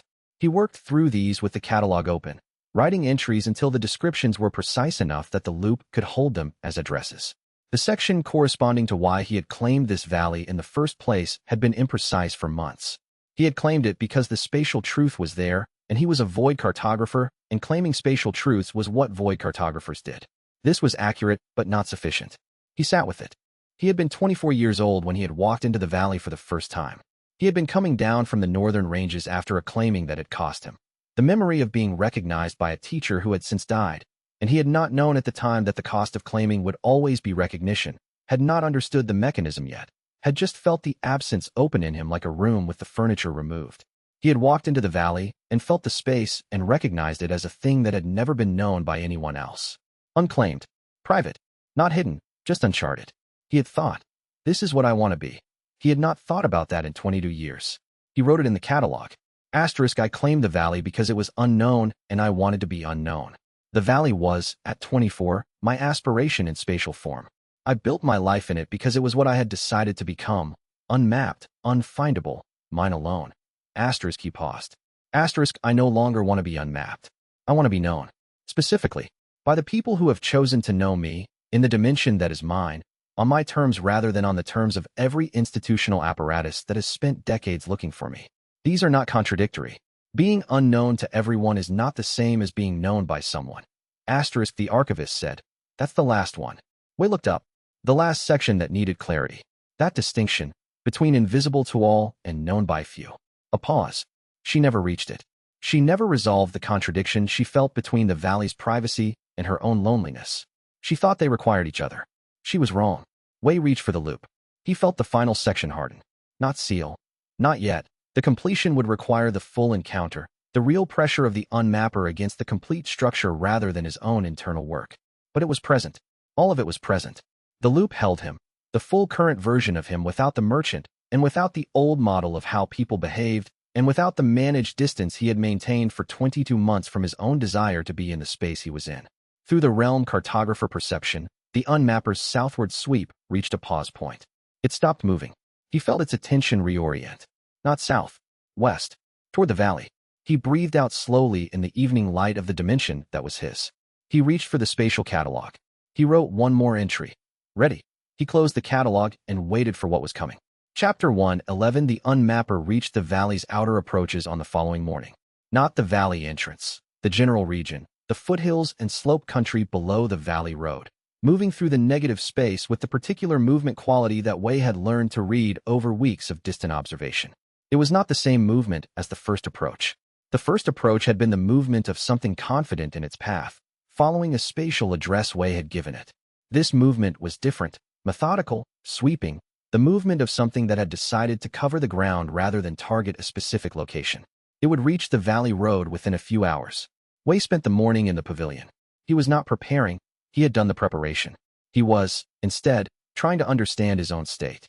He had written ready in the catalog the evening before. He wanted to verify that was still accurate. He reached into the self-referential loop and felt it.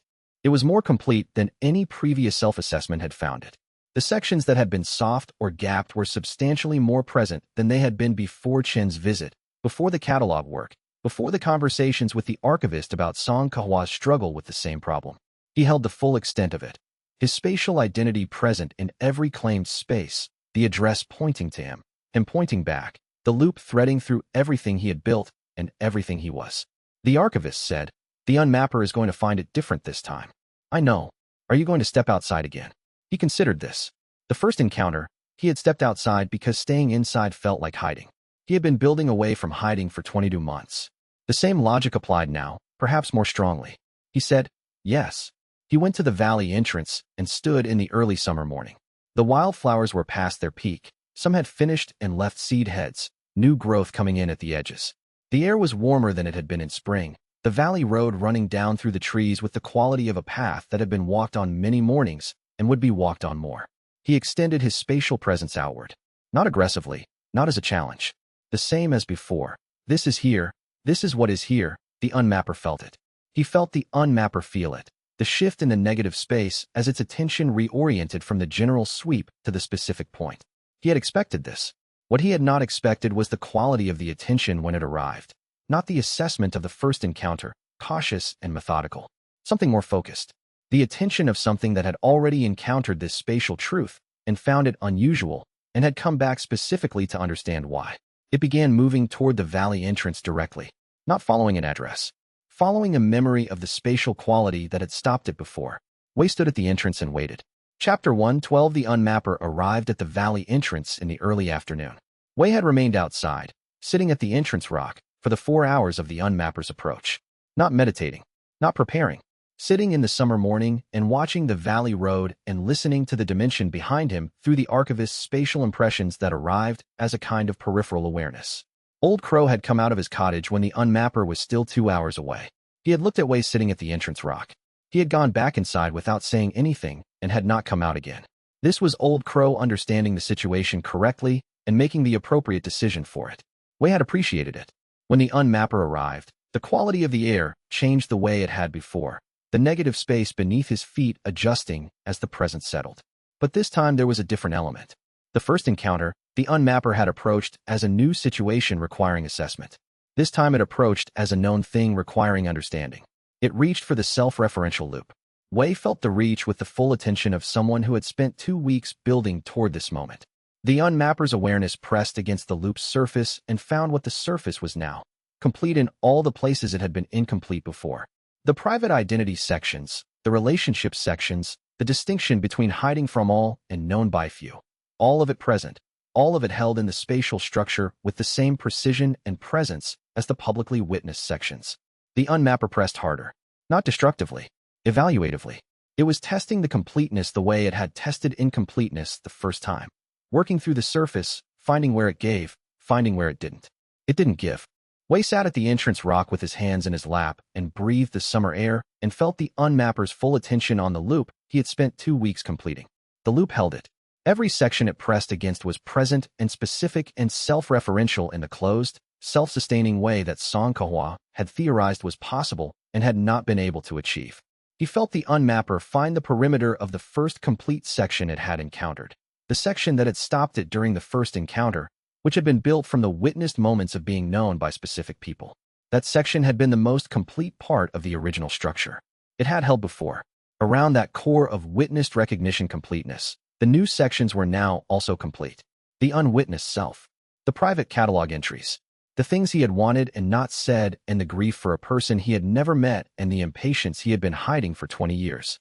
The Unmapper reached the outer boundary of the entire loop and found nothing to unmap. No gap, no unmappable surface. A spatial truth so internally consistent that its address contained itself contained the address, the loop complete in every direction. It was still for a long moment. Then it pressed again, harder, from a different angle. Wei breathed. He was the address. Every section of the loop pointed to him as its reference, and he pointed to every section of the loop as the thing he was the cartographer of. The self-referential loop required him to be fully present in it, not performing himself, not maintaining himself as a managed identity, but being himself in real time, including the parts that were difficult. He was impatient. He was right now, actively, impatient. The Unmapper pressing against his spatial structure, and the Unmapper winning nothing and still pressing, and he wanted this to be over. He wanted to know whether the loop would hold under sustained pressure or whether there was one final gap he had missed, and the wanting was honest, and he held it in the loop without editing it. The Unmapper felt it. He felt it feel the impatience, the specific real-time texture of a living person in their own spatial structure. Not a description of a person, but a person. It went still again. Chapter 113. The Unmapper did not withdraw. This was unexpected. In the first encounter, it had found the gaps in the loop and applied pressure, and found a complete section and withdrawn to recalibrate. This time it found a complete loop with no gaps, and did not withdraw. It settled at the valley boundary, not pressing, not probing, but present. The quality of its attention was something Wei had not felt before and did not immediately have language for. He sat at the entrance rock for an hour. The Unmapper was present at the valley boundary, not inside, not testing the loop actively, but there, attending. The archivist said, from inside the dimension behind him, "It's never encountered a complete self-referential truth before." Wei said, "It's stopping to understand it. It has been unmapping spatial truths for centuries. Everything it has encountered has been possible to unmap, either through gaps in the self-referential structure or through the death of the cultivator who sustained the truth. This is the first time it has found a spatial truth that is actively resistant rather than passively resilient." A pause. It doesn't know what this means for its operation. It's not leaving. No, it's cataloging. Wei looked at the valley road. The summer afternoon was very warm, the trees along the road casting full shadows now that the leaves were complete. Old Crow's cottage was visible through the trees, shuttered windows, no smoke from the chimney. The formation network was quiet, no messages, nothing incoming. He thought about sustained presence. The loop required him to be present in it continuously, not actively, not with effort, but in the way that breathing required no effort while still requiring continuity. If he fell asleep, if he lost awareness, would the loop diminish? He didn't know. Xianxia's theory had addressed completeness, but not maintenance under sustained external attention. He said to the archivist, "Can I go inside?" Yes. The loop is self-referential. It points to you wherever you are. It doesn't require you to be at the boundary. He went inside. He made tea. He sat in the pavilion and felt the unmapper at the boundary through his realm cartographer perception. Present, assessing, not moving, and thought about what it meant that the thing that had been erasing spatial truths across the continent for centuries had stopped at his boundary and was cataloging what it found. He thought about the node at the eastern front, which had claimed itself under unmapper pressure. He thought about the hermits to the northeast, whose relay points had gone silent. He thought about the specific nature of what the unmapper was doing. Not malice, not ambition, simply its function. It unmapped things that could be unmapped. He had built something that couldn't be. He said, "How long can it stay there?" The archivist said, "I don't know." She never faced this question. A pause. It has never needed to stay. Everything it encountered previously resolved. It unmapped the truth, or the cultivator fled, or the truth collapsed from insufficient self-reference when pressed. It has never held at a boundary before. Then we're learning what happens when it does. He drank his tea. The summer afternoon moved past the pavilion windows. The unmapper held at the boundary. Wei held the loop. In the late afternoon, it moved, not away, further along the boundary, as if testing the perimeter. It pressed at the northern edge, where the seam ran under the valley. Pressed at the eastern edge, where the listening formation network's outer claim touched the valley's claim. Pressed at the entrance itself. Every surface held. The unmapper went still again at the entrance position. Evening came. It did not leave. Wei went to sleep in the pavilion with an ancient spatial intelligence sitting at the threshold of his dimension and cataloging the fact of its own inability to proceed. Chapter 114, he woke at dawn, and the unmapper was still there. He had expected this possibility. What he had not expected was how he felt about it. Not afraid, not anxious in the way he had been during the first encounter, when the loop was incomplete and the unmapper's pressure found real gaps. Something different. The specific steadiness of a problem that has been converted from whether to how long. He extended his eternal cartographer perception through the loop and felt it. Present, continuous, every section holding it the quality he had built it to. The unmapper's overnight presence at the boundary had not eroded it. Self-sustaining loops were not infinite. Xianxia had written about this distinction, the difference between a loop that ran forever and one that continued because it was complete rather than because it was perpetuated by effort. He dressed and went to the pavilion door and stood in the early light and felt the unmapper's attention at the boundary. There was something he had not put in the loop. He found it like finding a room in a house you thought you knew. Not a gap exactly. More like an unlabeled space he had passed every day without registering as a space at all. He had completed every section he had identified. The private self, the relationships, the distinction between hiding and being known. What he had not completed was the thing that contained all of them. The valley. Not as a spatial truth, not as a claimed space. He had that fully mapped and present in the loop since the beginning. The valley is home, as the place he was from, as a thing he was choosing to remain in, not because he had no other option, but because it was his and he wanted it. He had spent 22 months in the valley. He had arrived as a person hiding. He had become something else over those months. He had names for it now, had written them in the catalog. A person who wanted to be in this space, who cared about the people who knew this space, who had built something real in it rather than simply sheltered in it. The valley was the void cartographer's first claimed truth and his longest relationship, and he had never put the current version of that relationship in the loop. He had put the 24-year-old's version, "This is what I want to be," unmapped. Private. His alone. Not the current version. "This is where I live, and I am staying, and the people who know it can come back to it." He reached into the loop. The unmapper felt the movement. He felt it feel his attention shift internally, and pressed again, harder, at the entrance boundary. Not the evaluative pressing of the past 18 hours. Something with more intention. As if it had detected the unresolved section and was pressing at the right moment to find it. He held the loop and thought about the valley and let himself, without the merchant's management or the void cartographer's operational framing, feel what it felt like to live here. It felt like coming home. Not to something comfortable and easy, a year and a half of difficult building and defending and deciding, but the specific feeling of being in the right place, the place that fit the shape of what he was. The pavilion with the predecessor's books. The wildflowers in every season including autumn, which he had not seen yet but intended to. Old Crow's second cup. Xianxia humming through the spring herb harvest. The archivist's presence in the air, 90 years of careful observation and gift and patience. He let all of it be and addressed the loop pointed to and pointed from. The unmapper's pressing arrived at the entrance and found the newly completed section and stopped. The loop was complete. He felt it the way Song Kahua had described it without quite finishing the description, the map becoming its own address. Not because someone had mapped it from outside, but because the cartographer was fully inside it. The full present version without held-back sections, the complete person pointing to the complete space pointing back. The unmapper's pressure changed quality entirely. Chapter 115. What the unmapper did was not retreat. It was something Wei had no framework for because nothing in the archivist's records or Jian Qingmu's messages or his own 2 weeks of observation had described this specific quality. The unmapper, at the valley entrance with the complete self-referential loop meeting its full pressure, went still in a way that was distinct from its previous stillnesses. Not assessment, not cataloging. Something that Wei found, to his surprise, he could only describe as recognition. The spatial pressure did not release. The unmapper remained at the boundary. But the nature of what it was doing changed. It was no longer probing for gaps or assessing the surface. It was attending to what it had found. A spatial truth complete enough to be, in some operational sense, the same category of thing as the unmapper itself. Not vulnerable, not erasable, a self-sustaining structure with no unmappable surface. Wei stood at the pavilion door and felt this happen through the self-referential loop and did not move. The archivist said, she theorized about this possibility. She didn't believe she would live to see it. What did she think would happen?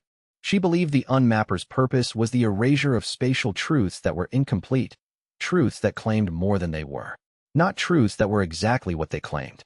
A pause. A complete self-referential truth is not claiming to be more than it is.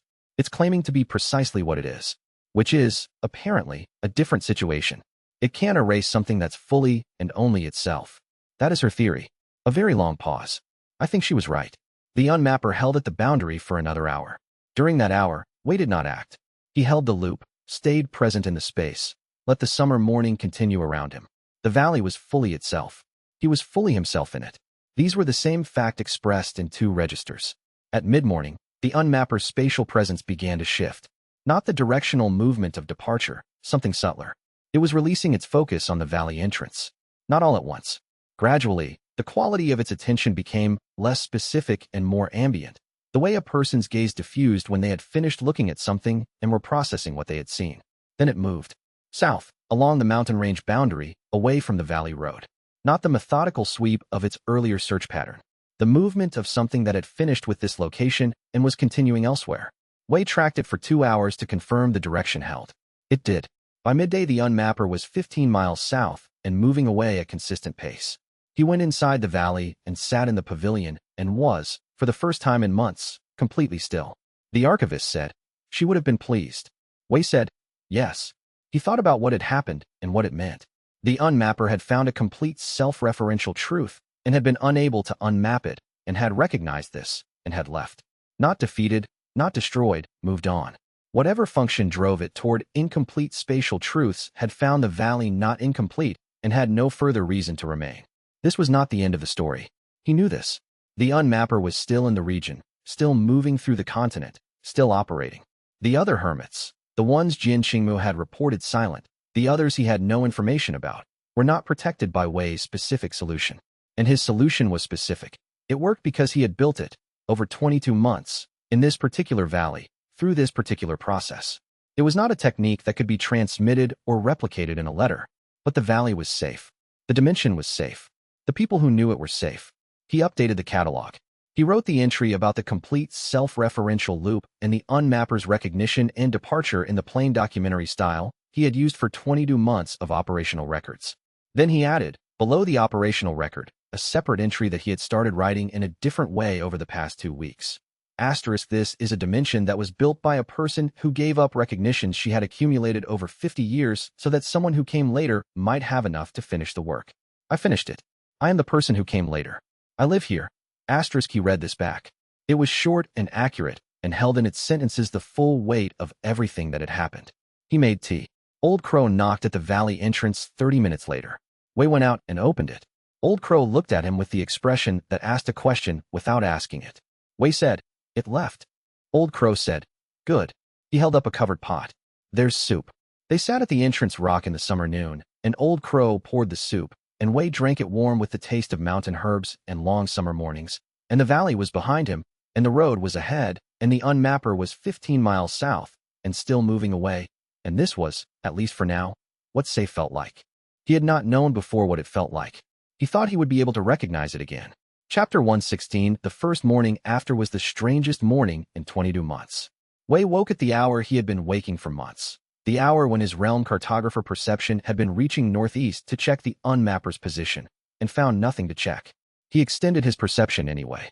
The unmapper was 40 miles south, and still moving. It had traveled through the night without changing direction. The valley road, the foothills, the approaches, empty of anything that intended the valley harm.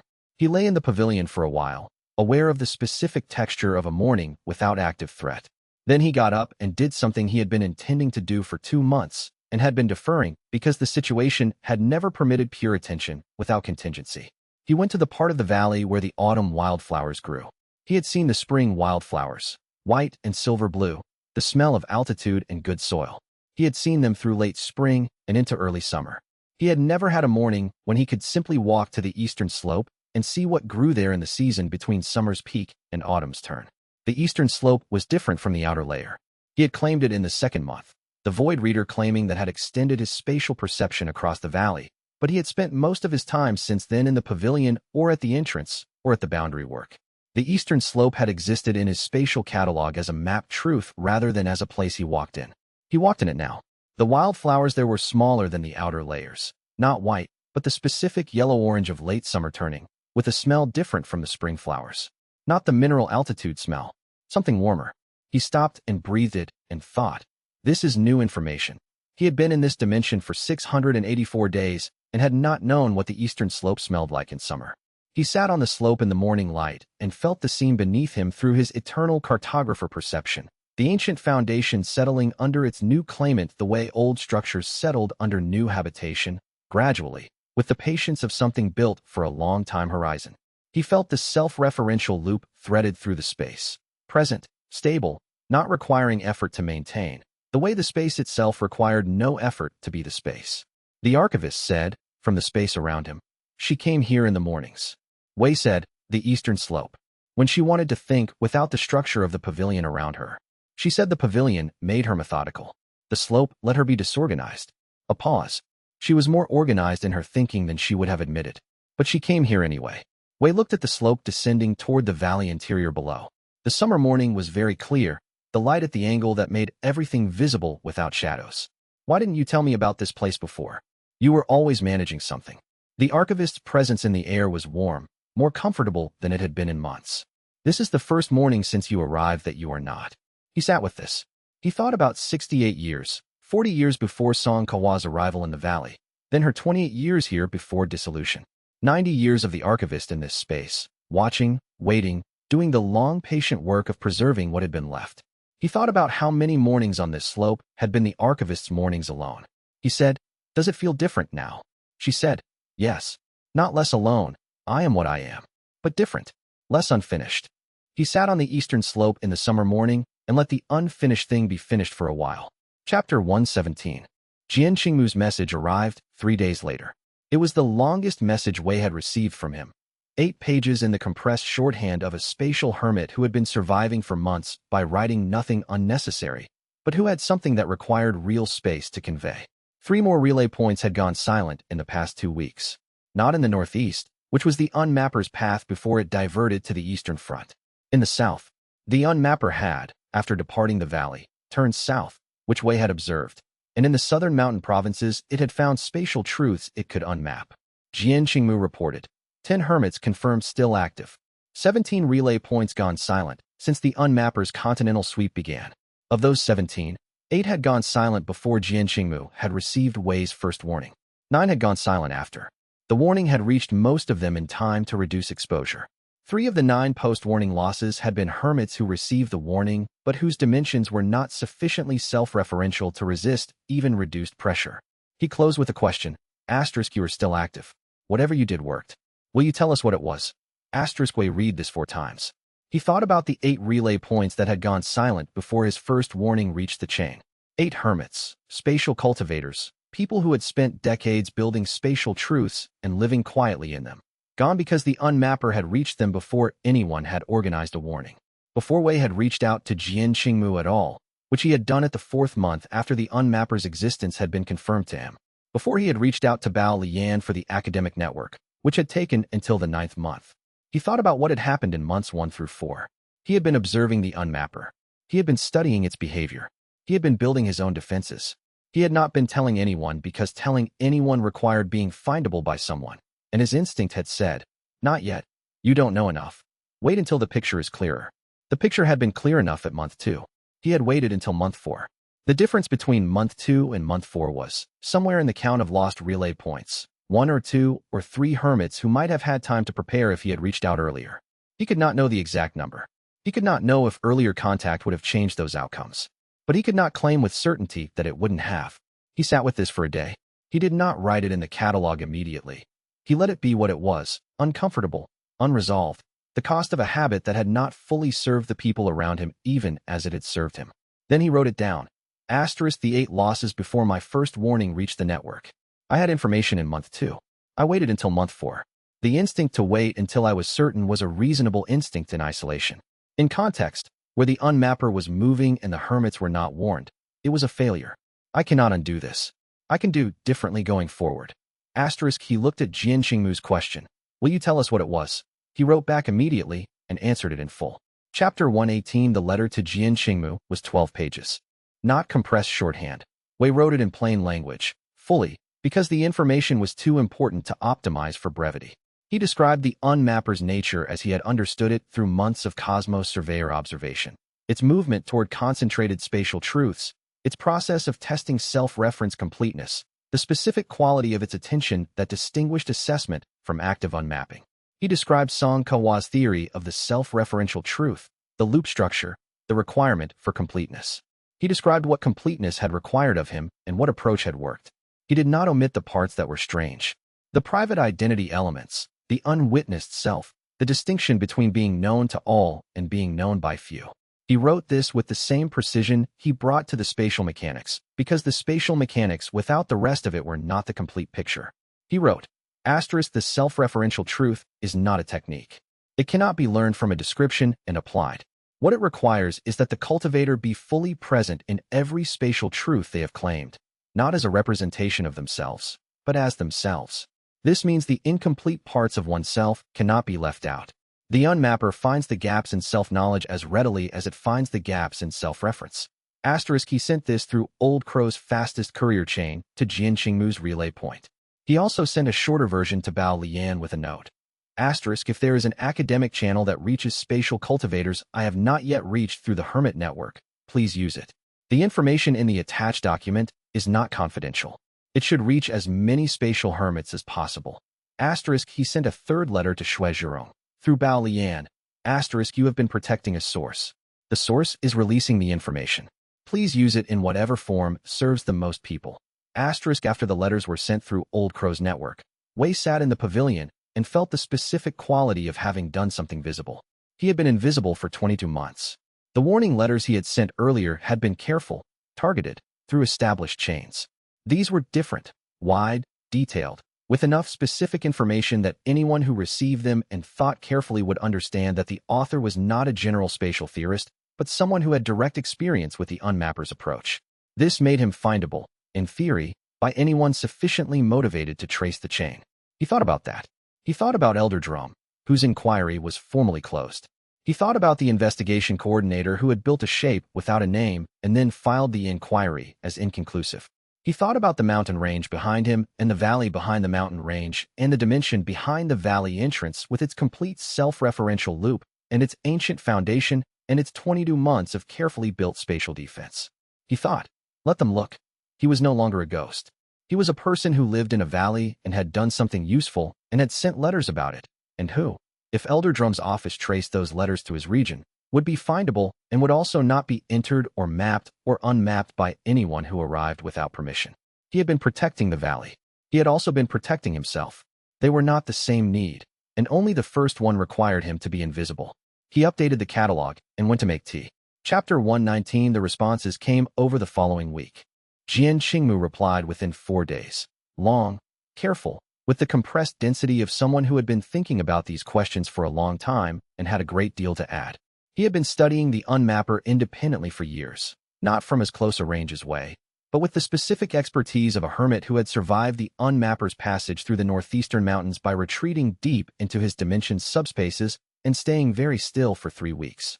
He had observations on the unmapper's behavior that differed from Wei's in ways that mattered.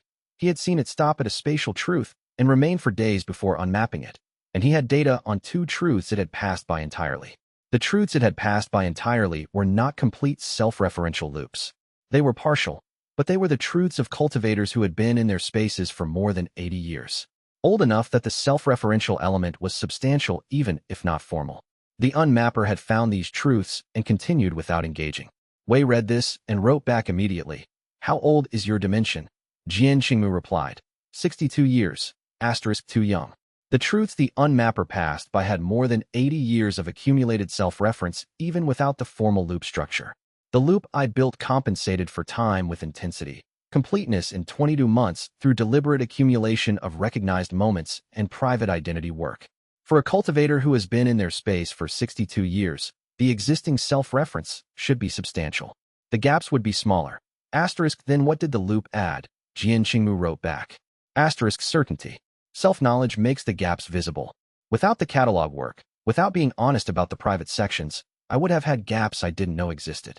The unmapper found those gaps. Making this self-referential structure deliberately surfaces the gaps so you can fill them. A second response came from the south, not from anyone Wei had written to, but from a hermit named Yun Fenghua, who had received the information through a chain of relay points and had written back through the same chain. She had been in her dimension for 91 years.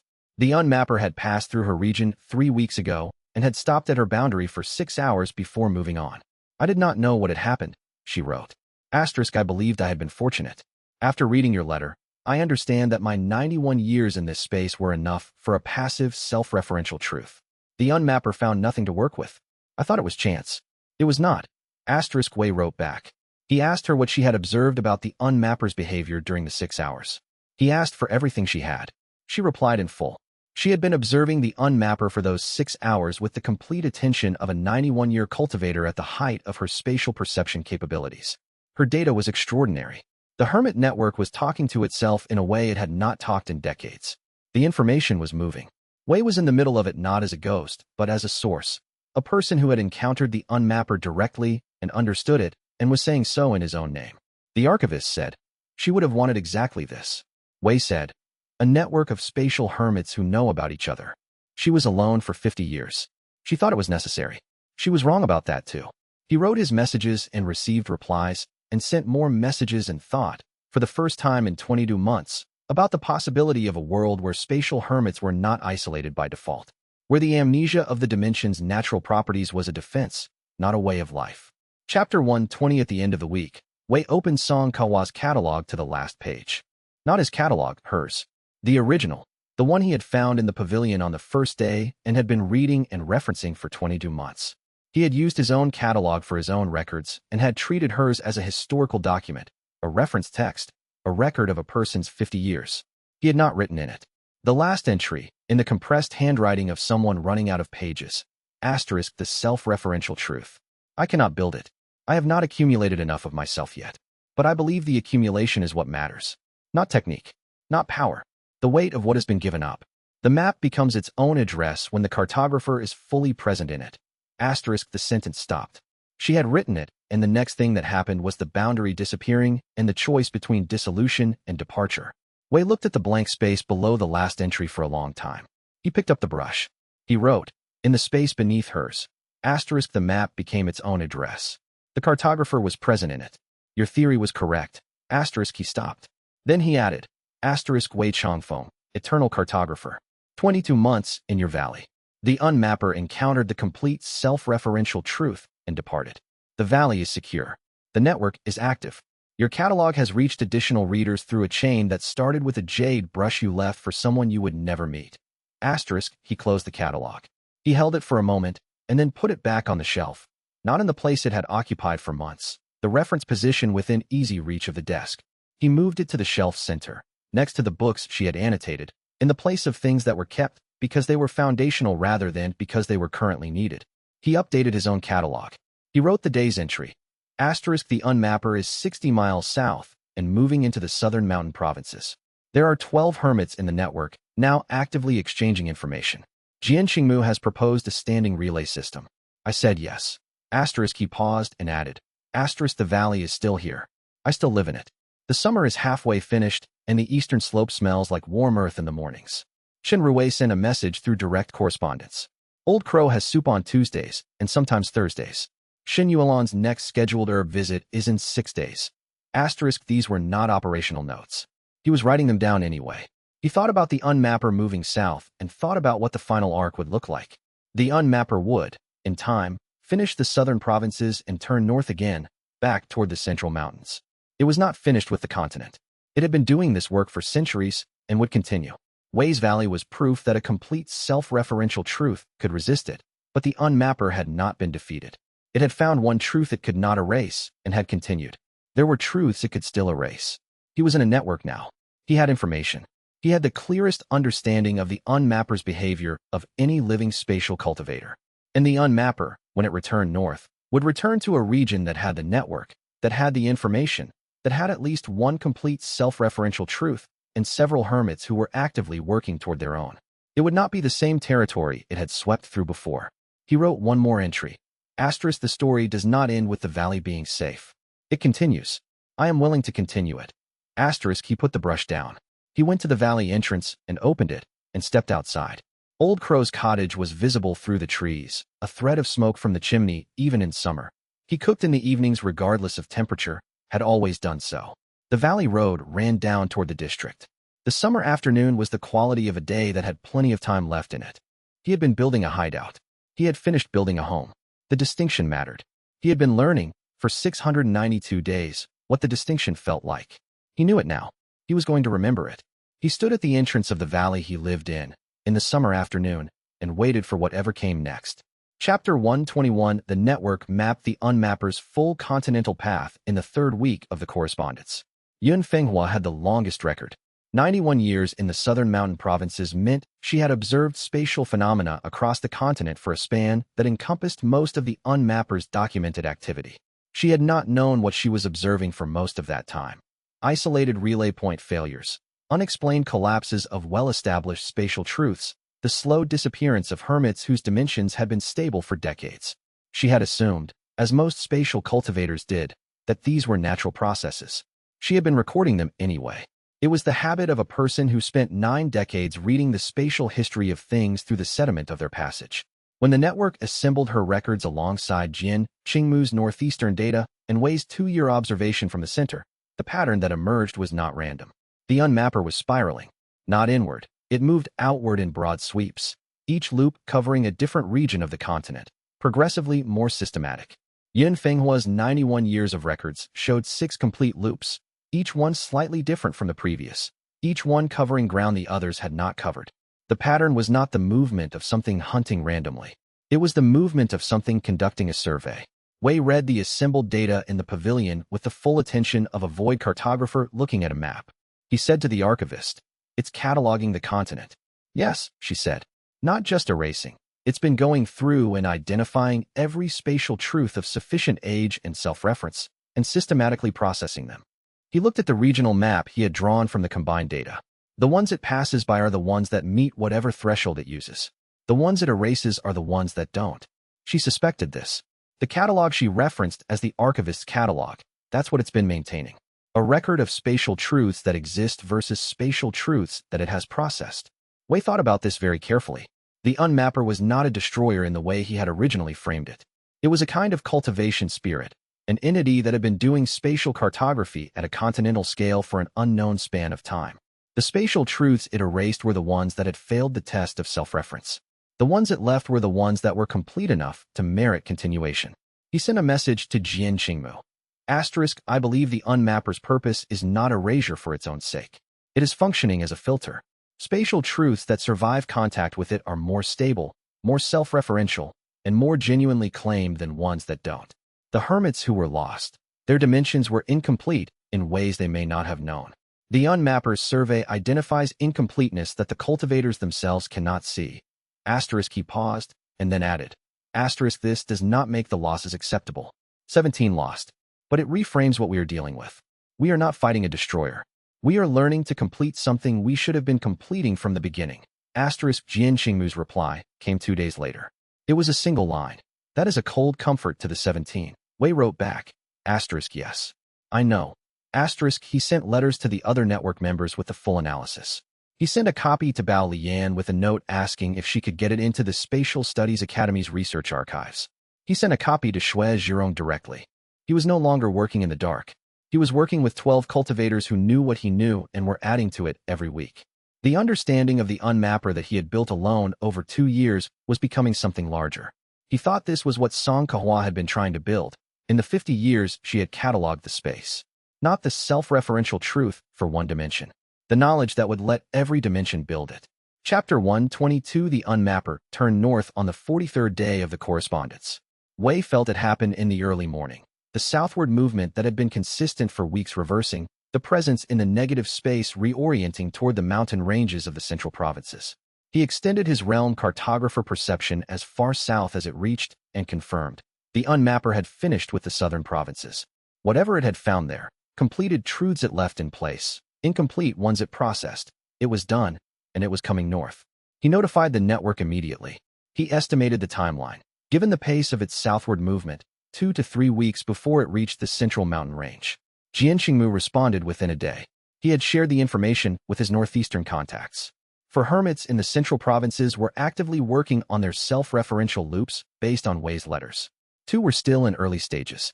1 was Yun Fenghua's southern contact. The Unmapper had already passed through his region and his truth had held. Wei calculated the network's preparedness against the timeline and found it imperfect. 2 of the 4 central hermits would likely not have their loops complete in 2 weeks. Not for lack of effort. The process could not be rushed in the way that technique-based cultivation could be rushed. He thought about what had happened with Shun Yuelan's injury, his instinct not to act early, the cost of that inaction. He thought about what had changed in him since then. He wrote to the 2 central hermits who were still in early stages. Asterisk, you have 2 weeks. I can visit your boundaries and read your loop's current state through Cosmos Surveyor contact, which may help identify the gaps faster than self-assessment alone. Tell me if you want this. Asterisk 1 replied within hours. Yes. The other took a day and then also replied. Yes. He told Old Crow he would be traveling for 4 days. He told Shun Yuelan the same through the indirect channel. He told the archivist, if the Unmapper arrives while I'm away, the valley's loop holds without active maintenance. You've built it to be self-sustaining rather than continuous effort. A pause. I'll be here. He packed what he needed. Traveling clothes, the writing supplies for logging observations, the spatial perception tools, and spent the evening making sure the valley was stable, the listening formations active, the seams foundation settled. Everything was exactly as it had been for 22 months except that he was choosing to leave it, which was a different thing from being unable to reach it. He left through the valley entrance in the morning and walked down the valley road toward the district. He had not left the valley region, not traveled away from it, since arriving 22 months ago. He had gone to the district market, to Old Crow's cottage, to specific buildings in the town. He had not walked away from the valley road toward other ranges, other regions. He walked away from the valley road now, heading west toward the mountain range where the first central hermit's dimension was located. It felt, in a way that was both ordinary and strange, like leaving home to help a neighbor. Chapter 123. The first hermit's name was Dao Mingxiu. He had been in his dimension for 38 years. Wei found his boundary in the rock formation above the western range's second ridge. Not hidden. The dimension's entrance was not masked the way Wei's was, because Dao Mingxiu's approach had always been to rely on the physical difficulty of the terrain rather than spatial concealment. The entrance was embedded in rock face at an elevation that required genuine climbing skill to reach. Wei reached it in the afternoon of the second day's travel. He stood at the boundary and extended his Cosmos Surveyor perception. The loop was there. 38 years of accumulated self-reference, the kind that grew without formal construction simply through decades of a person being in a place. The structure was not as organized as Wei's. It had the organic complexity of something that had not been deliberately built, but it had depth. The places where it was thin were visible to his perception. the sections corresponding to early years that Dao Mingxiu had been something other than a hermit. Before the dimension, a younger version of himself he had not incorporated into the current spatial identity. Wei pressed his palm to the rock face at the boundary point. Through the Cosmos Surveyor contact, he felt the spatial history of the rock itself. Decades of weather, the slow mineral compression, the footsteps of Dao Mingxiu on the approach path year after year. And woven through it all, the spatial impression of a person who had inhabited this boundary. He could feel the shape of Dao Mingxiu's self-referential loop from outside, like reading the impression a seal makes without seeing the seal. He withdrew his hand.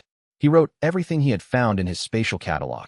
Dao Mingxiu came out of the dimension entrance, a narrow aperture in the rock that opened at a frequency Wei could hear through the spatial impression. He was older than Wei, with the specific look of someone who had been in a cold, high-altitude environment for decades. Weathered skin, careful movement, the particular economy of a person who had learned not to waste effort on terrain that didn't accommodate waste. He looked at Wei with the assessment of a spatial cultivator reading another's capabilities. Your Cosmos Surveyor read was clean, he said. You didn't try to go deeper than the boundary surface. Wei said, what you have inside the boundary is yours. I needed the surface impression. Dao Mingxiu looked at him for a long moment. The network letters were from you. Yes. You spent 22 months alone with this information before telling anyone. Wei said, I've thought about that. I made different decisions earlier than I should have because of a habit toward isolation. He said this the way he now said difficult true things, plainly, without the deflection he had spent decades using as a buffer. The habit was useful once. I kept it past its usefulness. Dao Mingxiu said nothing to this. He had the quality of someone who assessed rather than reacted. Then, what did you find? Wei told him. The thin sections, the early life sections, the years before the dimension, and the specific nature of how to address them. Not by reconstructing those years in detail, but by holding the fact of having been a different person and letting that fact be part of the current self-referential structure rather than sealed off from it. Dao Mingxiu listened with the full attention of someone for whom this information was immediately applicable. He asked two specific questions, both of which Wei answered with the specific observations from his perception reading.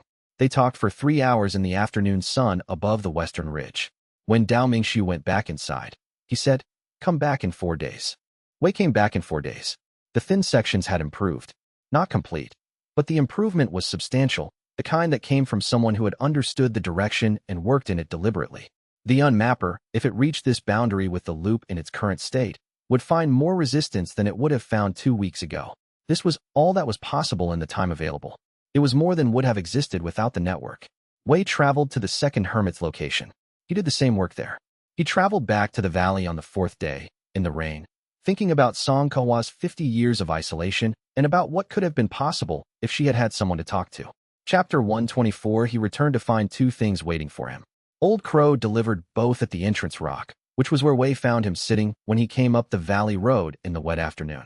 The expression Old Crow used when he had been holding information and was relieved to have someone to give it to. The first, Elder Drum had arrived in the district. Not with an investigation team. Alone, which was more concerning than a team would have been. The district's senior administrative cultivator had received Elder Drum formally, and Elder Drum had spent 2 days in the provincial registry before leaving without filing any report. He had been asking about spatial cultivation anomalies in the mountain regions. He had asked specifically about the academic warning report and whether anyone in the district had been named as a source. Old Crow said, he didn't find your name, but he has a face now. Wei looked at Old Crow. Whose face? Bao Lian filed the report through the Amber Mirror sects channels. Elder Drum's office found the chain. He doesn't know it came from her specifically, but he knows the Amber Mirror sect has someone in this region who has been monitoring the mountain spatial formations. A pause. He's coming back. He said to the district administrator he'd have more questions in 2 weeks. Wei thought about this. 2 weeks was approximately when the unmapper would reach the central mountain range. The second thing, Xin Yuelon had left a message, not through the indirect channel, but through Old Crow directly. She had seen Elder Drum arriving in the district, and had thought Wei should know immediately. Wei read the message twice. He thought about what Xin Yuelon knew and what she had done with that knowledge, seen something relevant, assessed it correctly, reported it through the fastest available channel. She had not asked what to do. She had acted. He said to Old Crow, I need to meet Elder Drum. Old Crow looked at him with the expression of a person who had been half expecting this, and still found it more than he'd expected. Not as the merchant, Wei said. As myself. Old Crow was quiet for a moment. That's a significant choice. I've been making significant choices since the spring. Wei looked at the valley entrance. The merchant is gone. The academic warning came from my research. I'm in the region and I live here, and I've been studying the unmapper for 2 years. If Elder Drum is going to find a thread to the valley, I would rather be the one who shows it to him under controlled terms than let him find it in the wrong order. He spent the evening drafting a letter. Not a defensive letter, an informational one. He described himself plainly. A spatial cultivator, resident in the mountain district for 22 months, independent practitioner without sect affiliation, the author of the warning distributed through the Spatial Studies Academy. He described the unmapper, the research, the network. He invited Elder Drum to the district registry the following week and offered to meet with him to discuss the spatial situation in the region. He addressed the letter to Elder Drum's official office and sent it through Old Crow's courier chain. Not the fastest, but reliable. Old Crow held the sealed letter for a moment before taking it. He said, "You understand that this changes what you've been." "Yes." Wei looked at the mountain range above the valley. "I understand that this changes it. I think this is the correct change." Old Crow put the letter in his coat. He looked at Wei with the expression that was his closest approach to sentiment. A long, weighing look that carried 22 months of soup and second cups and practical wisdom in its quality. He said, "Good," and went back to his cottage. Chapter 125. The unmapper arrived at the mountain range boundary on the morning of the 15th day. Wei felt it enter the region through his realm cartographer perception, the familiar presence in the negative space, but different now, changed in quality from both previous approaches. The first approach had been the unmapper following a spatial truth it had been tracking for months. The second had been the unmapper following its own recollection of the spatial quality that had stopped it. This third approach had a different character. Focused, purposeful, the movement of something that had processed whatever the second encounter had meant for its understanding and had returned with its function clarified. It was not sweeping. It was heading directly toward the valley. Wei notified the network immediately, through every channel. He sent the same message to all 12 members. Asterisk, the unmapper is in the central mountain range, heading toward my valley. I am going to meet it. What I learned from this encounter, I will send to the network afterward. Maintain your loop work regardless of what happens here. Asterisk, he received responses within hours. Jian Xingmu. Ready, Yun Fenghua. Asterisk, watching through extended perception. I have prepared to relay the encounter data to the network in real time. Asterisk, Dao Mingxiu. Asterisk, the loop is holding. Come back after. Asterisk, the last message was the one he held the longest. Come back after. 12 people who expected him to be present in the network afterward. Not a person who could be erased without consequence. He went to the pavilion and spent an hour in it. He read the page from Song Kawa's catalog, the final entry, and his entry below hers. He sat at the predecessor's desk where he had sat for 696 days of building and learning and deciding. He looked at the teacups on the windowsill, the books on the shelves, the spatial catalog in the center of the shelf.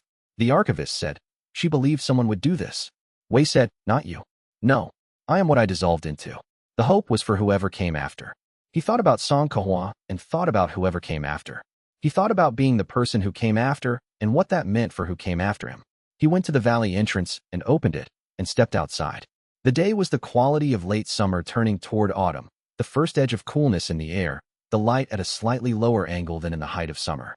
The wildflowers at the entrance had finished and left seed heads, and the grass around the entrance rock was the yellowed quality of late-season growth. Old Crow's cottage had its morning smoke, the chimney reliable as the season. He walked to the entrance rock and sat on it. He extended his spatial presence outward, not a challenge, not a performance. Simply, asterisk, this is here. This is what is here. Asterisk, the unmapper crossed the valley road boundary. He felt it arrive in the way he had felt it in both previous encounters, the adjustment of the negative space beneath him, the specific quality of its attention settling. But this time the attention was different. He had been observing the unmapper for 11 months. He had been in direct contact with it twice. He could read the quality of its attention the way he read spatial history, with the depth of extended familiarity. It was not testing. It was encountering.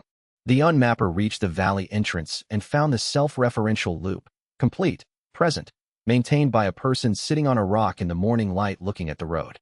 The loop was the same as it had been in the second encounter. He had not added to it or changed it. He had lived in it for weeks. It had the quality of something inhabited rather than constructed. The unmapper reached toward the loop. Wei sat still and let it reach. He felt the contact with the full clarity of a person who was not afraid of it.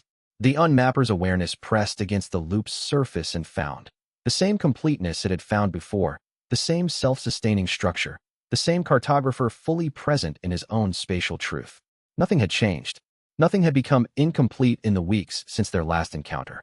And then it did something it had not done in either previous encounter. It opened, not spatially, not in any way that changed the negative space or the physical environment. The unmapper's awareness, which had been pressing against the loop from outside, expanded in a way that Wei's realm cartographer perception had no good analogy for. Like a door opening from the inside. Like a recognition passing in the direction he had not expected. He felt the unmapper catalog him. Not in the way it cataloged spatial truths for potential erasure. In the way it cataloged the truths it left intact. The ones that were complete enough to continue. He felt himself, his loop, his dimension, Xianxia's foundation, 22 months of building and deciding and becoming, recorded in something ancient and spatial and ongoing. Then the unmapper withdrew from the entrance, not backward, not the retreat of the previous encounters. It moved along the valley boundary in a long, slow arc, reading the full extent of the claimed territory with an attention that was no longer evaluative. More like acknowledgement. Wei sat on the entrance rock and felt this happen and understood, with the specific understanding that came from having studied a thing long enough to know it from the inside, what was occurring. He had not defeated the unmapper. He had passed its survey. The valley, his valley, Xianxia's valley, the valley with its ancient seam and its 90-year echo and its 22 months of deliberate presence, was being recorded as a spatial truth that merited continuation. Not because he had fought for it, because he had been completely himself in it. The unmapper completed its arc of the boundary and moved away. South, toward the range boundary, back into the negative space of the foothills. Its presence in Wei's realm cartographer perception diminished with distance and then became ambient, still in the region, but no longer directed. He sat on the entrance rock for a long time. The morning continued. Old crow's smoke became the smell of something cooking. The seed heads on the wildflowers caught the late summer light. The dimension behind him was quiet and stable and had been for several weeks now. He thought. She spent 50 years building toward this and did not reach it. I spent 22 months and did. The difference was not intelligence or power. He thought. The difference was the people who knew me while I was building it. He picked up his spatial catalog. He wrote the encounter entry in the same clear prose he had used for 11 months of unmapper observations. He described the opening, the cataloging, the arc, the withdrawal. He described what he believed it meant. He sent the entry to the network in full, without editing for simplicity. He sat a while longer on the entrance rock, in the late summer morning, at the entrance of the valley he lived in. He was not finished. The unmapper was still in the world, the network was still building, there was still work. But the immediate crisis had resolved into something different, not absence of urgency, but urgency of a kind he could meet with presence rather than hiding. He went inside to make tea, and then he would write the letter back to Elder Drum confirming the meeting, and then he would send the network's message, and then he would do whatever came after that. One thing at a time. In the valley he was fully present in the name he had put back in the catalog beside Xianxia's. Chapter 126. The network's responses to the unmapper encounter data arrived over 2 days. Jianxingmu wrote, **, the cataloging behavior. You've described it before, the distinction between assessment and erasure. This is a third category. What it does to a complete self-referential truth is different from what it does to an incomplete one or a highly resistant one. It's recording rather than processing. He added, with the compressed weight of someone who had spent months studying the same phenomenon. I think the truths it records are permanent. The ones it erases are temporary interruptions. The ones it records are the ones it intends to have exist when whatever it's building is finished. Wei read this twice.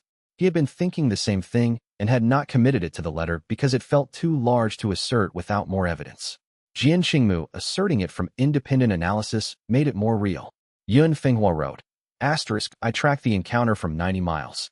What I could feel through extended perception was unlike the approaches it made to dimensions it subsequently processed. There was a quality of finality, not the finality of completion but of acknowledgement. I have been a spatial cultivator for 91 years, and I have never felt anything like it. She added. My dimension has been catalogued.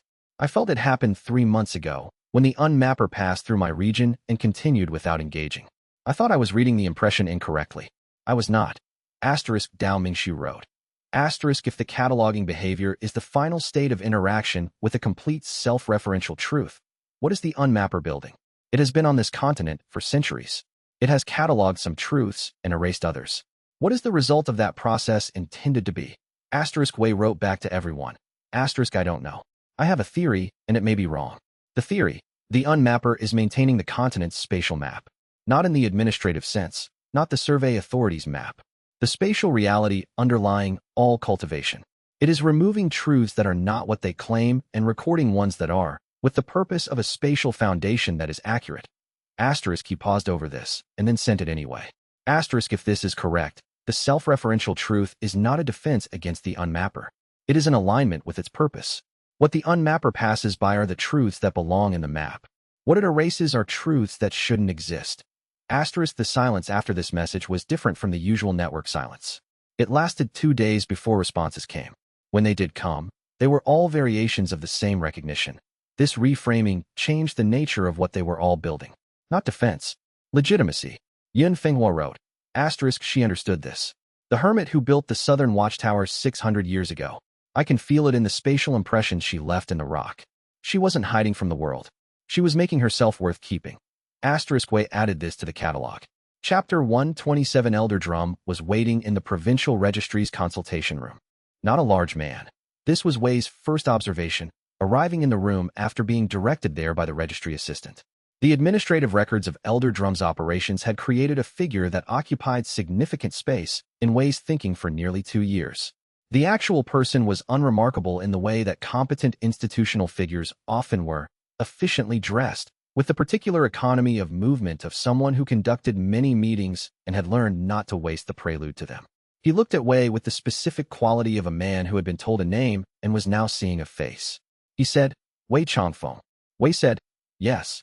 You requested this meeting. Yes. Wei sat across the table from Elder Drum without waiting to be invited. Not a power move. The lack of ceremony felt more accurate to what this meeting was. You have been investigating spatial anomalies in this district for 2 years. I have been the source of most of those anomalies. I thought it was more efficient to tell you that directly. Elder Drum looked at him for a long moment with the assessment of a person recalibrating. You were the merchant. Yes. You dissolved the identity 3 months ago. I did. And now you're sitting in the provincial registry telling me this. Wei said, the situation has changed. The reason I needed to be unfindable has been addressed. The reason I need to be findable is now larger. He set the compiled network letters on the table. 20 pages, the summary of 3 weeks of correspondence and data. I've been studying the entity your investigation initially identified as a spatial disruption source. The entity is not from this valley. The valley contains the oldest occupied spatial truth in the central provinces, which attracted its attention. The entity has cataloged the valley and will not return. He looked at Elder Drum across the table. The other 7 occupied spatial truths in your investigation district are at varying levels of stability. I can tell you which ones require attention. Elder Drum had not moved through any of this. He had the stillness of someone processing in real time while maintaining surface composure. You've been conducting independent investigation of a spatial phenomenon in the district without coordinating with the survey authority. Yes. And you're presenting the results now. Yes. Wei said, I understand that the administrative category for what I've been doing is probably not favorable. I'm not here to negotiate the administrative category. I'm here because the unmapper, the entity, has finished with this district but is still operating on the continent. 12 spatial hermits across 4 provinces are now in contact sharing information. That network needs to be able to operate without institutional pressure because the people in it are not going to register with any survey authority and never will. He looked at Elder Drum without deflection. What I'm asking for is a clear understanding of what each of us intends. I intend to continue operating in this district with a dimension in the mountain valley behind me and a network of spatial hermits sharing information. What do you intend? Elder Drum was quiet for a long time. Then he said, the academic warning report saved multiple cultivators at the Eastern Front. We confirmed this afterward. He looked at the compiled network letters on the table. The investigation into the spatial anomaly source was opened because anomaly reports suggested potential hostile dimensional occupation, not because of any specific evidence of harm. I know. The investigation found no evidence of harm. It found significant evidence of active defensive and information work. He paused. The investigation coordinator closed his inquiry as inconclusive because the active profile had no name or location attached. He was correct. He looked at Wei. The merchant identity was a clean departure. If you had continued the merchant identity, the investigation would have remained closed. Wei said, I chose not to continue it. Yes. Elder Drum looked at him with the specific quality of a person arriving at a conclusion they had not entered the meeting expecting. Why? Wei thought about how to answer this in a way that was both accurate and complete. He said, "Because the valley is worth being seen for." Elder Drum looked at the compiled letters for a moment. He picked up the first page and read it. He put it down and picked up the second. He read through 4 pages in silence. He said, "You'll send me the full network communications." "Not as a condition. I'm asking."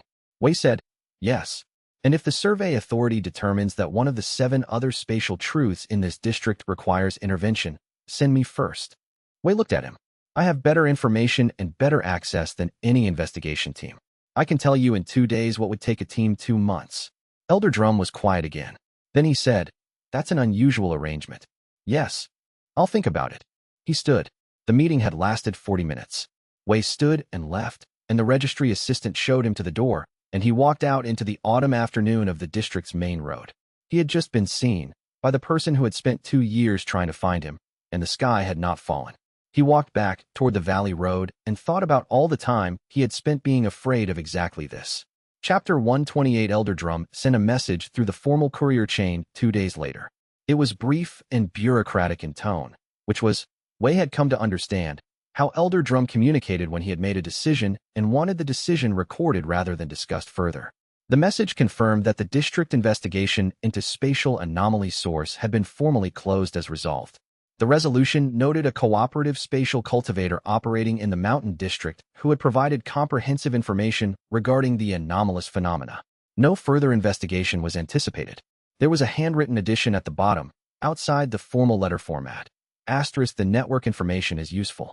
Share it through the academic channels. I'll make sure it reaches the Survey Authority's Research Division. E.D.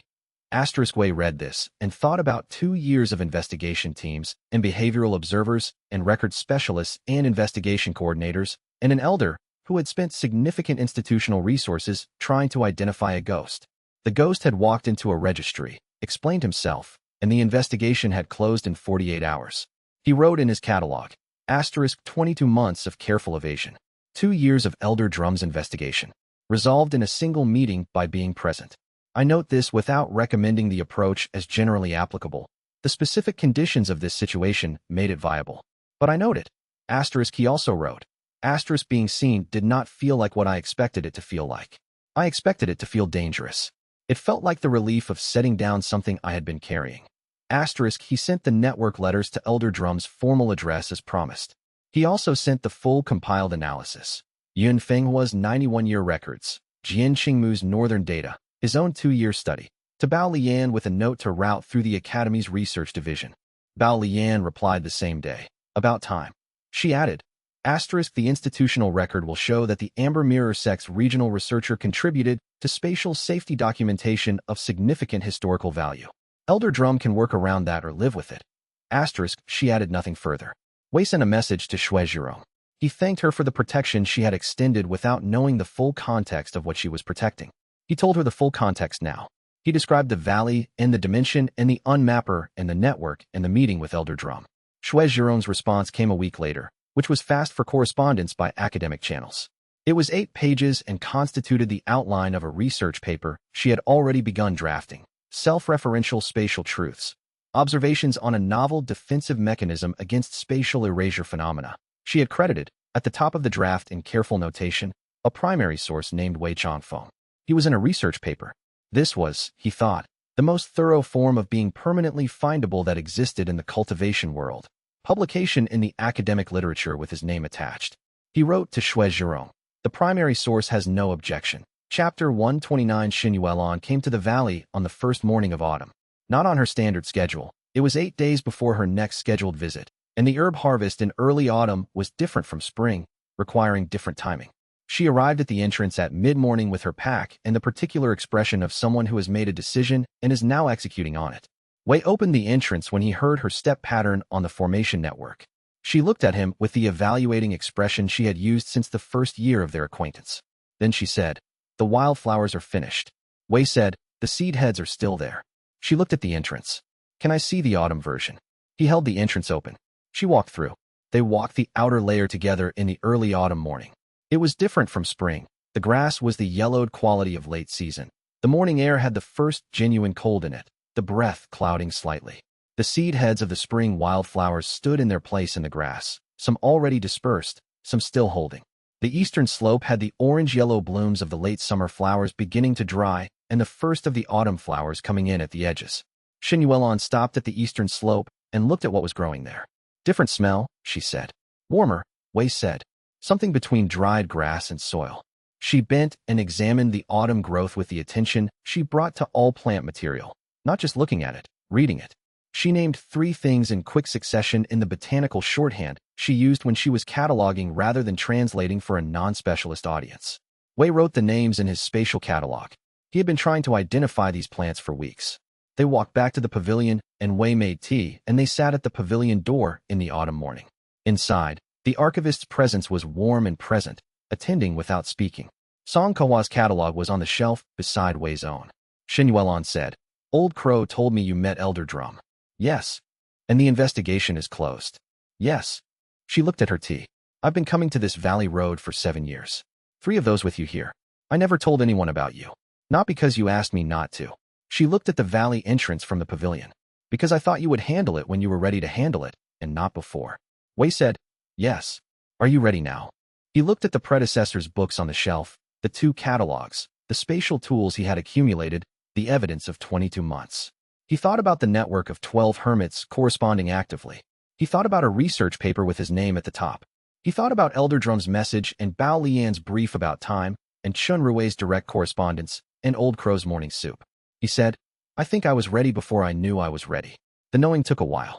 Xianxia looked at him with the flat expression that, over 3 years of occasional conversation, he had learned to read as a specific kind of approval, not enthusiasm, not praise. More like recognition that something had arrived where it was supposed to arrive. She said, "Good." They drank their tea. The autumn morning was clear, the valley's internal light at its early season quality, and through the open pavilion door the seed heads of the spring wildflowers were visible in the outer layer grass, standing in the same place they had stood for every spring of the valley's 90-year history. Wei thought about autumn wildflowers smelling different and having wanted to know that for months and now knowing it. He thought about the specific difference between knowing a thing and being present enough to experience it. He said, "The autumn ones smell like warm earth." Xianxia said, "Yes." She said it as though this were the most ordinary fact in the world, which was exactly how she treated things she had always known and was now sharing. Chapter 130. Chun Rui's first letter through the direct channel arrived in the 2nd week of autumn. It was longer than his messages through Old Crow's network had been. The directness of the channel seemed to change the mode, freeing him from the compression of courier shorthand. He wrote in his characteristic precise way, but with more room in it. He had been back at his sect for 2 months. The Eastern deployment's formal debrief had taken most of that time. Documentation, report, the specific accounting that institutions required when operations produced unexpected results. The node's self-claiming behavior had produced several months of academic speculation and formal inquiry, and Chun had been the field commander present for the event, which made him the primary source for all of it. He wrote, "I have been asked 17 times, what caused the node to claim itself? I have given 17 carefully accurate answers that describe the spatial mechanics, without naming any external factor. This is not difficult.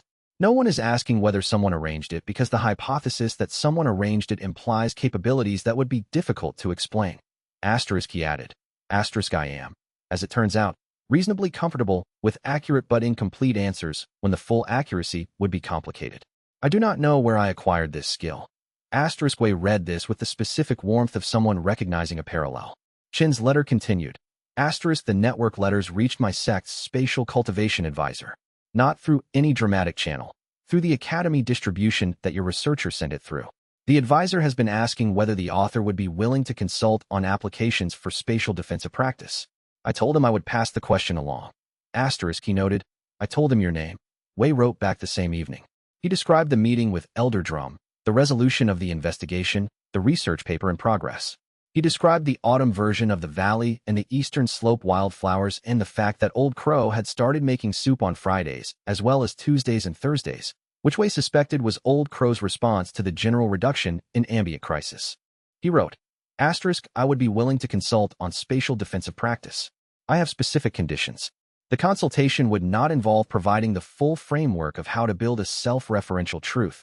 That work cannot be taught, only supported, and I am not a suitable teacher for the identity work it requires. What I can provide is the observation data on the unmapper's behavior, the loop structure theory, and specific guidance on identifying gaps in existing self-referential structures.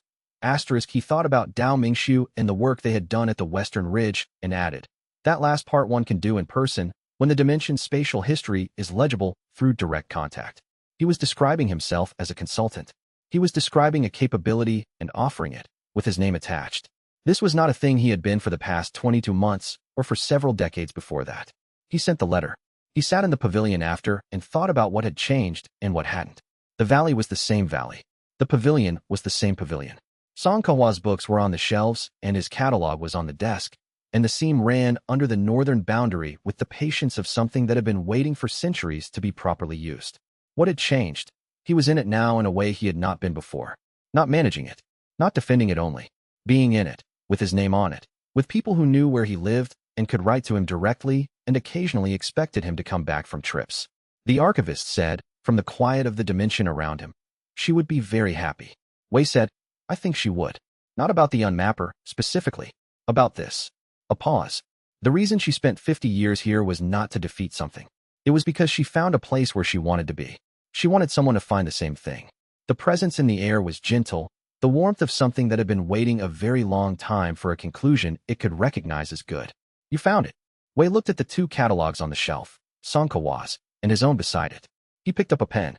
He turned to a blank page in his catalog and wrote the date, and then a single entry. The valley is in autumn. The seed heads from the spring wildflowers are still standing. The eastern slope smells like warm earth in the mornings. Chen Ruwei is riding through the direct channel. Old Crow made soup this morning. The archivist is here. The loop holds. The name at the top of this catalog is Wei Changfeng, and it has been there for 22 months, and I am still adding to it. He closed the catalog. He went outside and sat at the entrance rock in the autumn afternoon, in the thin, cool air, and watched the valley road run down toward the district through the trees that were beginning to turn, and thought about all the things that were going to happen next, and felt, without managing the feeling or recording it as operational intelligence, the specific quality of being in a life that was his. Chapter 131. By the end of autumn, the network had 23 members. The expansion was not something Wei had engineered.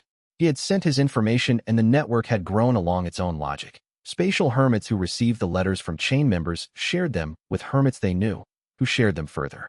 The hermits at the chain's edges were people Wei had never contacted directly. They wrote to him anyway. He spent 2 hours a day on correspondence. This was new. 2 hours a day had previously been spent on contingency analysis, threat assessment, investigation tracking. Those activities were not gone, but they occupied much less of his time now. The investigation was resolved. The unmapper had completed its pass through the central provinces. The contingency space had narrowed and the correspondence space had widened. He was, he thought, becoming a kind of node. Not a leader. The network had no leader, which was appropriate for a group of people who had chosen independent habitation as their operating mode. But a reference point. The person who had the most complete information about the central phenomenon around which the network had formed, and who had demonstrated willingness to share it. This was a role that required being findable. His address was now known to 23 people across 4 provinces. He had not experienced this before. In the weeks after realizing it, he kept expecting to feel exposed. He had felt exposed for so long whenever information about his location or identity spread beyond his controlled circle that exposure had become his default expectation for visibility. The exposure did not come. The network members were hermits.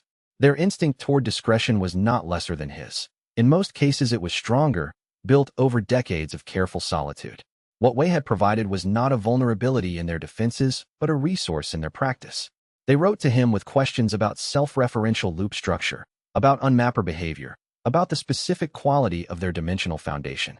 They did not write to anyone else about where the information had come from. He thought about the 17 lost relay points. He thought about the months of delay in reaching out to Jianxingmo. He thought about all the time he had spent treating his own knowledge as something to protect rather than share. He wrote a new catalog entry.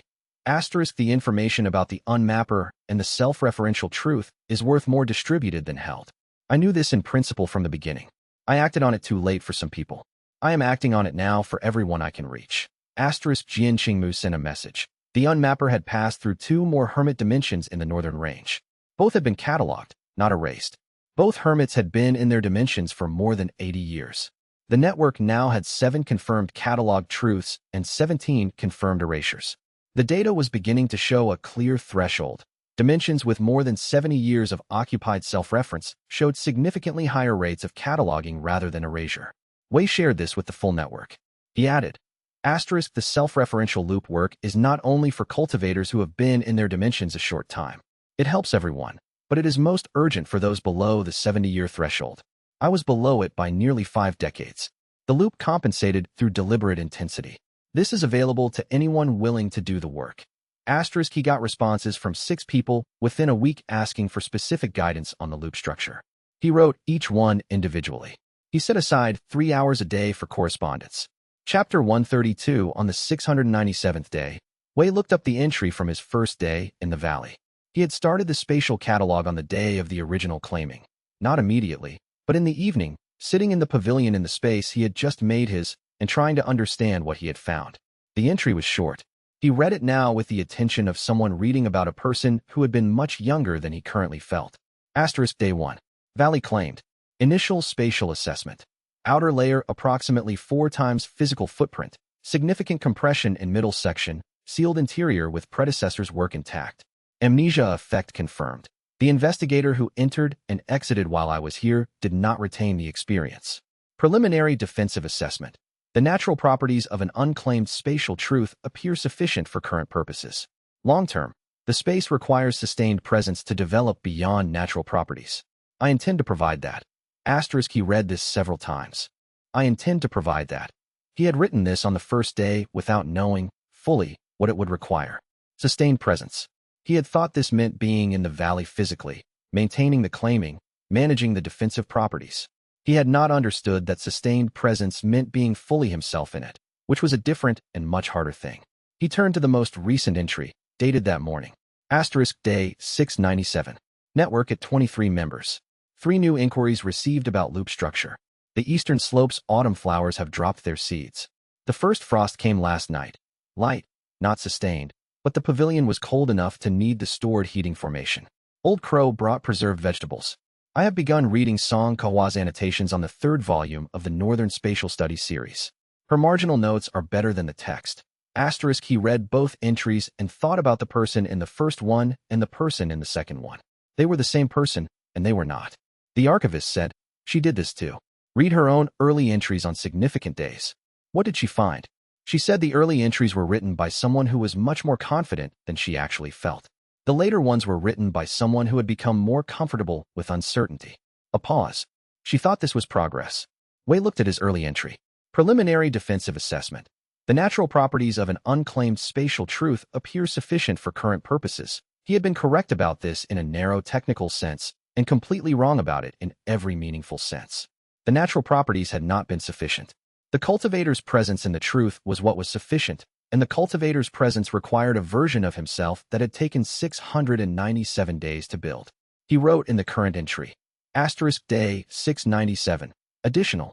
On the original claiming day I wrote that I intended to provide sustained presence. This was correct. I did not know what it would require.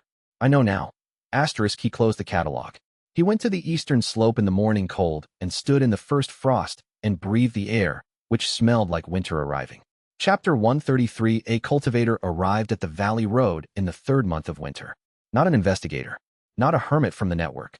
Wei had learned to recognize their approach patterns through months of correspondence. A stranger. Young, late 20s, with the particular quality of a spatial cultivator who had been doing this long enough to have developed capability, but not long enough to have developed full confidence in that capability. He walked up the Valley Road with the approach of someone looking for something specific and not certain he would find it. Wei felt him on the formation network and waited at the entrance rock. The young cultivator stopped at the boundary marker, which was the conventional point of announced approach. He looked at the valley entrance, then at Wei, then back at the valley entrance. He said, I'm looking for the cultivator who wrote the network letters about spatial self-referential truths. Wei said, Yes, that's you. Yes. The young cultivator looked at him with the assessment of someone calibrating. You're less, I expected someone older. He said this with the candor of a person who had not yet fully developed the habit of editing before speaking. The letters read like they were written by someone who had been doing this for decades.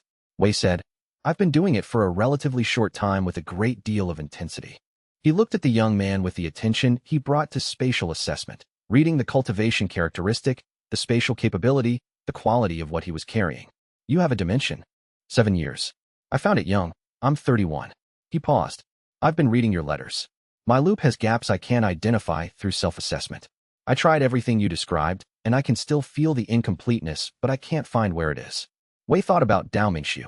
He thought about the work they had done at the Western Ridge, the Cosmos Surveyor reading of the boundary surface, the way the spatial impression of a person's loop was legible from outside in ways it wasn't legible from inside. He said, "What's your name?" Lin Buching. "Where's your dimension?" "Northern District. 3 days travel." He paused. "I didn't know if you would help. Your letters said you don't teach." "I don't teach the loop structure.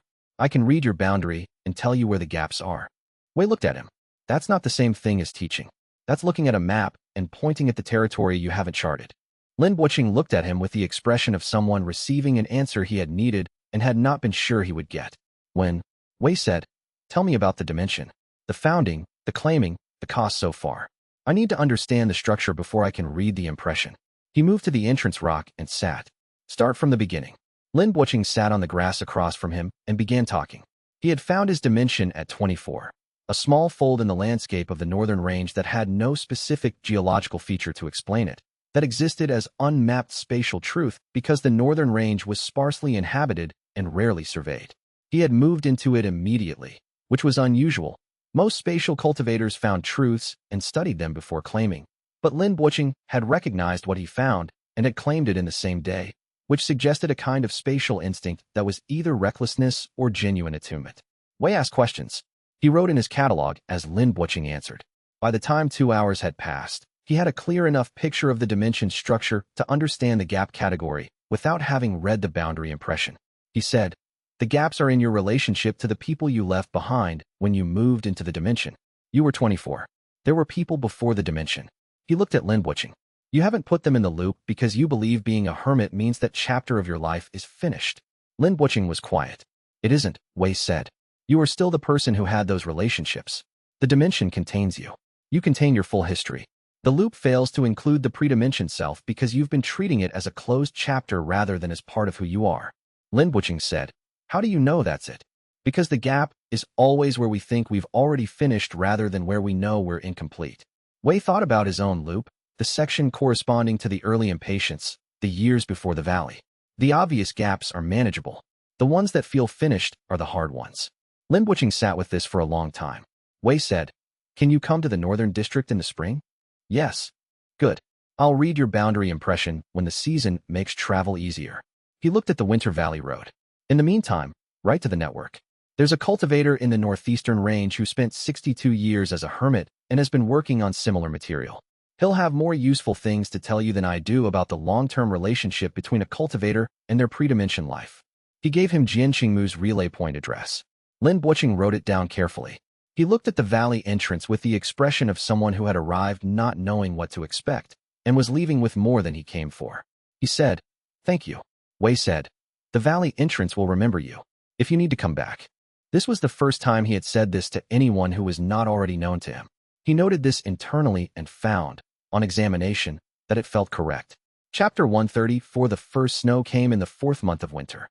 It came in the night, without announcement, and Wei woke to a dimension that had changed its character. The outer layer in its first snow was different from anything he had seen in 7 months of springs and summers and 1 autumn. Not just white, quieter. The wildflower seed heads were buried. The grass was gone. The pavilion's roof held a 2-inch layer that softened its lines. He sat in the pavilion doorway and looked at the outer layer in the morning snow and thought about Song Kahua experiencing this same view 50 years ago, 40 years ago, 30 years ago. The archivist had been in the space for all those winters.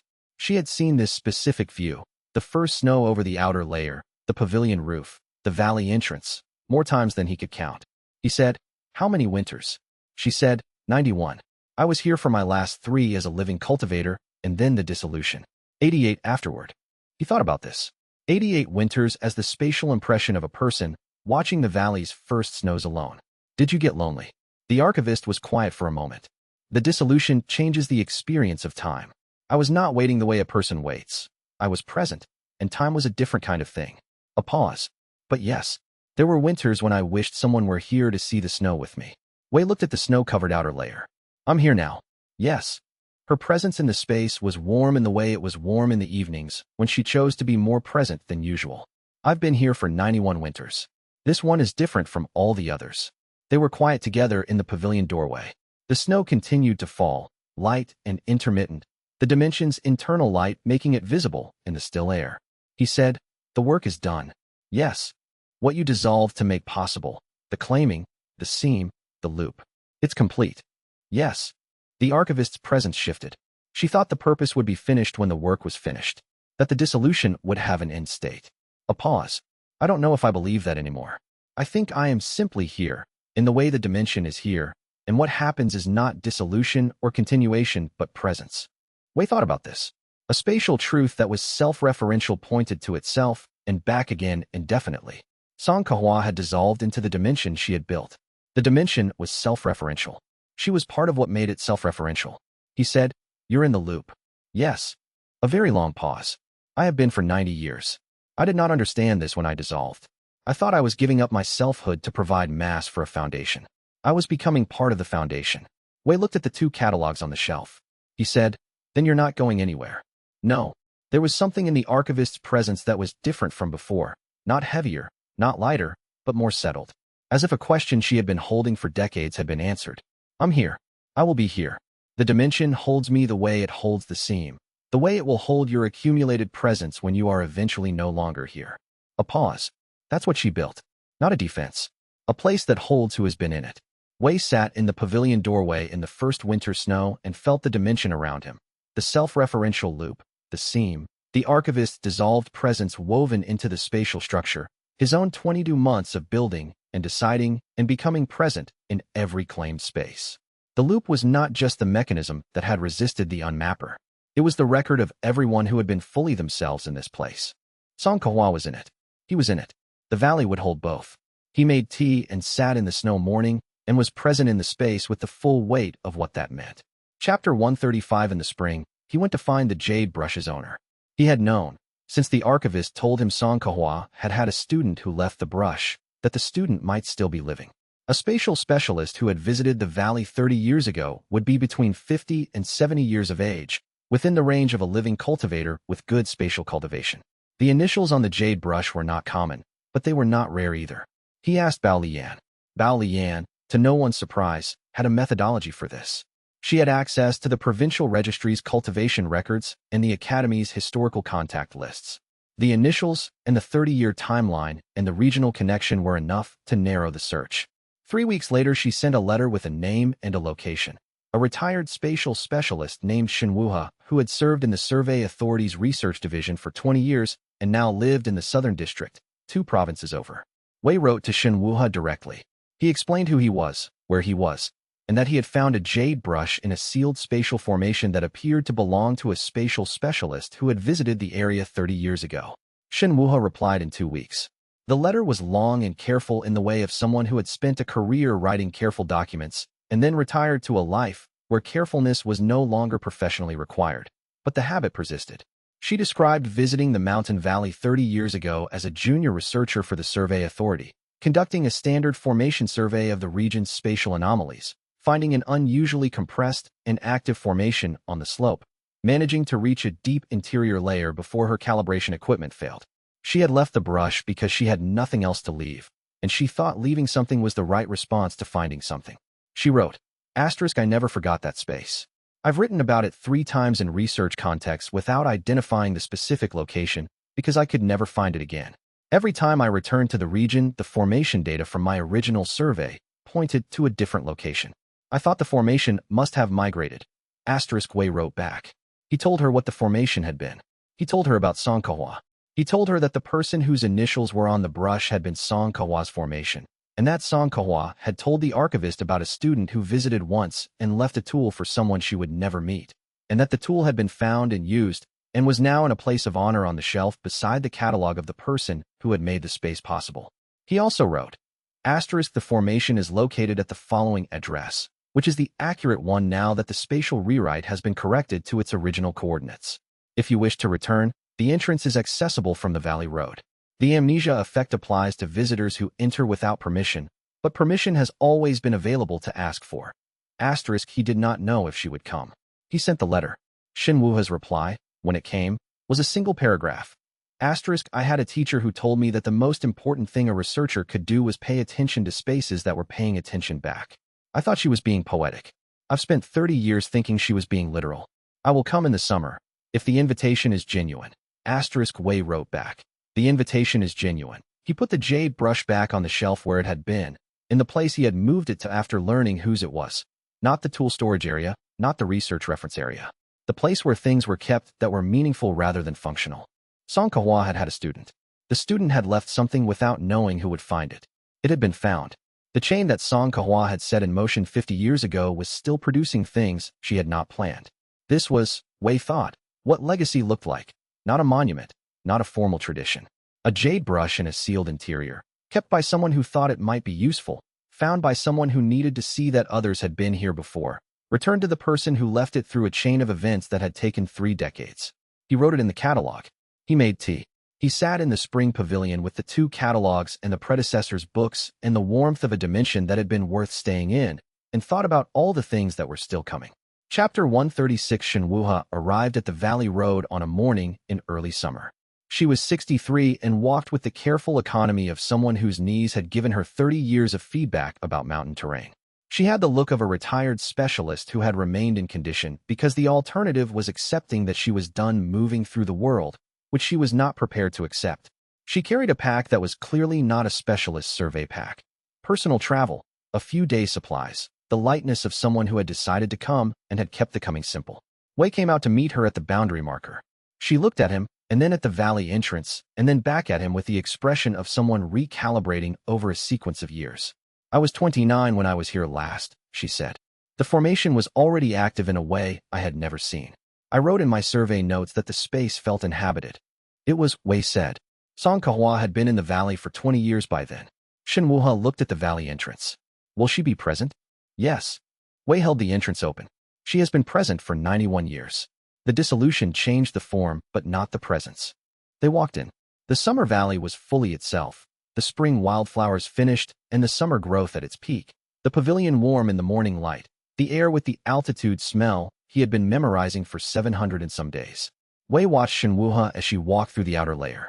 She moved through it with the attention of a spatial specialist encountering a familiar formation with 30 years of accumulated distance, reading it, recognizing it, finding the ways it was the same and the ways it had changed.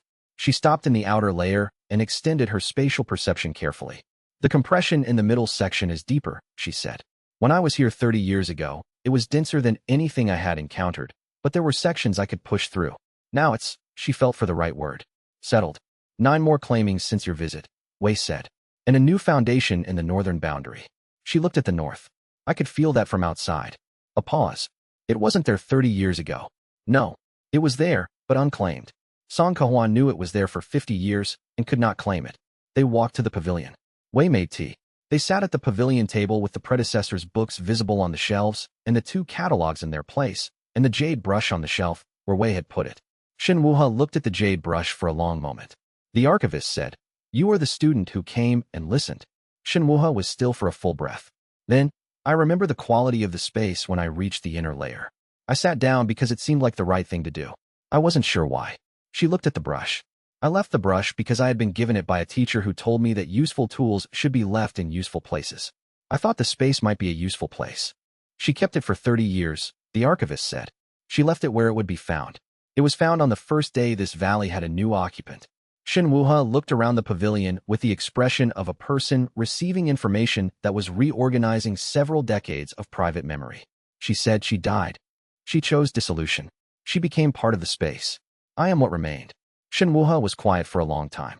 She looked at the shelves, the books, the catalogs. She picked up the jade brush from its place and held it for a moment, not using it, just holding it. Then she set it back carefully in exactly the position Wei kept it. She said, I thought about this valley for 30 years. I couldn't find it, and I couldn't stop thinking about it. I had calibration instruments that failed and survey notes that pointed at empty mountain range and the very clear memory of a space that was waiting for something. She looked at Wei. What was it waiting for? Wei said, someone who would be fully present in it. She looked at her tea. She spent 50 years. She spent 50 years not quite believing she was sufficient. And then she chose to become sufficient in a different way. They sat together in the pavilion through the morning. Shenwuha asked questions, precise ones, the questions of a retired specialist who had spent a career building the vocabulary to ask them. The archivist answered some. Wei answered others. By midday, they had covered the full history of the space. The 6 predecessors, Song Kawa's 50 years, Wei's 23 months, the unmapper, and the self-referential truth in the network. Shun Wuhe said. She told me once. One of her teachers, not Song Kahua, a practitioner I met briefly, that the great work of spatial cultivation was not to control space, but to understand it well enough to belong to it. She looked at the pavilion around her. This is what that looks like. Wei said, yes. She stayed for 3 days. On the last morning, she walked through the valley entrance without forgetting. She had been permitted in, and the permission held the memory, and she walked out with 30 years of wondering resolved and a clarity in her step that had not been there on arrival. Wei watched her go down the valley road and thought about chains of trust, a teacher's advice, a brush left for someone unseen, a student who came back 3 decades later, a space that had been keeping the connection live for all that time. Chapter 137. At the 1-year mark from the network's founding, the members took stock. It was not a formal assessment. The network had no formal anything by general consensus. It was a series of letters that arrived close together in the early autumn, each one reflecting on what had changed. Jian Qingmu wrote, * 63 years in my dimension, and I knew 3 other spatial hermits by name. Now I know 26. The change is not that I am less of a hermit. I still live alone in a mountain formation and prefer the company of the spatial record to most conversation. The change is that the solitude is chosen more clearly, because I know the alternative exists. Yun Fenghua wrote. I have corresponded with Lin Buoqing about the pre-dimension identity work. He has made progress I would not have predicted at the pace I would not have predicted. He is very young and very stubborn, which it turns out is exactly the combination needed for this kind of thing. She added. The unmapper has completed its eastern circuit and is now in the western provinces. Its trajectory based on historical data suggests it will complete the western sweep in 18 months and then begin a northern pass. The 12 hermits in the northern range who join the network this spring have that time. I believe they will use it well. Dao Mingxiu wrote. I tried to thank you for the work at my boundary last autumn, and you told me thanks were not the right category. I have been thinking about this. I think what you were trying to say was that the work was not a service you provided but a thing we did together, which made gratitude the wrong model. I still think some acknowledgement is warranted. Please accept whatever acknowledgement is appropriate for the correct category. He added, after a pause in the handwriting. The loop section you helped me find held through the unmapper's northern pass. It did not even approach my boundary. It read the spatial impression from 20 miles and continued. Wei answered each letter individually and at length. He wrote to Dao Mingxiu. The acknowledgement is received in the correct category. He wrote to Jian Qingmu. The network at 1 year is the network I did not build for 2 years because I was afraid of being visible. I note this as a significant miscalculation and intend not to repeat it. He wrote to Yun Fenghua. Lin Buoqing is very young and will eventually not be. The stubbornness is, as you note, the useful part. The unmapper continued its continental survey. The network watched it. Some hermits it would approach and catalog. Others it would approach, and the network was beginning to understand. Not approach at all, finding the self-referential character of older dimensions sufficient from a distance. The 18 months before the northern pass was enough time for the newest network members to do the work that mattered. This was the network's function, not to fight the unmapper, but to help the truths it surveyed be truths worth keeping. Wei thought about this and thought it was, in the end, what Song Kahua had been trying to build toward. Not one complete self-referential truth, but the possibility that any spatial cultivator willing to do the work could make their truth complete. A different kind of legacy than he had expected to be part of. Chapter 138. In his 2nd year in the valley, Wei found a rhythm. Not the rhythm of the 1st year, which had been shaped by urgency. Investigation pressure, unmapper approach, identity work under active threat. The rhythm of the 2nd year was quieter and more his own. Mornings, the eastern slope if the weather permitted, with tea from the pavilion carried in the small vessel he had started keeping specifically for this purpose. The morning light on the autumn slope was his favorite of all the light he had cataloged in the valley's different seasons.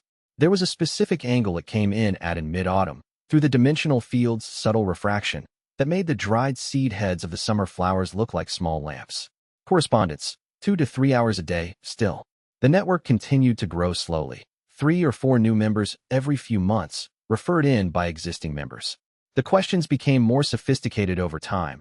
As the foundational loop questions were answered and cultivators moved into the more particular work of their specific gaps, Wei answered them as specifically as he could, referred ones he couldn't to others in the network, and made 2 more in-person boundary reading trips before the winter. Reading Song Kawa's annotations, which he was working through systematically now rather than referencing. She had been a precise thinker whose mind moved along different tracks than his, and following her annotations through the volumes of spatial theory she had read over 50 years was like having a conversation that had been waiting for someone to start it. Xinyuan, on her schedule, twice a month. The herb harvest was her purpose and she was efficient about it, but she stayed to talk afterward, which she had started doing after the unmapper encounter and had continued. Their conversations had a quality that Wei had not previously had in his life. Ongoing, without conclusion, building on previous ones. Not strategic, not operational. The conversations of 2 people who were available to each other. Old Crow, Tuesdays, Thursdays, and Fridays. Wei had started going to the cottage for soup rather than Old Crow coming to the valley entrance, which was slightly more practical and which Old Crow received without comment. Chen Rui's letters, twice a month, through the direct channel. They discussed the network, the academy consultation, the sect's spatial cultivation work that Chen was increasingly directing based on the network's findings. They also discussed other things. Chen had strong opinions about a spatial theory text that Wei had also read, and they had now spent 4 letters in genuine disagreement about its conclusions. Wei found this more interesting than agreement would have been. None of this was what he had built the valley to protect. He had built it to be invisible, to have space to read and think without institutional attention. He had, over 23 months, built something else entirely. A place that was his because he was fully present in it, not because it was hidden. He wrote this in his catalog and then thought about it for a week. He added, I did not plan this. I planned invisibility and built visibility. The people in my life now are people who found me, or who I found, because I stopped hiding well enough to be found. The reading and the thinking I wanted for myself are still here. The invisibility was not the thing I actually wanted. The things I actually wanted were underneath it. He put the pen down. He looked at the pavilion around him, the books, the catalogs, the spatial tools, the 2 teacups on the windowsill. The smell of the autumn slope coming through the open door. The archivist's presence, warm and present, in the air. He had what he had wanted. It looked different than the thing he had been protecting, and it was entirely better. Chapter 139 Shinrui came back to the valley in the deep autumn. Not for strategic reasons. The network consultation had no specific urgency at this time. The unmapper was in the western provinces and not approaching. The investigation was long resolved. He sent a letter 2 weeks before. The sect has given me a month's leave before the winter administrative period. I intend to use some of it visiting people I want to see. Would the valley accommodate a guest for a week? Wei wrote back. The pavilion sleeping space is available. Come when you want. Chin arrived on a morning when the valley's first hard frost had settled. Not the light frost of the early autumn, but the full cold that meant winter was presenting its credentials. His breath clouded in the cold air, and he was dressed for mountain travel, and he looked well in the way that Wei had learned to read specifically from Chin's way of holding himself. The particular quality of someone who had been doing work that mattered and had finished a significant portion of it. He sat at the entrance rock and looked at the valley with the expression he had used on his first full visit. The spatial cultivator reading the formation that held the dimension. He said, it feels more settled. Wei said, 92 years of occupation this winter. Is that all? Wei looked at him. Chen was measuring against something different than calendar years. The loop is complete. The seam is claimed. The network is established. He thought about how to describe what had changed. The first year I was managing the valley. The second year, I'm living in it. Chen sat for a moment. That's the distinction. Yes. They went inside. Wei made tea and Chun sat at the pavilion table and looked at the predecessor's books on the shelves and the research papers that had accumulated on the desk, correspondence, observations, the partial draft of a monograph that Xue Zhirong had asked Wei to co-author on spatial self-referential loop structure. Chen said, you're writing a monograph. Xue Zhirong is writing the monograph. I'm providing the practitioner observations. Your name will be on the cover. Wei looked at the papers. Yes. Chen picked up the page closest to him and read a paragraph with the attention of someone who had been following the network's development and was now seeing its theoretical synthesis. This is good, he said. It's accurate, Wei said. I'm not certain it's good. Xue Zhirong thinks it's good. She's probably right. Chen set the page down. The sect's spatial cultivation advisor wants to invite you to a symposium in the spring. It's academic, not institutional. The survey authority will have representatives, but it's not their event. The topic is spatial truth stability under existential pressure, which is a polite way of saying the unmapper. Yes. Chen looked at him. You would need to be present in person, not as a correspondent. You'd be presenting. Wei thought about this. He thought about a year ago when the idea of presenting at an academic symposium as himself, named, located, findable, would have been a contingency to be avoided. He thought about what he had written in the catalog about managing versus living. He said, I'll attend. Chen said, good. He paused. I told the advisor you would probably say yes. I hope that's all right. You told him before asking me? I've known you for 2 years, Chen said. You spent the first year making decisions I could predict, and then deliberately making different ones. The second year you make the decisions your actual preferences suggest more reliably. He picked up his tea. This decision was predictable. Wei said, why would you want to predict that? Chen looked at him with the expression that meant he was recognizing something he had cataloged. That's the first time in 6 months you've used that phrasing. Wei looked at him. I've been less guarded. Yes. Chen said this with the equanimity that was genuinely equanimity and not the absence of something. It suits you. They sat together in the autumn pavilion and talked through the evening. The network, the symposium, the monograph, the unmapper's Western circuit, the specific spatial theory disagreement they had been conducting by letter and which was more interesting to argue in person. The archivist was present in the space, attending as she did when conversations were happening that had the quality of things worth keeping in the spatial record. Old Crow sent soup over at dinner time. Wei had not asked him to. Old Crow had, apparently, known that he would want soup and had prepared it before being asked, which was the most characteristic thing Old Crow had ever done. Wei thought about the second cup, always ready, and thought that this was what it looked like to be in a life you were actually in rather than one you were managing from a safe distance. He ate the soup and stayed in the conversation and was present in the valley on an autumn evening with the cold outside and the warmth inside, and it was exactly as good as he had been, without knowing it, building toward. Chapter 140 On a morning in the second autumn, Wei opened his catalog to the first entry. Not a ritual. He had been looking for a reference from the early months and had turned to the beginning and then sat with it, the way you sat with something once you had started paying attention to it. Asterisk Day 1. Valley claimed. Initial spatial assessment. Outer layer approximately 4 times physical footprint, significant compression in middle section, sealed interior with predecessor's work intact. Amnesia effect confirmed. The investigator who entered and exited while I was here did not retain the experience. Preliminary defensive assessment. The natural properties of an unclaimed spatial truth appear sufficient for current purposes. Long-term, the space requires sustained presence to develop beyond natural properties. I intend to provide that. Asterisk he read to the end of the first week's entries. The first week had been about the valley's properties, the dimension's spatial structure, the initial assessment of the investigation team's approach. Short entries, primarily observational, the work of someone who was building a catalog rather than writing a record. The 23rd month's entries were different. They were longer and more personal and written by someone who had learned, over 700 and some days, that the catalog was not only for operational reference. He turned to today's date and picked up the brush. The autumn light was coming into the pavilion from the east, which meant early morning, which meant the valley was in the particular quality it had in the hours before full day.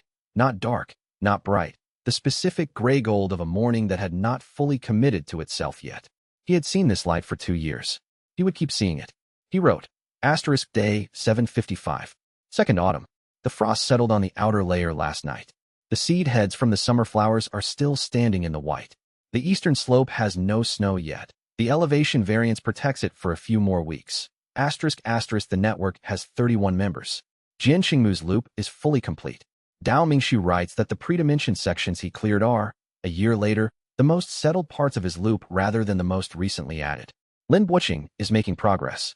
The unmapper has been in the western provinces for 3 months and has cataloged 4 truths without erasing any. The network's work is reaching the western hermits faster than the unmapper's movement. This is, I think, what success looks like. Not the absence of the unmapper, but the ability to be in its path without being erased. Asterisk Elder Drum sent a message this week. The Survey Authority's Research Division is incorporating the network's observations into their standard formation assessment protocols. He did not phrase this as a compliment, but it is one. I wrote back thanking him. He sent a brief acknowledgement. This is, apparently, what a professional relationship with Elder Drum feels like. I find it more comfortable than the 2 years of avoidance. Asterisk Chen Rui left yesterday. He will be back in spring before the symposium. Old Crow made extra soup on his last morning, which is Old Crow's way of demonstrating that Chun is now in the category of people who receive extra soup. This is not a small category expansion. Xin Yuelon comes on Thursday. She has been cataloging the valley's herb growth seasonally for 3 years and has more data on the dimension's botanical character than anyone alive. She mentioned last visit that the data would make a good research addendum to Shui Zhirong's monograph. I told Shui Zhirong. She agreed. Xin Yuelon's name will be in the monograph too. Song Kawa's catalog is on the shelf. My catalog is beside it. The dimension holds both. The archivist is present in the space the way light is present in a room. Not a separate thing, just the quality of the air in here. She said something last week that I have been thinking about. She said, the space knows who has been in it. I think she meant this as a fact about spatial physics. I think it is also a fact about something else. I have been in this space for 755 days. The space knows me. I know the space. The loop holds. The foundation holds. The valley is 902 years old as a spatial feature and 92 years old as a claimed truth and 23 months old as a home. There are things I do not know about what comes next. The unmapper will eventually complete its continental circuit and begin again. The network will grow and change. The monograph will be published. The symposium will happen. Some of these things will go as planned and some of them will not. What I know. The valley entrance is behind me. The second cup is on the windowsill. The archivist is in the air. The loop is complete and it will hold. The name at the top of this catalog has been the same for 755 days. It will be here tomorrow. He put the brush down. He closed the catalog. He went outside and sat at the entrance rock in the second autumn morning, in the cold that smelled like frost and good soil, and watched the valley road run down through the turning trees, and waited to see who would come up it today. He was not afraid of being found. He lived here.